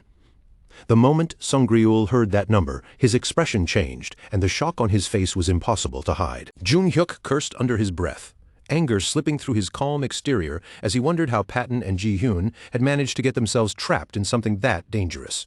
Sangreul leaned forward, urgency rising in his voice, and asked what the final message had said. Junhyuk pointed toward Kim Cheol-soo, who was still seated nearby, and explained that the last instruction had been clear above everything else: bring Kim Cheol-soo with them. Sangreul scoffed at that, unable to hide his frustration. He questioned what Kim Cheol-soo, in his current condition, could possibly do in a situation like this. But inside, Junhyuk disagreed with Sangreul's reaction. Ji-hyun had made the right call. She had witnessed Kim Cheol-soo's power with her own eyes. Even if Junhyuk's words sounded harsh, there was expectation behind them, because Kim Cheol-soo was the reason they had grown as strong as they were now. But when Junhyuk looked at Kim Cheol-soo in his current state, the reality was painfully clear. Right now, Kim Cheol-soo was completely useless. Meanwhile, deep inside the dungeon, the cursed armor finally moved past the room. Ji-hyun let out a quiet breath of relief, watching it disappear as she whispered that it was gone. Patton, however, had already reached the limit of his patience. He pointed out that they had been trapped there for 2 full days and asked whether Ji-hyun truly believed they were going to make it out alive by just waiting. Gripping his sword tightly, Patton argued that sitting there until they starved made no sense. If they fought, then even if things went badly, at least one of them might be able to escape. Ji-hyun immediately rejected the idea. She told Patton that fighting would guarantee their deaths, and she refused to accept any plan where one of them had to die. If they held on a little longer, she insisted, help would come. Ji-hyun believed that if Kim Cheol-soo came for them, then they would survive. Hearing that, Kim Cheol-soo quietly realized who Ji-hyun had been talking about. Junhyuk stared at Kim Cheol-soo with an unsettled expression, wondering if this gentle, confused person really was the same man he remembered. A bad feeling slowly settled over him. Sangreul quickly leaned closer to Kim Cheol-soo and lowered his voice. He explained that Kim Cheol-soo and Junhyuk used to be friends, so acting too distant would seem unnatural. Kim Cheol-soo looked genuinely confused, wondering how he could ever have been friends with someone so intimidating. Sangreul urged him to go over and speak to Junhyuk the way a normal friend would. Kim Cheol-soo repeated the idea uncertainly, as if testing it in his mouth. Then he walked up to Junhyuk and greeted him in his usual blunt, overly direct way. Inside, Sangreul immediately panicked, realizing that Kim Cheol-soo had come on far too aggressively. But to his shock, Junhyuk accepted the greeting without the slightest hesitation, as though nothing about it seemed strange. Sangreul could hardly believe that worked. But before he could relax, Greenie suddenly appeared behind Junhyuk. Junhyuk noticed the presence behind him at once, and his body reacted instinctively before he even fully turned around. Sangreul stiffened as cold sweat formed on his face. Greenie was not supposed to appear here, especially not in front of Junhyuk. Junhyuk could not be allowed to find out the truth yet, but Junhyuk turned towards Sangreul and asked directly whether this was the same goblin from before. Sangreul forced out a laugh, trying to make the whole thing sound ridiculous. He claimed this goblin looked nothing like the one they had once lost too. Sangreul added that Greenie looked weak, shabby, and barely able to hold itself together. He even mocked the idea that they could ever have been defeated by something that pathetic. Junhyuk hesitated for a moment, then admitted that maybe he was simply too on edge because of the emergency. As time passed, more people began gathering around them. Once enough members had arrived, Junhyuk stepped forward and thanked everyone for coming. An assassin in the crowd questioned why the guildmaster was absent again. Introducing himself as Min-young, the speedmaster, he pointed out that this was an urgent situation and the guildmaster's absence made no sense. Junhyuk explained that he had contacted the guildmaster, but they should not expect him to show up. This mission would have to be handled by the people standing there now. He went on to explain that Ji-hyun, the Deathbringer, and Patton, the Annihilator, had fallen into a trap while returning from a dungeon and were now trapped underground. Junhyuk suspected Patton had caused the problem somehow, because with their abilities, they normally should have escaped without much trouble. Real problem was that a level 100 monster was blocking the way out. That meant this rescue mission was extremely dangerous, and Junhyuk warned them plainly that some of them could genuinely die if things went wrong. He repeated that although Heaven's Door was still a game, This situation was different from an ordinary hunt. Anyone who wanted to back out had the chance to leave right then. A woman suddenly stepped forward from the group, calling out Ji-hyun and Patton by name. She introduced herself as Susie the Brute and stated without hesitation that Ji-hyun and Patton were her friends, so she was going to rescue them. Nearby, another man supported an injured companion and remarked that he owed Patton a favor. The injured man responded bluntly, saying that without help, Junhyuk was nothing more than a half-functioning vice leader, then questioned why Junhyuk had not asked for assistance earlier. Watching the group come together, Sungryul finally spoke up and agreed with what had just been said. Sungryul pointed out that no matter how strong they were, their opponent was still level 100, so fighting it head-on was fundamentally unrealistic. Their objective was not to defeat the monster, but to rescue Ji-hyun and Patton. If they only needed to distract it, then involving more people would be far more effective. As Sungryul said that, another thought formed in his mind. This situation was perfect. If Kim Cheol-soo ended up being chased by a level 100 monster, then the shock might force his memories to resurface. Kim Cheol-soo immediately protested, asking why he had to go into such a dangerous place at all. Sungryul studied him in silence, wondering why Kim Cheol-soo was suddenly reacting this way. Until now, he had been kind, cooperative, and eager to help. For a brief moment, Sungryul wondered if Kim Cheol-soo's memories were already starting to return. Junhyuk spoke next calmly, saying that there was no reason for Kim Cheol-soo to risk his life over another guild's problems. Just knowing that someone inside was waiting for his help was not enough reason to walk straight into certain death. As Sungryul speaks, his mind is already racing far ahead of his words.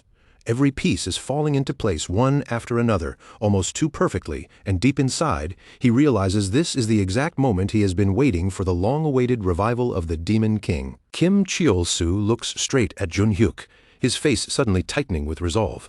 After hesitating for only a breath, he steels himself completely and declares that he is ready, urging everyone to stop holding back and move forward together. Junhyuk lets out a rough scoff as he looks at them, calling them idiots for pushing themselves this far. But beneath that harsh tone, his gratitude slips through, and he thanks them for refusing to give up when it would have been easier to run. Then Junhyuk raises his voice, sharp and commanding enough to cut through the chaos, and gives the order for the Everton Guild to move out at once.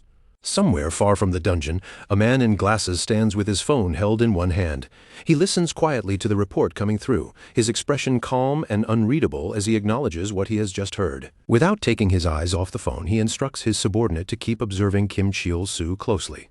Something about Kim Cheol-soo's recent behavior feels strange to him, unusual enough that he wants every movement watched. But after staring at the screen for a little longer, the man's brow creases in doubt. He mutters that, on second thought, this may simply be Kim Cheol-soo behaving exactly the way Kim Cheol-soo always does. Deciding there is nothing worth reporting, he brushes it aside and concludes that someone must be overreacting again. Back inside the dungeon, Junhyuk cuts through the enemy ranks with terrifying precision. One opponent is split cleanly apart before it can even defend itself, and the others that charge toward him are eliminated just as quickly, falling one after another beneath his blade. Junhyuk clicks his tongue under his breath, muttering that these weaklings keep rushing in like they are begging to be slaughtered. Kim Cheol-soo can only stare in stunned amazement. Junhyuk's individual strength is already overwhelming, but what catches Kim Cheol-soo's attention even more is how smoothly the entire group moves together. Even while attacking with relentless force, none of them leave careless openings behind. They advance as if they know, without needing to look back, that someone else will cover their blind spots. That absolute trust lets them throw everything into offense, and the sight leaves Kim Cheol-soo unsettled. He wonders quietly whether he has ever had anyone he could rely on that completely. Then, without even the slightest warning, a demon suddenly lunges at Kim Cheol-soo from behind. Before Kim Cheol-soo can turn or even raise his guard, Sungryul slips into the gap. With one clean strike, he kills the creature outright, avoiding its attack so smoothly that it looks almost effortless. Sungryul clicks his tongue as the monster falls, dryly commenting that creatures like these make up for their overwhelming numbers by having pathetic defense, which is exactly why they go down so easily. Kim Cheol-soo looks at Sungryul with trembling eyes, and before he realizes it, tears begin to gather and blur his vision. Overcome by the sudden rush of emotion, Kim Cheol-soo throws himself forward and wraps Sungryul in a tight hug.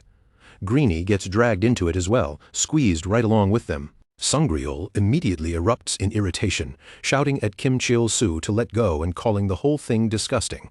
At the same time, Greenie screeches in protest, clearly just as unhappy about being trapped in the emotional pile. But Kim Cheol-soo refuses to loosen his grip. Still clinging to both of them, he starts crying even harder, saying that if two beings could care about him this deeply, then maybe he really had lived honestly, giving everything he had until the very end. Flustered and desperate to make the crying stop, Sungryul awkwardly agrees with him on the spot, but inside, panic is already taking over. This is bad, very bad. If this emotional change settles into Kim Cheol-soo for good, everything could go wrong. So Sungryul decides he has to throw him into danger immediately. Sungryul turns his head and calls out to Jun-hyuk, suggesting that they stop moving as one large group and split up instead. He points out that the monsters here are weak, and at this early stage, there is no real need for them to keep such a careful formation. According to Sungryul, it would be better to divide their forces and focus on finding the trap as quickly as possible. Jun-hyuk listens, then agrees, admitting that he may have been acting too cautiously. After all, they do not have enough time to waste by moving slowly just because they are afraid of what might be ahead. Jun-hyuk orders everyone to split into 3 separate groups and search for Ji-hyun and Patton. He warns them to report immediately if they notice anything suspicious and makes it clear that no one is to push into the deeper areas alone. Watching the situation from a little distance away, the super wizard observes that the group is actually managing quite well. From the way things are going, it almost looks like he will not need to step in at all. Just then, a zombie suddenly comes charging straight toward him. Even with the creature bearing down on him, the super wizard remains calm, casually remarking that if he shows off too much power, everyone else might relax and start relying on him too heavily. With nothing more than a single swing of his staff, the super wizard smashes the zombie apart, destroying it before it can get anywhere near him. As the zombie vanishes, a bright blue crystal takes shape in the place where it had stood, glowing with an intense and unnatural light. Jun-hyuk notices the crystal right away, his eyes narrowing as he questions what that strange object could possibly be. At that same moment, blue light begins spreading across the ground beneath them, forming a star-shaped pattern that stretches out like a magical formation. Sungryul goes completely still, horror flashing across his face as he recognizes it at once. This is the same trap that swallowed Ji-hyun and Patton. Fear surges through Kim Cheol-soo as the floor suddenly gives way beneath the super wizard's feet. Stone cracks apart. Dust bursts into the air, and the ground collapses in a violent roar. The super wizard barely has time to react before he drops into the hole, sweat running down his face as he mutters that he is finished. A moment later, a girl suddenly springs out from the hole, sounding strangely drunk and far too cheerful for a disaster like this. The super wizard's fear grows even worse as the meaning sinks in. If this girl escaped from below, then Jun-hyuk is now in serious danger. The girl casually plops herself down on the ground, as if none of this is urgent, then mentions, almost offhandedly, that there is a level 100 monster waiting down there. She introduces herself as Lammy, a level 83 trickster. Then, without the slightest warning, her cheerful mood breaks apart and she bursts into tears, sobbing that everyone is going to die. Through her tears, Lammy begins remembering the past. The Count's Grand Library was known as the Ultimate Difficulty Dungeon, hidden at the very end of Heaven's Door. It was so far beyond ordinary players that no one could even see it unless they had already reached the ranks of the strongest in the entire game. The King of Knights Master Kamoon, Empress Lammy, and the Berserker Crazy Dog became legends as the trio who cleared that impossible dungeon for the first time. But behind that glorious achievement was a truth the public never realized. Every other player who entered the dungeon with them was killed. Jun-hyuk drops to his knees, rage and frustration crashing over him all at once. He cannot understand why the trap activated so suddenly, without any warning or chance to prepare. Before Jun-hyuk can fully recover from the shock, the cursed armor appears before him and immediately launches its attack. The instant Jun-hyuk looks at it, he understands. This is the level 100 monster they were warned about. He knows at once that he has no chance of defeating something like this head-on. The only thing left for him to do is find a way to get everyone out alive. Jun-hyuk turns desperately and calls out to Min-young, hoping for support. But the moment his eyes land on him, he realizes he is already too late. Min-young has been killed. The cursed armor moves again, launching another attack before anyone has time to breathe. Hyun-soo charges forward and throws himself against the monster, grabbing both of its arms to stop its movement. With all his strength, he shouts for Jun-hyuk to run and save the others. Hyun-soo grits his teeth, admitting that he will not be able to hold the monster back for long, and urges Jun-hyuk to hurry before the chance disappears. Jun Hyuk draws his blade, refusing to abandon Hyun Soo there. But before he can rush back into the fight, Sungryul grabs him by the arm and forcibly drags him away. Jun Hyuk shouts in shock, struggling against Sungryul's grip and demanding to be released. He insists that if they retreat now, Suzy is going to die. Sungryul snaps back at Jun Hyuk, his voice sharp and merciless, telling him that Hyun Soo is already dead. The words strike Jun Hyuk like a blade, cutting through his panic in the cruelest way possible. Sungryul tells him flatly that charging back against that monster would not be courage at all. It would be nothing but suicide. What is happening down there is no longer a fight between players and a monster. It is a one-sided massacre. Minyoung and Hyun Soo were both cut down before they could even do anything meaningful. With enemies like that in front of them, Sungryul makes it clear that running is the only choice they still have left. After finishing off the fallen, the cursed armor slowly turns its empty gaze toward the survivors. Then, without hesitation, it charges straight for them with terrifying speed. As they flee through the dungeon, Sungryul's thoughts begin spinning out of control. None of this happened the way he had planned, and every second makes the situation feel more hopeless. If they had managed to spot the monster from a distance, even just a little earlier, there might have been room to maneuver. They could have chosen a different route, prepared an ambush, or at least avoided being trapped so suddenly. Sungryul had prepared escape paths, methods for moving without being noticed, and even possible ways to rescue Ji-hyun and Patton. And if all of those plans failed, there was still one last hope. If Kim Cheol-soo had simply recovered his memories, everything might have been resolved at once. But instead of gaining the upper hand, they had fallen directly into the monster's grasp. Sungryul already knew they were outmatched, but being pushed to the edge of total annihilation in barely 20 seconds was far worse than anything he had expected. Suddenly, Greenie leaps forward from the chaos, clutching a bomb tightly in its hands. Without any hesitation, the goblin throws itself straight toward the cursed armor. The bomb detonates in a violent blast, swallowing the area in flames, smoke, shattered stone, and flying debris. Jun Hyuk throws up his arms to shield himself from the explosion, clenching his teeth as the force of the blast slams into him. Sungryul shields himself as well, then stares through the smoke in complete disbelief. For a moment, he can hardly believe what he just saw, and he wonders aloud if that really was Greenie. Kim Cheol-soo immediately shouts to Sungryul, urgency cracking through his voice. He tells him this is their chance, and they have to run now while the monster's vision is blocked and it cannot track them properly. Sungryul turns toward him in shock, his eyes widening as he realizes that Kim Cheol-soo is still alive and moving. Snapping back to his senses, Sungryul agrees at once and yells for Jun Hyuk to move. There is no time left to hesitate, not even for a second. Jun Hyuk clicks his tongue in bitter frustration, but he forces himself to follow. Together, they escape into another area of the dungeon, searching for somewhere they can hide. Behind them, the cursed armor begins regenerating through the smoke and wreckage. Its damaged body pulls itself back together, and then it lets out a furious roar. As they keep running, Kim Cheol-soo thinks back to the desperate choice he made. He still had a few points left, so in that split second, he bought the only thing that might buy them time. By handing Greenie a bomb, Kim Cheol-soo knew the explosion would destroy the goblin and prevent him from summoning it again for 10 full minutes. He understands that if he had hesitated for even a moment, all of them could have been in terrible danger. He hates the idea of Greenie being hurt, even temporarily, but there was no other move left to make, and his thoughts shift toward Jun Hyuk.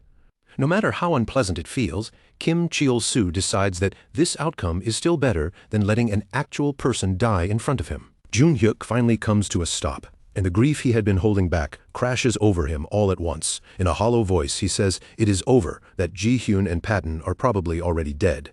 Then he blames himself, calling himself a fool who got everyone killed. He clutches his head with both hands, his voice breaking, as he says he is no different from a murderer, and that he should have been the one to die back there. Watching him fall apart, Sungryul feels the full weight of the disaster pressing down on them. To Jun Hyuk, the assassin squad was not just a team, it was family. The Everton Guild itself had been built by those people, and now, after watching his friends die right before his eyes, Jun Hyuk is completely shattered. Sungryul wonders whether a person can even be saved after breaking down like this, especially in a situation this desperate. And beneath that thought, an even darker question rises. Will any of them manage to escape this dungeon alive at all? Sungryul steps closer to Jun Hyuk and speaks in a steady, controlled voice. He tells him there is no time to sink into despair because they have no idea when the monster will return and they need to keep moving. Junhyuk looks up at him with hollow eyes and asks whether Sungryul knows why the guildmaster ended up the way she did. He remembers how one day she told him that everyone who entered a dungeon with her had died, and that only 3 people managed to come back alive. Back then, Junhyuk did not believe a word of it. He had thought the whole idea of retiring in the game was nothing more than a lie. After all, how could someone truly die just because their character died inside a game? He had never been afraid of dungeons before.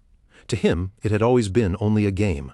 Even the pain felt like part of the experience to him, like some advanced sensory technology designed to make the game more immersive and exciting. But that belief was shattered during a previous boss raid when Junhyuk felt real fear for the very first time. The pain he experienced then was far beyond anything that could be brushed off as entertainment. In that moment, Junhyuk of Darkness died inside. From then on, he began to believe that if he ever encountered a monster with an even higher level, he might truly die for real. That terror pushed him to level up obsessively. He kept trying to close the gap between himself and the monsters, hoping that if he became strong enough, he could avoid taking any damage that might lead to retirement. But the higher Junhyuk climbed, the more he started to wonder whether he was only digging himself deeper into a hole he could never escape from. The truth is, Junhyuk had planned to quit after rescuing Ji-hyun and Patton. If his real goal was to avoid being hurt, then leaving the game completely made far more sense than risking his life just to grow stronger. As those words spill out, Junhyuk finally breaks down. Through his sobs, he admits that he acted strong on the outside, but deep down, he was terrified to come here alone. That fear is the reason he dragged everyone else into this nightmare with him. Junhyuk says he knew people might die, yet he still failed to warn them properly or stop them from coming. Anger flashes across Sungryul's face, and he shouts back immediately, insisting that Junhyuk did not know things would turn out like this. Sungryul reminds him that they had a plan, and that plan had a real chance of working. None of this was Junhyuk's fault. But before he can finish, Junhyuk screams over him, insisting that he killed them all. Unable to hold back his anger any longer, Sungryul slaps Junhyuk hard across the face and calls him an idiot. At the same time, Kim Cheol-soo kicks Junhyuk with full force and shouts the exact same word at him. Junhyuk staggers from the blow, then looks up in shock and calls Kim Cheol-soo by name. Kim Cheol-soo explodes at him, yelling that Junhyuk is the real idiot here. He demands to know what Junhyuk even means by saying they are dead. Did he see them die in the real world? Is he a doctor? Who does he think he is, deciding that people are dead just because he says so? Sungryul stares at Kim Cheol-soo in stunned disbelief, calling his name as the thought flashes through his mind that maybe Kim Cheol-soo has finally regained his memories. But Kim Cheol-soo ignores him completely and keeps going, saying he regrets ever thinking someone this pathetic could be his friend. Junhyuk freezes at that one word, friend?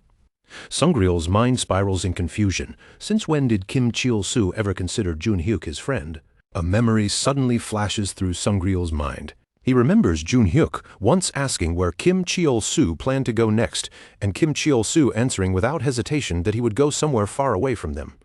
Back in the present, Sungryul realizes that their relationship had been, at best, only one step away from turning into a deadly grudge. Kim Cheol-soo grabs Junhyuk by the collar, pulling him close as he shouts that this is still a game, and people do not die just because they are playing one. He demands to know whether Junhyuk has ever personally seen someone get retired. For all they know, it could still be a lie, so Kim Cheol-soo tells him not to trust anything he has not witnessed with his own eyes. It is far too early to mourn. There are still people waiting for Junhyuk outside, and that is the only thing he should be thinking about right now. Everything else can wait until they make it out alive. With that, Kim Cheol-soo releases his grip and shoves Junhyuk aside, throwing him back as if forcing him to snap out of the darkness, swallowing him. Junhyuk steadies himself, then turns his shaken eyes toward Sungryul. In a low voice, he asks what Sungryul truly thinks, whether this whole idea of retirement really might be nothing more than a lie. Deep down, Sungryul already knows the answer, and unfortunately the truth is cruel. Even now, people really do die in the real world when they die inside the game, but he cannot say that out loud. Pulling himself back into the moment, Sungryul tells Junhyuk that he has only heard the same rumors as everyone else, and that he has never confirmed the truth with his own eyes. They have spent all this time trying to avoid being retired, but in the end, no one can say with absolute certainty what really happens. Just as Kim Cheol-soo said, it is far too early to decide that anyone is dead. Jun-hyuk lowers his gaze and quietly accepts those words, as if clinging to the small piece of hope hidden inside them. Then Jun-hyuk turns toward Kim Cheol-soo and apologizes in a subdued voice. He admits he showed a pathetic side of himself, and worse, he showed it to someone he never imagined would be the one encouraging him. Jun-hyuk pushes himself back to his feet, forcing strength into his legs. He tells Kim Cheol-soo that he owes him yet again, and this time he promises he will survive long enough to repay that debt properly. Watching Jun-hyuk regain his footing, Sungryul studies Kim Cheol-soo with uncertainty. He cannot tell whether Kim Cheol-soo's lost memories have finally returned, or whether this strange burst of resolve came from somewhere entirely different. With his expression hardened, Jun-hyuk grips his blades once more. Then, with his voice steadying, he declares that the Everton Guild rescue mission will begin again. Elsewhere, the super wizard shouts at Lammy in complete disbelief, demanding to know whether she seriously has no intention of helping anyone.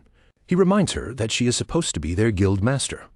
But Lammy, sprawled lazily on the ground, as if this has nothing to do with her, answers without a trace of guilt that she only came to watch Jun-hyuk get beaten up, not to rescue anyone. Sweat pours down the super wizard's face as he stares at her, horrified. He asks if she really came all this way just to watch her own guild members get retired and killed, and whether she has completely lost her mind. Lammy only scoffs at that, asking how many people who play this game can honestly be called sane in the first place. Then she brings up retirement, her tone turning strange as she implies that they still do not understand what this dungeon truly is. As Lammy's voice trails off, the super wizard's alarm deepens.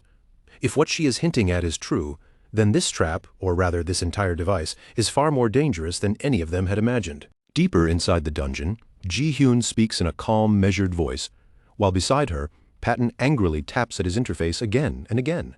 Patton curses under his breath, his irritation rising as he realizes he can no longer contact anyone outside their trapped location. Ji-hyun reminds him of what happened the moment they first fell into the trap. The crystal embedded in the wall reflected her spell, and that reflected magic created the circle that dragged them into this place. Patton snaps back at her in fury, insisting that people always try to blame him whenever something goes wrong. But this time, he makes it clear that the fault belongs entirely to her. Ji-hyun accepts the accusation without flinching. Then, in the same calm tone, she points out that ordinary traps only catch reckless people like Patton, while she had remained cautious from the very beginning. Patton scoffs at her, accusing Ji-hyun of using the situation as another excuse to brag. Ji-hyun continues anyway, explaining that most traps are designed simply enough for careless people to stumble into them. But this one is different. It only activates when a skill directly strikes the crystal set into the wall. She questions what kind of person would design a trap so specific that even someone as careless as Patton would not normally set it off by accident. Patton clenches his fist, his patience clearly running out, and demands to know whether Ji-hyun is finally done talking. But Ji-hyun presses on, pointing out that this dungeon was originally built for players far below their level. That makes the sudden appearance of a level 100 monster completely abnormal, especially since most players would be retired the instant. Something like that landed even one hit. Patton explodes in anger, shouting that none of those explanations change anything. Whether the trap is strange or not, they are still trapped here, and death is still staring them in the face. Ji-hyun shouts back that this is exactly what she has been trying to say. This is not an ordinary trap at all. Suddenly, Patton notices Ji-hyun staring past him, her eyes fixed on something behind his back. Uneasy, he asks what she is looking at. Ji-hyun slowly turns her attention fully toward the thing beyond him. Her expression tightens the moment she recognizes it. Behind Patton is another crystal, the same kind as the one that triggered the trap before. Without wasting a second, Ji-hyun summons her magical bow into her hands and draws an arrow, aiming it straight at Patton. Patton panics instantly, shouting at her and demanding to know whether she has completely lost her mind. Ji-hyun keeps her aim steady and orders Patton not to move a single inch. Then she releases the arrow. Patton screams as it slices past him, but instead of striking his body, it hits the crystal embedded in the stone beneath his feet. The crystal flares to life, glowing with a fierce blue light as a beam shoots straight upward. That beam connects to another crystal carved into a distant pillar, linking the 2 points with a bright line of energy. The light reflects again and again until a star-like structure of blue energy forms around Ji-hyun. Ji-hyun watches the phenomenon unfold with wide eyes and a bright, excited smile. It worked. If she is right, this mechanism should be able to send them back to where they came from. But then a pop-up screen appears in front of her. and the confidence on Ji-hyun's face begins to shift into confusion. Patton checks his own screen and reads the words "Altar of Light." The moment he sees them, his temper flares all over again. He demands to know what the message means, shouting that he thought they were finally going to escape. Ji-hyun studies the interface more carefully and realizes the problem. The altar requires 3 people to activate. In other words, 1 more person has to stand inside the circle. Patton runs a frustrated hand through his hair, pointing out that there are only 2 of them alive here, and there are no bodies nearby that could possibly fill the requirement. Worse still, they have no idea when any of their guild members might reach them. As that grim realization settles over them, both Ji-hyun and Patton suddenly sense something moving in the darkness. Ji-hyun reacts immediately, forming her magical bow again and aiming toward the source of the movement. A few tense moments later, a familiar face begins to emerge from the shadows. Ji-hyun's guarded expression melts into sudden excitement as she recognizes him and calls out Hyun-soo's name. Patton's face lights up too, breaking into a wide grin as he shouts that he knew Hyun-soo would come for them.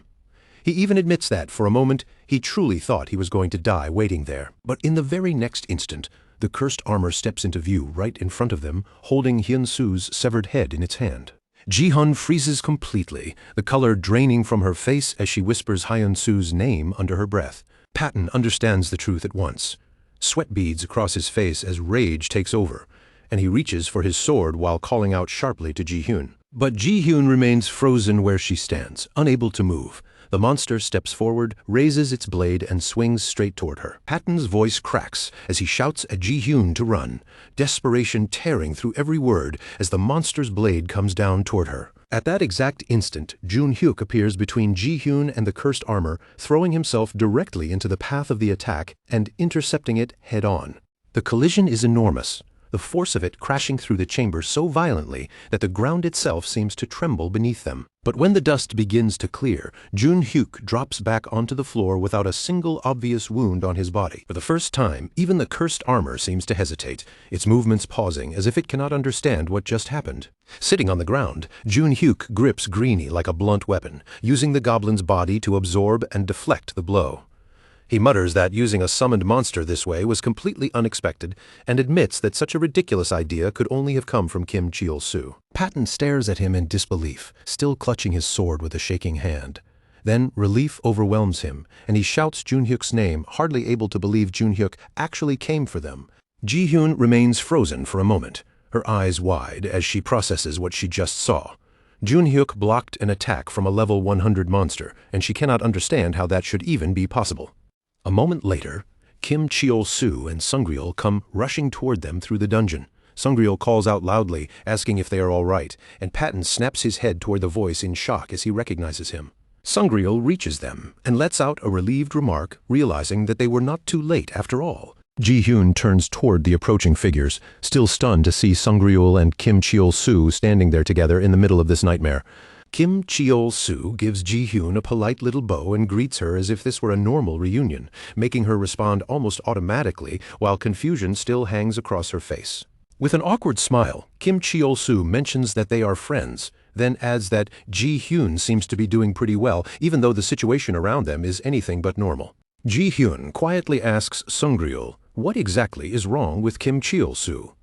Sungryul answers in a flat, tired voice that she should not ask, because honestly it is frustrating him too. Just then, the star-shaped formation of blue light beneath them begins to glow once again. A pop-up window appears in front of Sungryul, and he narrows his eyes at the words on the screen, Altar of Light, clearly unsure what to make of it. Before Sungryul can react any further, the light surges brighter, and a portal suddenly opens beneath their feet. Ji-hyun immediately realizes what is happening as the pull of the portal catches her. She shouts that the exit must have activated because 3 people are now standing within the circle. Panic rushes into Ji-hyun's voice, and she yells towards Sungryul, asking if there is anyone else there besides them. Sungryul answers that, for now, it is only them. Ji-hyun turns desperately toward Kim Cheol-soo, shouting that if this portal takes 3 people away, the 2 left behind will not be able to escape. Ji-hyun begs Kim Cheol-soo and Jun-hyuk to save the remaining person no matter what. As Ji-hyun, Patton, and Sungryul are pulled into the portal's light, Kim Cheol-soo answers with a shaky smile and raises his thumb toward her. When the light fades away, Jun-hyuk stands in silence for a moment, then quietly confirms that the others escaped safely. Then Jun Hyuk straightens his posture, his expression hardening as he faces the truth in front of him. At this point, the only way out is to defeat the monster. Kim Cheol-soo lets out an awkward, nervous laugh and agrees, even though the pressure of the situation is written all over his face. Then Kim Cheol-soo turns toward the cursed armor and shouts as he charges forward. Stretching his body as he moves, Kim Cheol-soo taunts the monster loudly, telling it that it will be dead soon, and complaining about how ridiculously noisy it is. Jun Hyuk answers in a dry, irritated tone, telling Kim Cheol-soo to stop running his mouth. The cursed armor begins to glow with a red aura, its body settling into a battle stance as the air around it turns heavy. Jun Hyuk fixes his focus on the monster and steadies his breathing. Drawing his blades, he tells Kim Cheol-soo to keep up with him. Kim Cheol-soo calls out to Greenie as well, entrusting the fight to his goblin partner, with everything riding on this one desperate clash. Jun Hyuk leaps high into the air with both blades raised, shouting that he will survive no matter what as he closes the distance with the cursed armor. Before this moment, while Jun Hyuk, Sung-ryul, and Kim Cheol-soo were racing through the dungeon to rescue Ji-hyun and Patton, the strange truth behind the monster had already begun to surface. As they ran at full speed, Kim Cheol-soo struggled to keep his breathing steady while speaking. Something about the situation felt wrong to him. Normally, when players approach a monster far above their level, the system gives a clear warning before they get too close. Sung-ryul reacted immediately, caught off guard by the sharpness of Kim Cheol-soo's observation. Sung-ryul asked how Kim Cheol-soo knew something like that, and whether he had memories of facing monsters with overwhelming levels before. Kim Cheol-soo answered honestly that he could not remember the details. The only thing still lingering in his mind was a red system window warning him to leave because the situation was dangerous. Still running beside him, Sung-ryul pressed for more. He asked whether Kim Cheol-soo had fled at the time, what kind of monster he had seen, and what level that monster had been. Kim Cheol-soo admitted that he remembered nothing clearly beyond the warning itself. Even so, Kim Cheol-soo reasoned that if the cursed armor truly was level 100, then the same type of warning should have appeared for them as well. Most of the monsters in this dungeon were around level 50. So even the sudden appearance of a level 60 or 70 enemy would already be strange. A level 100 monster showing up here should have been impossible to miss. As Kim Cheol-soo thought back to their recent encounter with the cursed armor, he kept analyzing the situation while running. He suggested that the monster's displayed level might be some kind of trick. If that were true, then there might not be any real risk of retirement, their companions could still be alive, and the monster itself might not be something they needed to fear so blindly. Jun Hyuk turned his attention toward Kim Cheol-soo as they continued forward, acknowledging that his reasoning made sense. But even so, Jun Hyuk pointed out that it was still a gamble. Then he asked whether Kim Cheol-soo would be willing to take that risk himself. Kim Cheol-soo answered calmly that he did not fully know what his current self would do. Then he asked Jun Hyuk what he believed the Kim Cheol-soo from the past would have chosen. Jun Hyuk replied without even a moment of hesitation. The Kim Cheol-soo he knew would have risked everything. Back in the present, Jun Hyuk launches himself toward the cursed armor and moves in for the attack. But the monster instantly counters with a defensive strike of its own. The blow lands with brutal force, and Jun Hyuk cries out as he is struck in midair. Despite all the confidence he had shown moments earlier, fear grips him as he feels just how overwhelming a level 100 monster can be. While still airborne, Jun Hyuk activates his Shadow Hunter skill, twisting his body sharply through the air. He immediately follows with Shadow Guillotine, driving his attack straight toward the cursed armor's neck. The strike connects, but the result is terrifying. The cursed armor does not react at all, as if Jun Hyuk's attack meant absolutely nothing. Jun Hyuk understands it immediately. His attack landed cleanly, but it did absolutely nothing to the cursed armor.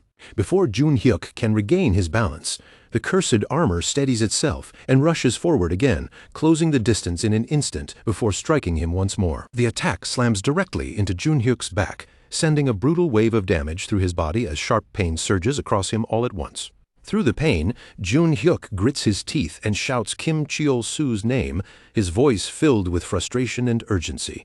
Hearing him, Kim Cheol-soo forces himself to regain his composure.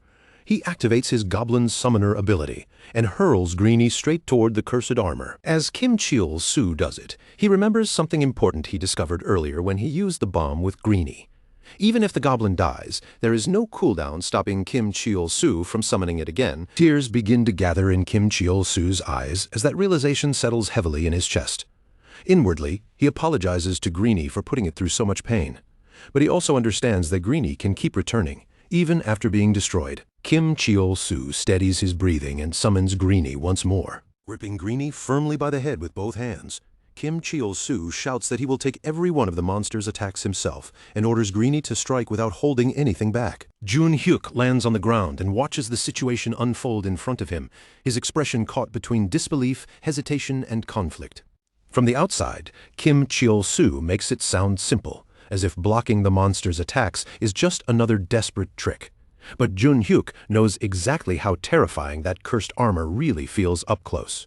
Even if Kim Cheol-soo somehow absorbs the attacks, Jun-hyuk's own strikes have not damaged it at all. The thought of retreat begins creeping back into Jun-hyuk's mind. For a moment, he wonders if running is the only choice left, and whether Kim Cheol-soo is already preparing to flee as well. That is when Jun-hyuk remembers his own earlier thoughts. The terror surrounding retirement.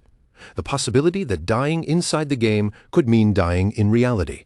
And the crushing uncertainty that had been eating away at him. He remembers asking himself whether any of this was even worth it, especially if his friends had already died.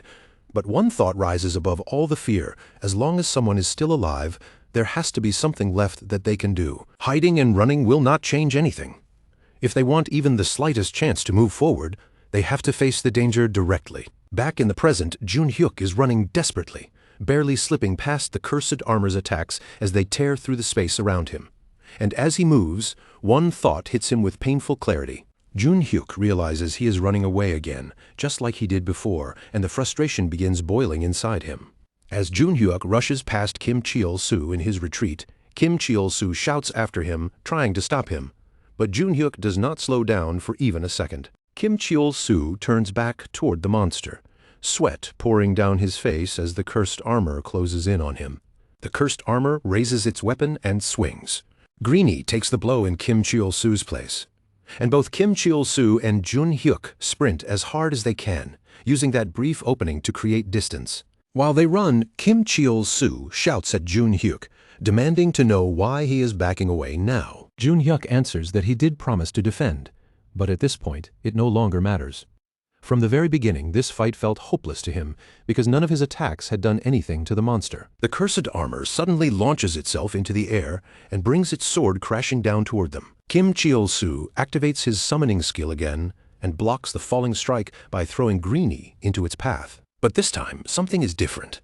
The damage from the attack is far smaller than expected. Even so, the force of the impact still sends Kim Cheol-soo flying backward until he crashes hard into the wall behind him. Jun-hyuk and Greenie are thrown away as well, skidding across the ground at a distance. As Kim Cheol-soo struggles back to his feet, he realizes with a chill that they have been driven into a dead end. The cursed armor slowly advances again. Kim Cheol-soo's thoughts race as he prepares himself to block whatever attack comes next. Then Kim Cheol-soo notices something strange. Greenie survived the previous strike. The cursed armor attacks again, and Kim Cheol-soo blocks once more with Greenie. Greenie lets out a laugh, and in that instant, Kim Cheol-soo finally understands what is really happening. A goblin should never be able to withstand a true level 100 monster's attack. That means the cursed armor itself is weak. So weak that it cannot even kill Greenie. Jun-hyuk, still on the ground and struggling to recover, processes everything he has just seen. The fear that had frozen him begins fading at a terrifying speed. The monster was never truly overwhelming. His own fear had made it look untouchable, and his attacks failed before because he never struck with real conviction. As Jun-hyuk pushes himself upright, old memories begin rising to the surface. He remembers hesitating, holding back, and convincing himself that victory was impossible so he could justify running away. Now, with the truth right in front of him, he finally understands. Jun-hyuk was not outmatched. The monster was weak, and his own frightened heart had been weaker than even a goblin. Jun-hyuk rises fully and tells Kim Cheol-soo not to interfere anymore. This fight is his to finish. Kim Cheol-soo watches him closely, sweat still on his face, realizing that Jun-hyuk has finally chosen to face the monster only after seeing its weakness for himself. Jun-hyuk launches himself into the air and charges straight at the cursed armor, declaring that he will end the fight with a single strike. The cursed armor answers by swinging its sword to counter him. Jun-hyuk meets the attack head-on, confident now that any blade incapable of killing Greenie should be easy enough for him to parry. Their weapons clash, and that single exchange proves it. The cursed armor's attack is weak. Junhyuk fully grasps the truth, but before he can use that opening, the monster strikes again and slams him violently into the ground. Kim Cheol-soo rushes forward in alarm, clutching Greenie tightly as he moves to help, but Junhyuk refuses to accept any assistance. As Junhyuk rises again, he admits the truth to himself. The monster is not strong. It was his own weak heart that made him weaker than even Greenie. Anger surges through him, and he declares that whether the enemy claims to be level 100 or something even higher, he will defeat it. Junhyuk and the cursed armor charge at each other at the same time. Their swords collide again and again, metal crashing against metal as the battle grows more intense with every exchange. Junhyuk attacks relentlessly now, driven forward by resolve instead of fear. Junhyuk finally understands that closed doors do not open on their own. If he wants to move forward, he has to break them open himself. This fight becomes his repentance, the moment he faces the truth he had been avoiding. He lived in a violent world and mocked fear without ever understanding it, especially the fear buried inside himself. Now, with every strike, he fights to open that door and confront everything he once ran from. Kim Cheol-soo could only stand there, eyes wide as the battle unfolded in front of him with a force that left him completely stunned. With every brutal hit that landed, a strange change became harder and harder to ignore. The monster's level was not staying fixed. It was actually dropping. Kim Cheol-soo stared at the numbers in disbelief, watching them fall little by little as Junhyuk continued driving his attacks into the creature. Junhyuk let out a fierce roar and charged in again, swinging relentlessly as if he had no intention of letting the monster recover. For the first time, the monster's massive body began to shake, its confidence crumbling as fear crept into its movements. Then its grip finally gave out, and the weapon slipped loose from its hand, clattering away as its strength faltered. Panic completely took over. The monster turned its back on them and tried to run, desperate to escape the fight it had started. Junhyuk immediately chased after it, shouting after the creature with bitter irony, as if mocking it for fleeing after hunting them so mercilessly. From behind, Kim Cheol-soo shouted encouragement with everything he had, and just as the monster tried to break away, Junhyuk activated his assassin skill. Junhyuk launched himself high into the air, cutting across the battlefield before driving a powerful strike straight into the monster's back. The impact tore through it with devastating force, dealing massive damage as the cursed armor cracked apart and burst into scattered fragments. Once the monster collapsed, Junhyuk bent forward and let out a rough, heavy breath, his body finally releasing the tension that had been holding him together. At last, the battle was over. As the dust settled around them, the result of that brutal fight became clear. Junhyuk had gained an enormous amount of experience, and his level had shot upward by several stages at once. Kim Cheol-soo's level had also risen dramatically, leaping far beyond where it had been before they faced that terrifying monster. Overwhelmed by the rush of victory, Kim Cheol-soo hurried forward and clung to Junhyuk, celebrating wildly without even thinking about how awkward it looked. Junhyuk's face twisted with obvious irritation, and he shoved Kim Cheol-soo away with force, making it painfully clear he was not comfortable with that sudden display of affection. Where the monster had fallen, the rewards from the battle were left behind, waiting in the silence after the fight. Two pieces of equipment rested before them: a cursed set of heavy armor and a matching helmet, both marked as legendary-grade items. Their golden shine immediately caught the eye, standing out with a strange glow unlike anything either of them had seen before. Kim Cheol-soo could not stop staring, completely captivated by the rare items. Junhyuk admitted that even he had never come across equipment like this before, but despite his surprise, he understood one thing clearly about the outcome. Without Kim Cheol-soo's help, there was no way they would have won that fight. Because of that, Junhyuk insisted that Kim Cheol-soo should be the one to take the spoils from the monster. Kim Cheol-soo, however, could not bring himself to accept everything as if the victory belonged to him alone. Instead, he held the armor out toward Junhyuk, making it clear that they had survived by fighting together, so the reward should be divided between them too. Junhyuk stopped for a moment, then admitted plainly that he had been wrong about Kim Cheol-soo. Even though his tone was still blunt and rough around the edges, Junhyuk took back the insults he had thrown earlier and finally understood why Ji-hyun had wanted Kim Cheol-soo involved from the very beginning. Just then, another portal began to form nearby, and Junhyuk noticed that the exit had finally opened again. Still thinking back on the fight, Junhyuk questioned whether that monster had truly been a level 100 enemy at all. Kim Cheol-soo explained what he had seen during the battle, pointing out that the monster's level had steadily fallen once they stopped being afraid of it. The creature had grown stronger whenever fear fed it, but the moment that fear disappeared, its power began to weaken. From that, Kim Cheol-soo concluded that the monster had never truly been a real level 100 threat in the first place. Junhyuk took in those words, then shifted his focus toward the others who had been left behind outside the fight. Kim Cheol-soo urged him to move on, speaking with confidence as he said everyone would surely be waiting for them. As the two stepped through the teleportation gate, Kim Cheol-soo reacted to the strange sensation of being transported, while Junhyuk dryly corrected him with a flat, unimpressed look. From farther away, Lammy watched their return with visible annoyance, clearly irritated that they had survived when she had expected a very different result. A moment later, they emerged safely outside the dungeon, back in the open air beyond that deadly place. Kim Cheol-soo looked around in disbelief, slowly realizing that they had truly escaped and were actually alive. Ji-hyun rushed toward them and threw her arms around them in relief, overcome by the sight of both of them returning safely. Kim Cheol-soo immediately stiffened, flustered, and uncomfortable as he tried to insist on some distance, while Ji-hyun sincerely thanked him for protecting Junhyuk. His awkward discomfort only grew worse, and beside him, Junhyuk stood frozen in place, looking as if he had no idea how he was supposed to respond. The surrounding guild members noticed Junhyuk's strange reaction right away and began commenting on the expression on his face. Junhyuk turned toward them in stunned disbelief, only then realizing that there were far more people gathered there than he had expected. Ji-hyun tried to explain what had happened, but before she could finish speaking, her strength gave out and she collapsed in the middle of her sentence. All the exhaustion, grief, and pressure she had been holding back finally caught up with her at once. At that very moment, familiar voices suddenly cut through the tense silence around them. The members everyone had believed to be dead appeared alive, casually remarking on their return as if nothing impossible had happened.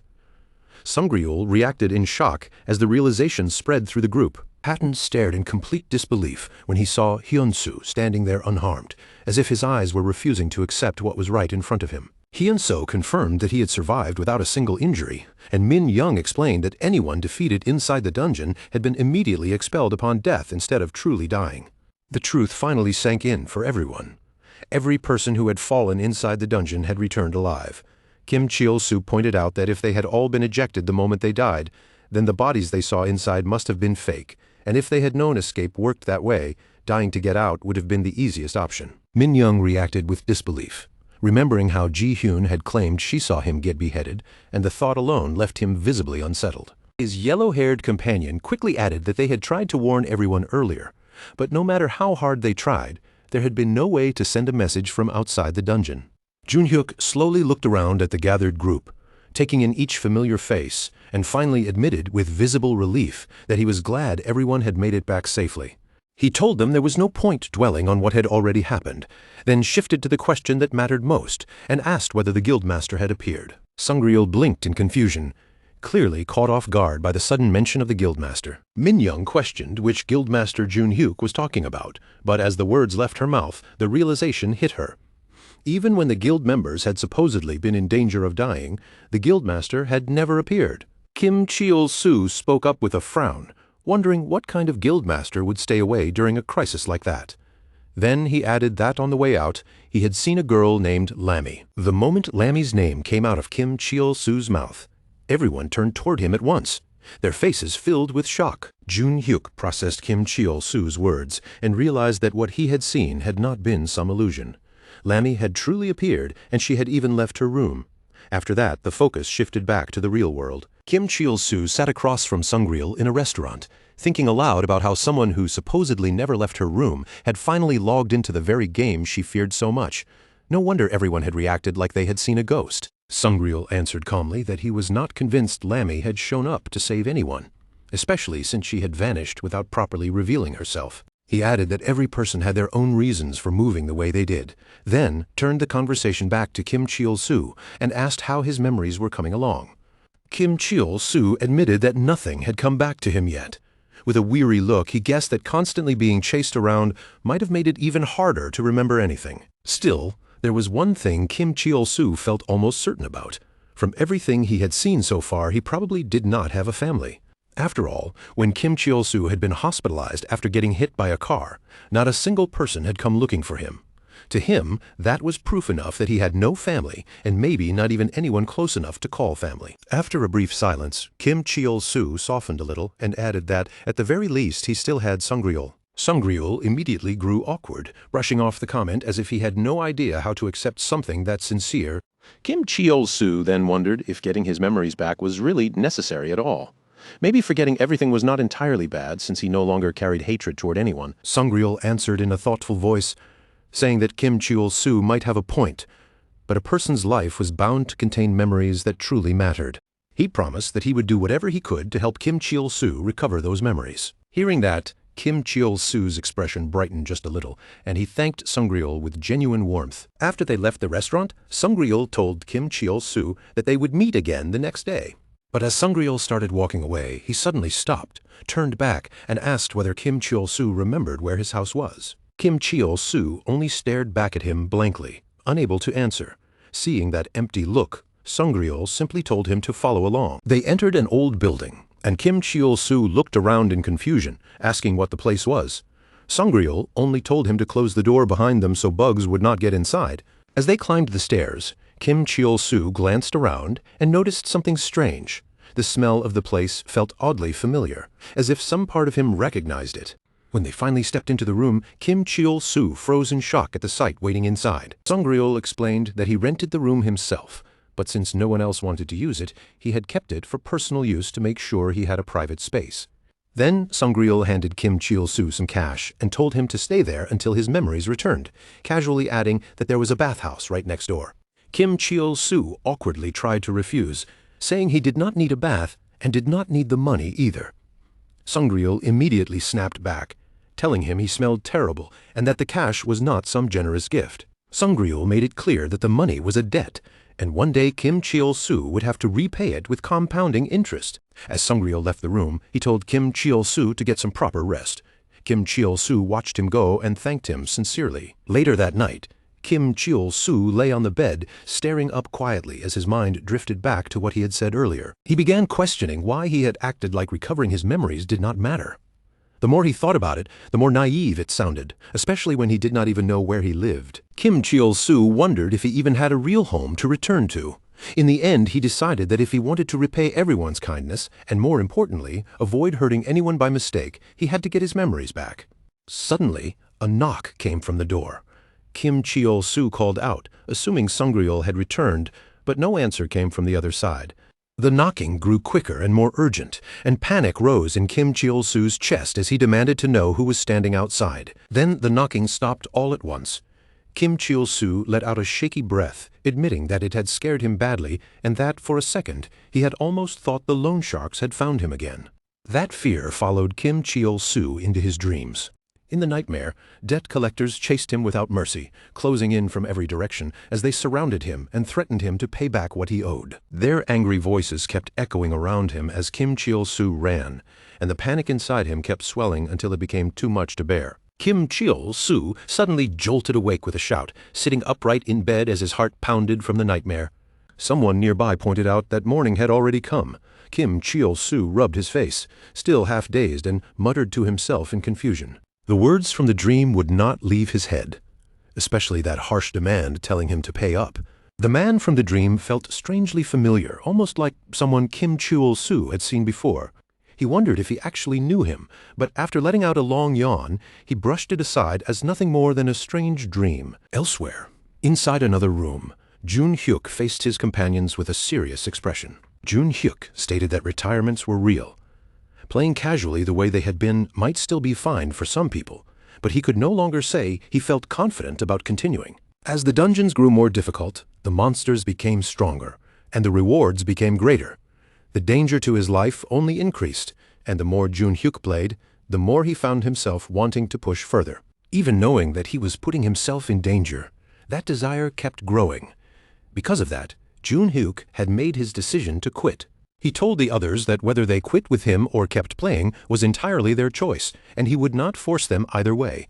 But he wanted them to understand one thing clearly. If anything ever happened to any of them, he would spend the rest of his life regretting that he had not stopped them. His yellow-haired companion answered quietly, saying that no one could deny how hard Jun-hyuk had worked. After they encountered the steel giant, Junhyuk had leveled up faster than anyone else. He had done it all to keep them safe. And even now, Junhyuk was still trying to shield everyone by carrying the burden alone. But this time, they made it clear that he didn't have to keep sacrificing himself in silence anymore. The pink-haired companion stepped forward next, her expression soft but determined as she looked at Junhyuk. She told him that it was finally okay for him to rest, and if he was leaving, then she would quit right alongside him. Then the black-haired boy raised his voice as well, no longer staying quiet in the corner. With a serious look on his face, he agreed that he would quit too. He admitted that ever since monsters had started appearing without warning, the game had stopped feeling like a game at all. After everything that happened during the steel giant incident, the fun had completely disappeared for him. Minyoung suddenly sprang forward, speaking much louder than necessary, as if trying to hide his own emotions. He insisted that retiring did not scare him one bit, but then he quietly admitted that without this group, he had no real reason left to keep playing. That was when Patton spoke up in a firm, heavy voice, cutting through the mood in the room. He made it clear that not everyone had decided to quit. Patton said he would keep playing, because, for someone like him, there was no other way to survive without the gate of heaven. His words carried the weight of someone who had already made peace with that choice. After saying that, Patton turned away from the others and left the room without another word. Junhyuk then shifted his gaze toward Ji-hyun, studying her expression for a moment before asking what she planned to do from here. Ji-hyun answered calmly that she would quit as well. But before walking away from everything, there was still one person she wanted to meet. She looked at Junhyuk and asked almost gently if that would be all right. Junhyuk accepted her decision without hesitation, then asked her to deliver his thanks when she met that person. Ji-hyun's expression softened into a small smile, and she promised that she would pass the message along. With everything finally said, Junhyuk suggested that they bring the matter to a close. The yellow-haired boy tried to lighten the heavy atmosphere, joking that they should at least share a drink to mark the group's disbandment. But Junhyuk refused, saying there was still someone he needed to speak with first, the guildmaster. The yellow-haired boy's face tightened with doubt as he asked whether the guildmaster had really come there to save them. Junhyuk answered in a quiet but steady voice. He said that being the only person who believes in the truth can be a lonely thing, but even so, he had chosen to believe. He made it clear that he no longer doubted the guildmaster's intentions. At that very moment, a man stepped into the room and broke the tension with a loud question, asking if they were friends of Kim Cheol-soo. Junhyuk immediately turned cold, his guard rising as he answered that he had no reason to speak with a stranger. Then he demanded to know who the man was. The man gave a casual apology, as if he had only made a minor mistake. Then, with an unsettling ease, he said that if they were not Kim Cheol-soo's friends, then they must simply be acquaintances. After that, the man began counting the people in the room one by one. As his eyes moved across them, the yellow-haired boy grew visibly nervous and tried to warn Junhyuk. Sensing the danger at once, Junhyuk told everyone to stay on guard. The man then smiled and said that if 5 people Kim Cheol-soo once knew were to suddenly die, it would certainly leave him shaken. Junhyuk drew his blades in an instant, the sharp movement cutting through the air as he demanded the man's identity. He accused him of appearing from nowhere and spouting nonsense, as if he had already decided their fate. With a dark smile spreading across his face, the man declared that every single one of them would die right there. The focus then shifted back into the game, where the bright scenery opened up to a wide seaside area. The moment Kim Cheol-soo saw the beach, his whole face lit up with excitement. His eyes went wide as he stared at the endless blue ocean, completely taken in by the sight. Sungryul looked at him with a baffled expression and asked why he was getting so worked up. From the way Kim Cheol-soo was reacting, it was almost as if he had never seen a beach in his entire life. Kim Cheol-soo answered without a hint of embarrassment, saying that whether it was his first time or not did not matter. The point was that this was the ocean, and that alone was enough to make it special. Sungryul watched him in silence, wondering to himself whether Kim Cheol-soo was truly innocent at heart or just painfully naive. Sungryul then explained that anyone entering this area was required to wear a swimsuit, calling it a strange and unnecessary rule. But Kim Cheol-soo accepted it immediately, saying that since they were at the ocean, wearing one made perfect sense. Sungryul reminded him that this was not an ordinary beach, meant only for fun and relaxation. Hidden somewhere in this area was a holy site where players could undergo their second job change. Kim Cheol-soo blinked in confusion, repeating the phrase job change under his breath as if the meaning had not fully sunk in yet. Sungryul told him not to shorten the term so casually, then reminded him that he had already reached level 50. Kim Cheol-soo slowly processed those words, finally realizing that hitting level 50 meant he was now qualified to advance into a higher-tier class. To make it easier to understand, Sungryul used himself as an example. He explained that someone who began as a warrior could eventually branch out into several different paths after progressing far enough. One path allowed a warrior to become a blacksmith, someone capable of crafting personal equipment. Another led to becoming a guardian, a defensive class built around protecting party members with powerful shielding abilities. There was also the soul warrior path, a route closely tied to magic and especially connected to the power of Soul Bay. And finally, there was the knight class, the same path that President Han Ki-moon had reached, the powerful figure Kim Cheol-soo had already encountered before. After a brief pause, Sungryul added that, whether Kim Cheol-soo liked it or not, once a player reached level 50, further leveling became impossible without completing a job change. In other words, they had not come all this way to swim, relax, or show off swimsuits. The reason they were here should have been obvious. Kim Cheol-soo's excitement visibly drained from his face as he realized the truth. They had not come to the beach to play after all. Sungryul then pointed out toward the ocean, where countless islands were scattered across the water. Somewhere among them was the holy site, but its location changed every single day. In the past, players had no choice but to cross the sea and search blindly from island to island. But since plenty of people also came to this area for leisure, Sungryul guessed that someone nearby had probably already visited the holy site that day. So he suggested splitting up and asking around. Kim Cheol-soo hesitated, glancing awkwardly around before asking whether he was supposed to question the women there too. Sungryul immediately replied that avoiding half the people on the beach made no sense, then ordered him to go talk to them. Kim Cheol-soo tried to refuse, but Sungryul cut him off before he could escape the situation. With no patience for his awkwardness, Sungryul shoved him forward and told him to stop acting like that and just go. Kim Cheol-soo slid across the sand and came to an abrupt stop right in front of a woman. Stiff and painfully awkward, he forced out a greeting and clumsily called her a nice person. The woman shut him down almost immediately, saying she was not interested, and bluntly calling him a weirdo. Kim Cheol-soo tried to explain that he was not strange and only wanted to talk, but she cut him off again by saying she had a boyfriend. He accepted the rejection with a flat response and moved on. He approached another woman and tried greeting her as well, but she rejected him before he could even finish. This time, she said she disliked his face, and Kim Cheol-soo's frustration began to build as he muttered a resentful protest under his breath. Watching from a distance, Sungryul quietly thought that even someone like Kim Cheol-soo would eventually snap after getting rejected that many times in a row. With an awkward, strained expression on his face, Kim Cheol-soo announced that he would only talk to one more person before stopping. Sungryul was stunned by that reaction, unable to understand how Kim Cheol-soo could act like that while already looking so irritated. Kim Cheol-soo tried to calm his racing heart, forcing himself to breathe as he told himself over and over that there was no reason to be scared. As he started walking toward another woman on the beach, Kim Cheol-soo desperately encouraged himself in his own head. He reminded himself that he was not some strange creep, he was not trying to flirt with anyone, and all he needed was simple information about where to complete his job change. Trying way too hard to look confident, Kim Cheol-soo marched up to her and blurted everything out at once. In a loud, awkward voice, he insisted that he was not weird, and just to be extra clear, he was not attracted to her either. But the moment those words left his mouth, Kim Cheol-soo's foot slipped out from under him. His balance vanished instantly, and he toppled forward, crashing straight into the woman before he could stop himself. The woman he had knocked down turned out to be Ji-hyun, now lying on the ground beneath him. Ji-hyun recognized Kim Cheol-soo right away. Seeing him there, she quietly thought that his arrival was not exactly surprising, since he had already reached level 50. She had come to this place intending to say goodbye.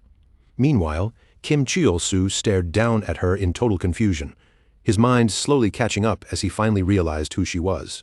Ji-hyun silently complained about the situation from start to finish. She hated wearing a swimsuit, hated crowded places, and already disliked being at a beach like this. Yet in the middle of all that discomfort, Kim Cheol-soo had appeared out of nowhere and managed to make the most ridiculous confession-like entrance imaginable.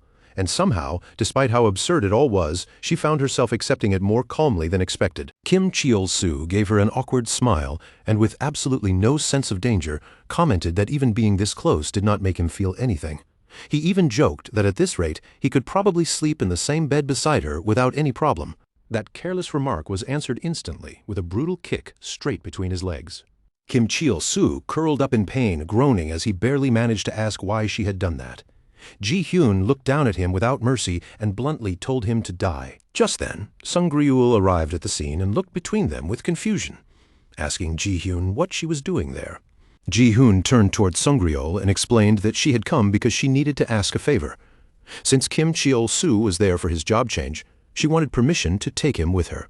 Sung-ryul admitted that Kim Cheol-soo had indeed come for that exact reason, but his eyes narrowed as he questioned why Ji-hyun wanted to go alone with him. Sung-ryul also pointed out that he himself could not accompany them. Ji-hyun immediately drew attention to his current level, and the moment Sung-ryul realized just how low it was, he panicked, lamenting how tiny and precious that number suddenly felt. Still twisted up in pain on the ground, Kim Cheol-soo muttered that he, too, had once possessed something precious. Sung-ryul shut that down immediately, snapping that he was absolutely not talking about that. Ji-hyun then declared that she would be taking Kim Cheol-soo from there. Without much sympathy, she told Sung-ryul to spend that time leveling himself up a little. As Sung-ryul watched Ji-hyun take control of the situation, he had to admit inwardly that she was not wrong. If the difference in their levels kept growing too wide, then keeping a proper eye on Kim Cheol-soo would become much harder for Sung-ryul. Leaving him with Ji-hyun for a while seemed like a safe enough choice. From a distance, the super wizard quietly watched everything unfold, observing Kim Cheol-soo and the others without making his presence known. The scene then shifted back to Catherine, who was speaking through a video call.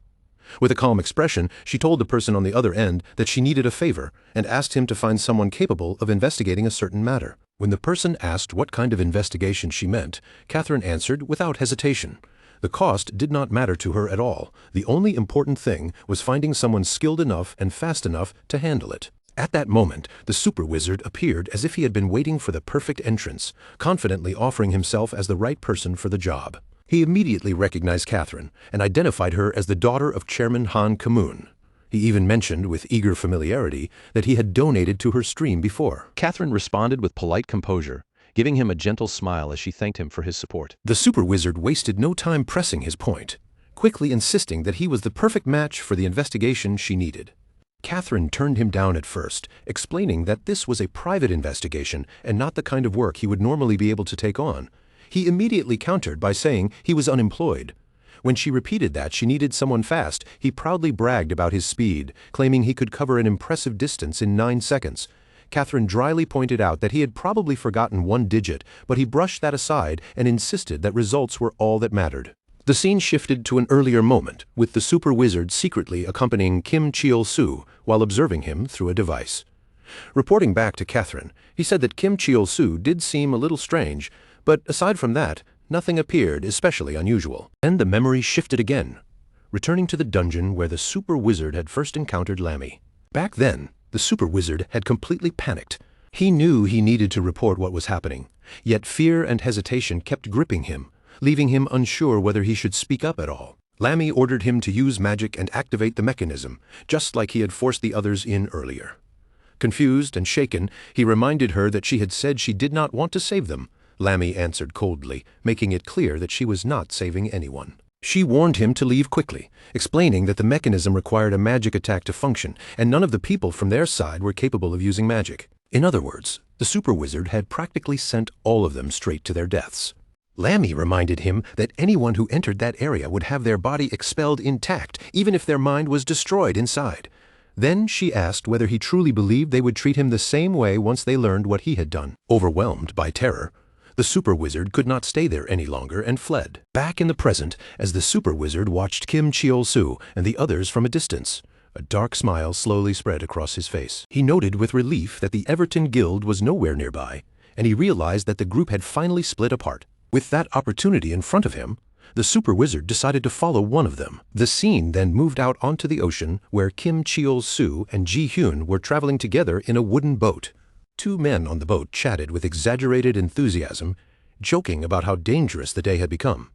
They claimed that a lady was in trouble because she could not find the shrine for her job advancement, and with dramatic confidence, they declared that they would find it and help her.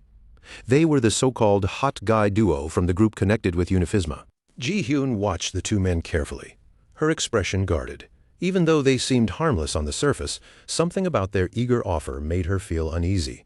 Kim Cheol-soo, however, looked genuinely impressed by them. He wondered aloud if these two might actually be their saviors, while Ji-hyun stayed silent and internally dismissed the whole situation. Then one of the boatmen suddenly glanced at the man traveling beside Ji-hyun and remarked that he looked strangely familiar. For some reason he could not explain, he felt a powerful urge to beat him up. His companion scoffed at that, saying there was no way he would remember someone like him, especially someone that ugly. Then he laughed it off, as if the thought was not worth taking seriously. Time passed, and despite their efforts, they still failed to find the right island. One of the men finally lost his patience and shouted in frustration that this island was wrong again. Ji-hyun pointed out that it was only the second island and questioned why he was already yelling.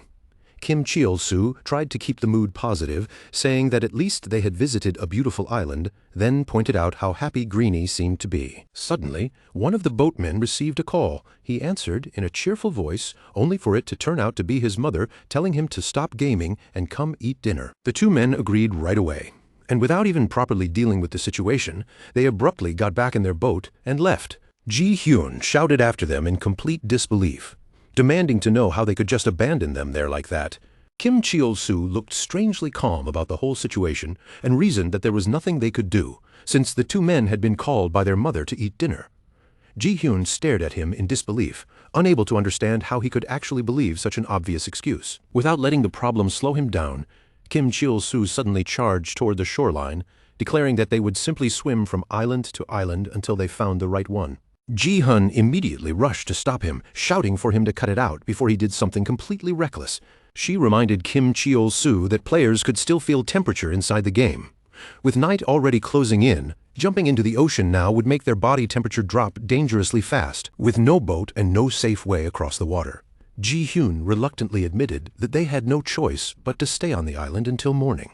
She clearly hated the idea of spending the night together, but the air was already turning cold. After a moment, Ji-hyun decided that the first thing they needed to do was make a fire.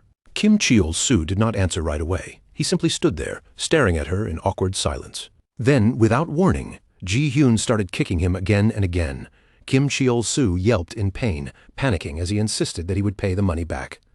Ji-hyun froze in confusion and asked what he was even talking about, sarcastically wondering if he meant he would repay those kicks one day. Kim Cheol-soo immediately denied it, making it clear that he had absolutely no intention of fighting back. Some time later, as the two of them moved through the thick jungle, Ji-hyun spoke to Kim Cheol-soo in an irritated voice and warned him not to look in her direction. She complained that she could not find any proper wood to use as timber. Then, with a sharp tone, she added that aside from Kim Cheol-soo himself, there was barely anything around that looked usable. After thinking it over, Ji-hyun decided they could make do with coconut shells instead. If they turned the coconuts into charcoal, it should at least be enough to start and maintain a fire. Ji-hyun then formed a magical bow in her hands and fired several arrows into the trees, knocking down multiple coconuts with clean, precise shots. Once the coconuts hit the ground, Ji-hyun told Kim Cheol-soo to go pick them up. But just then, a level 40 coconut spider suddenly dropped from above and landed right in front of Ji-hyun. Ji-hyun recoiled in shock, falling onto the ground as she screamed at the sight of the bug. Hearing her shout, Kim Cheol-soo answered in confusion, asking if she was calling him, while reminding her that she had just told him not to look. Ji-hyun hurriedly clarified that she was not calling him a bug. There was an actual bug in front of her, and she needed him to do something about it. Kim Cheol-soo looked at the coconut spider and reacted with total calm, casually pointing out that it was just a normal monster. Then Kim Cheol-soo picked the spider up like it was nothing and laughed, asking Ji-hyun if she was seriously scared of a little thing like that. Greenie burst into loud laughter right beside him, and the moment Ji-hyun saw them treating it like a joke, she panicked even harder and screamed. Finding her reaction funny, Kim Cheol-soo and Greenie kept teasing Ji-hyun by moving the coconut spider toward her as if threatening her with it. It became too much for Ji-hyun to handle. Overwhelmed and terrified, she collapsed to her knees and started crying loudly. Only then did Kim Cheol-soo finally realize that this was not just an overreaction. Surprised, he stopped fooling around and asked if she was actually that afraid of it. Kim Cheol-soo quickly told Greenie to stop messing around and slay the spider. As Greenie dealt with it, Kim Cheol-soo muttered that the whole situation had turned into a disaster admitting he never thought Ji-hyun would actually cry. Kim Cheol-soo walked over to Ji-hyun and tried to explain himself, saying he had thought she was joking and had only played along because of that. His voice softened as he tried to calm her down and asked her not to cry anymore. Still crying, Ji-hyun snapped at him through her tears, saying she hated him and demanding to know what was wrong with him. She accused Kim Cheol-soo of treating everything like some kind of joke. Then, bitterly, she said it was her own fault for thinking he might have changed. Ji-hyun regretted trying to talk to him at all, blaming herself for coming there in the first place. Kim Cheol-soo answered awkwardly, lowering his voice as he admitted that he had never really talked to a girl before. He explained that he honestly had no idea how he was supposed to speak to Ji-hyun, so he had acted the same way he did with everyone else. He told her that he had never meant to hurt her and apologized sincerely. Then he sat down beside her with a gentle smile and said they could talk through the whole night if she wanted. Kim Cheol-soo admitted that he was not very good at talking, but he promised that he would still try his best. Ji-hyun wiped the tears from her face, still shaken, and muttered that she had not known Kim Cheol-soo even knew how to apologize. Kim Cheol-soo replied that everyone knew how to apologize, and that refusing to apologize was no different from running away. He insisted that he never ran away, then corrected himself by admitting that maybe he had done so before, but he swore he would not do it anymore. Ji-hyun looked away and answered that even so, she still hated him. After they gathered the coconuts, Ji-hyun decided they had enough materials and asked whether Kim Cheol-soo had any skill that could start a fire. She explained that any kind of fire-type attack would be fine. Kim Cheol-soo repeated the word fire in confusion. Then, all of a sudden, he managed to create flames. Ji-hyun stared in shock, saying she had no idea he possessed a skill like that. Then she asked if this was his first time seeing it too. Kim Cheol-soo explained that he had learned it recently. It was called Bomb Goblin, one of his goblin summoner skills. Ji-hyun repeated the name in confusion, and after a brief pause, both of them ended up laughing together at how ridiculous it sounded. Ji-hyun started to say something else, but before she could finish her sentence, the bomb suddenly exploded. The blast erupted with enough force to send Kim Cheol-soo, Ji-hyun, and even Greenie flying backward. Clearly irritated, Ji-hyun shouted at Kim Cheol-soo, demanding to know what kind of person would ever try to start a fire by using a bomb. Kim Cheol-soo could only answer with an awkward smile, explaining that it was the only fire-type attack he had available. Then, in the middle of the aftermath, something suddenly caught Kim Cheol-soo's attention. He stared ahead in surprise and asked if what he was seeing was the shrine of Job Advancement, pointing out that the two men from earlier had clearly said the shrine was not on this island. Ji-hyun explained that the shrine had not been there before. She reminded Kim Cheol-soo that the Shrine of Job Advancement changed its location every day. Since midnight had already passed, the shrine had moved, and this time it had appeared on their island. Kim Cheol-soo was amazed, unable to believe that out of so many islands scattered across the ocean, this one had been chosen. He said that coming here had not been a waste of time after all, then sincerely thanked Ji-hyun for coming with him. As they moved closer to the shrine, they almost reached for each other's hands. But Ji-hyun quickly pulled hers back with a small smile, teasing Kim Cheol-soo by asking if he knew what kind of expression he was making. Ji-hyun joked that she could not believe Kim Cheol-soo was saying something so romantic while wearing that face. Kim Cheol-soo blinked in confusion and asked what exactly was wrong with his face, complaining that it was not like he could do anything about being ugly. Ji-hyun burst out laughing, then clarified that she was not talking about his actual face. It was the soot smeared all over it. Kim Cheol-soo stepped closer and pointed out that Ji-hyun's face was covered in soot too. She immediately backed away, warning him not to come any closer, but he chased after her anyway, threatening to smear even more soot across her face. The scene then shifted to Catherine, who was violently beating her servant while demanding answers from him. Catherine insisted that what he had told her had to be true, her voice sharp and unforgiving as she ordered him to answer properly. Writhing on the floor in pain, the servant confirmed that it was correct. Catherine watched him suffer with cold eyes while her thoughts turned to Sungryul, realizing that he had finally allowed Kim Cheol-soo out of his sight. Catherine then demanded to know whether their location had already been found. When one of the servants began reporting Kim Cheol-soo's location, Catherine lashed him again with her whip. Furious, she shouted that she did not care where Kim Cheol-soo was. What she wanted was Sungryul's location. The servant screamed in pain, then desperately insulted himself for failing to understand Catherine's meaning fast enough. Even while suffering, the servant convinced himself that this must be the kind of practice Catherine wanted before her stream. He reassured himself that they would earn plenty of money again that month, then gathered his thoughts and reported that Sungryul had been located, meaning their plan could begin whenever she wished. Catherine's expression shifted into a dark smile. She praised him in a sweet, dangerous tone and declared that a good boy deserved a reward. Then, without the slightest change in her calm expression, Catherine ordered him to kidnap Sangreul immediately. The servant hesitated, then carefully told Catherine that if she expected him to obey, she needed to give him a proper reward. Catherine's temper flared at once as she questioned whether the reward she had offered was not enough. The servant answered bluntly that her reward had been completely off the mark. Then he warned her that kidnapping was a crime and suggested she seriously reconsider what she was asking. Catherine smiled again, completely unfazed. She explained that she herself would never commit a crime because the planning and execution would all be handled by him, a worthless person in her eyes. She looked down at him and asked whether he truly expected someone like her to become a criminal with her own hands. The servant tried to answer, but before he could get the words out, Catherine struck him again with the whip. The scene shifted to Sangreul, who was speaking furiously over the phone. The moment he heard the word kill, he shouted in disbelief, demanding to know what the other person meant. Sangreul's anger only grew stronger as he brought up G67 and Kim Cheol-soo, accusing the other side of murdering people just to force Kim Cheol-soo back into becoming evil. He demanded to know who had authorized something so reckless. Then, with his voice shaking from rage, he asked if they truly believed Kim Cheol-soo would regain his power that way, insisting that he had already planned everything and demanding an explanation for why this had happened. The man on the other end of the call remained calm and told Sangreul to lower his voice. Addressing him as number 3, he remarked that his victims would surely be enraged if they saw him getting angry like this. That man was revealed to be Iscariot, number 1. Iscariot explained that he had known G67 had lost his memories, and that his powers had weakened as well.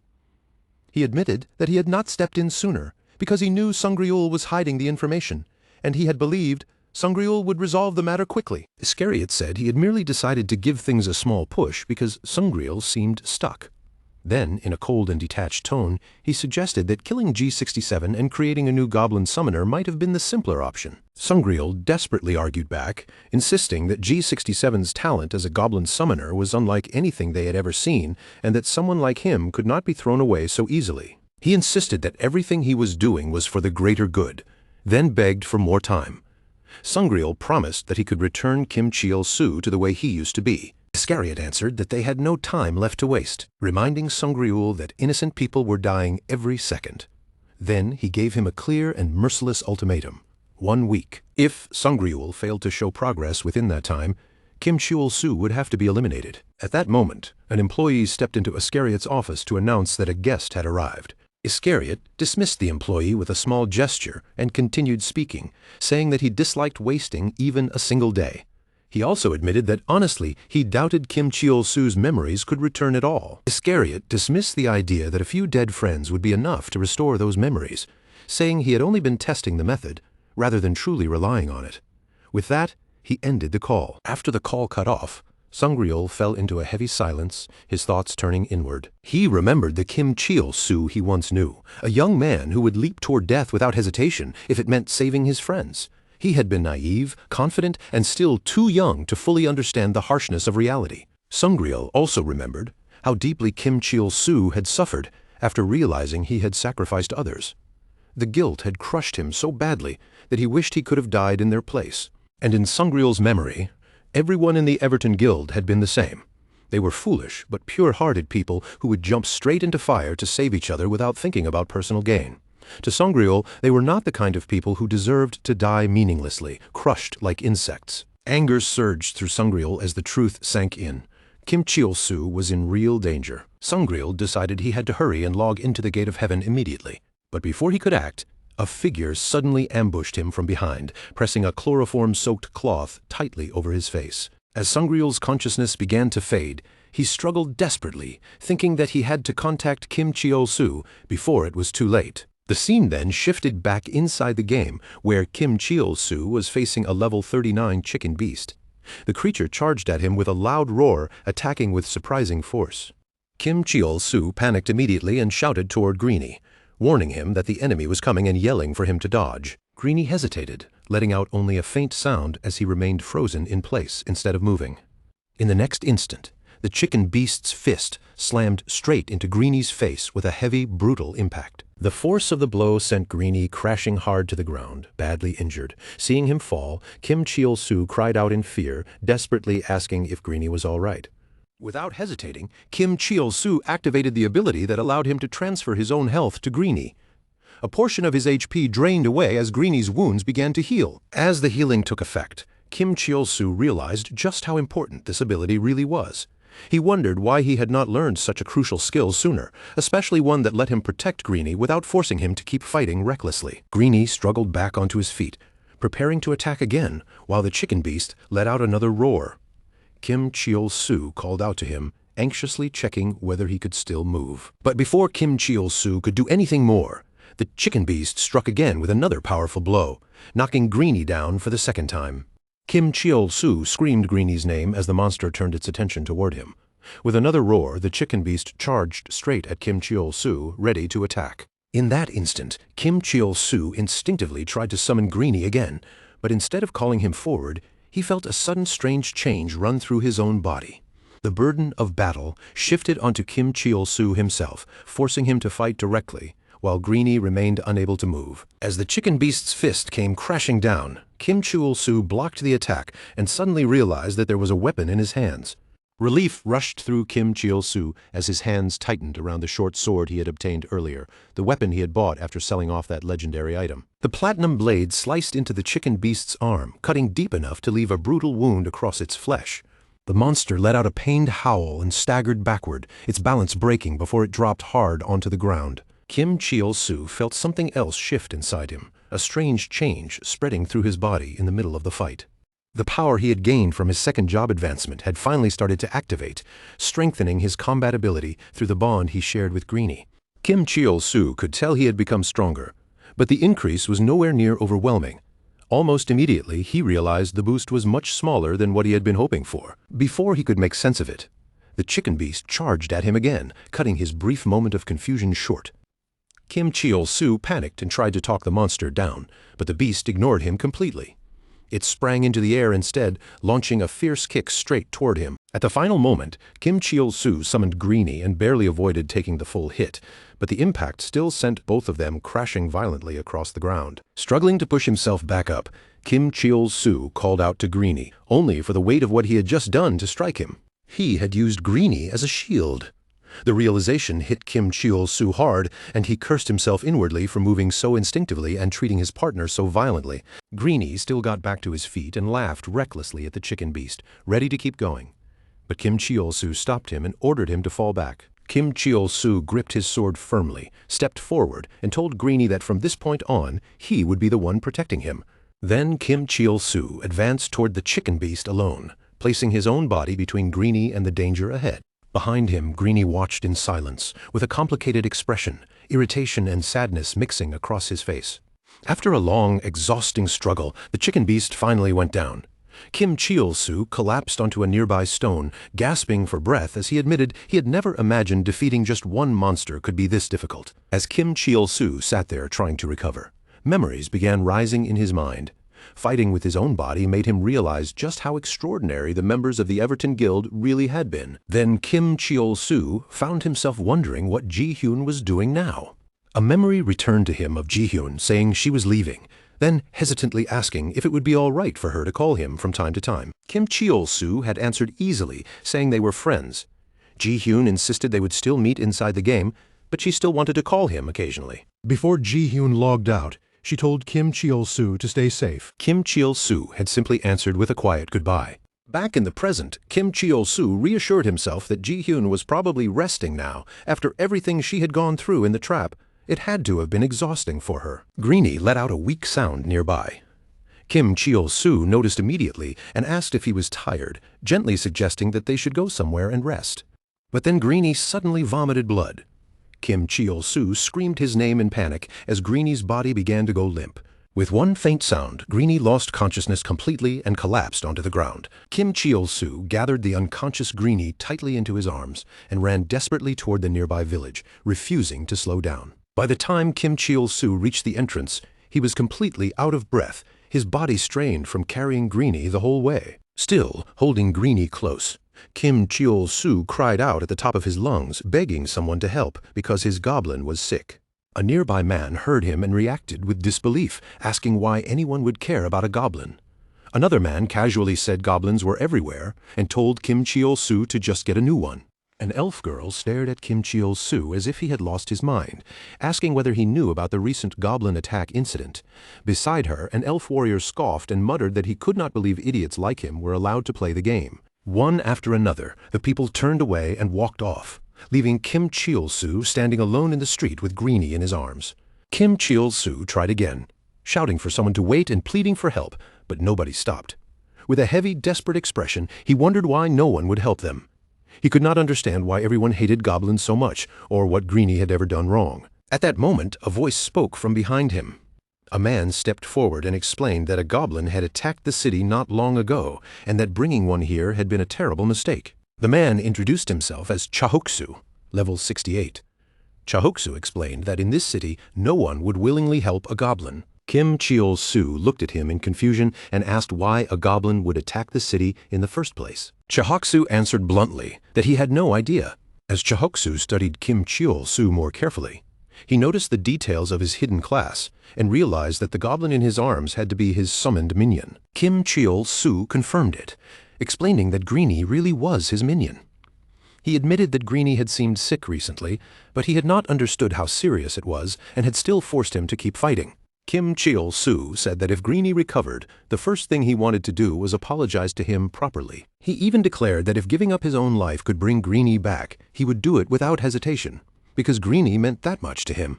Chahoksu narrowed his eyes and told Kim Cheol-soo not to make such a huge fuss over an in-game summon. Even so, Chahoksu admitted that he knew an expert who dealt with summoner minions. Unfortunately, she was currently away on an expedition inside a high-difficulty dungeon, and it would take at least a few days before she returned. Kim Cheol-soo reacted in alarm the moment he heard that. A few days was far too long, and he insisted that there was no time to waste.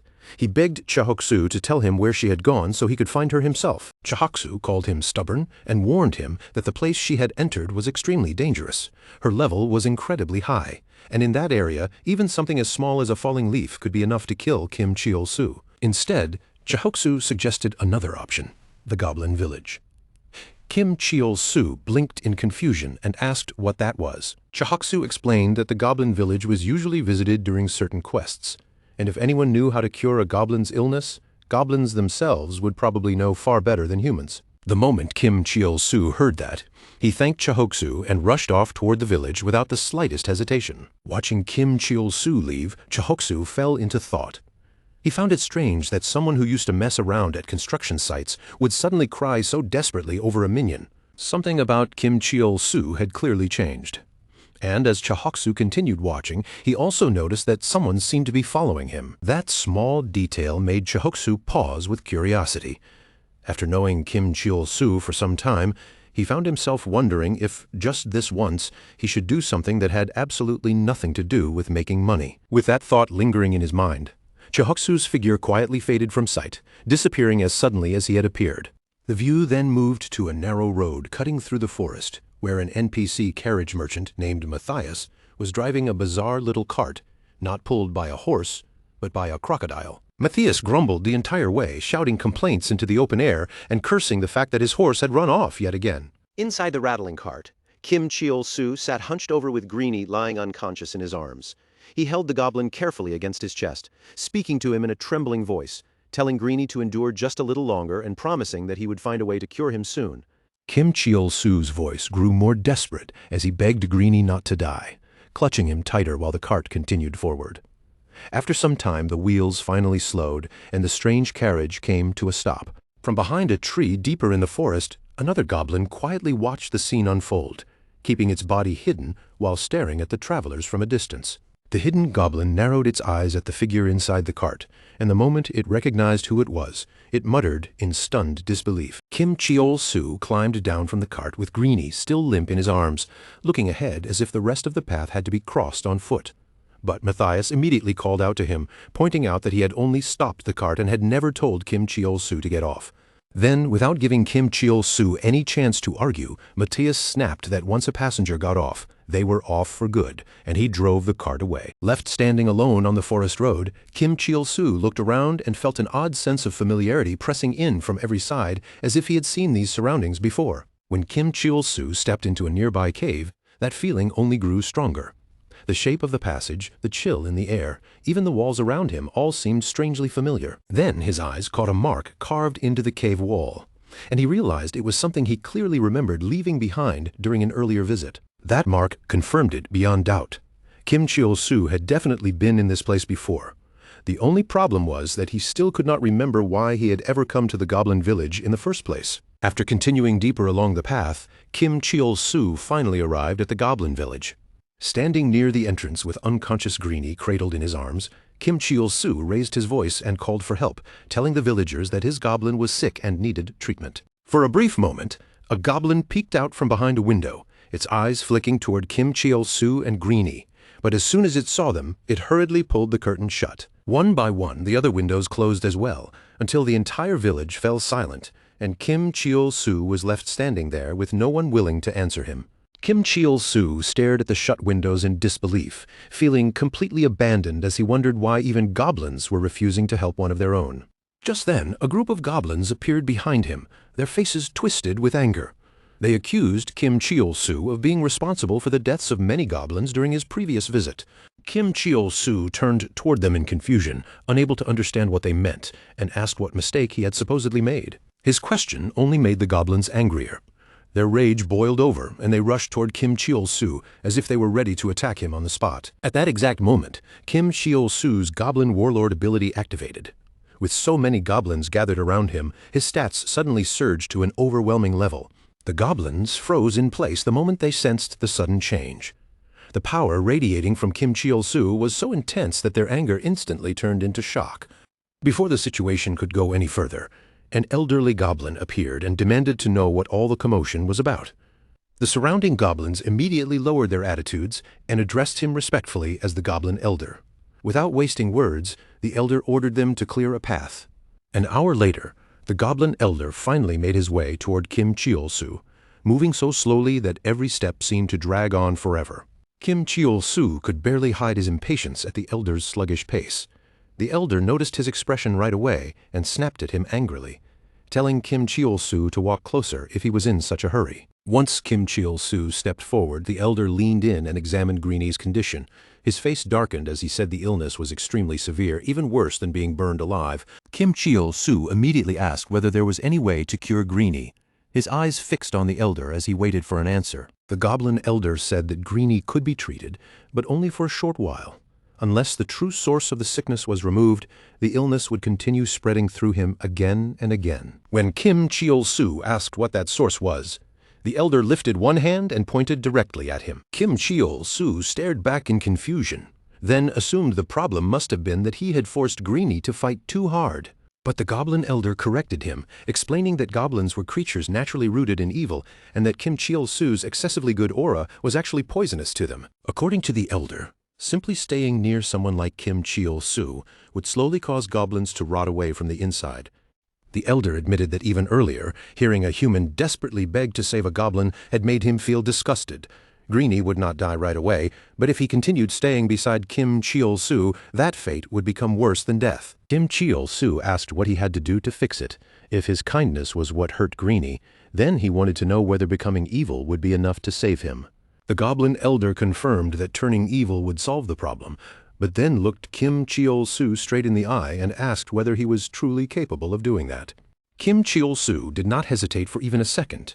He declared that if it meant saving Greenie, then he would become as evil as he needed to be. The Goblin Elder scoffed at him, calling him all talk, then tossed his staff aside as if words alone meant nothing. Then the elder removed the cloth wrapped around his body and declared that he would beat the life out of Kim Chil-soo's goblin, while Kim Chil-soo would have to stand there and ignore Greenie's suffering. As the cloth fell away, the elder revealed a huge, muscular goblin body beneath it. With a threatening stare, he warned Kim Chil-soo that proving himself would not be easy. Elsewhere, in the middle of a forest, a red-haired man stood while speaking through a screen-like device. He mentioned that the disposal period had been set to 1 week, then said it was a shame, because after seeing someone so monstrous for the first time, he had honestly started to have high expectations. The red-haired man wondered aloud if he had somehow grown attached to that person, then joked that when someone watched another person all day long, it could easily be mistaken for love. After ending the call, the red-haired man shifted his gaze toward the trees and casually remarked that listening in on someone else's conversation was terrible manners. Chahoksu stepped out from behind a tree, completely unfazed, and said the conversation had not been worth listening to anyway. The red-haired man asked who he was. Instead of answering directly, Chahoksu pointed toward his floating status information and told him it was written right there. The red-haired man read the name and acknowledged Chahoksu, then asked why he had been following him. Chahoksu replied that he had no real interest in the red-haired man himself, then added with a sly edge that people who stalk others usually do not enjoy being stalked in return. The red-haired man let a faint smile cross his face for just a moment, but it vanished almost instantly, replaced by a cold, serious look. A powerful violet aura began to pour out from the red-haired man's body, thick enough to make the air feel heavy. With his eyes locked on Chahoksu, he asked whether Chahoksu happened to know Kim Cheol-su. Chahoksu did not answer right away. Instead, he calmly pointed out that responding to a question with another question was rude, then asked why it mattered so much whether he knew Kim Cheol-su or not. The red-haired man remained perfectly calm as he replied that if Chahoksu died, it might help Kim Cheol-su recover his lost memories. The scene then returned to the Goblin village, where the tension around Kim Cheol-su and Greenie had not yet faded. Inside the village, the Goblin elder was now personally feeding Greenie, carefully placing food before the weakened Goblin. Kim Cheol-su immediately panicked at the sight. He asked why the elder was treating Greenie so kindly, terrified that if Greenie received any more kindness, his illness would only get worse. Instead of giving Kim Cheol-su a straight answer, the Goblin elder opened a children's book and began reading a story about a beautiful goblin and an ugly human. Greenie reacted noisily to every part of it, while Kim Cheol-su grew more frantic and begged the elder to stop reading children's stories to him. Then the elder started showing Greenie pictures of Kim Cheol-su. Greenie responded with delighted amusement, but Kim Cheol-su only became more distressed, pleading with the elder to stop tearing the pictures and to stop reading again. After enduring all of that, Greenie's body finally began to show the strain. His energy faded, his posture weakened, and he looked visibly exhausted. Seeing Greenie suffer right in front of him, Kim Cheol-su could no longer stay quiet. His voice shook as he begged the Goblin elder to stop. The Goblin elder looked at Kim Cheol-su and explained that this exact pain was what Kim Cheol-su had been causing Greenie all along without ever realizing it, simply by being too kind. The elder reminded Kim Cheol-su that the cure had already been explained to him, then asked what he planned to do now. Kim Cheol-su stood there thinking for a brief moment. Then, without warning, he clenched his fist and struck Greenie hard, sending the goblin crashing violently into the wall. Even the Goblin elder froze in surprise, clearly caught off guard by Kim Cheol-su's sudden and brutal action. As the dust slowly cleared around the impact, Greenie pushed himself back to his feet and began laughing with a fierce, wild energy. Kim Cheol-su's eyes filled with tears as he rushed toward Greenie on instinct, desperate to hold him. But before he could embrace him, the Goblin elder stopped him. At the very last moment, Kim Cheol-su forced himself to twist that tenderness into cruelty. He kicked Greenie again while shouting in anger, pushing himself to act like the kind of evil person Greenie needed him to become. Only then did the Goblin elder say that it was enough for the treatment. He explained that Greenie was not fully cured yet, but if Kim Cheol-su continued behaving this way, Greenie would never weaken like that again. Kim Cheol-su quietly said that it was good to hear, and a small wave of relief finally passed through him. Greenie walked toward Kim Cheol-su with an innocent smile on his face. Looking at that expression, Kim Cheol-su realized with a heavy heart that goblins like Greenie might be forced to spend their entire lives being mistreated, never knowing what it meant to be truly loved. At that moment, another goblin suddenly rushed into the room, breathless and alarmed, reporting that there was an emergency. The Goblin elder turned toward the messenger with a sharp look and warned that the matter had better be important. The Goblin explained that they should never have helped Kim Cheol-su because he had not come there alone after all. Kim Cheol-su was immediately shocked and denied it at once, insisting that the only one he had brought with him was Greenie. The Goblin elder stayed calm and asked where the human was now, and whether that person had already entered the village. One of the goblins reported that the unknown human had not entered the village yet, but would arrive soon. Hearing that, the elder told Kim Cheol-su to follow him so they could confirm whether Kim Cheol-su had lied about coming alone. When they stepped outside, they found the same red-haired man from earlier lying unconscious on the ground, badly beaten and completely motionless. The Goblin elder pointed down at the collapsed man and asked Kim Cheol-soo whether he knew who he was. Kim Cheol-soo looked at the name and said he did not recognize the man. Still, the name Roy felt strangely familiar, as if he had heard it somewhere before. The Goblin elder decided that the villagers would handle the unconscious adventurer themselves. Then he told Kim Cheol-soo to leave, because the goblins felt uncomfortable around him. To them, Kim Cheol-soo carried the smell of 18,000 goblins' blood.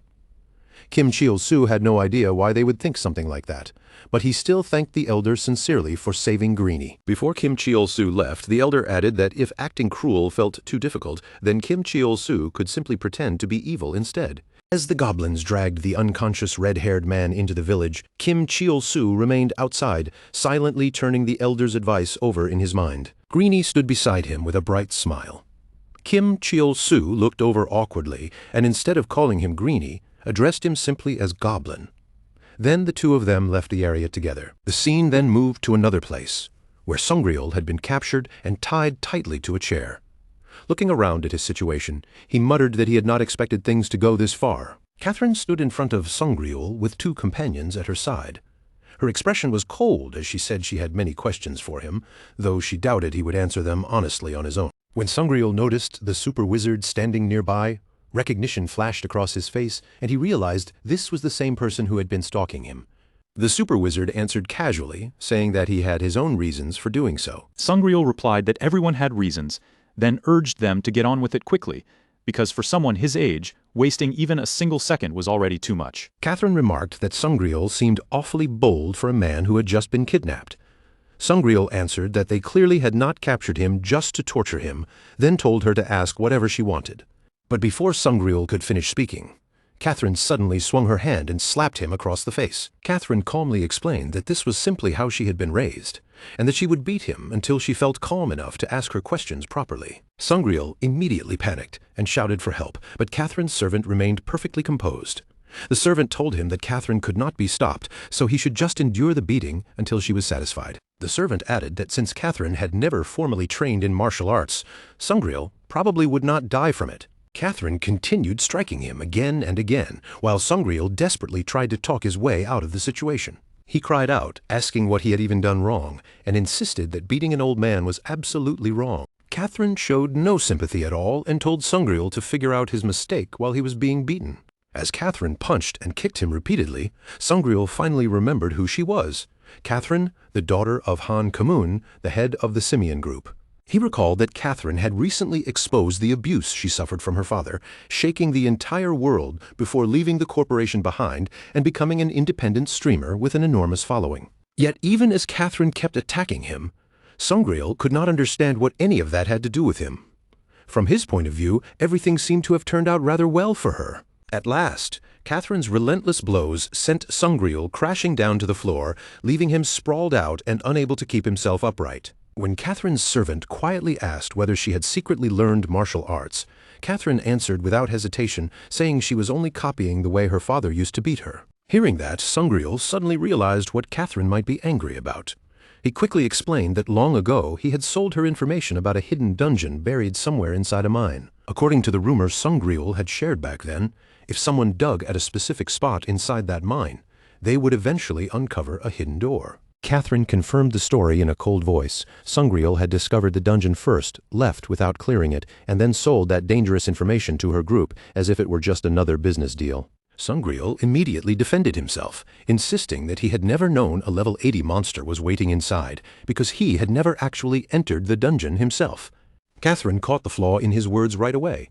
Her eyes sharpened as she pointed out that she had never told him the monster inside had been level 80. Now cornered, Sungryul began to panic. Searching for any excuse that might save him, he blurted out that he had heard it from Kim Cheol-soo. Catherine's expression hardened even further, and she immediately asked how Sungryul knew Kim Cheol-soo in the first place. She revealed that ever since the hidden dungeon incident, she had noticed Sungryul appearing again and again wherever Kim Cheol-soo happened to go. Catherine had been wondering for a long time whether her near-death experience in that dungeon had simply been an accident that disrupted Sungryul's plans, or whether it had been arranged from the very beginning.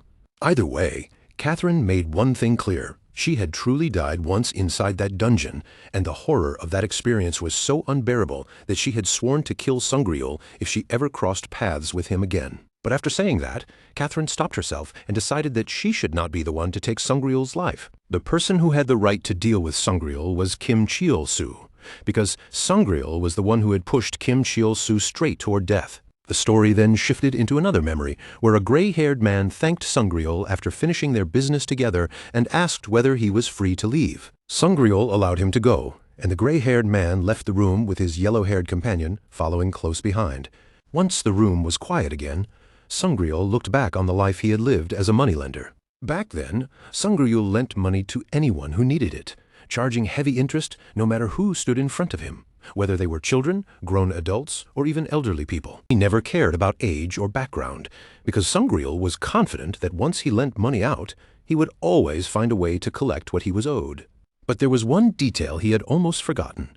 Kim Cheol-su had once been one of those borrowers. 10 years ago, Kim Cheol-su came to Sangreal in a miserable state, his body thin from hunger, his face exhausted, and his whole appearance showing just how badly he had been suffering. Even then, he asked to borrow 100 million won. Sangreal could tell immediately that Kim Cheol-su was not the type of person who wanted money just to waste it on gambling or careless pleasure. Even though Kim Cheol-su looked like he was nearly collapsing from starvation, his eyes still carried a stubborn determination that refused to die. When Sangreal asked about his parents, Kim Cheol-su quietly answered that he had none. Kim Cheol-su was an orphan, completely alone in the world, with no family member or guardian who could guarantee the loan for him. Even so, Sangreal saw no reason to turn Kim Cheol-su away. In Sangreal's line of work, the only things that truly mattered were whether the borrower was still young, physically capable, and likely to earn enough money someday to repay the debt. Back in the present, Sangreal reflected that after 10 full years, Kim Cheol-su had become an extremely valuable customer, with a debt that had grown far beyond the original amount he borrowed. Facing Catherine again, Sangreal argued that lending money to Kim Cheol-su had never been a crime. Sangreal claimed that back then Kim Cheol-su had no job, no family, and nowhere else to borrow that kind of money. In Sangreal's mind, Kim Cheol-su should have been grateful that anyone had helped him at all. Catherine's anger flared the moment she heard that.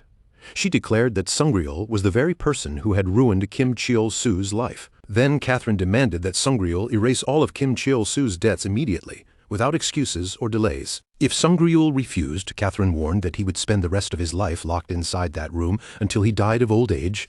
Sangreal protested that the matter was not that simple, but Catherine raised her fists again and told him to make it simple. In a panic, Sangreal suddenly revealed that Kim Cheol-su was in danger right now.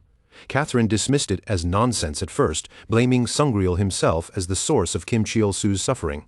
But Sangreal insisted with a trembling voice that this time the situation was different. He warned that instead of kidnapping him, they should have brought Kim Cheol-su there because exactly 1 week from now, Kim Cheol-su was going to be killed. That statement struck the room like a thunderclap, leaving Catherine, her servant, and the super wizard completely shocked. Catherine demanded to know who wanted Kim Cheol-su dead and why they were after him.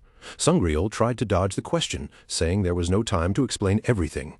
Catherine's patience snapped. She grabbed Sangreal by the mouth in anger and forced him to speak. At last, Sangreal gave in and said he would reveal the truth, beginning with the mysterious organization known as Iscariot. The story then shifted again, moving back to a memory involving Catherine and Kim Cheol-su. Catherine approached Kim Cheol-su excitedly, recognizing him at once as the Kim Cheol-su from grade 3, class 7 of Hong Hak Elementary School. Kim Cheol-su looked completely confused at first, staring at Catherine as if he could not remember who she was. Catherine cheerfully told him that the two of them used to be very close, then asked whether he also played Heaven's Door.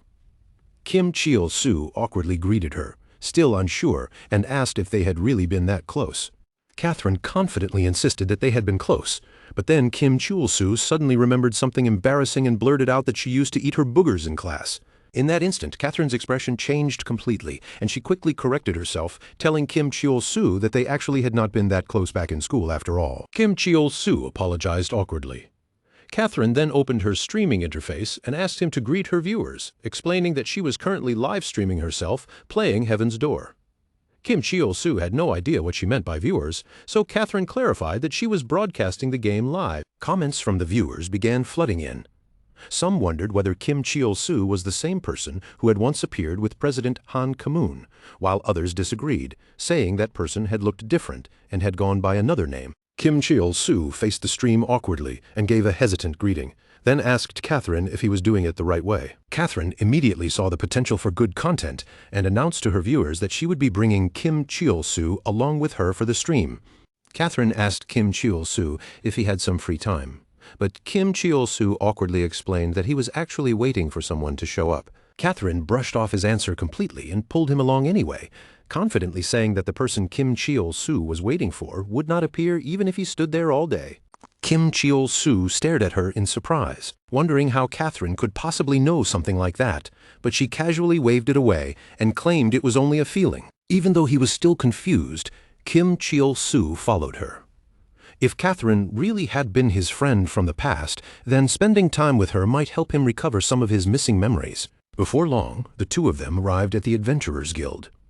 The moment Catherine stepped inside, people immediately recognized her, whispering excitedly about how famous and beautiful she was. Kim Cheol-soo looked around at all the attention Catherine was receiving and grew even more confused, wondering who she really was. Meanwhile, the people nearby began staring at Kim Cheol-soo with obvious jealousy, quietly questioning who the man standing beside Catherine could possibly be. A knight soon approached Catherine and politely invited her to join his party for a raid inside a high-difficulty dungeon.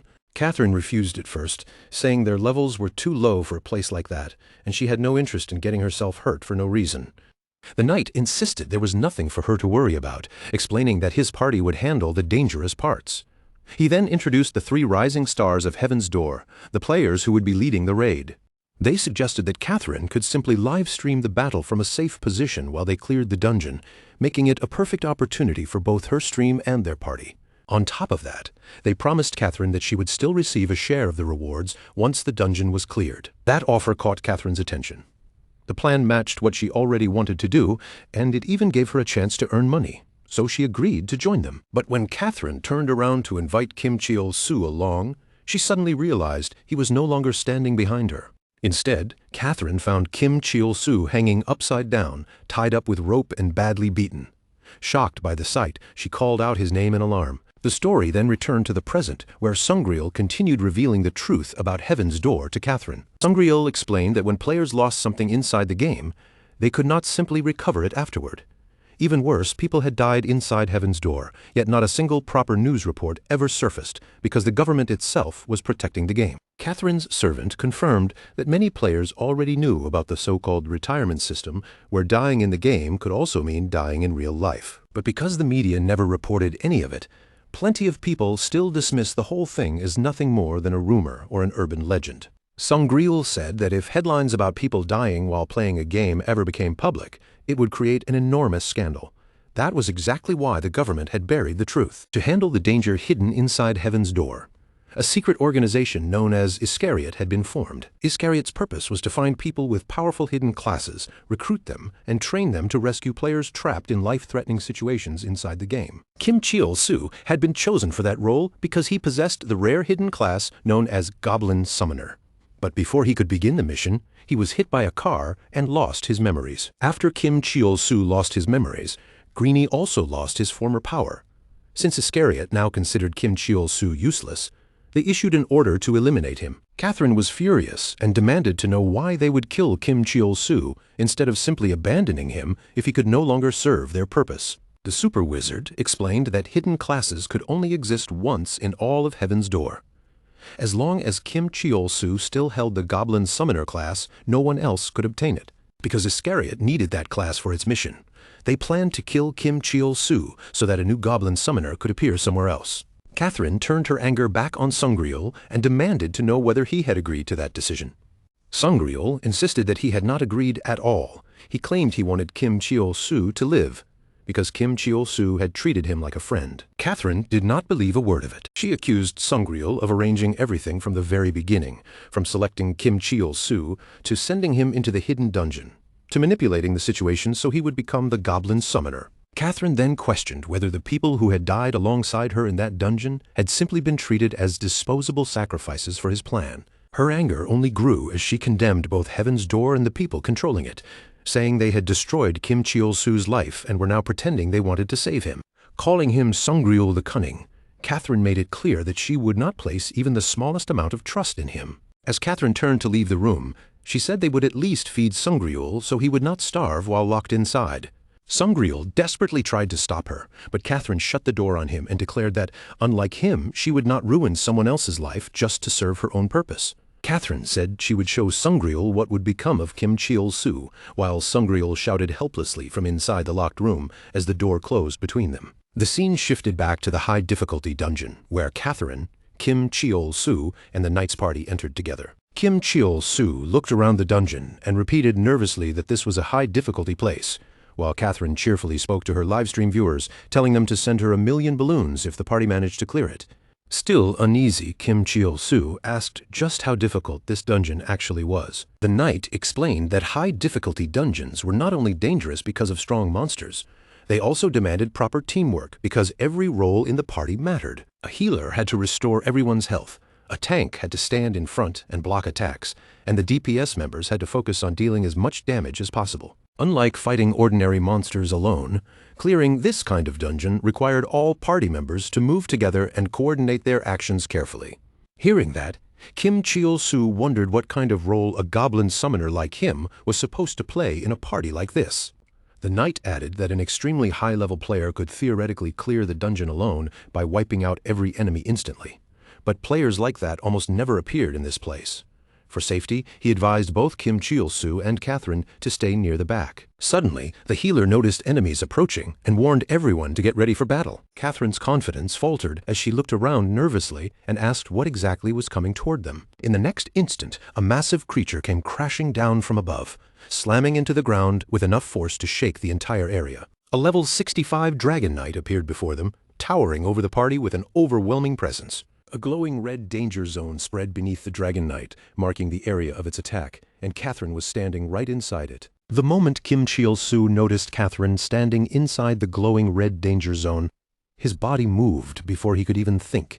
He rushed straight toward her, threw himself forward, and dragged her out of the marked area. Kim Cheol-su and Catherine hit the ground together just in time, tumbling away from the danger zone right before a massive explosion erupted where she had been standing. Shaken by how close it had been, Kim Cheol-su gasped that they had almost died. He apologized right away, explaining that the red mark on the floor looked obviously dangerous, so he had acted without waiting. Catherine stared at him in stunned silence, realizing that Kim Cheol-su had reacted purely on instinct, without even understanding the dungeon's attack pattern.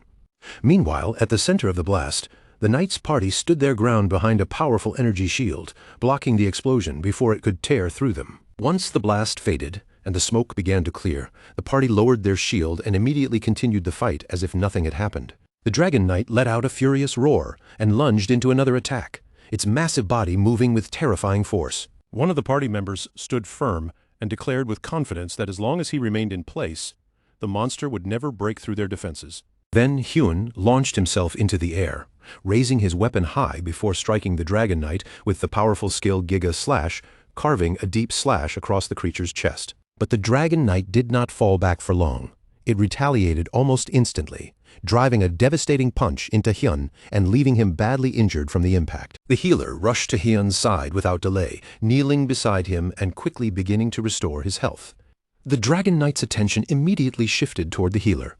With a raging roar, it charged straight at her, clearly aiming to take her down. The massive monster leapt high into the air and came diving down with both fists raised, ready to crush the healer beneath its full weight. Just before the attack could land, Genius Kim cast his spell and trapped the Dragon Knight inside a glass-like magical structure, stopping the creature in mid-assault. Genius Kim remained calm and explained that the Dragon Knight targeting the healer was something he had already predicted. Two other party members immediately closed in on the trapped Dragon Knight, striking it again and again while warning the gunslinger to keep a safe distance. After taking repeated hits, the Dragon Knight finally shattered the trap and broke free, dropping heavily onto one knee as it roared in anger. One of the fighters mocked the creature, saying that a knight should not kneel so easily, but another party member quickly warned them not to get careless because the monster was already preparing to attack again. Even after suffering so much damage, the Dragon Knight ignored everyone else and charged straight toward the healer once more, leaving the party visibly shocked. At that moment, they realized the Dragon Knight was not acting blindly. It understood exactly what it was doing, and it was deliberately trying to eliminate the healer first. Before the monster could reach her, the knight stepped forward and unleashed a powerful war cry, sending a heavy shockwave directly toward the Dragon Knight. The Dragon Knight suddenly froze in place, its charge halted by the force of the knight's shout. After stopping the Dragon Knight with his war cry, the knight shouted again, ordering the monster to look at him and focus its attacks on him instead of the healer. For a brief moment, the Dragon Knight turned toward the knight. But the healer immediately scolded him for acting too casually, warning that the last attack could have been seriously dangerous. The knight laughed it off and apologized, but the danger was not over. The Dragon Knight abruptly shifted its focus back to the healer and charged at her again. Just before the monster's fist could strike, the knight disappeared from sight and reappeared with his sword already in motion, cutting cleanly through the Dragon Knight's neck. The Dragon Knight's massive body collapsed to the ground, and the creature died where it fell. The healer looked unsettled and said it had seemed like the monster was still trying to target her until the very end. Hyun wondered aloud whether he had only imagined the same thing. Meanwhile, Catherine's livestream viewers filled the chat with excitement, praising how powerful the party was, cheering for the 3 strongest members, and predicting that the dungeon might be cleared in a single attempt. Catherine acknowledged the party's skill for her viewers, while Kim Cheol-soo could barely contain his excitement, openly praising how amazing their teamwork was and wondering how they could fight so well. The knight explained that the monster they had just defeated was the dungeon's gatekeeper, the Dragon Knight, then told everyone it was time to move on to the next area. Kim Cheol-soo followed after him with obvious enthusiasm, looking almost eager to see what came next. Catherine watched Kim Cheol-soo for a moment and silently wondered why he seemed so excited about every single thing happening around him. At that moment, Greenie appeared near Catherine, suddenly stepping into view beside her. Catherine told Kim Cheol-soo to control his goblin, but Kim Cheol-soo answered casually that Greenie could keep up with everyone on his own. Catherine was surprised by how lightly Kim Cheol-soo treated the matter, as if having a goblin wander around a dangerous dungeon was completely normal. Then Hyun walked up toward Catherine's livestream and introduced himself to the viewers as the party's main DPS. Hyun began talking proudly about how many people were watching him, clearly enjoying the attention. Catherine grew irritated as she watched his self-promotion drag on, and after more time passed, she complained to her viewers that they had already been stuck there for 30 minutes without making any progress. Hyun explained the group could not move forward yet because a dangerous-looking bridge was blocking their path. He joked that the smartest people in the party were currently analyzing the problem, mentioning Demon Slayer Kana from Yonsei University, Genius Kim from Korea University, and Kim Cheol-soo, whom he teased by saying had studied how to take out loans. A short while later, Genius Kim finished his calculations and called everyone over to gather around. Genius Kim explained that the statues positioned near the bridge were most likely not decorations at all, but traps waiting to activate. He pointed out that the floor was covered in pressure plates, meaning that if anyone stepped on the wrong block, the statues would react. Kim Cheol-soo asked if stepping on the wrong block would simply cause the path to be blocked off. Genius Kim grew visibly irritated and corrected him, making it clear that the statues would attack if the wrong tiles were stepped on. He explained that under normal circumstances, they would send clones forward to test which tiles were safe, but no one in their party had the illusionist class, the specialized magician upgrade capable of creating those kinds of illusionary clones. Catherine quietly asked her viewers what an illusionist was, and the chat quickly explained that it was an advanced magician class that used illusion magic. Since they had no safe way to test the tiles, Genius Kim chose another strategy. He instructed the 2 tanks to take the lead across the bridge, while the healer stayed ready to heal them immediately if the traps injured them. Following Genius Kim's instructions, the party formed up at the entrance of the bridge, preparing to cross in order. Genius Kim then warned everyone that once they made it across the bridge, the dungeon boss would be waiting for them on the other side. The party finally begins making its way across the narrow bridge, each step carrying them deeper into the trap-filled path that leads straight toward the dungeon boss.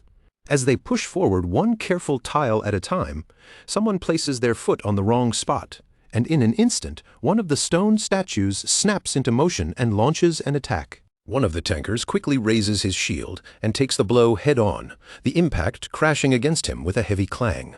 Hyun, watching from behind, casually remarks that the attacks barely seem to tickle, The tanker shoots back with dry sarcasm, asking if Hyan wants to step up and block them himself. Before anyone can relax, another statue swings again, forcing the tankers to brace under even more pressure. A black-haired member of the party suddenly turns on Genius Kim, irritation written all over his face as he accuses him of stepping on the traps on purpose. Genius Kim immediately snaps back, telling him that if he thinks he can do so much better, then he should take the lead himself. The black-haired man accepts the challenge without backing down and storms ahead. Meanwhile, the healer tries to keep the group from falling apart, moving between the injured tankers and pouring healing magic into them.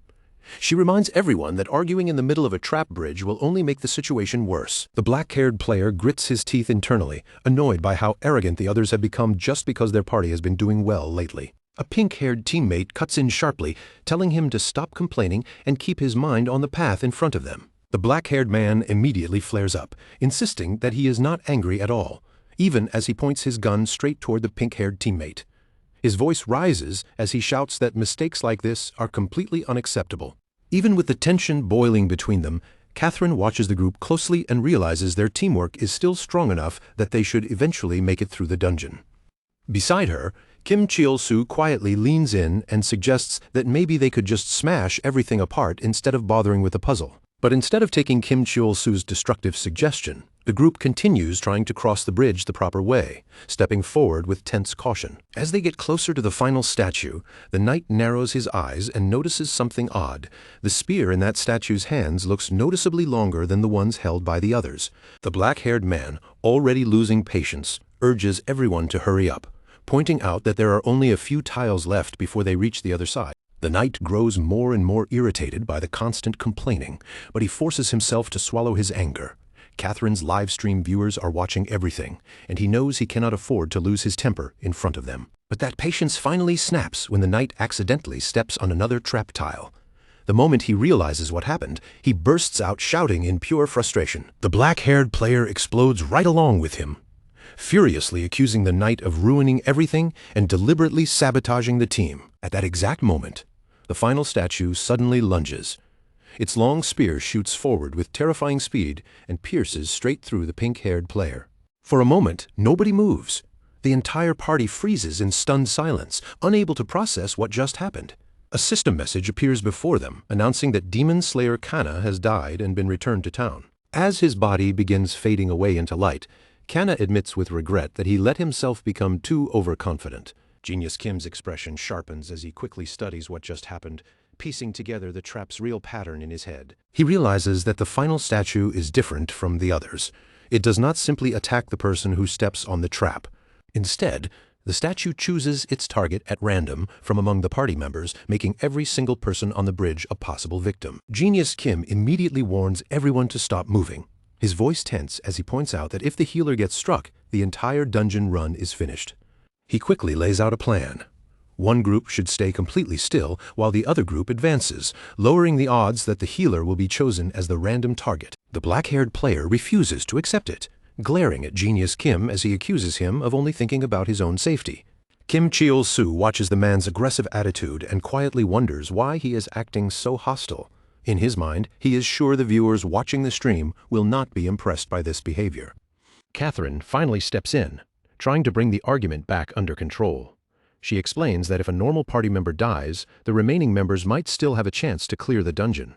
But if the healer is killed, the raid is over for everyone. After hearing Catherine's explanation, the black-haired player has no choice but to swallow his complaints and reluctantly agree to continue. The tanker carefully moves forward, placing his foot on the next tile.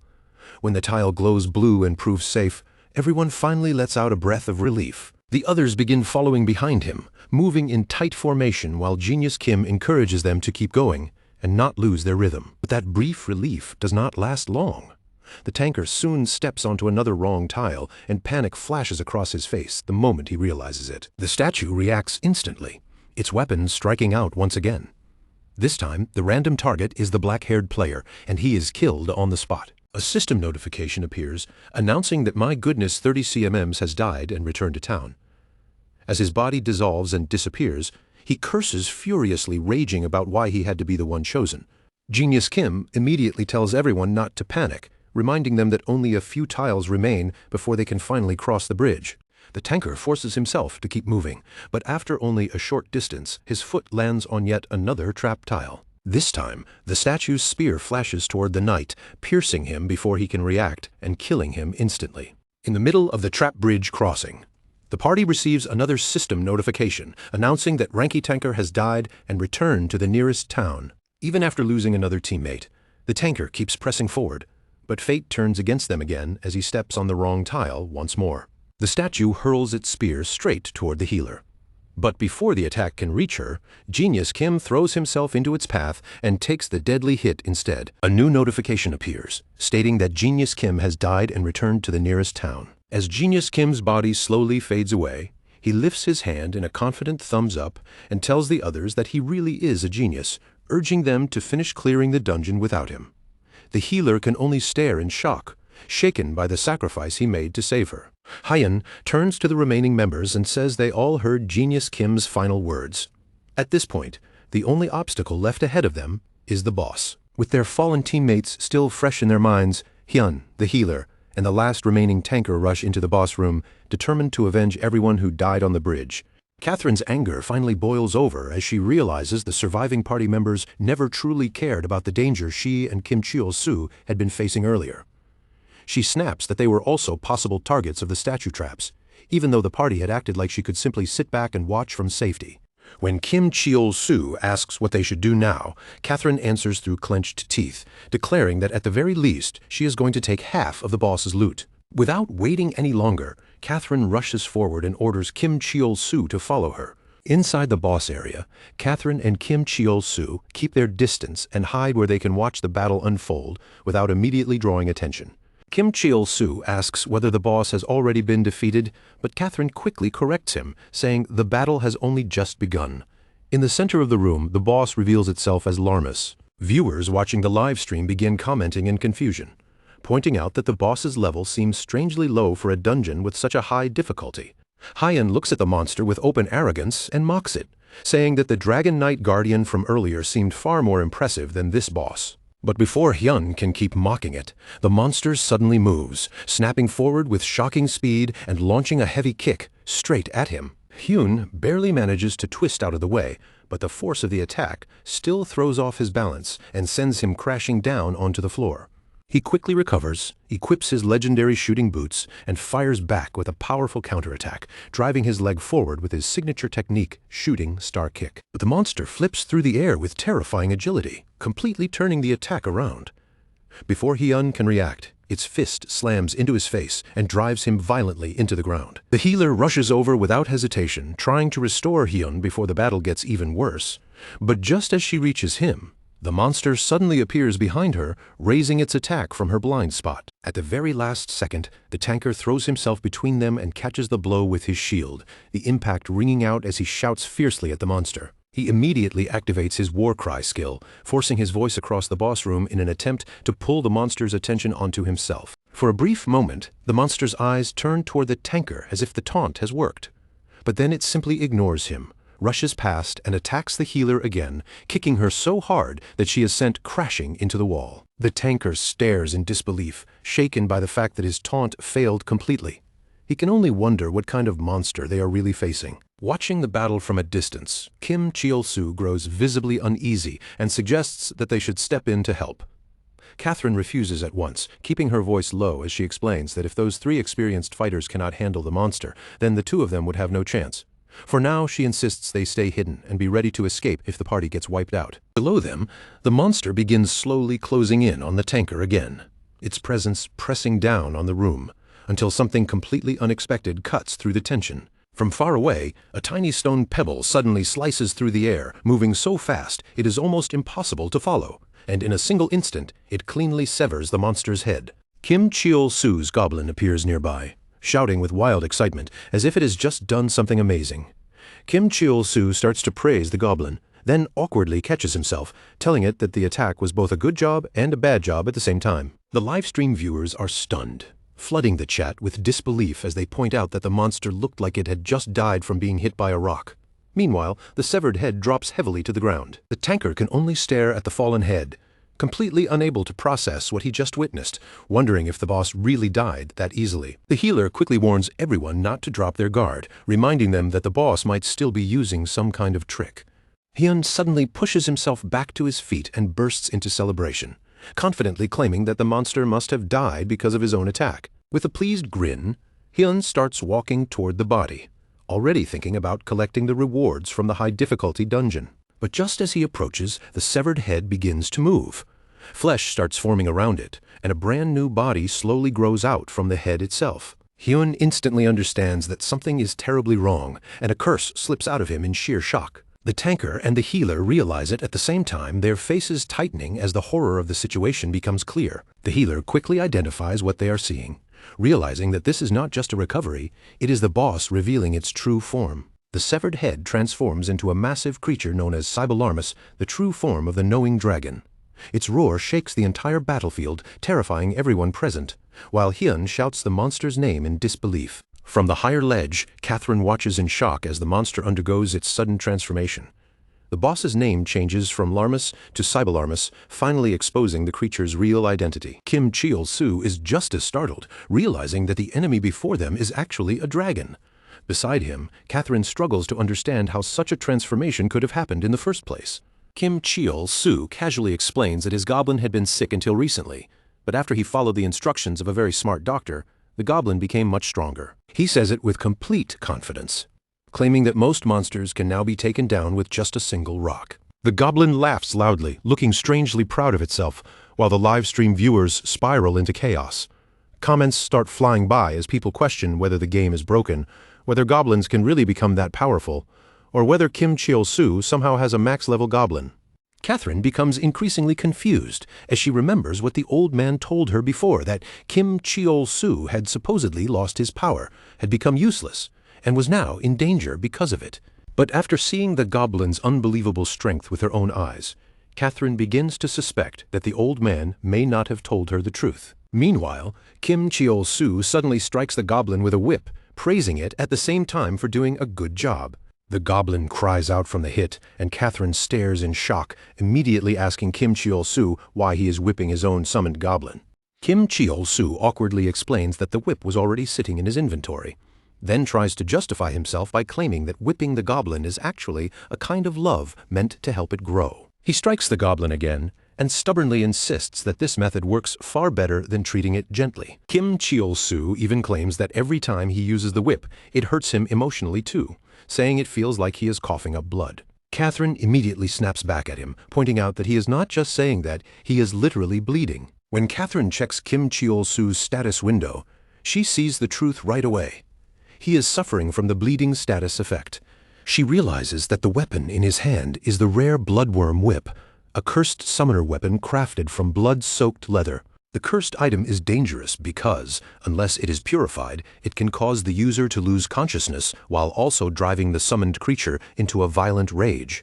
Catherine suddenly recognizes the bloodworm whip as the item she had sent to Kim Cheol-soo before. What shocks her even more is that the goblin's enraged state still looks relatively calm, meaning the goblin must have been unbelievably weak under normal conditions. She immediately scolds Kim Cheol-soo for using the cursed item without purifying it first, explaining that once purified, the whip would become incredibly valuable, and even in its cursed state, it could still be sold for a high price. Kim Cheol-soo is genuinely surprised and admits that he had no idea about any of that. Then he turns the question back on Catherine and asks how she knows so much about the whip. Catherine stiffens awkwardly, suddenly looking nervous as she tries to brush the question aside without giving him a real answer. And in that moment, everything connects back to something from the very beginning of the story. This exact image had already appeared once before, and now the events have finally caught up to it. From here, the story feels ready to open into something even bigger, with the danger below still raging and Kim Cheol-soo's secret becoming harder and harder to hide. Down in the dungeon, Hyun struggles desperately against the boss, shouting that this is the true master of the high-difficulty dungeon, the wingless dragon Cybelarmus. Cybelarmus lets out a thunderous roar and unleashes a wave of intense flames across the battlefield, flooding the area with heat and completely overwhelming the adventurers. Watching from above, Kim Cheol-soo panics as he realizes the surviving party members will die if nobody steps in to help them. Without thinking any longer, Kim Cheol-soo immediately starts climbing down the cliff to reach them, even as Catherine calls after him and tells him to wait. Kim Cheol-soo insists that the party has already done most of the work, and because of that, he wants to help them finish clearing the dungeon together. The viewers watching Catherine's live stream begin reacting with excitement, wondering who Kim Cheol-soo really is, and speculating that he might be far stronger than he looks. Some of the viewers even begin calling Kim Cheol-soo the strongest player in Heaven's Door, their excitement spreading faster and faster through the live stream chat. Catherine watches Kim Cheol-soo quietly, hoping deep down that, from this point on, he can finally live freely, without being controlled, used, or betrayed the way he had been before. Then Catherine tells Kim Cheol-soo to smile, reminding him that everyone is watching right now, and adding that it might even make his face look a little more presentable. Kim Cheol-soo immediately flashes a bright, awkward smile and thanks Catherine, clearly taking her advice far more seriously than she expected. Standing confidently at the edge of the cliff, Kim Cheol-soo looks down toward the battlefield and warns his goblin that everyone is watching them now, so it had better not do anything embarrassing. The goblin bursts into laughter, its excitement rising as it gets ready to leap into battle. Kim Cheol-soo raises his voice with unusual confidence, declaring that it is finally time to show everyone who they really are. Remembering Catherine's advice, Kim Cheol-soo forces a huge, exaggerated smile onto his face and commands the goblin to begin their fiery debut. Catherine immediately reacts with irritation, clearly bothered by just how unnatural and awkward Kim Cheol-soo's smile looks. The goblin launches itself off the cliff and drops straight toward the battlefield below, just as the dragon begins gathering power for a massive flame attack. The healer urgently warns the team that the attack is coming, while the tanker anxiously wonders whether his defensive skills will be strong enough to endure the incoming flames. At that exact moment, the goblin lands directly in front of the dragon, placing itself between the monster and the struggling adventurers. The adventurers stare in shock, completely caught off guard by the sudden appearance of a goblin in the middle of the boss fight. The goblin calmly licks its weapon as if the dragon's terrifying flames mean nothing, while the dragon releases a concentrated blast of fire straight toward it. The goblin blocks the roaring flames head-on, then answers with one overwhelming strike, destroying the dragon in an instant. The adventurers are left frozen in place, unable to say a word after witnessing the boss vanish before their eyes. Hyun can hardly believe what just happened, slowly realizing that the goblin, most likely someone's summoned minion, defeated the boss with a single hit. Then the tanker looks up toward the hill above them and notices Kim Cheol-soo standing there, finally understanding that the absurdly powerful goblin belongs to him. A system notification appears before Kim Cheol-soo, confirming that the Blaze Mountain high difficulty dungeon has been cleared and his level rises from 50 to 54. Inside a bar, players watching the live stream erupt in shock after seeing the dragon boss get killed in a single blow. A gray-haired man grows irritated by all the sudden noise around him, but one of his companions quickly shows him the footage that has everyone so worked up.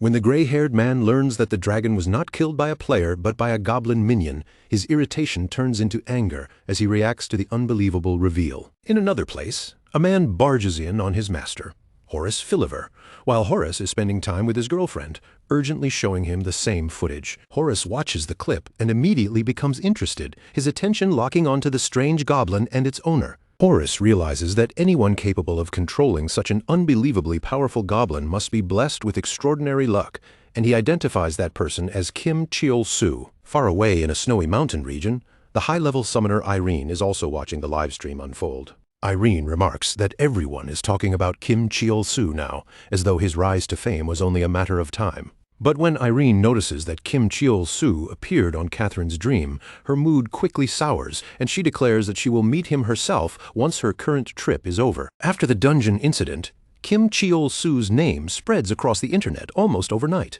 Posters and headlines appear everywhere, asking who the goblin summoner, Kim Cheol-soo, really is after his goblin defeated a boss in one hit. Before long, a fan meetup is organized for Kim Cheol-soo, and an enormous crowd gathers, forming a long line of people waiting eagerly for their chance to meet him.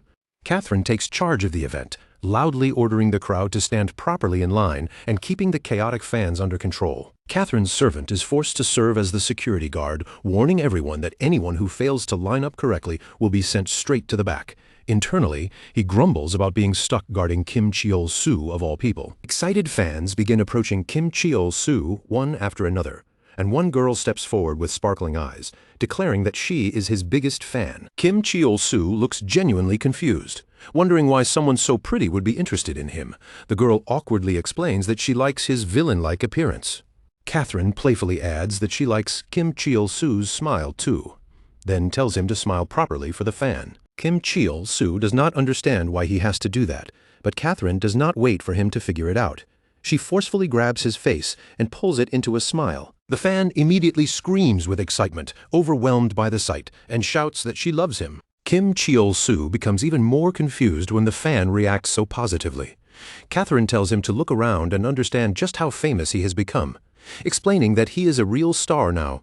Kim Cheol-soo still cannot understand why people like him so much, thinking all he did was clear one difficult dungeon. Nearby, the Goblin sits quietly off to the side, drawing strange pictures as if none of the chaos around Kim Cheol-soo has anything to do with it. Catherine scolds Kim Cheol-soo and explains the real reason behind his popularity.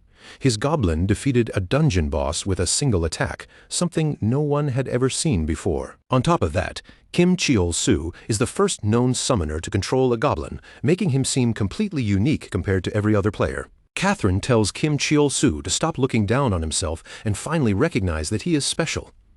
Kim Cheol-soo quietly takes in her words.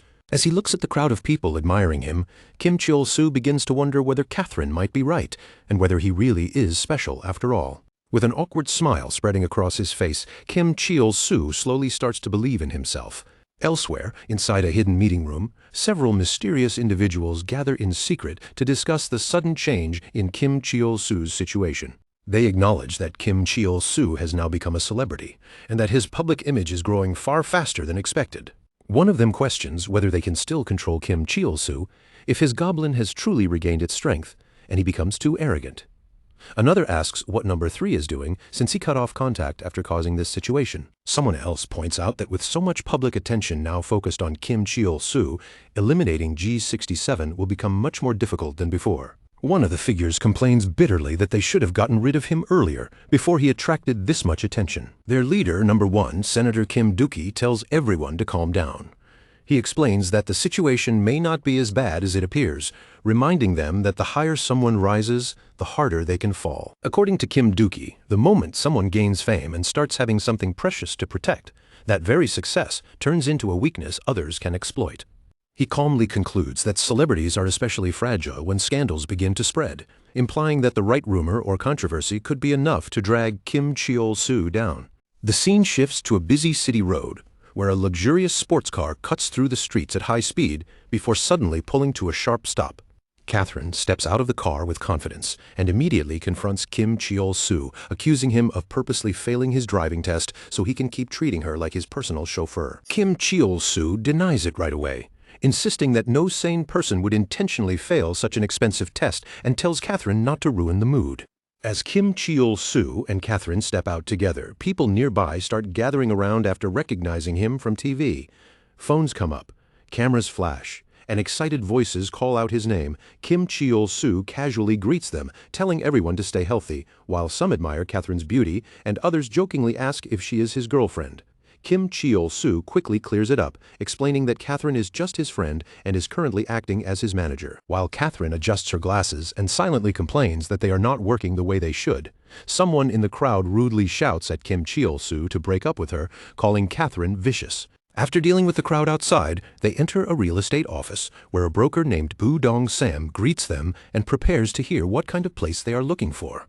Kim Cheol-soo steps forward with surprising confidence and asks about good places to live, casually bringing up Gangnam as if it is a perfectly normal option. At first, Bu Dong-sam quietly looks Kim Cheol-soo over and judges him on appearance alone, assuming he can probably afford nothing more than a small room. But the broker's attitude changes in an instant when Catherine's servant walks in carrying several bags packed full of cash. The moment Bu Dong-sam sees the stacks of 50,000 won bills, he is left stunned, especially when it becomes clear that all that money is only the 10% down payment.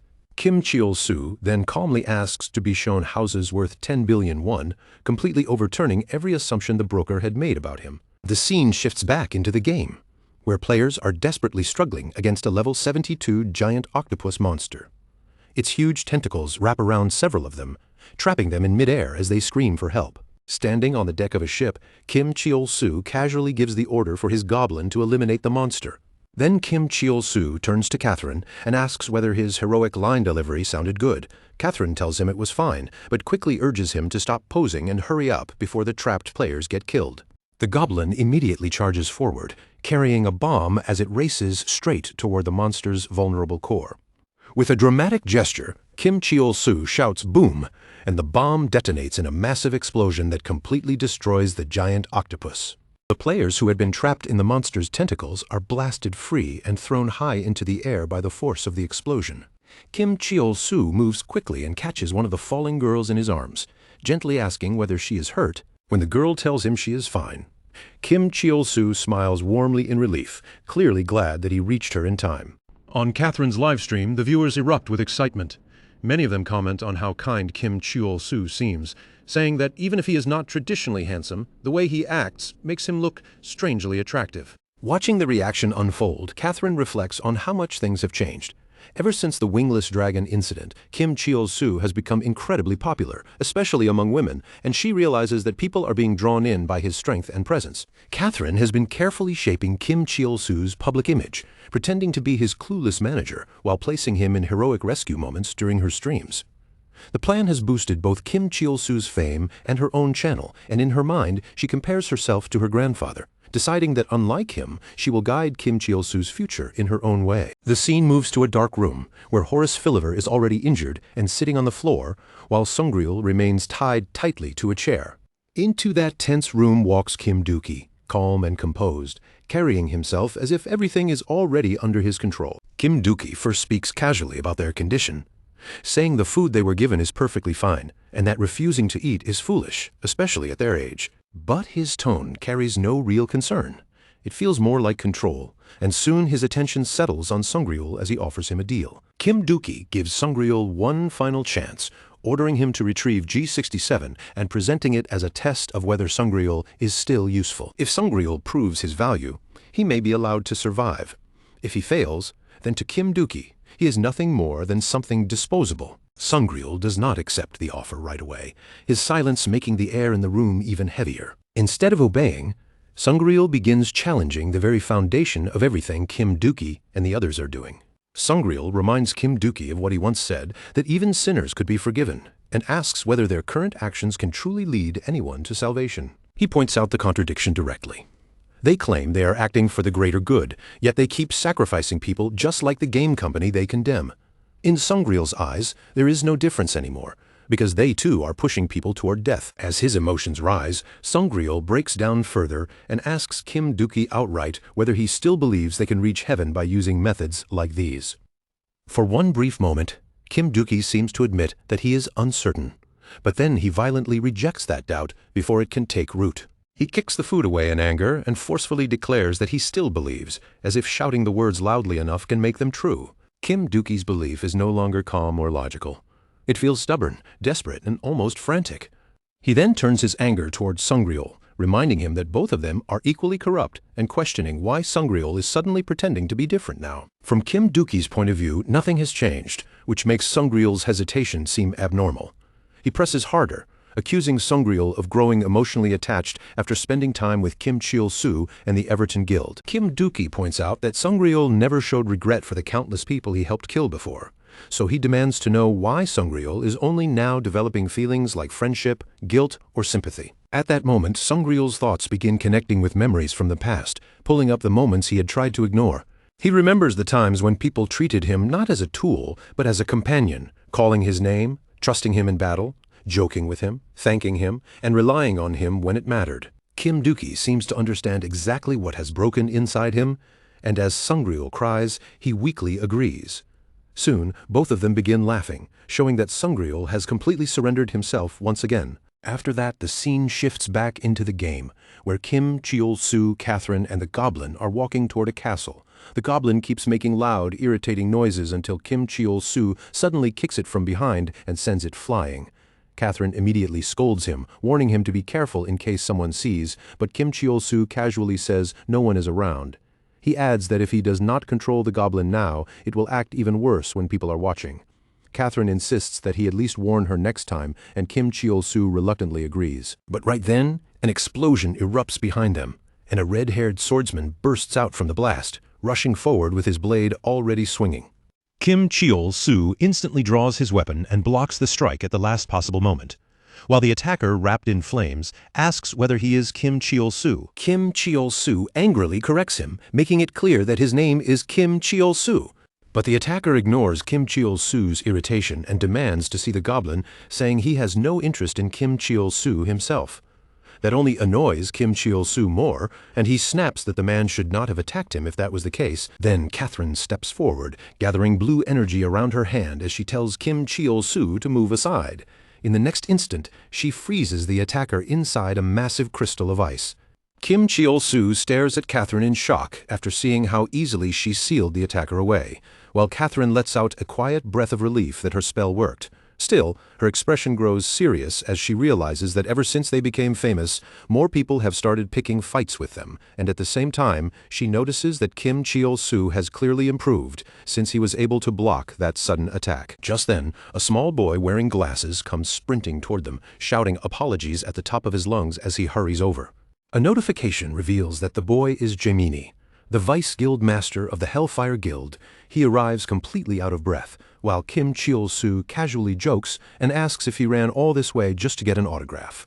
Catherine immediately gets annoyed, snapping at him for saying something so ridiculous in the middle of such a tense situation. Then Gemini notices the frozen attacker trapped in Catherine's ice and realizes that ice magic was used.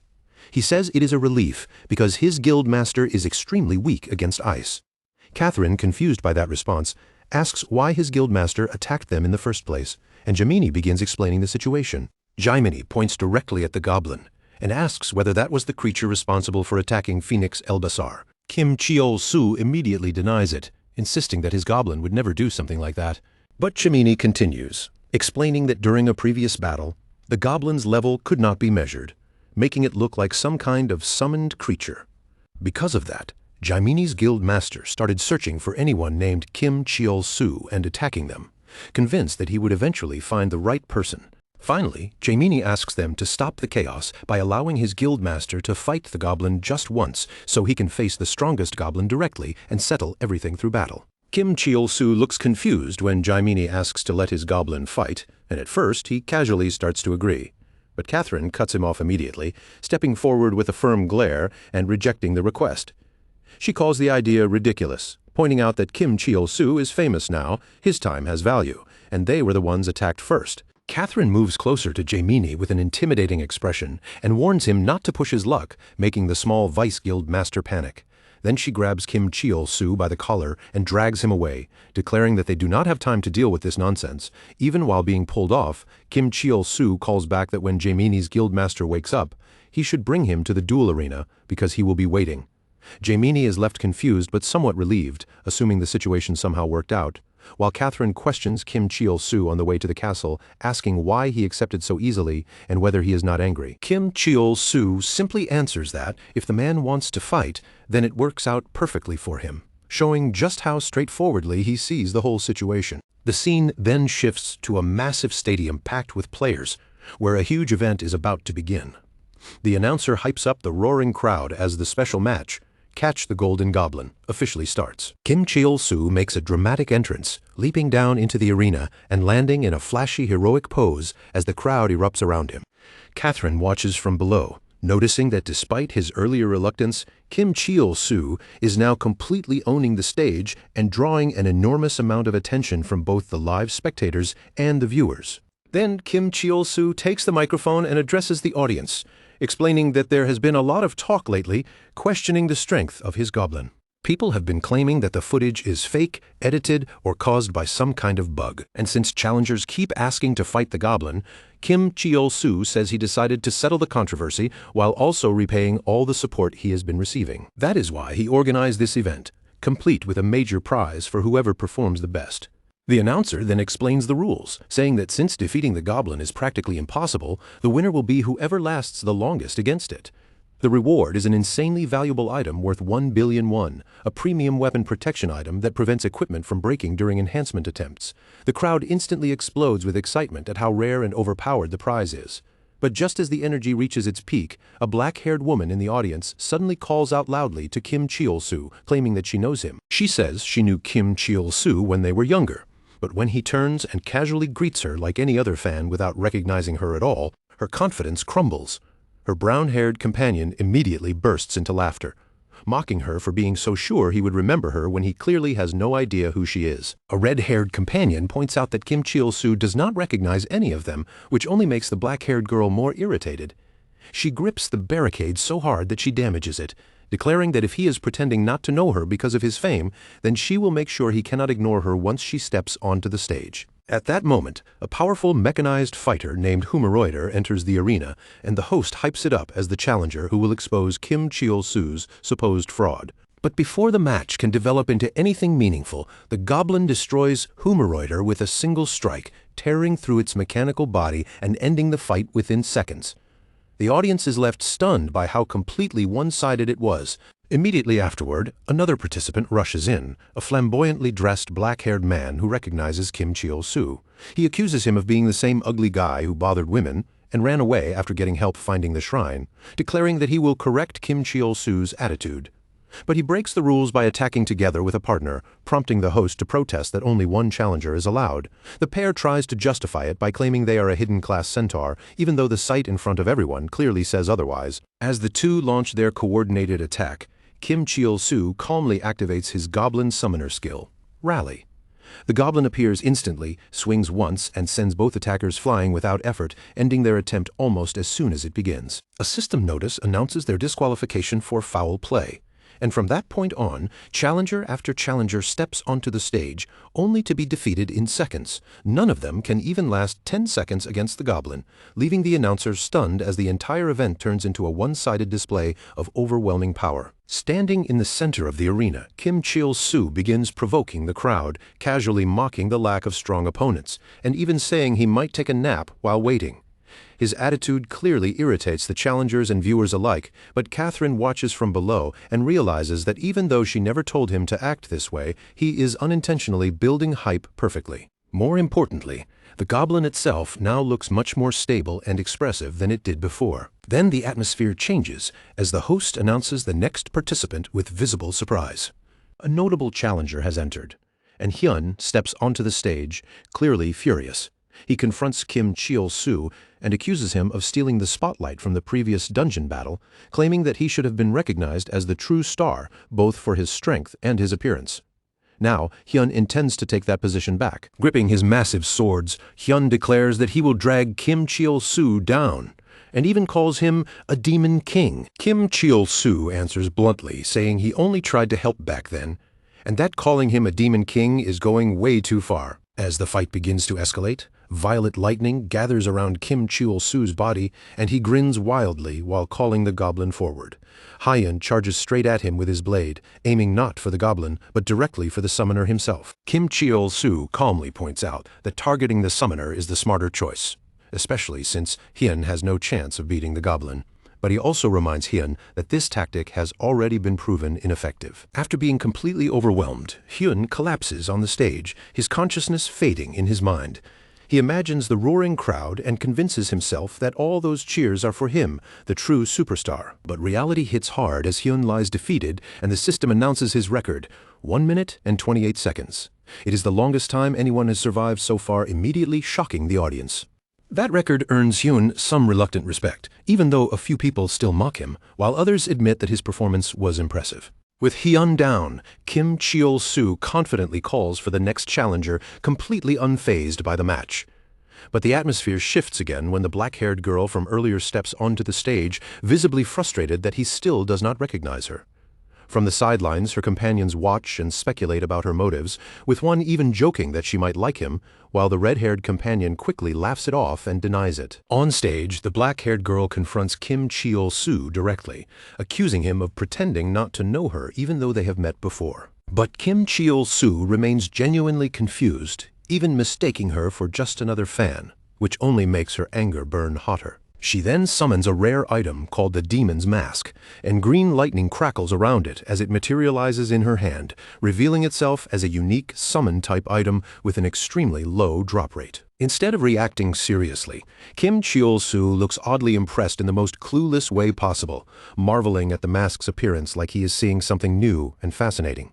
Meanwhile, the goblin shows no interest at all and even yawns, creating a strange contrast between the rising tension and their complete lack of concern. Enraged by his reaction, the girl calls Kim Cheol-soo out for acting ignorant despite their past, reminding him of how he treated her before.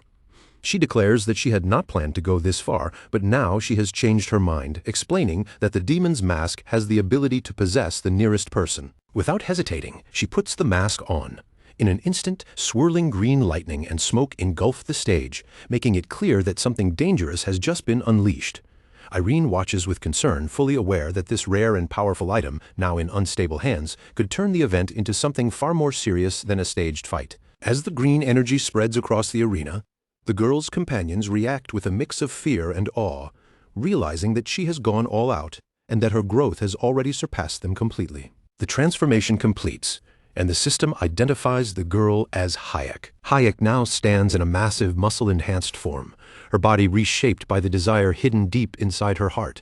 She openly explains that this new form reflects what she subconsciously wanted to become, even if she cannot fully control it.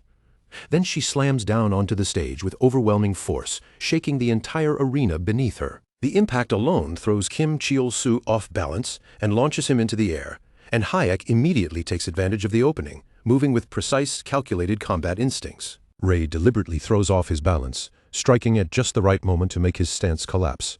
Then, before he can properly recover, she twists through the air and drives a powerful kick straight into him, landing the hit cleanly and forcing him back. Even Catherine, watching the fight unfold, realizes that Ray is not simply relying on overwhelming strength. Every movement is calculated. She uses the terrain, the timing, and the openings between attacks with a level of tactical awareness that most ordinary players would never even think to attempt. The Goblin charges in to counterattack, but Ray reads the movement almost instantly. She flips into a sharp somersault, brings her leg down with brutal force, and knocks it back just as hard. Without breaking her rhythm, she redirects the momentum, kicks the Goblin straight into Kim Cheol-soo, and continues hammering both of them with a seamless chain of mid-air strikes. Her speed, reflexes, and precise control completely overpower them. Blow after blow lands before either of them can properly respond, and after being battered from every angle, Kim Cheol-soo and the Goblin are finally smashed down into the ground. From the stands, Irene immediately understands what she is seeing. This is not just ordinary physical strength. Ray is combining full-body enhancement, incredible speed, sharpened reflexes, and battle instincts into one terrifying fighting style. And in that moment, Irene realizes where the true danger lies. No matter how powerful a summon may be, the moment the summoner is taken down first, the battle is already finished. Then, just when the match seems to be moving in one clear direction, the situation suddenly takes a sharp and unexpected turn. Instead of getting back on his feet in any normal way, Kim Cheol-soo grabs the Goblin with both hands and starts using it like an actual shield, holding it directly in front of himself to block Ray's relentless kicks. The announcer is stunned by what he is seeing and blurts out that it is downright barbaric. The crowd reacts just as badly, their excitement quickly turning into discomfort as they watch Kim Cheol-soo hide behind his own summon. The Goblin is clearly absorbing the hits meant for Kim Cheol-soo, its small body taking each impact head-on. Yet strangely, it barely seems to fight back against him at all. In fact, the Goblin even yawns while being struck, acting as if the damage is nothing more than a mild inconvenience, which only makes the scene feel even more unsettling to everyone watching. Little by little, the audience's view of Kim Cheol-soo begins to change, and it changes fast. People start criticizing him from every direction, calling him selfish, heartless, and cruel. To them, he now looks like the kind of person who would gladly sacrifice someone else just to save himself. Irene remembers how deeply Kim Cheol-soo once seemed to care about the Goblin, and that memory only makes her more shaken.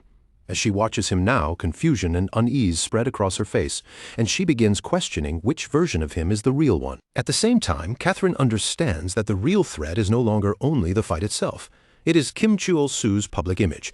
As an influencer, being seen this way in front of such a massive audience could destroy everything they have carefully built. Unable to stay quiet any longer, Catherine urgently shouts at him to stop fooling around and finish the match right away. But Kim Cheol-soo looks genuinely confused by her reaction.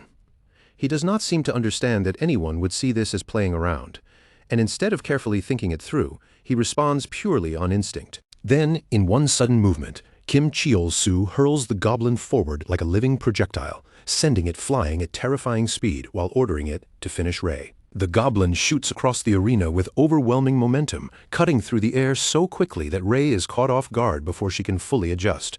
For the first time since the battle began, Ray realizes she cannot dodge in time. In that split second, the flow of the fight is about to turn completely once again. Pushed all the way to her limit, Ray suddenly tears off the demon's mask in the middle of the fight. She declares that all she originally wanted was to greet Kim Cheol-soo, but since he was the one who let things escalate this far, whatever happens next will settle everything between them. At that exact instant, the goblin's punch connects cleanly. The impact sends Ray flying backward with tremendous force, launching her straight out of the arena. The host reacts immediately, announcing that Ray has been knocked out of bounds and declaring Kim Cheol-soo the winner of the match. But instead of cheers, the stadium erupts into loud boos. Kim Cheol-soo stands there completely caught off guard, unable to understand why everyone is reacting so negatively, and the noise is so overwhelming that he can barely make out anything at all. When Catherine finally pushes close enough for her voice to reach him, she shouts out the real problem without holding back. He used the goblin as a shield. To Kim Cheol-soo, that does not seem wrong in the slightest, and his blank confusion only makes the distance between him and the crowd feel even wider. As Catherine watches him, doubt begins to creep into her mind. She starts wondering whether the Kim Cheol-soo she believed in is really the same person standing before her now. Then, without warning, everything changes. The demon's mask, now free from Ray, suddenly shoots through the air and latches itself directly onto Kim Cheol-soo's face. Kim Cheol-soo remembers the mask's terrifying ability in an instant. It possesses the nearest person. Before he can react, a violent surge of green energy bursts outward around him. The announcer panics and starts shouting in an exaggerated frenzy, even calling Kim Cheol-soo subhuman. Catherine snaps at him furiously, shutting him down so harshly that he quickly backs away. From the stands, Irene watches with growing concern, her expression tightening as she recognizes just how dangerous that item truly is. Nearby, Ray regains consciousness much faster than anyone expected, shocking the companions gathered around her. When they explain what happened, Ray initially scoffs at the situation. She assumes Kim Cheol-soo must have been punished by the mask and turned into something hideous, maybe even something twisted and goblin-like. But the moment Ray turns her gaze toward the stage, her expression freezes in place. What she sees is nothing like what she expected. Instead of transforming into something monstrous, Kim Cheol-soo rises into the air with a radiant glow surrounding him. Massive white wings spread from his back, golden light pours around his body, and his appearance looks far closer to a divine being than anything demonic. Overwhelmed by the sight, the announcer declares it the descent of an angel within heaven's door. The same crowd that had been booing him just moments earlier instantly changes. Cheers explode across the stadium, and the entire audience becomes captivated by the dazzling spectacle before them. And Ray, who thought she had understood Kim Cheol-soo, can only stare in stunned silence as she realizes the demon's mask did not reveal anything ugly at all. After witnessing Kim Cheol-soo's angelic transformation, the crowd completely turns in his favor. People who were insulting him only moments ago begin crying, apologizing, and saying they had misunderstood him, while others bow their heads respectfully, convinced that someone surrounded by such a divine aura could never truly be evil. Before long, the entire stadium stops treating Kim Cheol-soo like a controversial player and starts looking at him as though he is some kind of holy figure. As Irene watches everything unfold, she understands the terrifying truth behind the demon's mask. The mask does not simply create a random form. It reveals the user's deepest desire, the image of what they subconsciously wish to become. Most people long for beauty, status, admiration, or power because human beings naturally try to fill whatever they feel is missing inside themselves. But as Irene looks up at Kim Cheol-soo's radiant form, she realizes that his deepest wish was never centered on himself. Overwhelmed by that realization, Irene breaks into tears. To her, Kim Cheol-soo is someone who instinctively thinks of others before himself, the kind of selflessness she feels she could never truly reach. Meanwhile, Ray's companions completely lose their composure. Some of them even drop to their knees in regret, saying they deserve to be beaten by someone so pure. but Ray angrily snaps at them, demanding that they pull themselves together and stop throwing away their dignity. Ray refuses to accept what is happening in front of her. In her mind, Kim Cheol-soo should have transformed into something twisted and goblin-like because of the way he acted earlier. Instead, the mask revealed an angel, and that only makes Ray even more furious. She shouts at the crowd that it has to be some kind of trick, insisting there is no way the Kim Cheol-soo she knows could genuinely desire something so noble.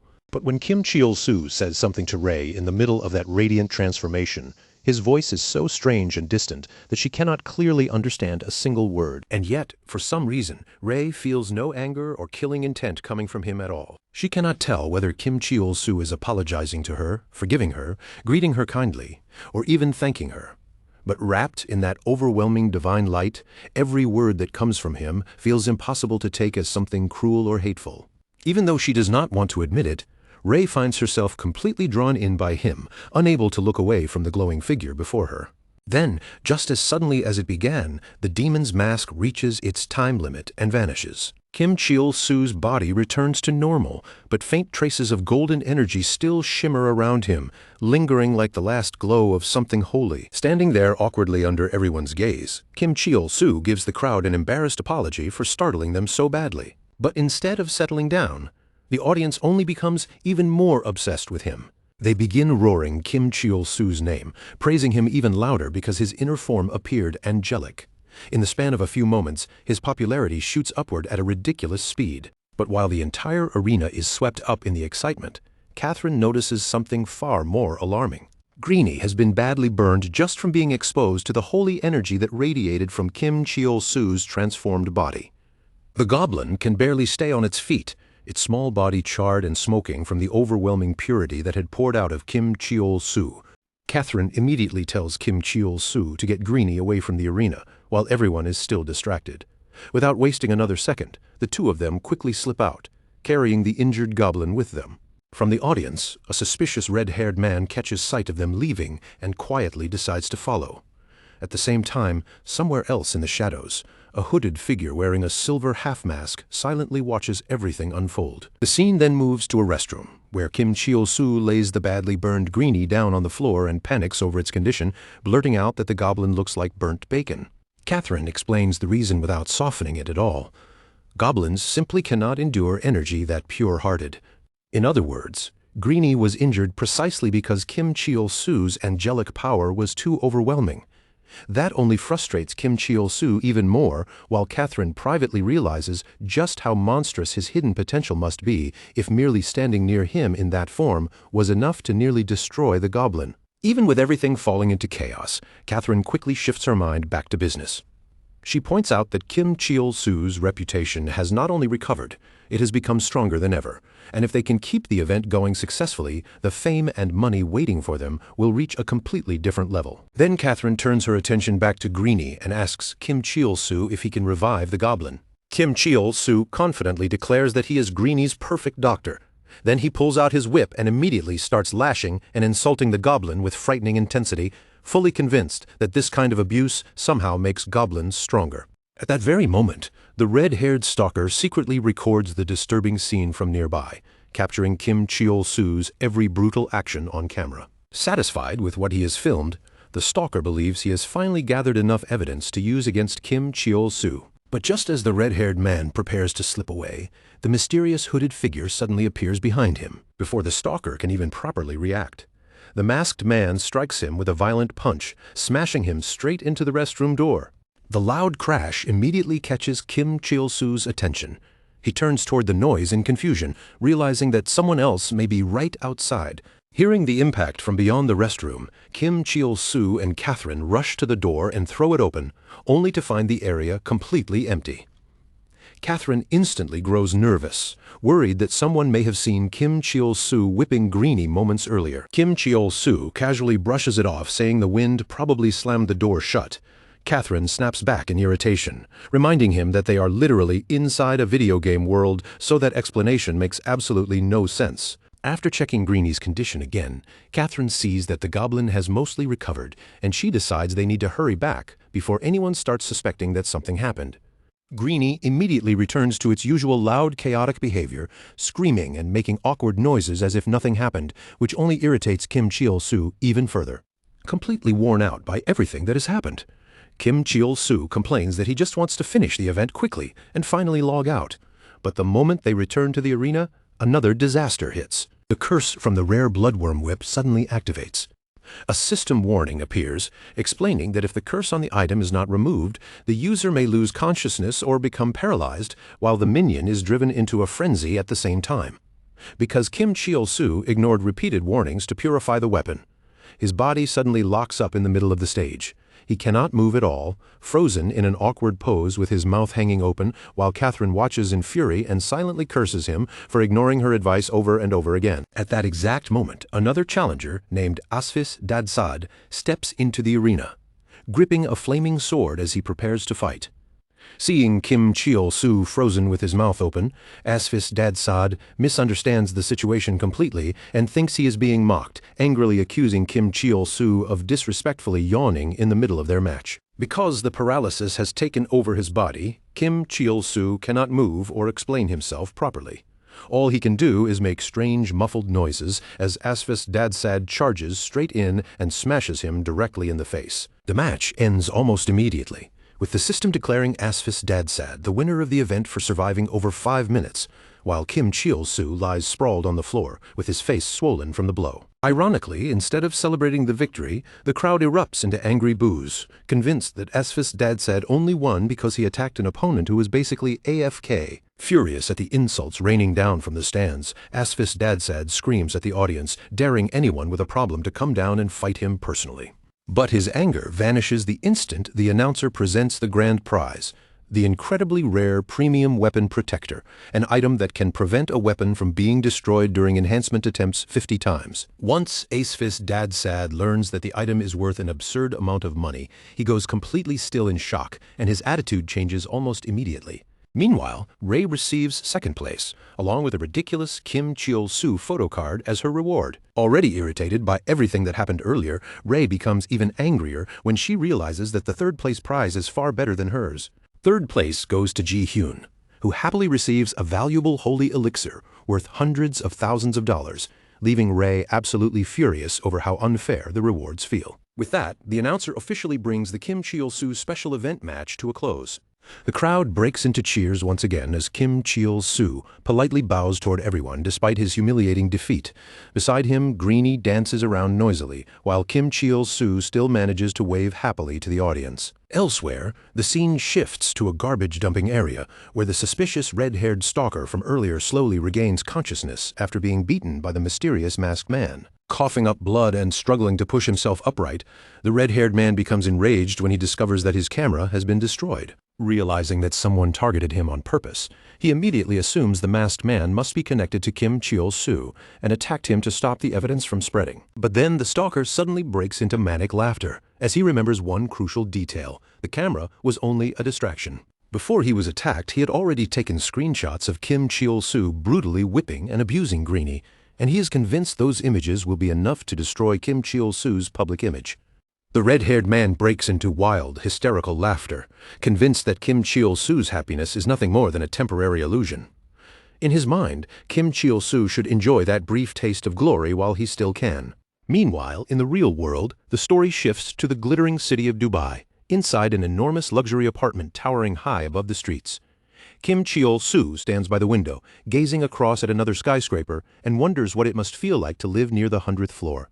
He even starts envying how convenient that kind of height might be, joking to himself that at least going to a convenience store would probably feel faster from there. But the thought barely lasts before Kim Cheol-soo suddenly bursts into uncontrollable laughter, because the reality of his situation is far more ridiculous than anything he was imagining. After all, Kim Cheol-soo is already living inside an unbelievably luxurious apartment in the legendary Burj Khalifa itself, still laughing like a man who can hardly believe his own life. Kim Cheol-soo proudly declares that his place is obviously much better anyway. Surrounded by a level of wealth he once could not even dream of, Kim Cheol-soo enjoys the simple absurdity of his new life. Expensive Dubai chocolates, luxury clothes, and even drinks costing thousands of dollars are now things he can buy casually without stopping to worry about money. And yet, even with all that fame, luxury, and money around him, Kim Cheol-soo begins to feel a strange emptiness creeping in as he wanders through the massive mansion-like apartment, with more than 30 rooms stretching in every direction. He even gets lost while trying to find the room with his Heaven's Door capsule, muttering that the place feels more like a dungeon than a home. After finally finding the right room, Kim Cheol-soo lies down inside the capsule and quietly reflects on everything he has gained. Money, fame, luxury, and comfort. Almost every dream he once chased is now sitting right in front of him. But even with all of that, something inside him still feels strangely empty. Then, completely out of nowhere, Irene suddenly wakes up from another capsule nearby. The moment she sees Kim Cheol-soo there in the real world, her eyes widen in shock, and she immediately questions why he is standing in front of her. The story then shifts back into the game, shortly after the event competition comes to an end. As Catherine walks away from the venue with Kim Cheol-soo, she happily tells him the event was a huge success.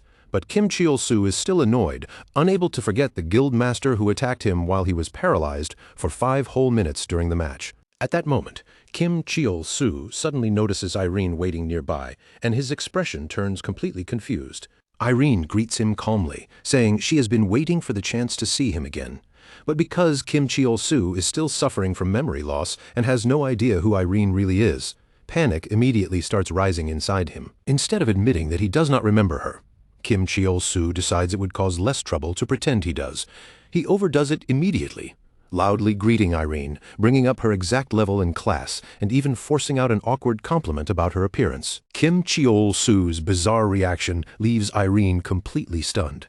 She grows embarrassed and irritated at the same time, especially because he somehow remembers detailed information like her level and class. Even so, she assumes this is just Kim Cheol-soo being strange as usual, and remarks that she is surprised he remembered her at all. Catherine grows curious when she realizes Kim Cheol-soo apparently knows Irene personally. Cornered and desperate, Kim Cheol-soo immediately blurts out a ridiculous lie, claiming that he and Irene attended the same all-boys high school and were close friends. Catherine instantly narrows her eyes in suspicion and sarcastically points out that someone as famous as Irene could never realistically be friends with a person like him.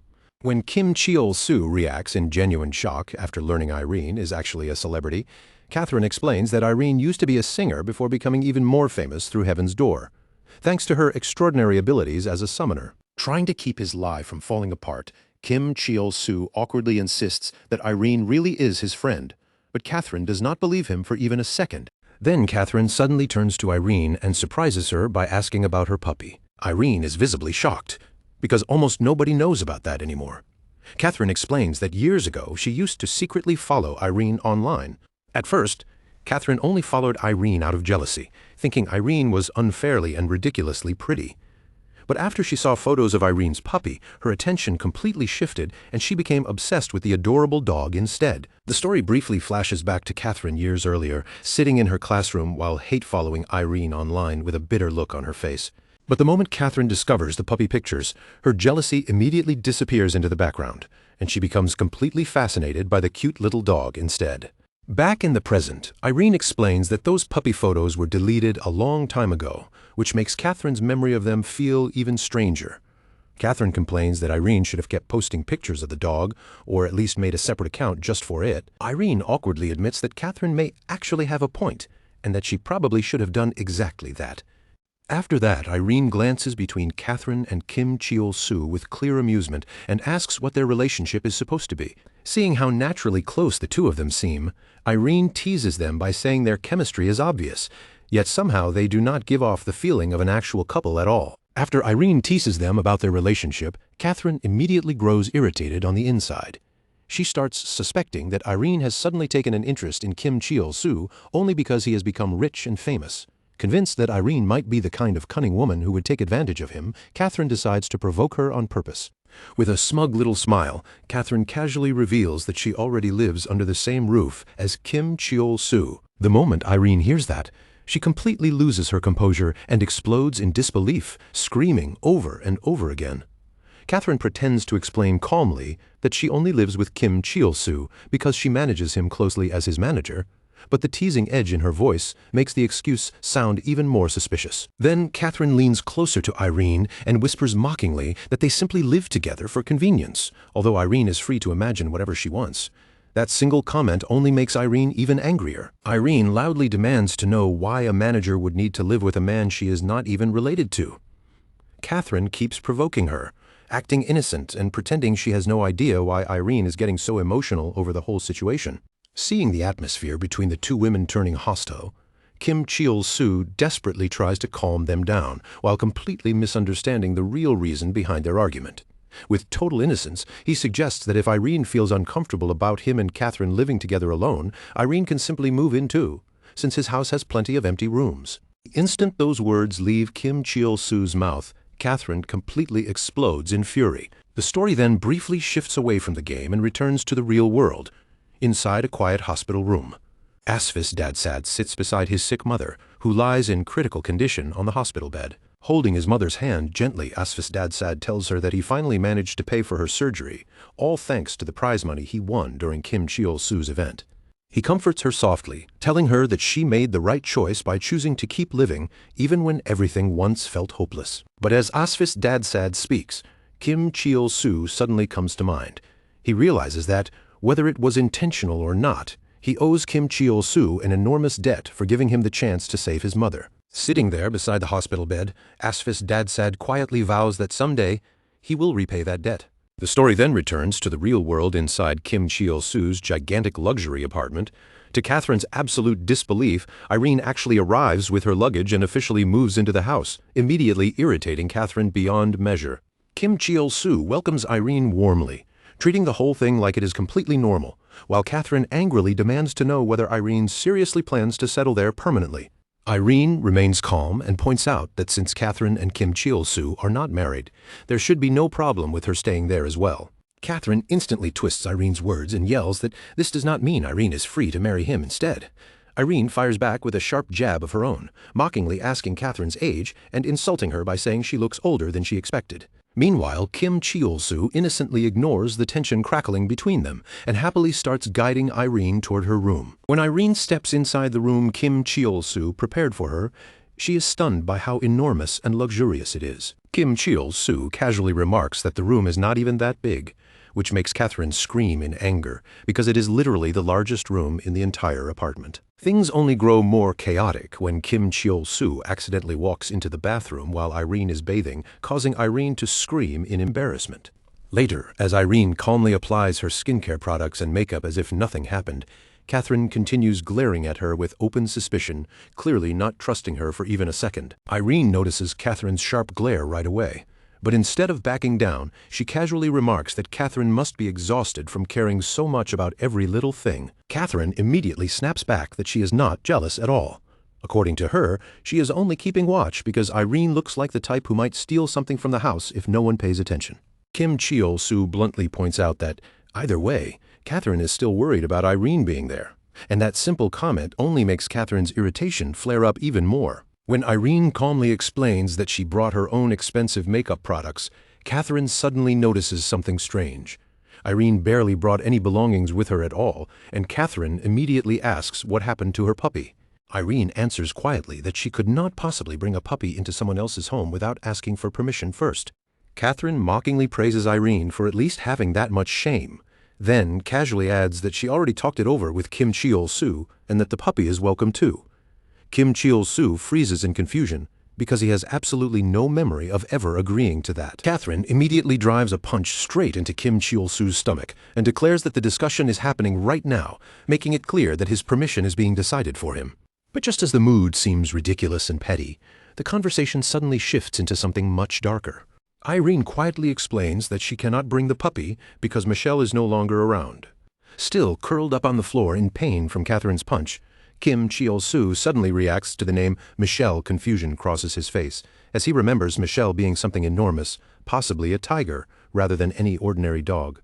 Irene calmly clarifies that the puppy only borrowed the name from the original Michelle, and a faint, complicated smile appears on her face as she says it. Then she shocks both Kim Cheol-soo and Catherine by revealing that the real Michelle was someone she personally killed. Irene begins explaining the painful story behind her puppy, and why the subject still weighs so heavily on her.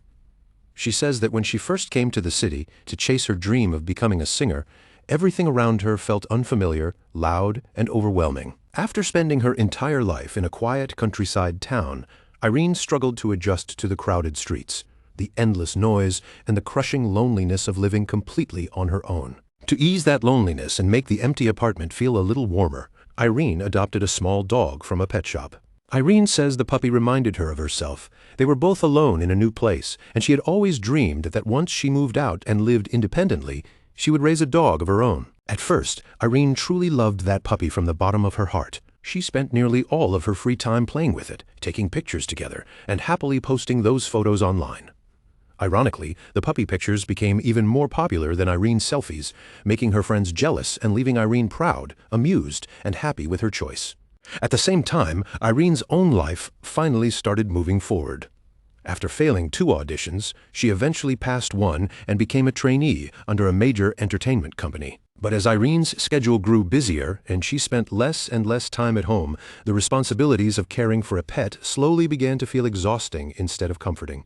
She explains that the puppy kept making messes around the apartment, barked loudly whenever she came home, and created even more trouble because pets were technically not allowed in the place where she lived. Little by little, the dog Irene once adored began to feel like a source of stress whenever she looked at it.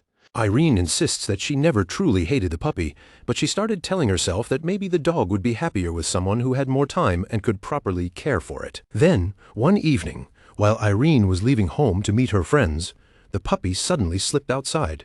Irene called after it and tried to bring it back, but the little dog disappeared from sight and never returned. Even after Irene eventually debuted as a singer and achieved the dream she had chased for so long, she says she could never erase that final moment from her mind. The guilt kept haunting her so badly that she could no longer continue her promotions properly. And as Irene grew older, she came to understand more clearly just how immature and selfish she had been back then. After hearing the story, Catherine reacts with disgust rather than sympathy. She harshly calls Irene a terrible person and says the whole story makes her sick because in Catherine's eyes, abandoning a helpless pet is something unforgivable. Catherine then turns sharply toward Kim Cheol-soo and demands that he choose between them. She declares that she refuses to live under the same roof as someone like Irene, and if Irene stays, then Catherine will leave. Kim Cheol-soo, however, completely fails to understand why Catherine is reacting with so much emotion.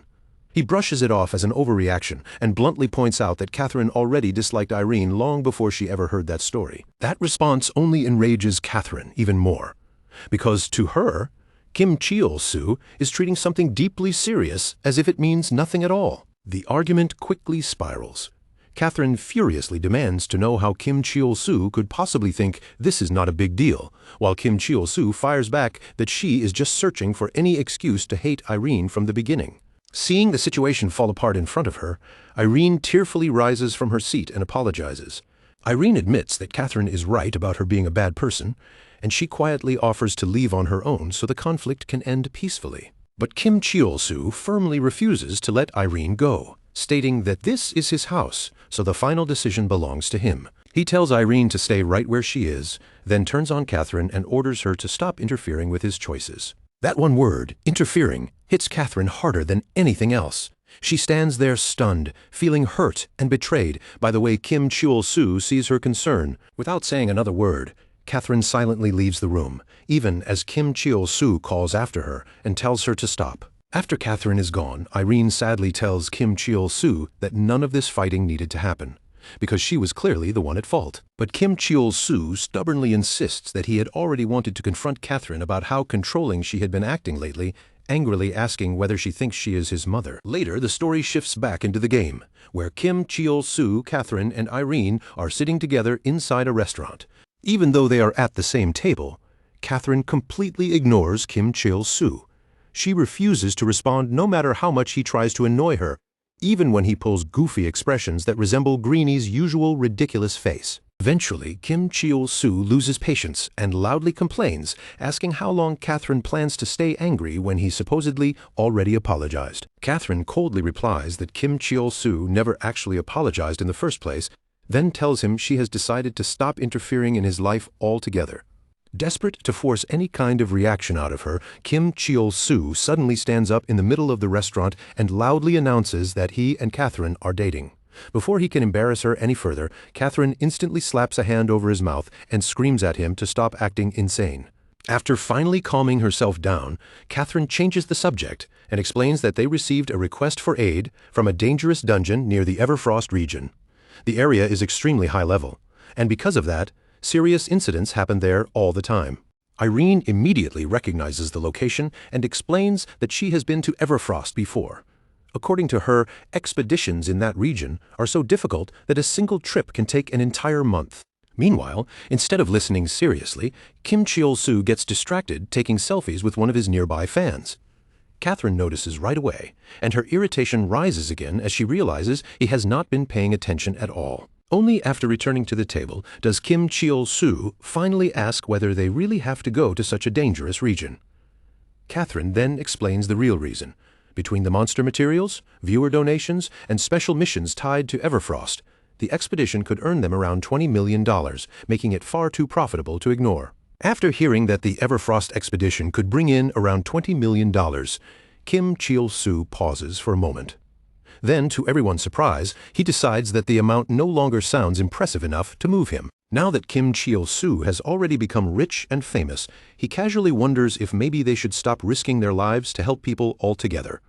In his mind, the event match has already done its job, giving him the perfect public image, and since almost nobody hates him anymore, he cannot see why he should keep struggling so desperately. The moment those words leave his mouth, Catherine's expression darkens with anger. She immediately turns away and starts walking off in irritation, sarcastically telling him that if he hates it so much, then he should just not do it at all. Realizing he has upset Catherine again, Kim Cheol-soo quickly reaches out and grabs her hand before she can leave, flustered and desperate. He tries to explain that he did not actually mean it the way it sounded. Catherine then speaks to him seriously, laying out the reality of fame. She reminds Kim Cheol-soo that 20 million won is still a huge amount of money, and warns him that celebrities who stop working hard disappear from the public's memory faster than they think.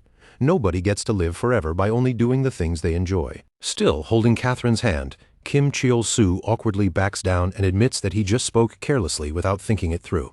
As Irene watches the two of them from the side, she quietly says they can still handle the mission together, but deep down, she realizes how foolish she was for feeling jealous of their relationship earlier. Then Irene suddenly brings up something unexpected, asking whether the two of them ever completed the quest given by Shin.